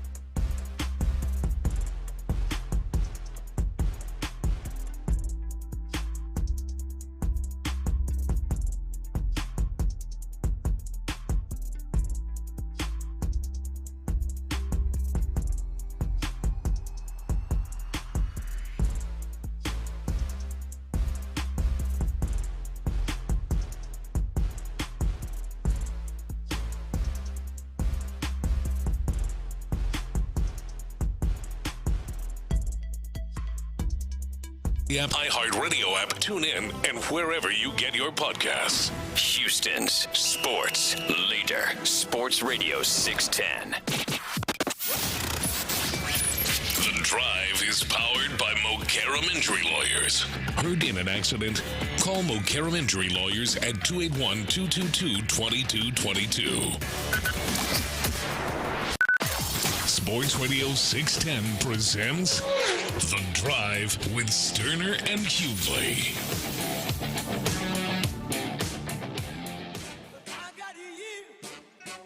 Text line coming in. Kamari drinks that Mad Dog 2020. How long y'all think Kamari been having money?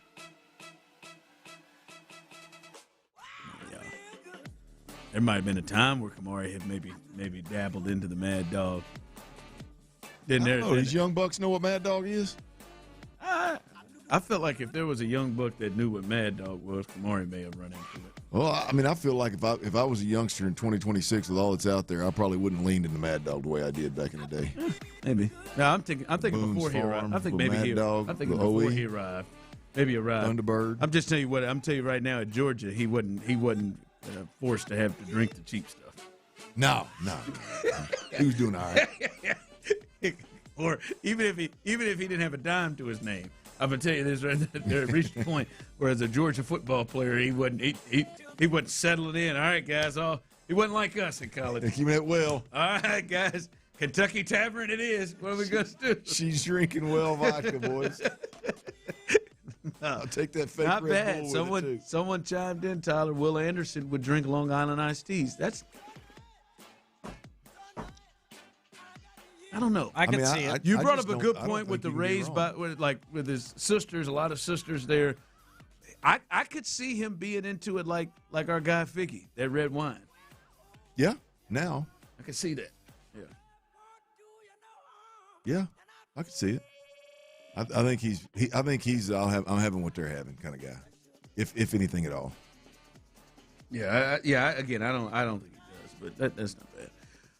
All right, Will Anderson. Speaking of Will Anderson, as Clint said, we'll hear from him tomorrow, 3:00. Make sure you're listening with that. But I thought Nick Wright, FS1, formerly here at Sports Radio 610, had a interesting thought about not just Will Anderson and his contract. He's the latest, but these huge contracts like this, and obviously Will's is the largest outside of quarterbacks. These huge contracts from non-quarterbacks and how much they take up your salary cap and what that means for teams. Here's his thoughts on Will Anderson and his deal, and then I think there's a discussion piece off of this. This is the type of player that is the easiest to pay, but I do wonder if it's even possible for a non-quarterback to make this a good value contract. Where the salary cap is, can a non-quarterback provide you $50 million worth of value? I think it's hard. And so what you showed is his production, which is top 2 pass rusher in the league production. He has to stay there now throughout. And it's really interesting to me where the market's gone and where it hasn't gone. It is pass rusher, wide receiver, quarterback are the only guys making more than 30, and you have at that position 8 wide receivers and pass rushers making more than 40, and obviously, 15 quarterbacks making more than 40. Every other position is stuck at a $30 million ceiling for offensive linemen and corners, or $20 million ceiling for tight ends and running backs. The league is obviously telling us what they value. All right, that's Nick Wright, FS1, talking about the value of that position. And we understand, Clint, we talked about it. You played it. You know it more than anybody. You've been in the fire. The quarterback position is obviously the most impactful position, to where if you're going to spend money, that person is valuable enough to hold up that much percentage of your salary cap. What he's making now, that $50 a year, we know it's spread out over the extension, but roughly $50 a year is what we're seeing per year. Hell, that's more than what Mahomes is getting right now. More than some. Only quarterbacks are getting that number. We're seeing that much of a percentage to the salary cap. Do you think Will Anderson is able to give the value of that contract the way that quarterbacks are able to give the value of that. Not in the same way, but in a similar fashion. I think the reason that Will Anderson has set the market for a non-quarterback goes beyond the field. I think, and this is not a slight, but I think when I look at what's old buddy that was with Dallas and then with the Green Bay, my mind just went Micah Parsons.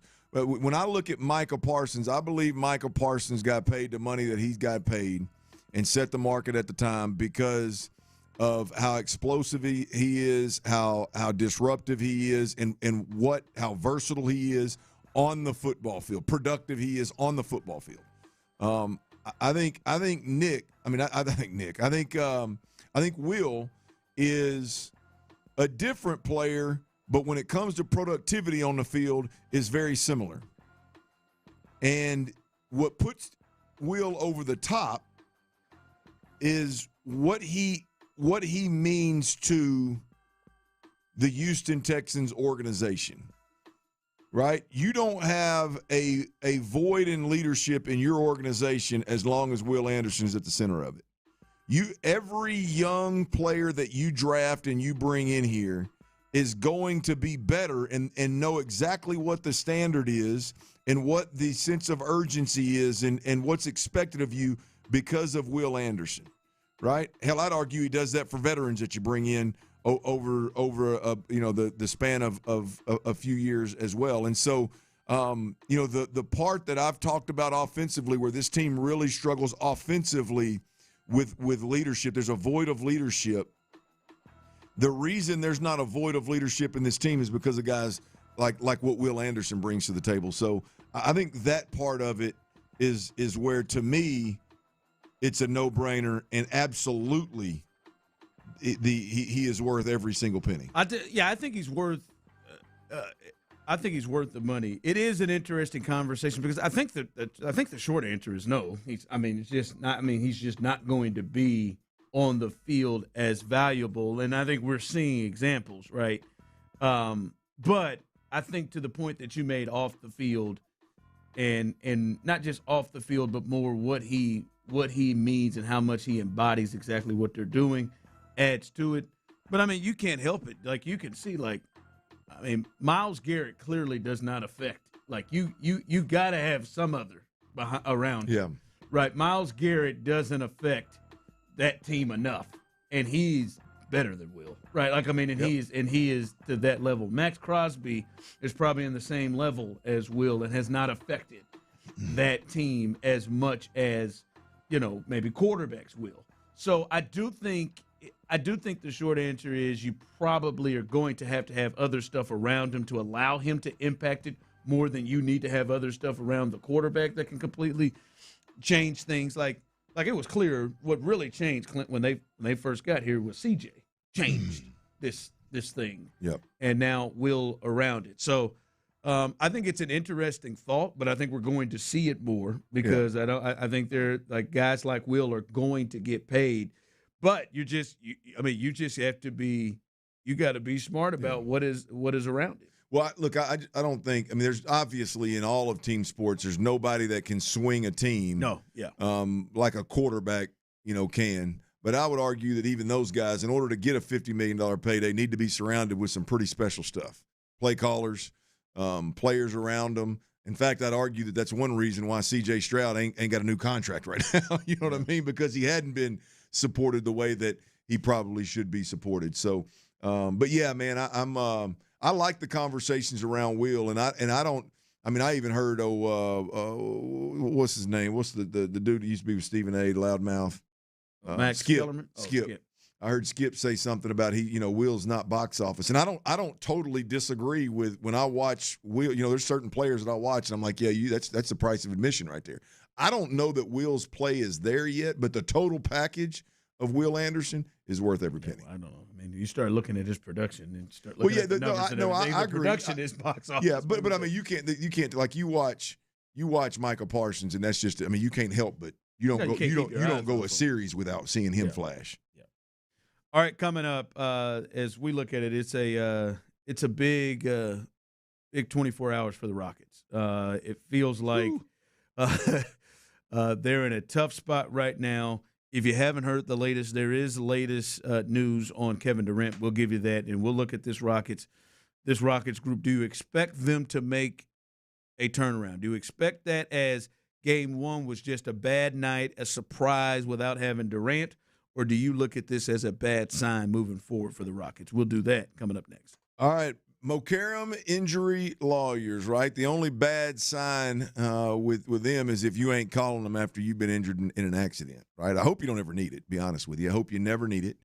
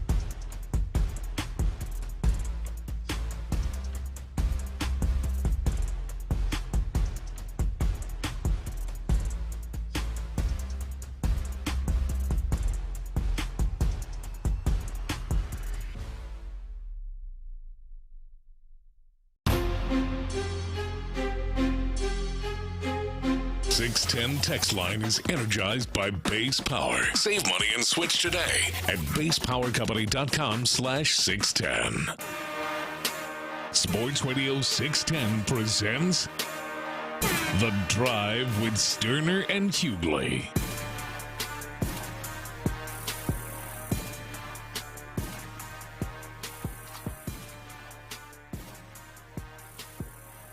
All right, a big day here on a Monday and a big week. Draft week, first round of the draft. We'll see if the Texans select for the first time in 3 years. Again, we were just talking about Will Anderson, Clinton Tyler. That's the last player they have drafted in the first round was Will Anderson, which is wild. We'll see if at 28 they will draft again there. So a big week happening, draft this week. The Rockets have a huge game coming up tomorrow, game 2 in L.A. We'll give you the latest update on Kevin Durant here in just a bit.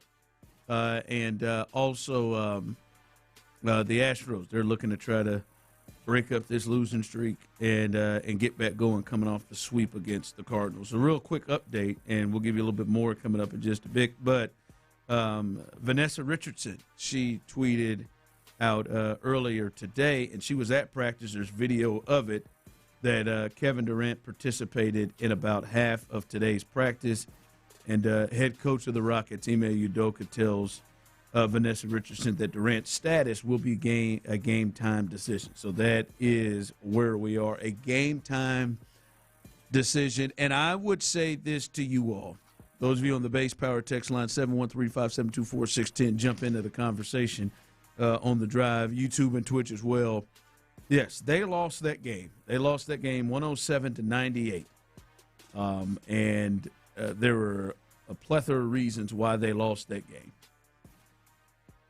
Do you think it was just a bad game that you could look at and say, hey, they were surprised, their best player, their best scorer, their player with the most experience, their difference maker, one of the best players of all time, Kevin Durant, was not there for them. The person that makes their offense go wasn't there for them, and that was a bad game? Or do you think it was a bad sign and potentially signs of things to come the way they just played the Lakers? 713-572-4610, Base Power text line, YouTube and Twitch. This is a bad game without Durant, and it gets better when he returns and they win and they take control like people thought they would, or is this a bad sign and a sign of things to come? I think it's a bad sign. Look, I think when Kevin Durant's out there, a lot of times I think it probably masks the bigger problem that was blatantly obvious. And really, it's been blatantly obvious all year long, if we're honest. But I mean, it was a major problem on Showtime when it was Showtime on a big stage. And as frustrating as it is, I mean, we've watched it all year long. I mean, there's no plan whatsoever. They're not prepared. They don't adjust. I have no idea what they're trying to get accomplished, whether it's a certain matchup somewhere for somebody that there's an advantage for, or are we focusing on trying to get this player the ball and get this player involved? Are we creating movement so that whoever does touch the ball can get a free run to the bucket? There's none of that. And so I think it's a bad sign. And it's ultimately what Kevin Durant masked about this organization under Ime Udoka. A great player can cover up for and make up for a lot of those things, but I don't think he can win at a championship level in spite of it. So, I think it's a bad sign. You think it was more than just the – Absolutely. I'm going to say for this series against the Lakers, I'm going to say it was a bad game. Now, I'm not going to lie to you, Clint. These signs are not great. Luke Kennard can't do this. DeAndre Ayton can't be the best big on the floor with Şengün out there. But I think those are things still in my mind right now going into game 2 that I think can change. Yeah. Right? Like DeAndre Ayton, I'm going to need to see that happen several times to outplay Şengün, so we'll see about that. I can see that was an anomaly. Kennard, I don't think he's – I mean, that was his first playoff game with the Lakers, and he just went absolutely insane. Now, if you're going to leave him open, he is one of the best shooters in basketball. But I don't know if that is real. And the Rockets, although it's not been consistent, and we've sat and talked with Brandon Scott multiple times, that their defense it's not let's let that cast shoot 61% on us. The Lakers. I don't think the Lakers are going to shoot like that. Yeah. And they'll come back. And most definitely with Durant, if Durant is involved in the picture, and if he's as a game time decision right now and he can go, Clint, then I think they immediately get back to what we thought they were going to be in this series. I think everything else, this is a bad sign. I got that they can even allow this team to control a game the whole way. But I do think it changes in a major way with Kevin there. Well, I think Kevin makes up for it. Look, I mean, they're just outside of Kevin Durant, you don't have anybody that can play iso ball. I mean, you don't. I mean, Jabari was awful. You look at the other guys. I mean, yes, Amen Thompson, if he can out-athlete you to the bucket, then he's going to do some things. But the Lakers have two guys that are long enough to stay in front of him, and he's not going to shoot it. He's going to pass up on open shots. And so when it comes to iso ball, if everybody can sag off of you, that's a problem. Şengün, for whatever reason, I mean, there's been times when he's been really good, but if they're ultimately not going to run an offense and it's literally just going to be, hey, whoever gets the first open shot, take it, or whoever wants to try to grab the ball and get downhill, go get it. I mean, Kevin Durant's going to have to be the guy that draws attention to create opportunities. Well, the offense is not going to create opportunities. Well, he can. I hate the offense too, but he can create offense because they're going to have to double. They're going to double. They're going to have to. Yeah. And then that opens. Yep. That's going to be able to open up things. I thought they could do that with Şengün. Yeah. That didn't. It worked a little bit. There was a couple of times where a man got in the lane and they were able to get some things there. But yeah, he just attracts such attention and changes things. To me, it's the defensive side. That's the part that just blew me away. That like you could sell me, all right, man, Austin Reeves and Luka, boy, they just got real hot, man, and you got to double team him, and you're just leaving open shooters. And all right, man, they shot 61% with, I mean, Luke Kennard, Marcus Smart, the entire starting five. I think everybody's over 15 points. Everybody was like, 14 points. I think Rui had 14. Everybody up above that, like that. That is probably the biggest thing. Obviously, KD comes around and turns around. That's probably the biggest thing. I would expect if Ime Udoka is, anything to what his standard and what his identity is, that they come out and the defensive side of the ball looks different. I agree. I agree with that wholeheartedly. The other thing, Ron, is look, I think KD is going to mask a lot of the issues that we saw in Game 1. I think it's still going to be obvious what we've all discussed. I think it's been obvious, if we're honest, all year long. But the interesting part is, like, if the Lakers role players outplay our role players, if Jabari Smith is as bad as he was the other night, and I don't even know what the number. Not just I don't outplay care. him, just yeah. it was just easy. It was just easy. I mean, you mentioned what was old buddy Livingston? What was old buddy that was from the corner? Hit two 3-pointers from the corner for them. Not Livingston. What's his damn name? Rui? No. The other one. Well, got the braids. You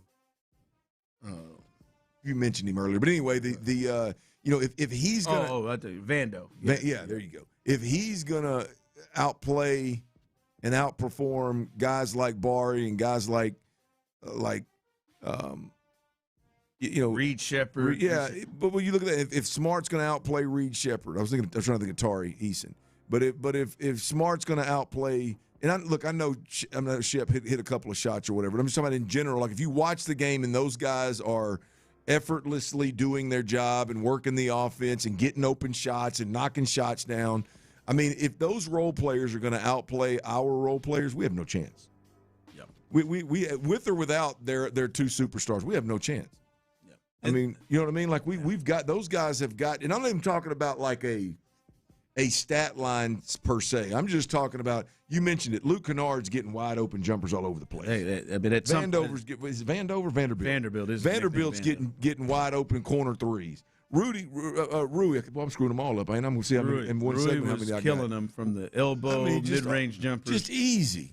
I mean, now a couple of things that work out in their favor that I feel like is something that we will see continue because it's what they've done all year. Is it was 21-3 when it comes to offensive boards. Like the Rockets got 20 and the Lakers were in control the whole way. And then the Rockets shot 93 shots, and the Lakers shot 66. Like they got that many more shot attempts, and that has a lot to do with their rebounding, their offensive rebounding, and their. So those things you would think you get Kevin Durant back. Yeah. I think they're going to kick their asses on the boards. I think that is going to help. LeBron said it before the series started, but we got to rebound, and we got to rebound. And they got murdered on the boards, and it still didn't matter. As long as Rudy and Vandover don't show up, we'll be all right. Yeah, Rudy and Vandover and all of them. Yeah. All right, coming up, we'll get you ready. Astros, they're trying to get off of this. Spencer Arrighetti to the rescue again. Come on, Spence. Come on now. He makes his second start. We'll get you ready. Lineups, and they're going to be going pretty soon, so we'll get you prepared and ready for that. As we said, the latest on Kevin Durant and his status for the next game and the injury specific, what he's dealing with, as Shams Charania reports that. We'll give you that and some big moves in the NFL. And one of the biggest stories all offseason looks like it's come to a head. We'll discuss that coming up next. All right, all my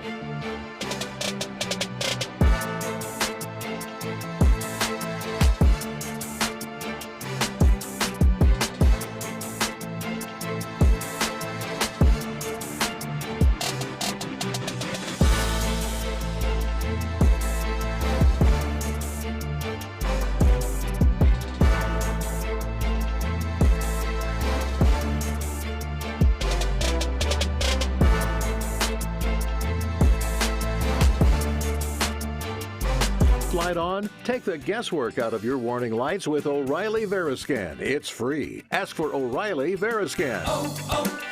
O'Reilly Auto Parts. From the West Point Lincoln and West Point Lincoln of Sugar Land Studios, KILT FM HD2 Houston. On Odyssey Sports Station, the Texans play here. Sports Radio 610 presents The Drive with Stoerner and Hughley. It's the 5 o'clock fire.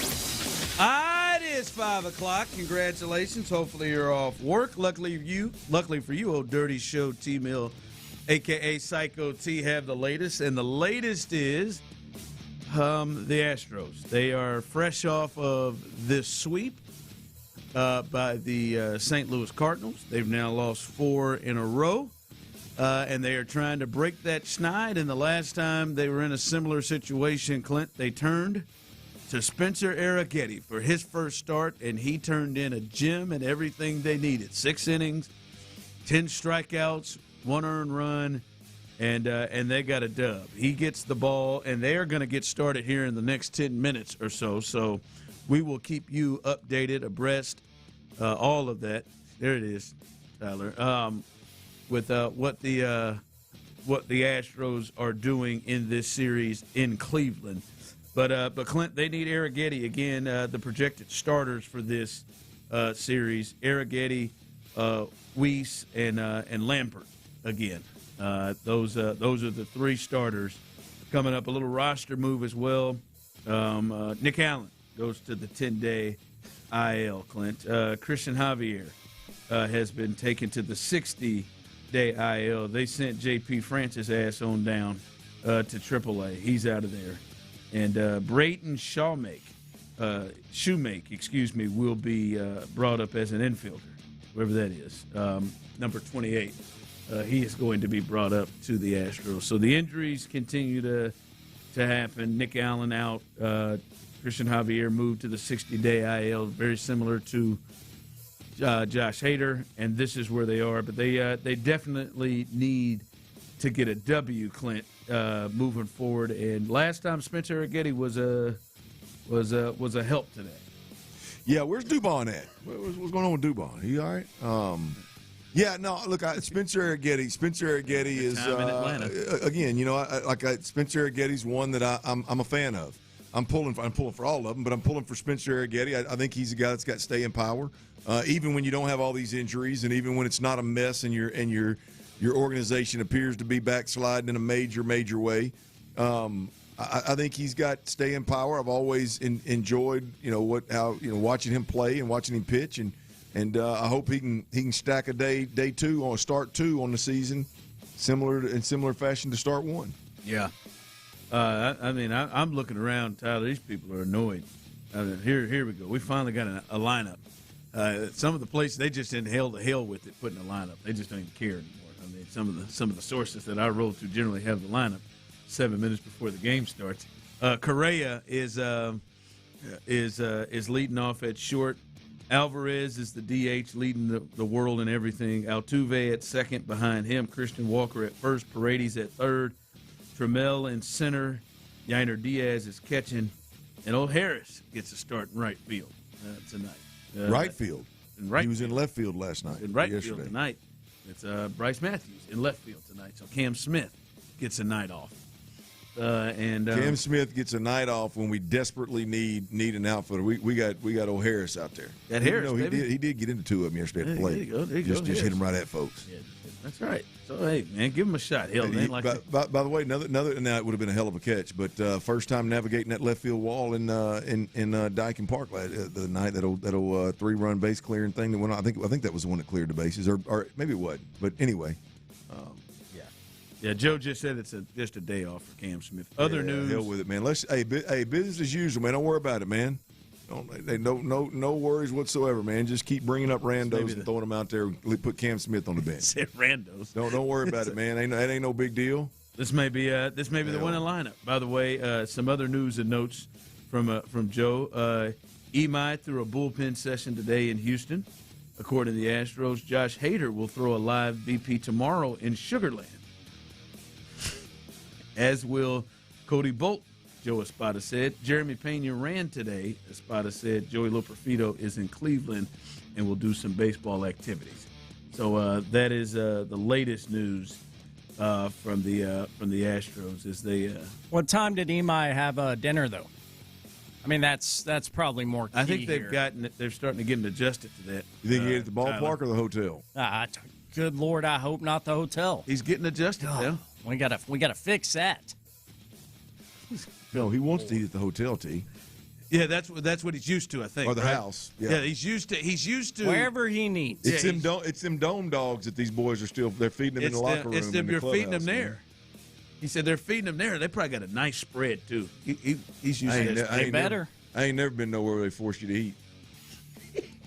Forget the nice spread. We need to have whatever cuisine he's used to. We need to have that ready to go. Hopefully they're remedying that. I was just gonna say, why come you can't eat at the hotel? I mean, wherever you want to, man.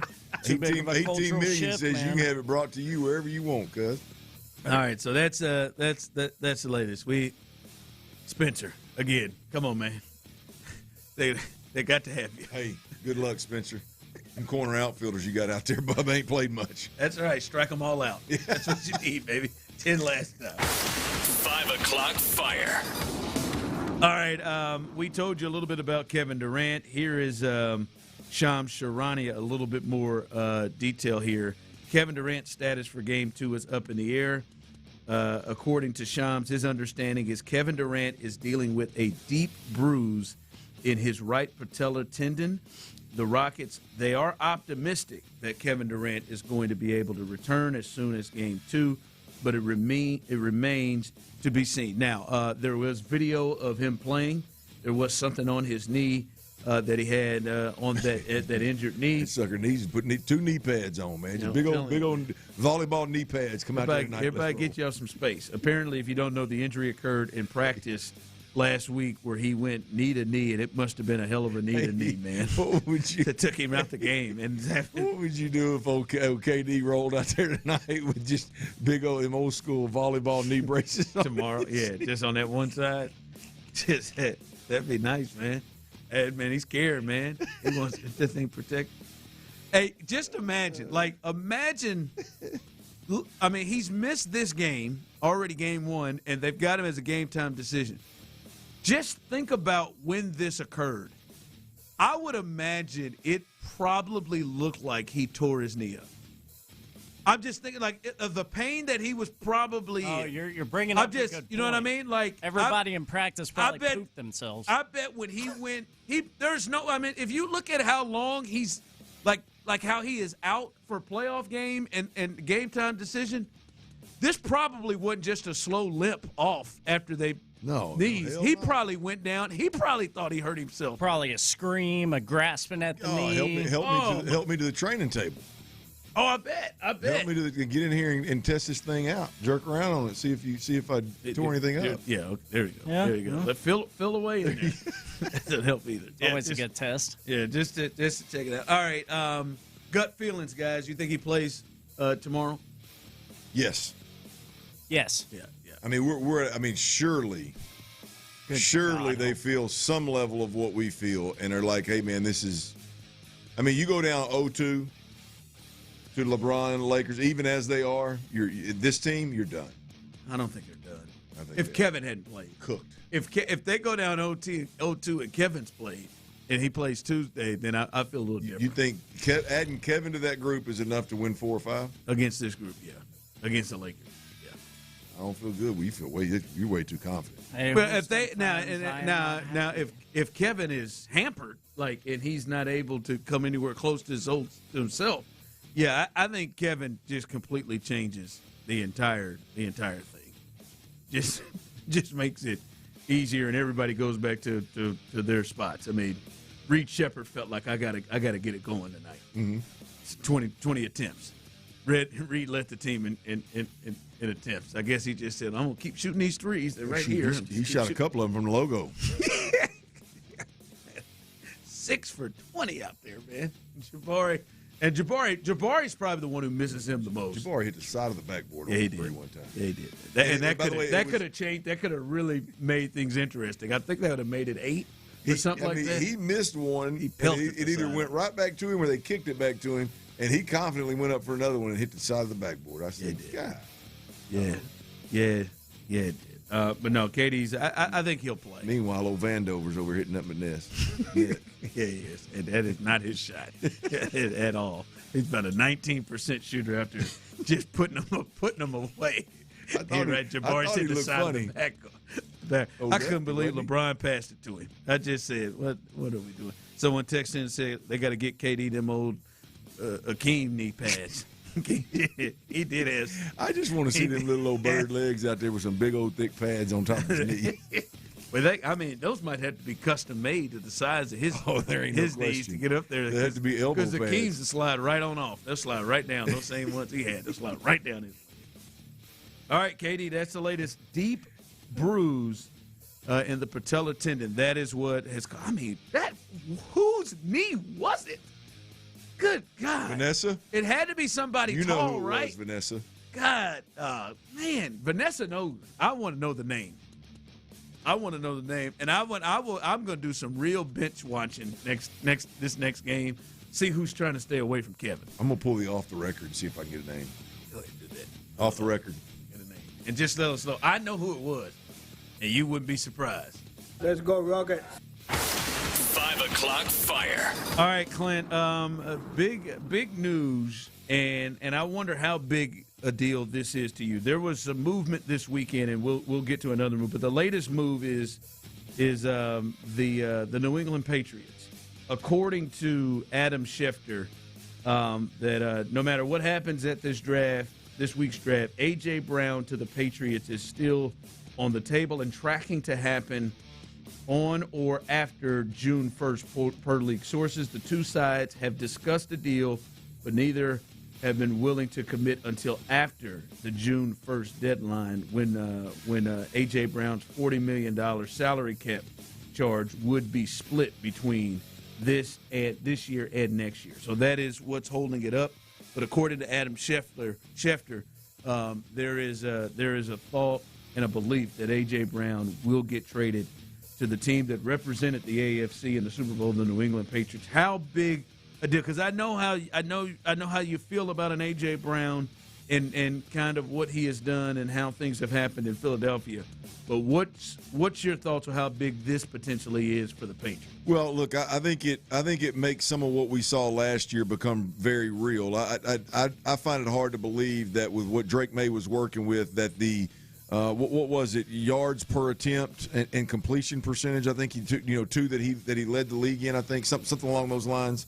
I don't know how real that was, like how sustainable that was as they were built.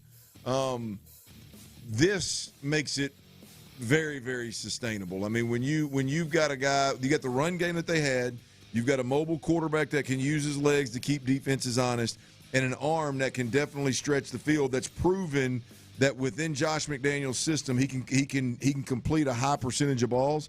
Like I think that if you could pick one thing, not that I would like for them to do it, but if you could pick one thing for the New England Patriots team to say, hey, what does this team need that just went to a Super Bowl to take the next step? I would say a coverage dictating, man beating, matchup problem wide receiver to go along with what they've already got, and they are going to be a problem for the NFL moving forward. So the A.J. Brown thing, if it is real, it tracks. I mean, you look at this rumor's been out there since before Diana Rousini and Mike Vrabel got together. And then you look at Vrabel's history with A.J. Brown, and so that's a big piece. Like they know their guys know a lot of what they're getting into, and obviously there was clear issues between A.J. Brown and his quarterback in Philly, in Jalen Hurts, that it feels like to me a situation that became a personal thing just because of how different they look at things on the field, and you would think. Because my first concern is, all right, you're a young quarterback with a receiver that can be, that can kind of run hot and cold. But it would look like that Drake May's game probably fits what A.J. Brown loves, and he can go down the field. Like that was all we heard all week was how great Drake May is down the field. That's his thing. The deep balls, the balls down the field, and that could match with A.J. Brown. Well, I mean, you got look. I think it was a person. They can cut it however they want to in Philly from a media perspective. I think it was a personality. When you talk about Jalen Hurts and A.J. Brown, all the antics that A.J. brings to the table, Jalen Hurts just ain't gonna respect it. Period. I mean, he'll deal with it as long as he can. I just don't think he's gonna respect it. And it's ran its course. You get over there, Drake May, younger player that hasn't had the success that Jalen's had. Obviously, he's probably going to bend a little bit more to A.J. Brown when need be. Now we'll see how Vrabel and we'll see how Josh McDaniels how they handle it.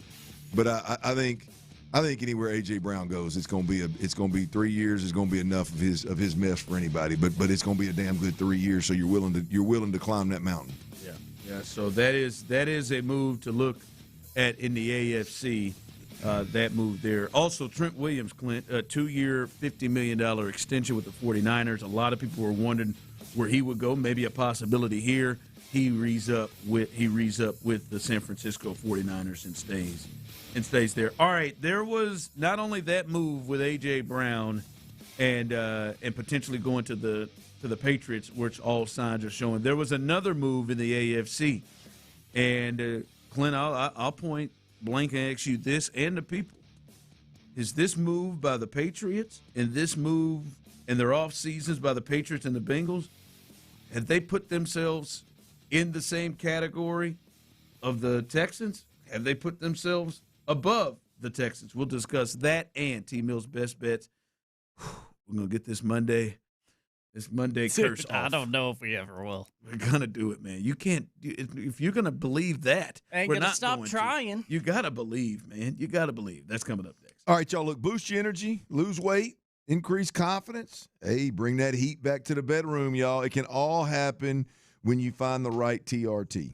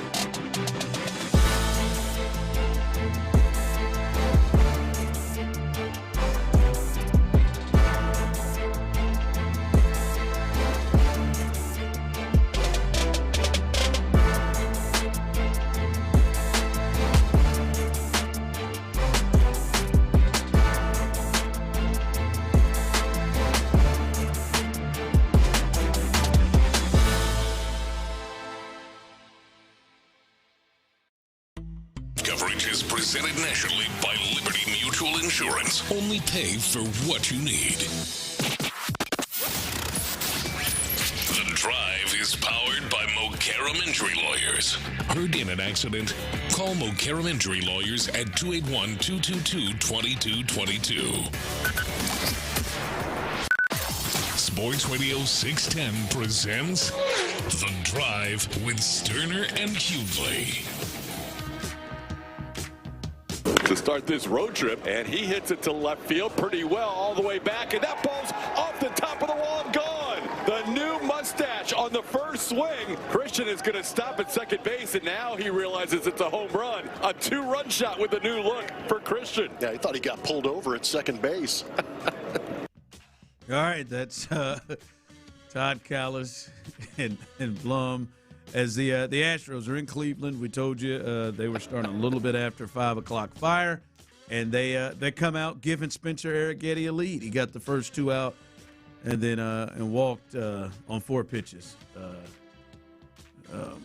Ramirez, and so looking to get out of this inning. But the Astros not only did they get out to a 2-0 lead, but they had more traffic. As Paredes got on with a single, Trammell walked and had a chance to add some more to that 2-0 lead. But they got 7 at bats in that first inning. So the offense trying to take a little pressure off Spencer Arrighetti, who they are looking to have another big start.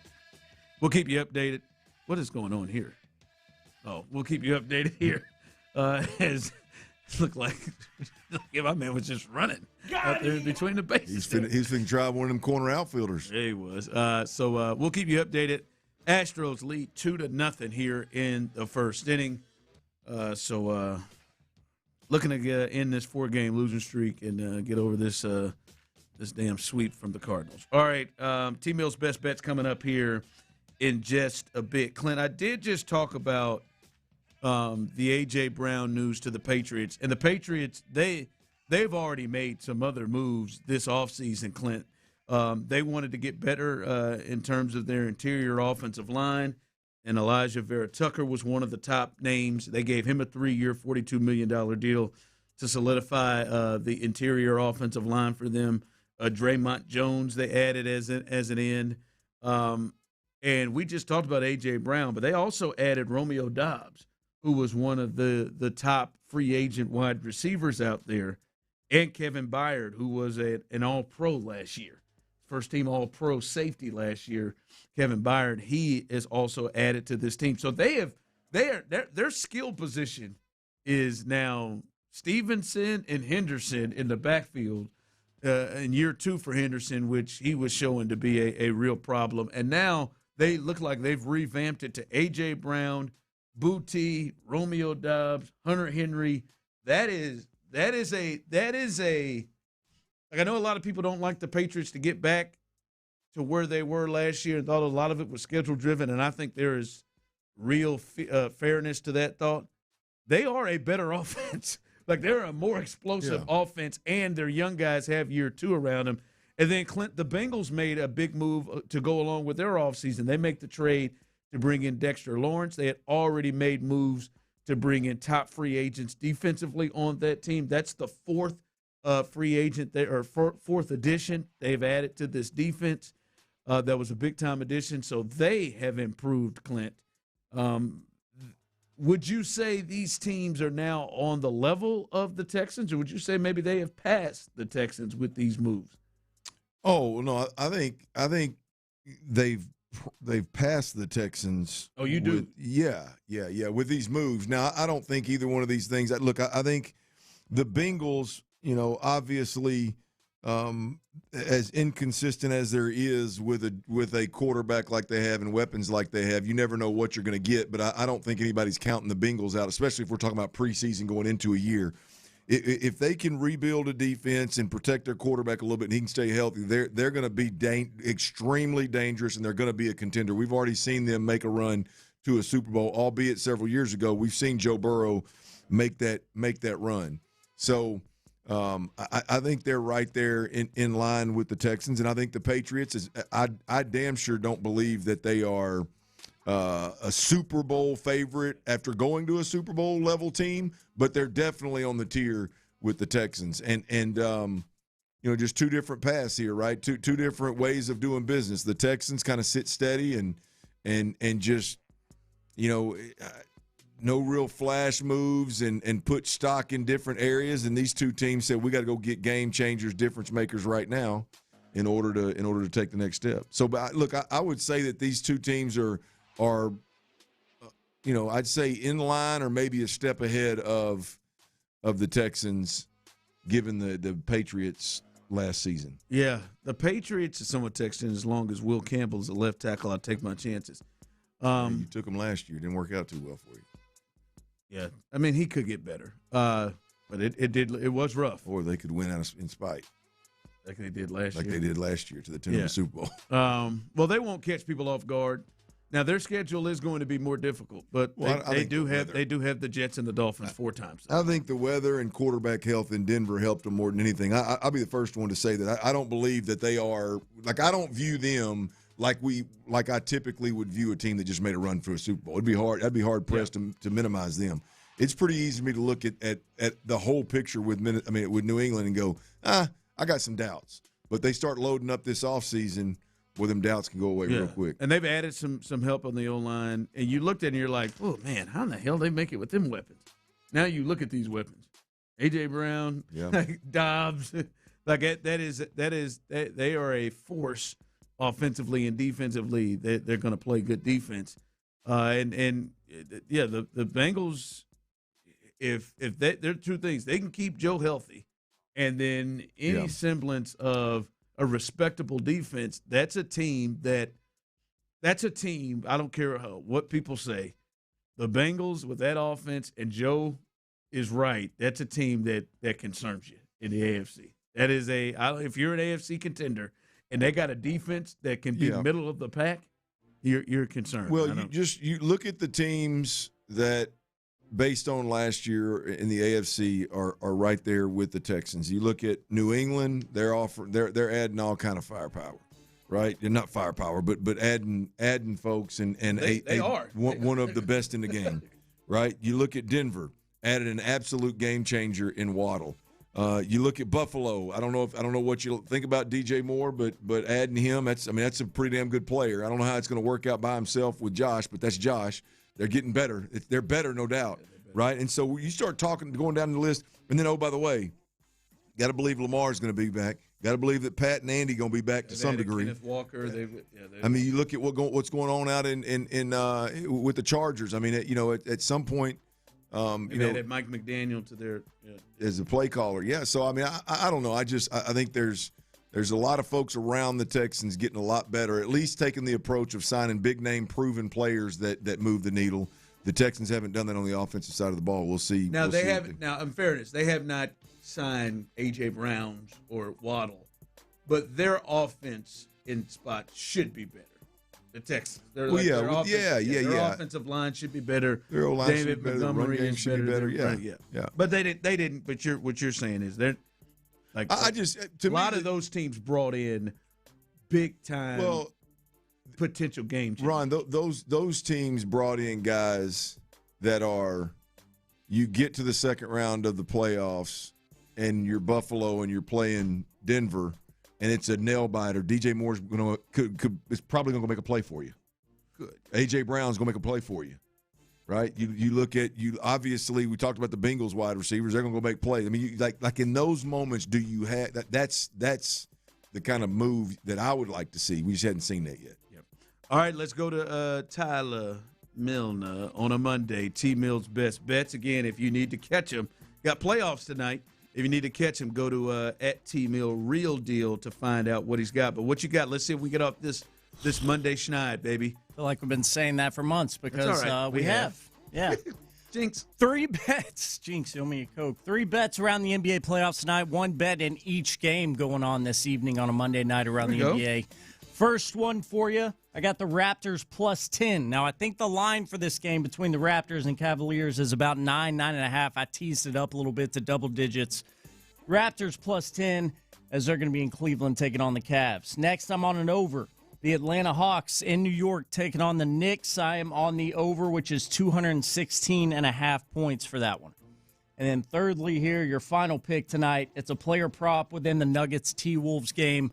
I'm taking the big fella, the former MVP, Nikola Jokic, over on his points, 27.5 for Jokic. Which over. one do you like the most? I like the Jokic one the most. Yeah, I do too. I feel like, well, and we got to see Anthony Edwards, his injury, I think he'll play. He seems like a psycho.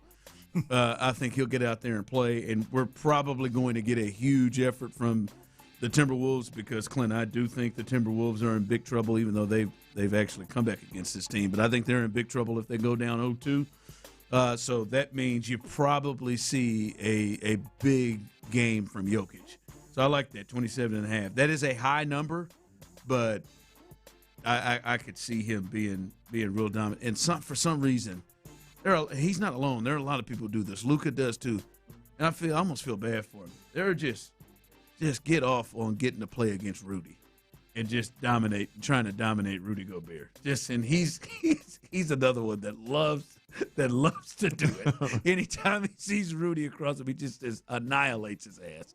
So T-Mill's best bets. Go check it out at T-Mill Real Deal to see if he can get some Monday happiness going on. All right, coming up, we'll get you updated about what's going on in Cleveland as the Astros lead. We'll tell you the latest coming up next. All right, y'all, look, there's nothing more meaningful that you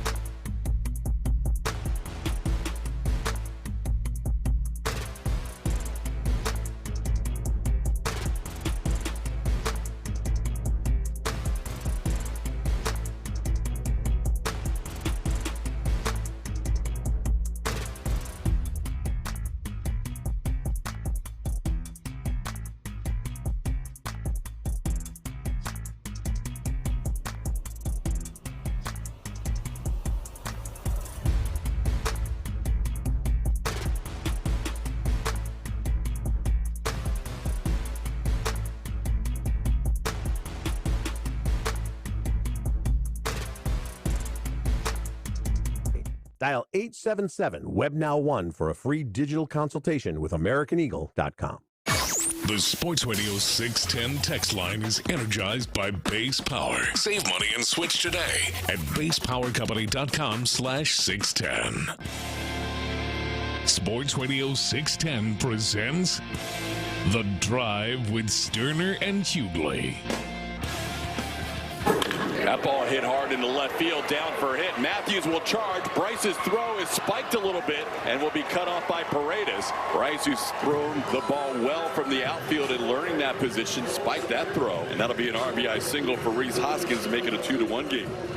All right, 2-1. Spencer Getty started off really, really well, got 2 quick outs, and then walked, 4-pitch walk to which, hey, I'm not too mad. You don't like the walks, but Jose Ramirez is an Hall of Fame player, so you maybe pitch around him. But then he gave up consecutive hits after that and allowed a run. So it is 2-1 currently in cold-ass Cleveland. As we looked it up, 38 degrees currently right now, but it is a real feel of 42. And although Julia Morales reported real feel of 39, but the weather system says 42, so we'll go with Julia. So at a real feel of 39, and I know Imai didn't make the trip, did he? There's no way. No chance. We can only hope. It's 71 here. He may not be here. Man, they may send him to Arizona. Get him some in warm weather? Yeah, get him Get him down to Florida? I'll get you, Florida, Arizona. Let's get you there, man. Stay out of Arizona. I don't want you locking fingers with Rousini or anything. Man, she doesn't live there. That was just a spot. I'm going to call him later, naked. Nice of you. What is that from, by the way? I'm going to call him later naked. One of her many previous interviews that surfaced after all this news. I mean, I'm hoping she was referring to her husband. You never know. She may have just called in and not had any clothes on. Decided to do the interview naked. Might have been. Hawk to and spit on that thing. We lost her.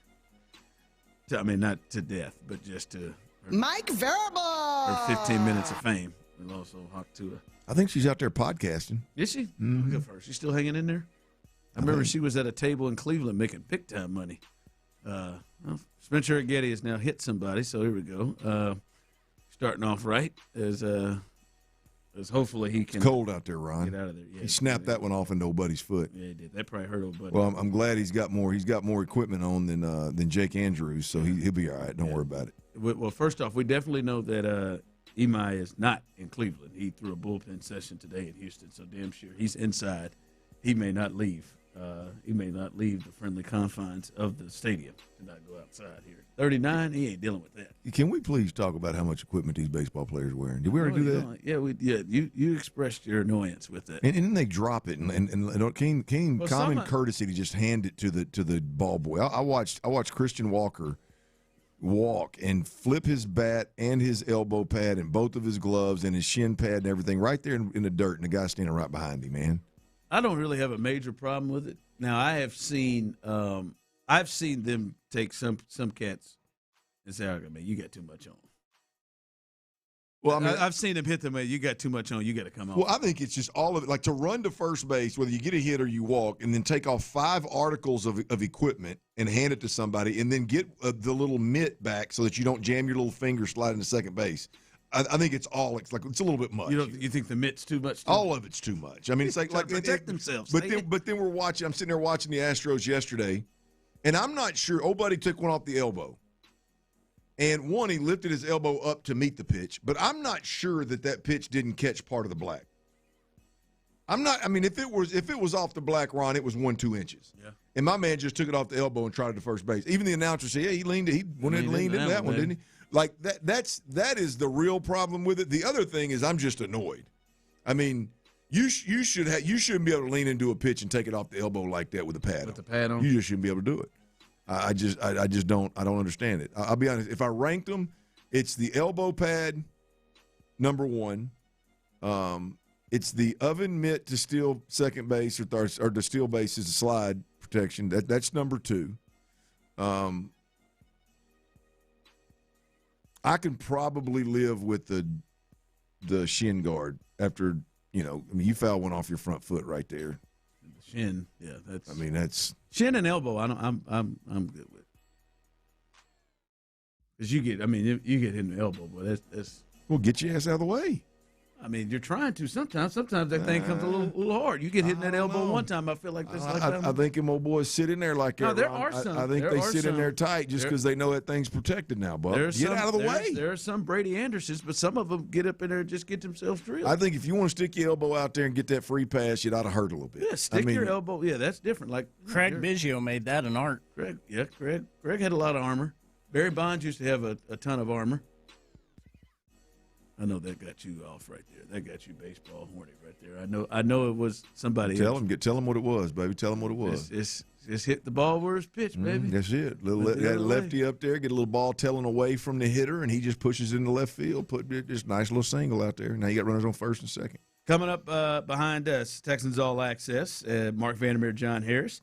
They will have this dude, when he got drafted here, I didn't know how much he would contribute, but he is somebody that has found his way every single year, earning his way on the roster. Xavier Hutchinson will join the fellas coming up after we get done. And then Area 45, 7 to 11. They'll be talking about a little post game of this Astros-Guardians game, seeing if the Astros can get off of the this little 4-game losing streak and get a dub here in Cleveland. Cleveland's playing some good ball, 13-10. Right now, so see if they'll get off tomorrow. A big day. We got Will Anderson at 3:00. Got a chance to win some Houston Gambler tickets as well. Matt Burke, we'll hear from as well as Brian Jones, college sports studio analyst with CBS, will join us. So a lot going on tomorrow. So a packed show. So stay with us. Somebody here on the text line, Clint, as we were talking about those two other teams, the Bengals and the Patriots, starting to take some steps. You said both of those teams either have at least pulled even to where the Texans are, or maybe a little bit past them. Someone texted in, fellas, isn't adding running back David Montgomery a major upgrade to our offense? Your thoughts? I wouldn't say major. I think it's good. I think you couple it with the offensive linemen that they've signed, re-signed Ed Ingram, Braden Smith at right tackle, Wyatt Teller at guard. Yeah, I think it's – maybe slide into the major category there. I think it could be much improved. But my point with those guys is, like, if you give Joe Burrow with those weapons any amount of defense and just a little bit of health, they can beat anybody in the league at any point in time, and it won't surprise a damn soul that they make a run to another Super Bowl, right? And you look at New England, we don't need to look any further than last year to know that they can make a run to a Super Bowl. And if they're going to improve the weakest part of their team offensively and give themselves a chance to score points and make big plays and make explosives, then they're obviously going to be up there. So, I would say right now that in terms, if you're looking at teams like, hey, just from an NFL perspective, what teams scare folks? I think what the Bengals have done, what they had on offense and what they've done with their defense, I think scares folks. Right, and I think New England, given what we watched them do last year, overall how good of a team they were, to now add some star power and fill some voids, I think they become a lot more real in most folks' eyes than maybe that kind of what I would call kind of a flukish run to a Super Bowl last year. Equal to or better than the Texans right now. I would say that's fair. Yeah, when you talk about David Montgomery, I think there's a chance that he being a part of the total could be an upgrade. Like if him and those linemen they drafted put them in a position to be able to run the kind of offense they want to run, it could be bigger. But this is like when you start talking about, all right, man, who was New England's number one receiver last year? Stephon Diggs, and now you're bringing Romeo Doubs and A.J. Brown to the table. Who was Denver's number one receiver, big play threat last year? All right, it's Courtland Sutton, and now you're bringing in Jalen Waddle, a dynamic guy that fits a lot with the Bengals, their defensive line. Yeah, they had Hendrickson, but now you're talking about we've added Lawrence, we've added Mofi, we've added Jonathan Allen in the inside as well. They've added those are significant upgrades to where they were. I think David Montgomery and the total addition up front has a chance to be a major upgrade. It is an upgrade. David Montgomery and Woody Marks is an upgrade over Woody Marks and Nick Chubb. Major, I think we'd have to wait on seeing that. We can see those other pieces. Well, they're going to have to hit on those offensive line pieces for the David Montgomery thing to be great. I think you made a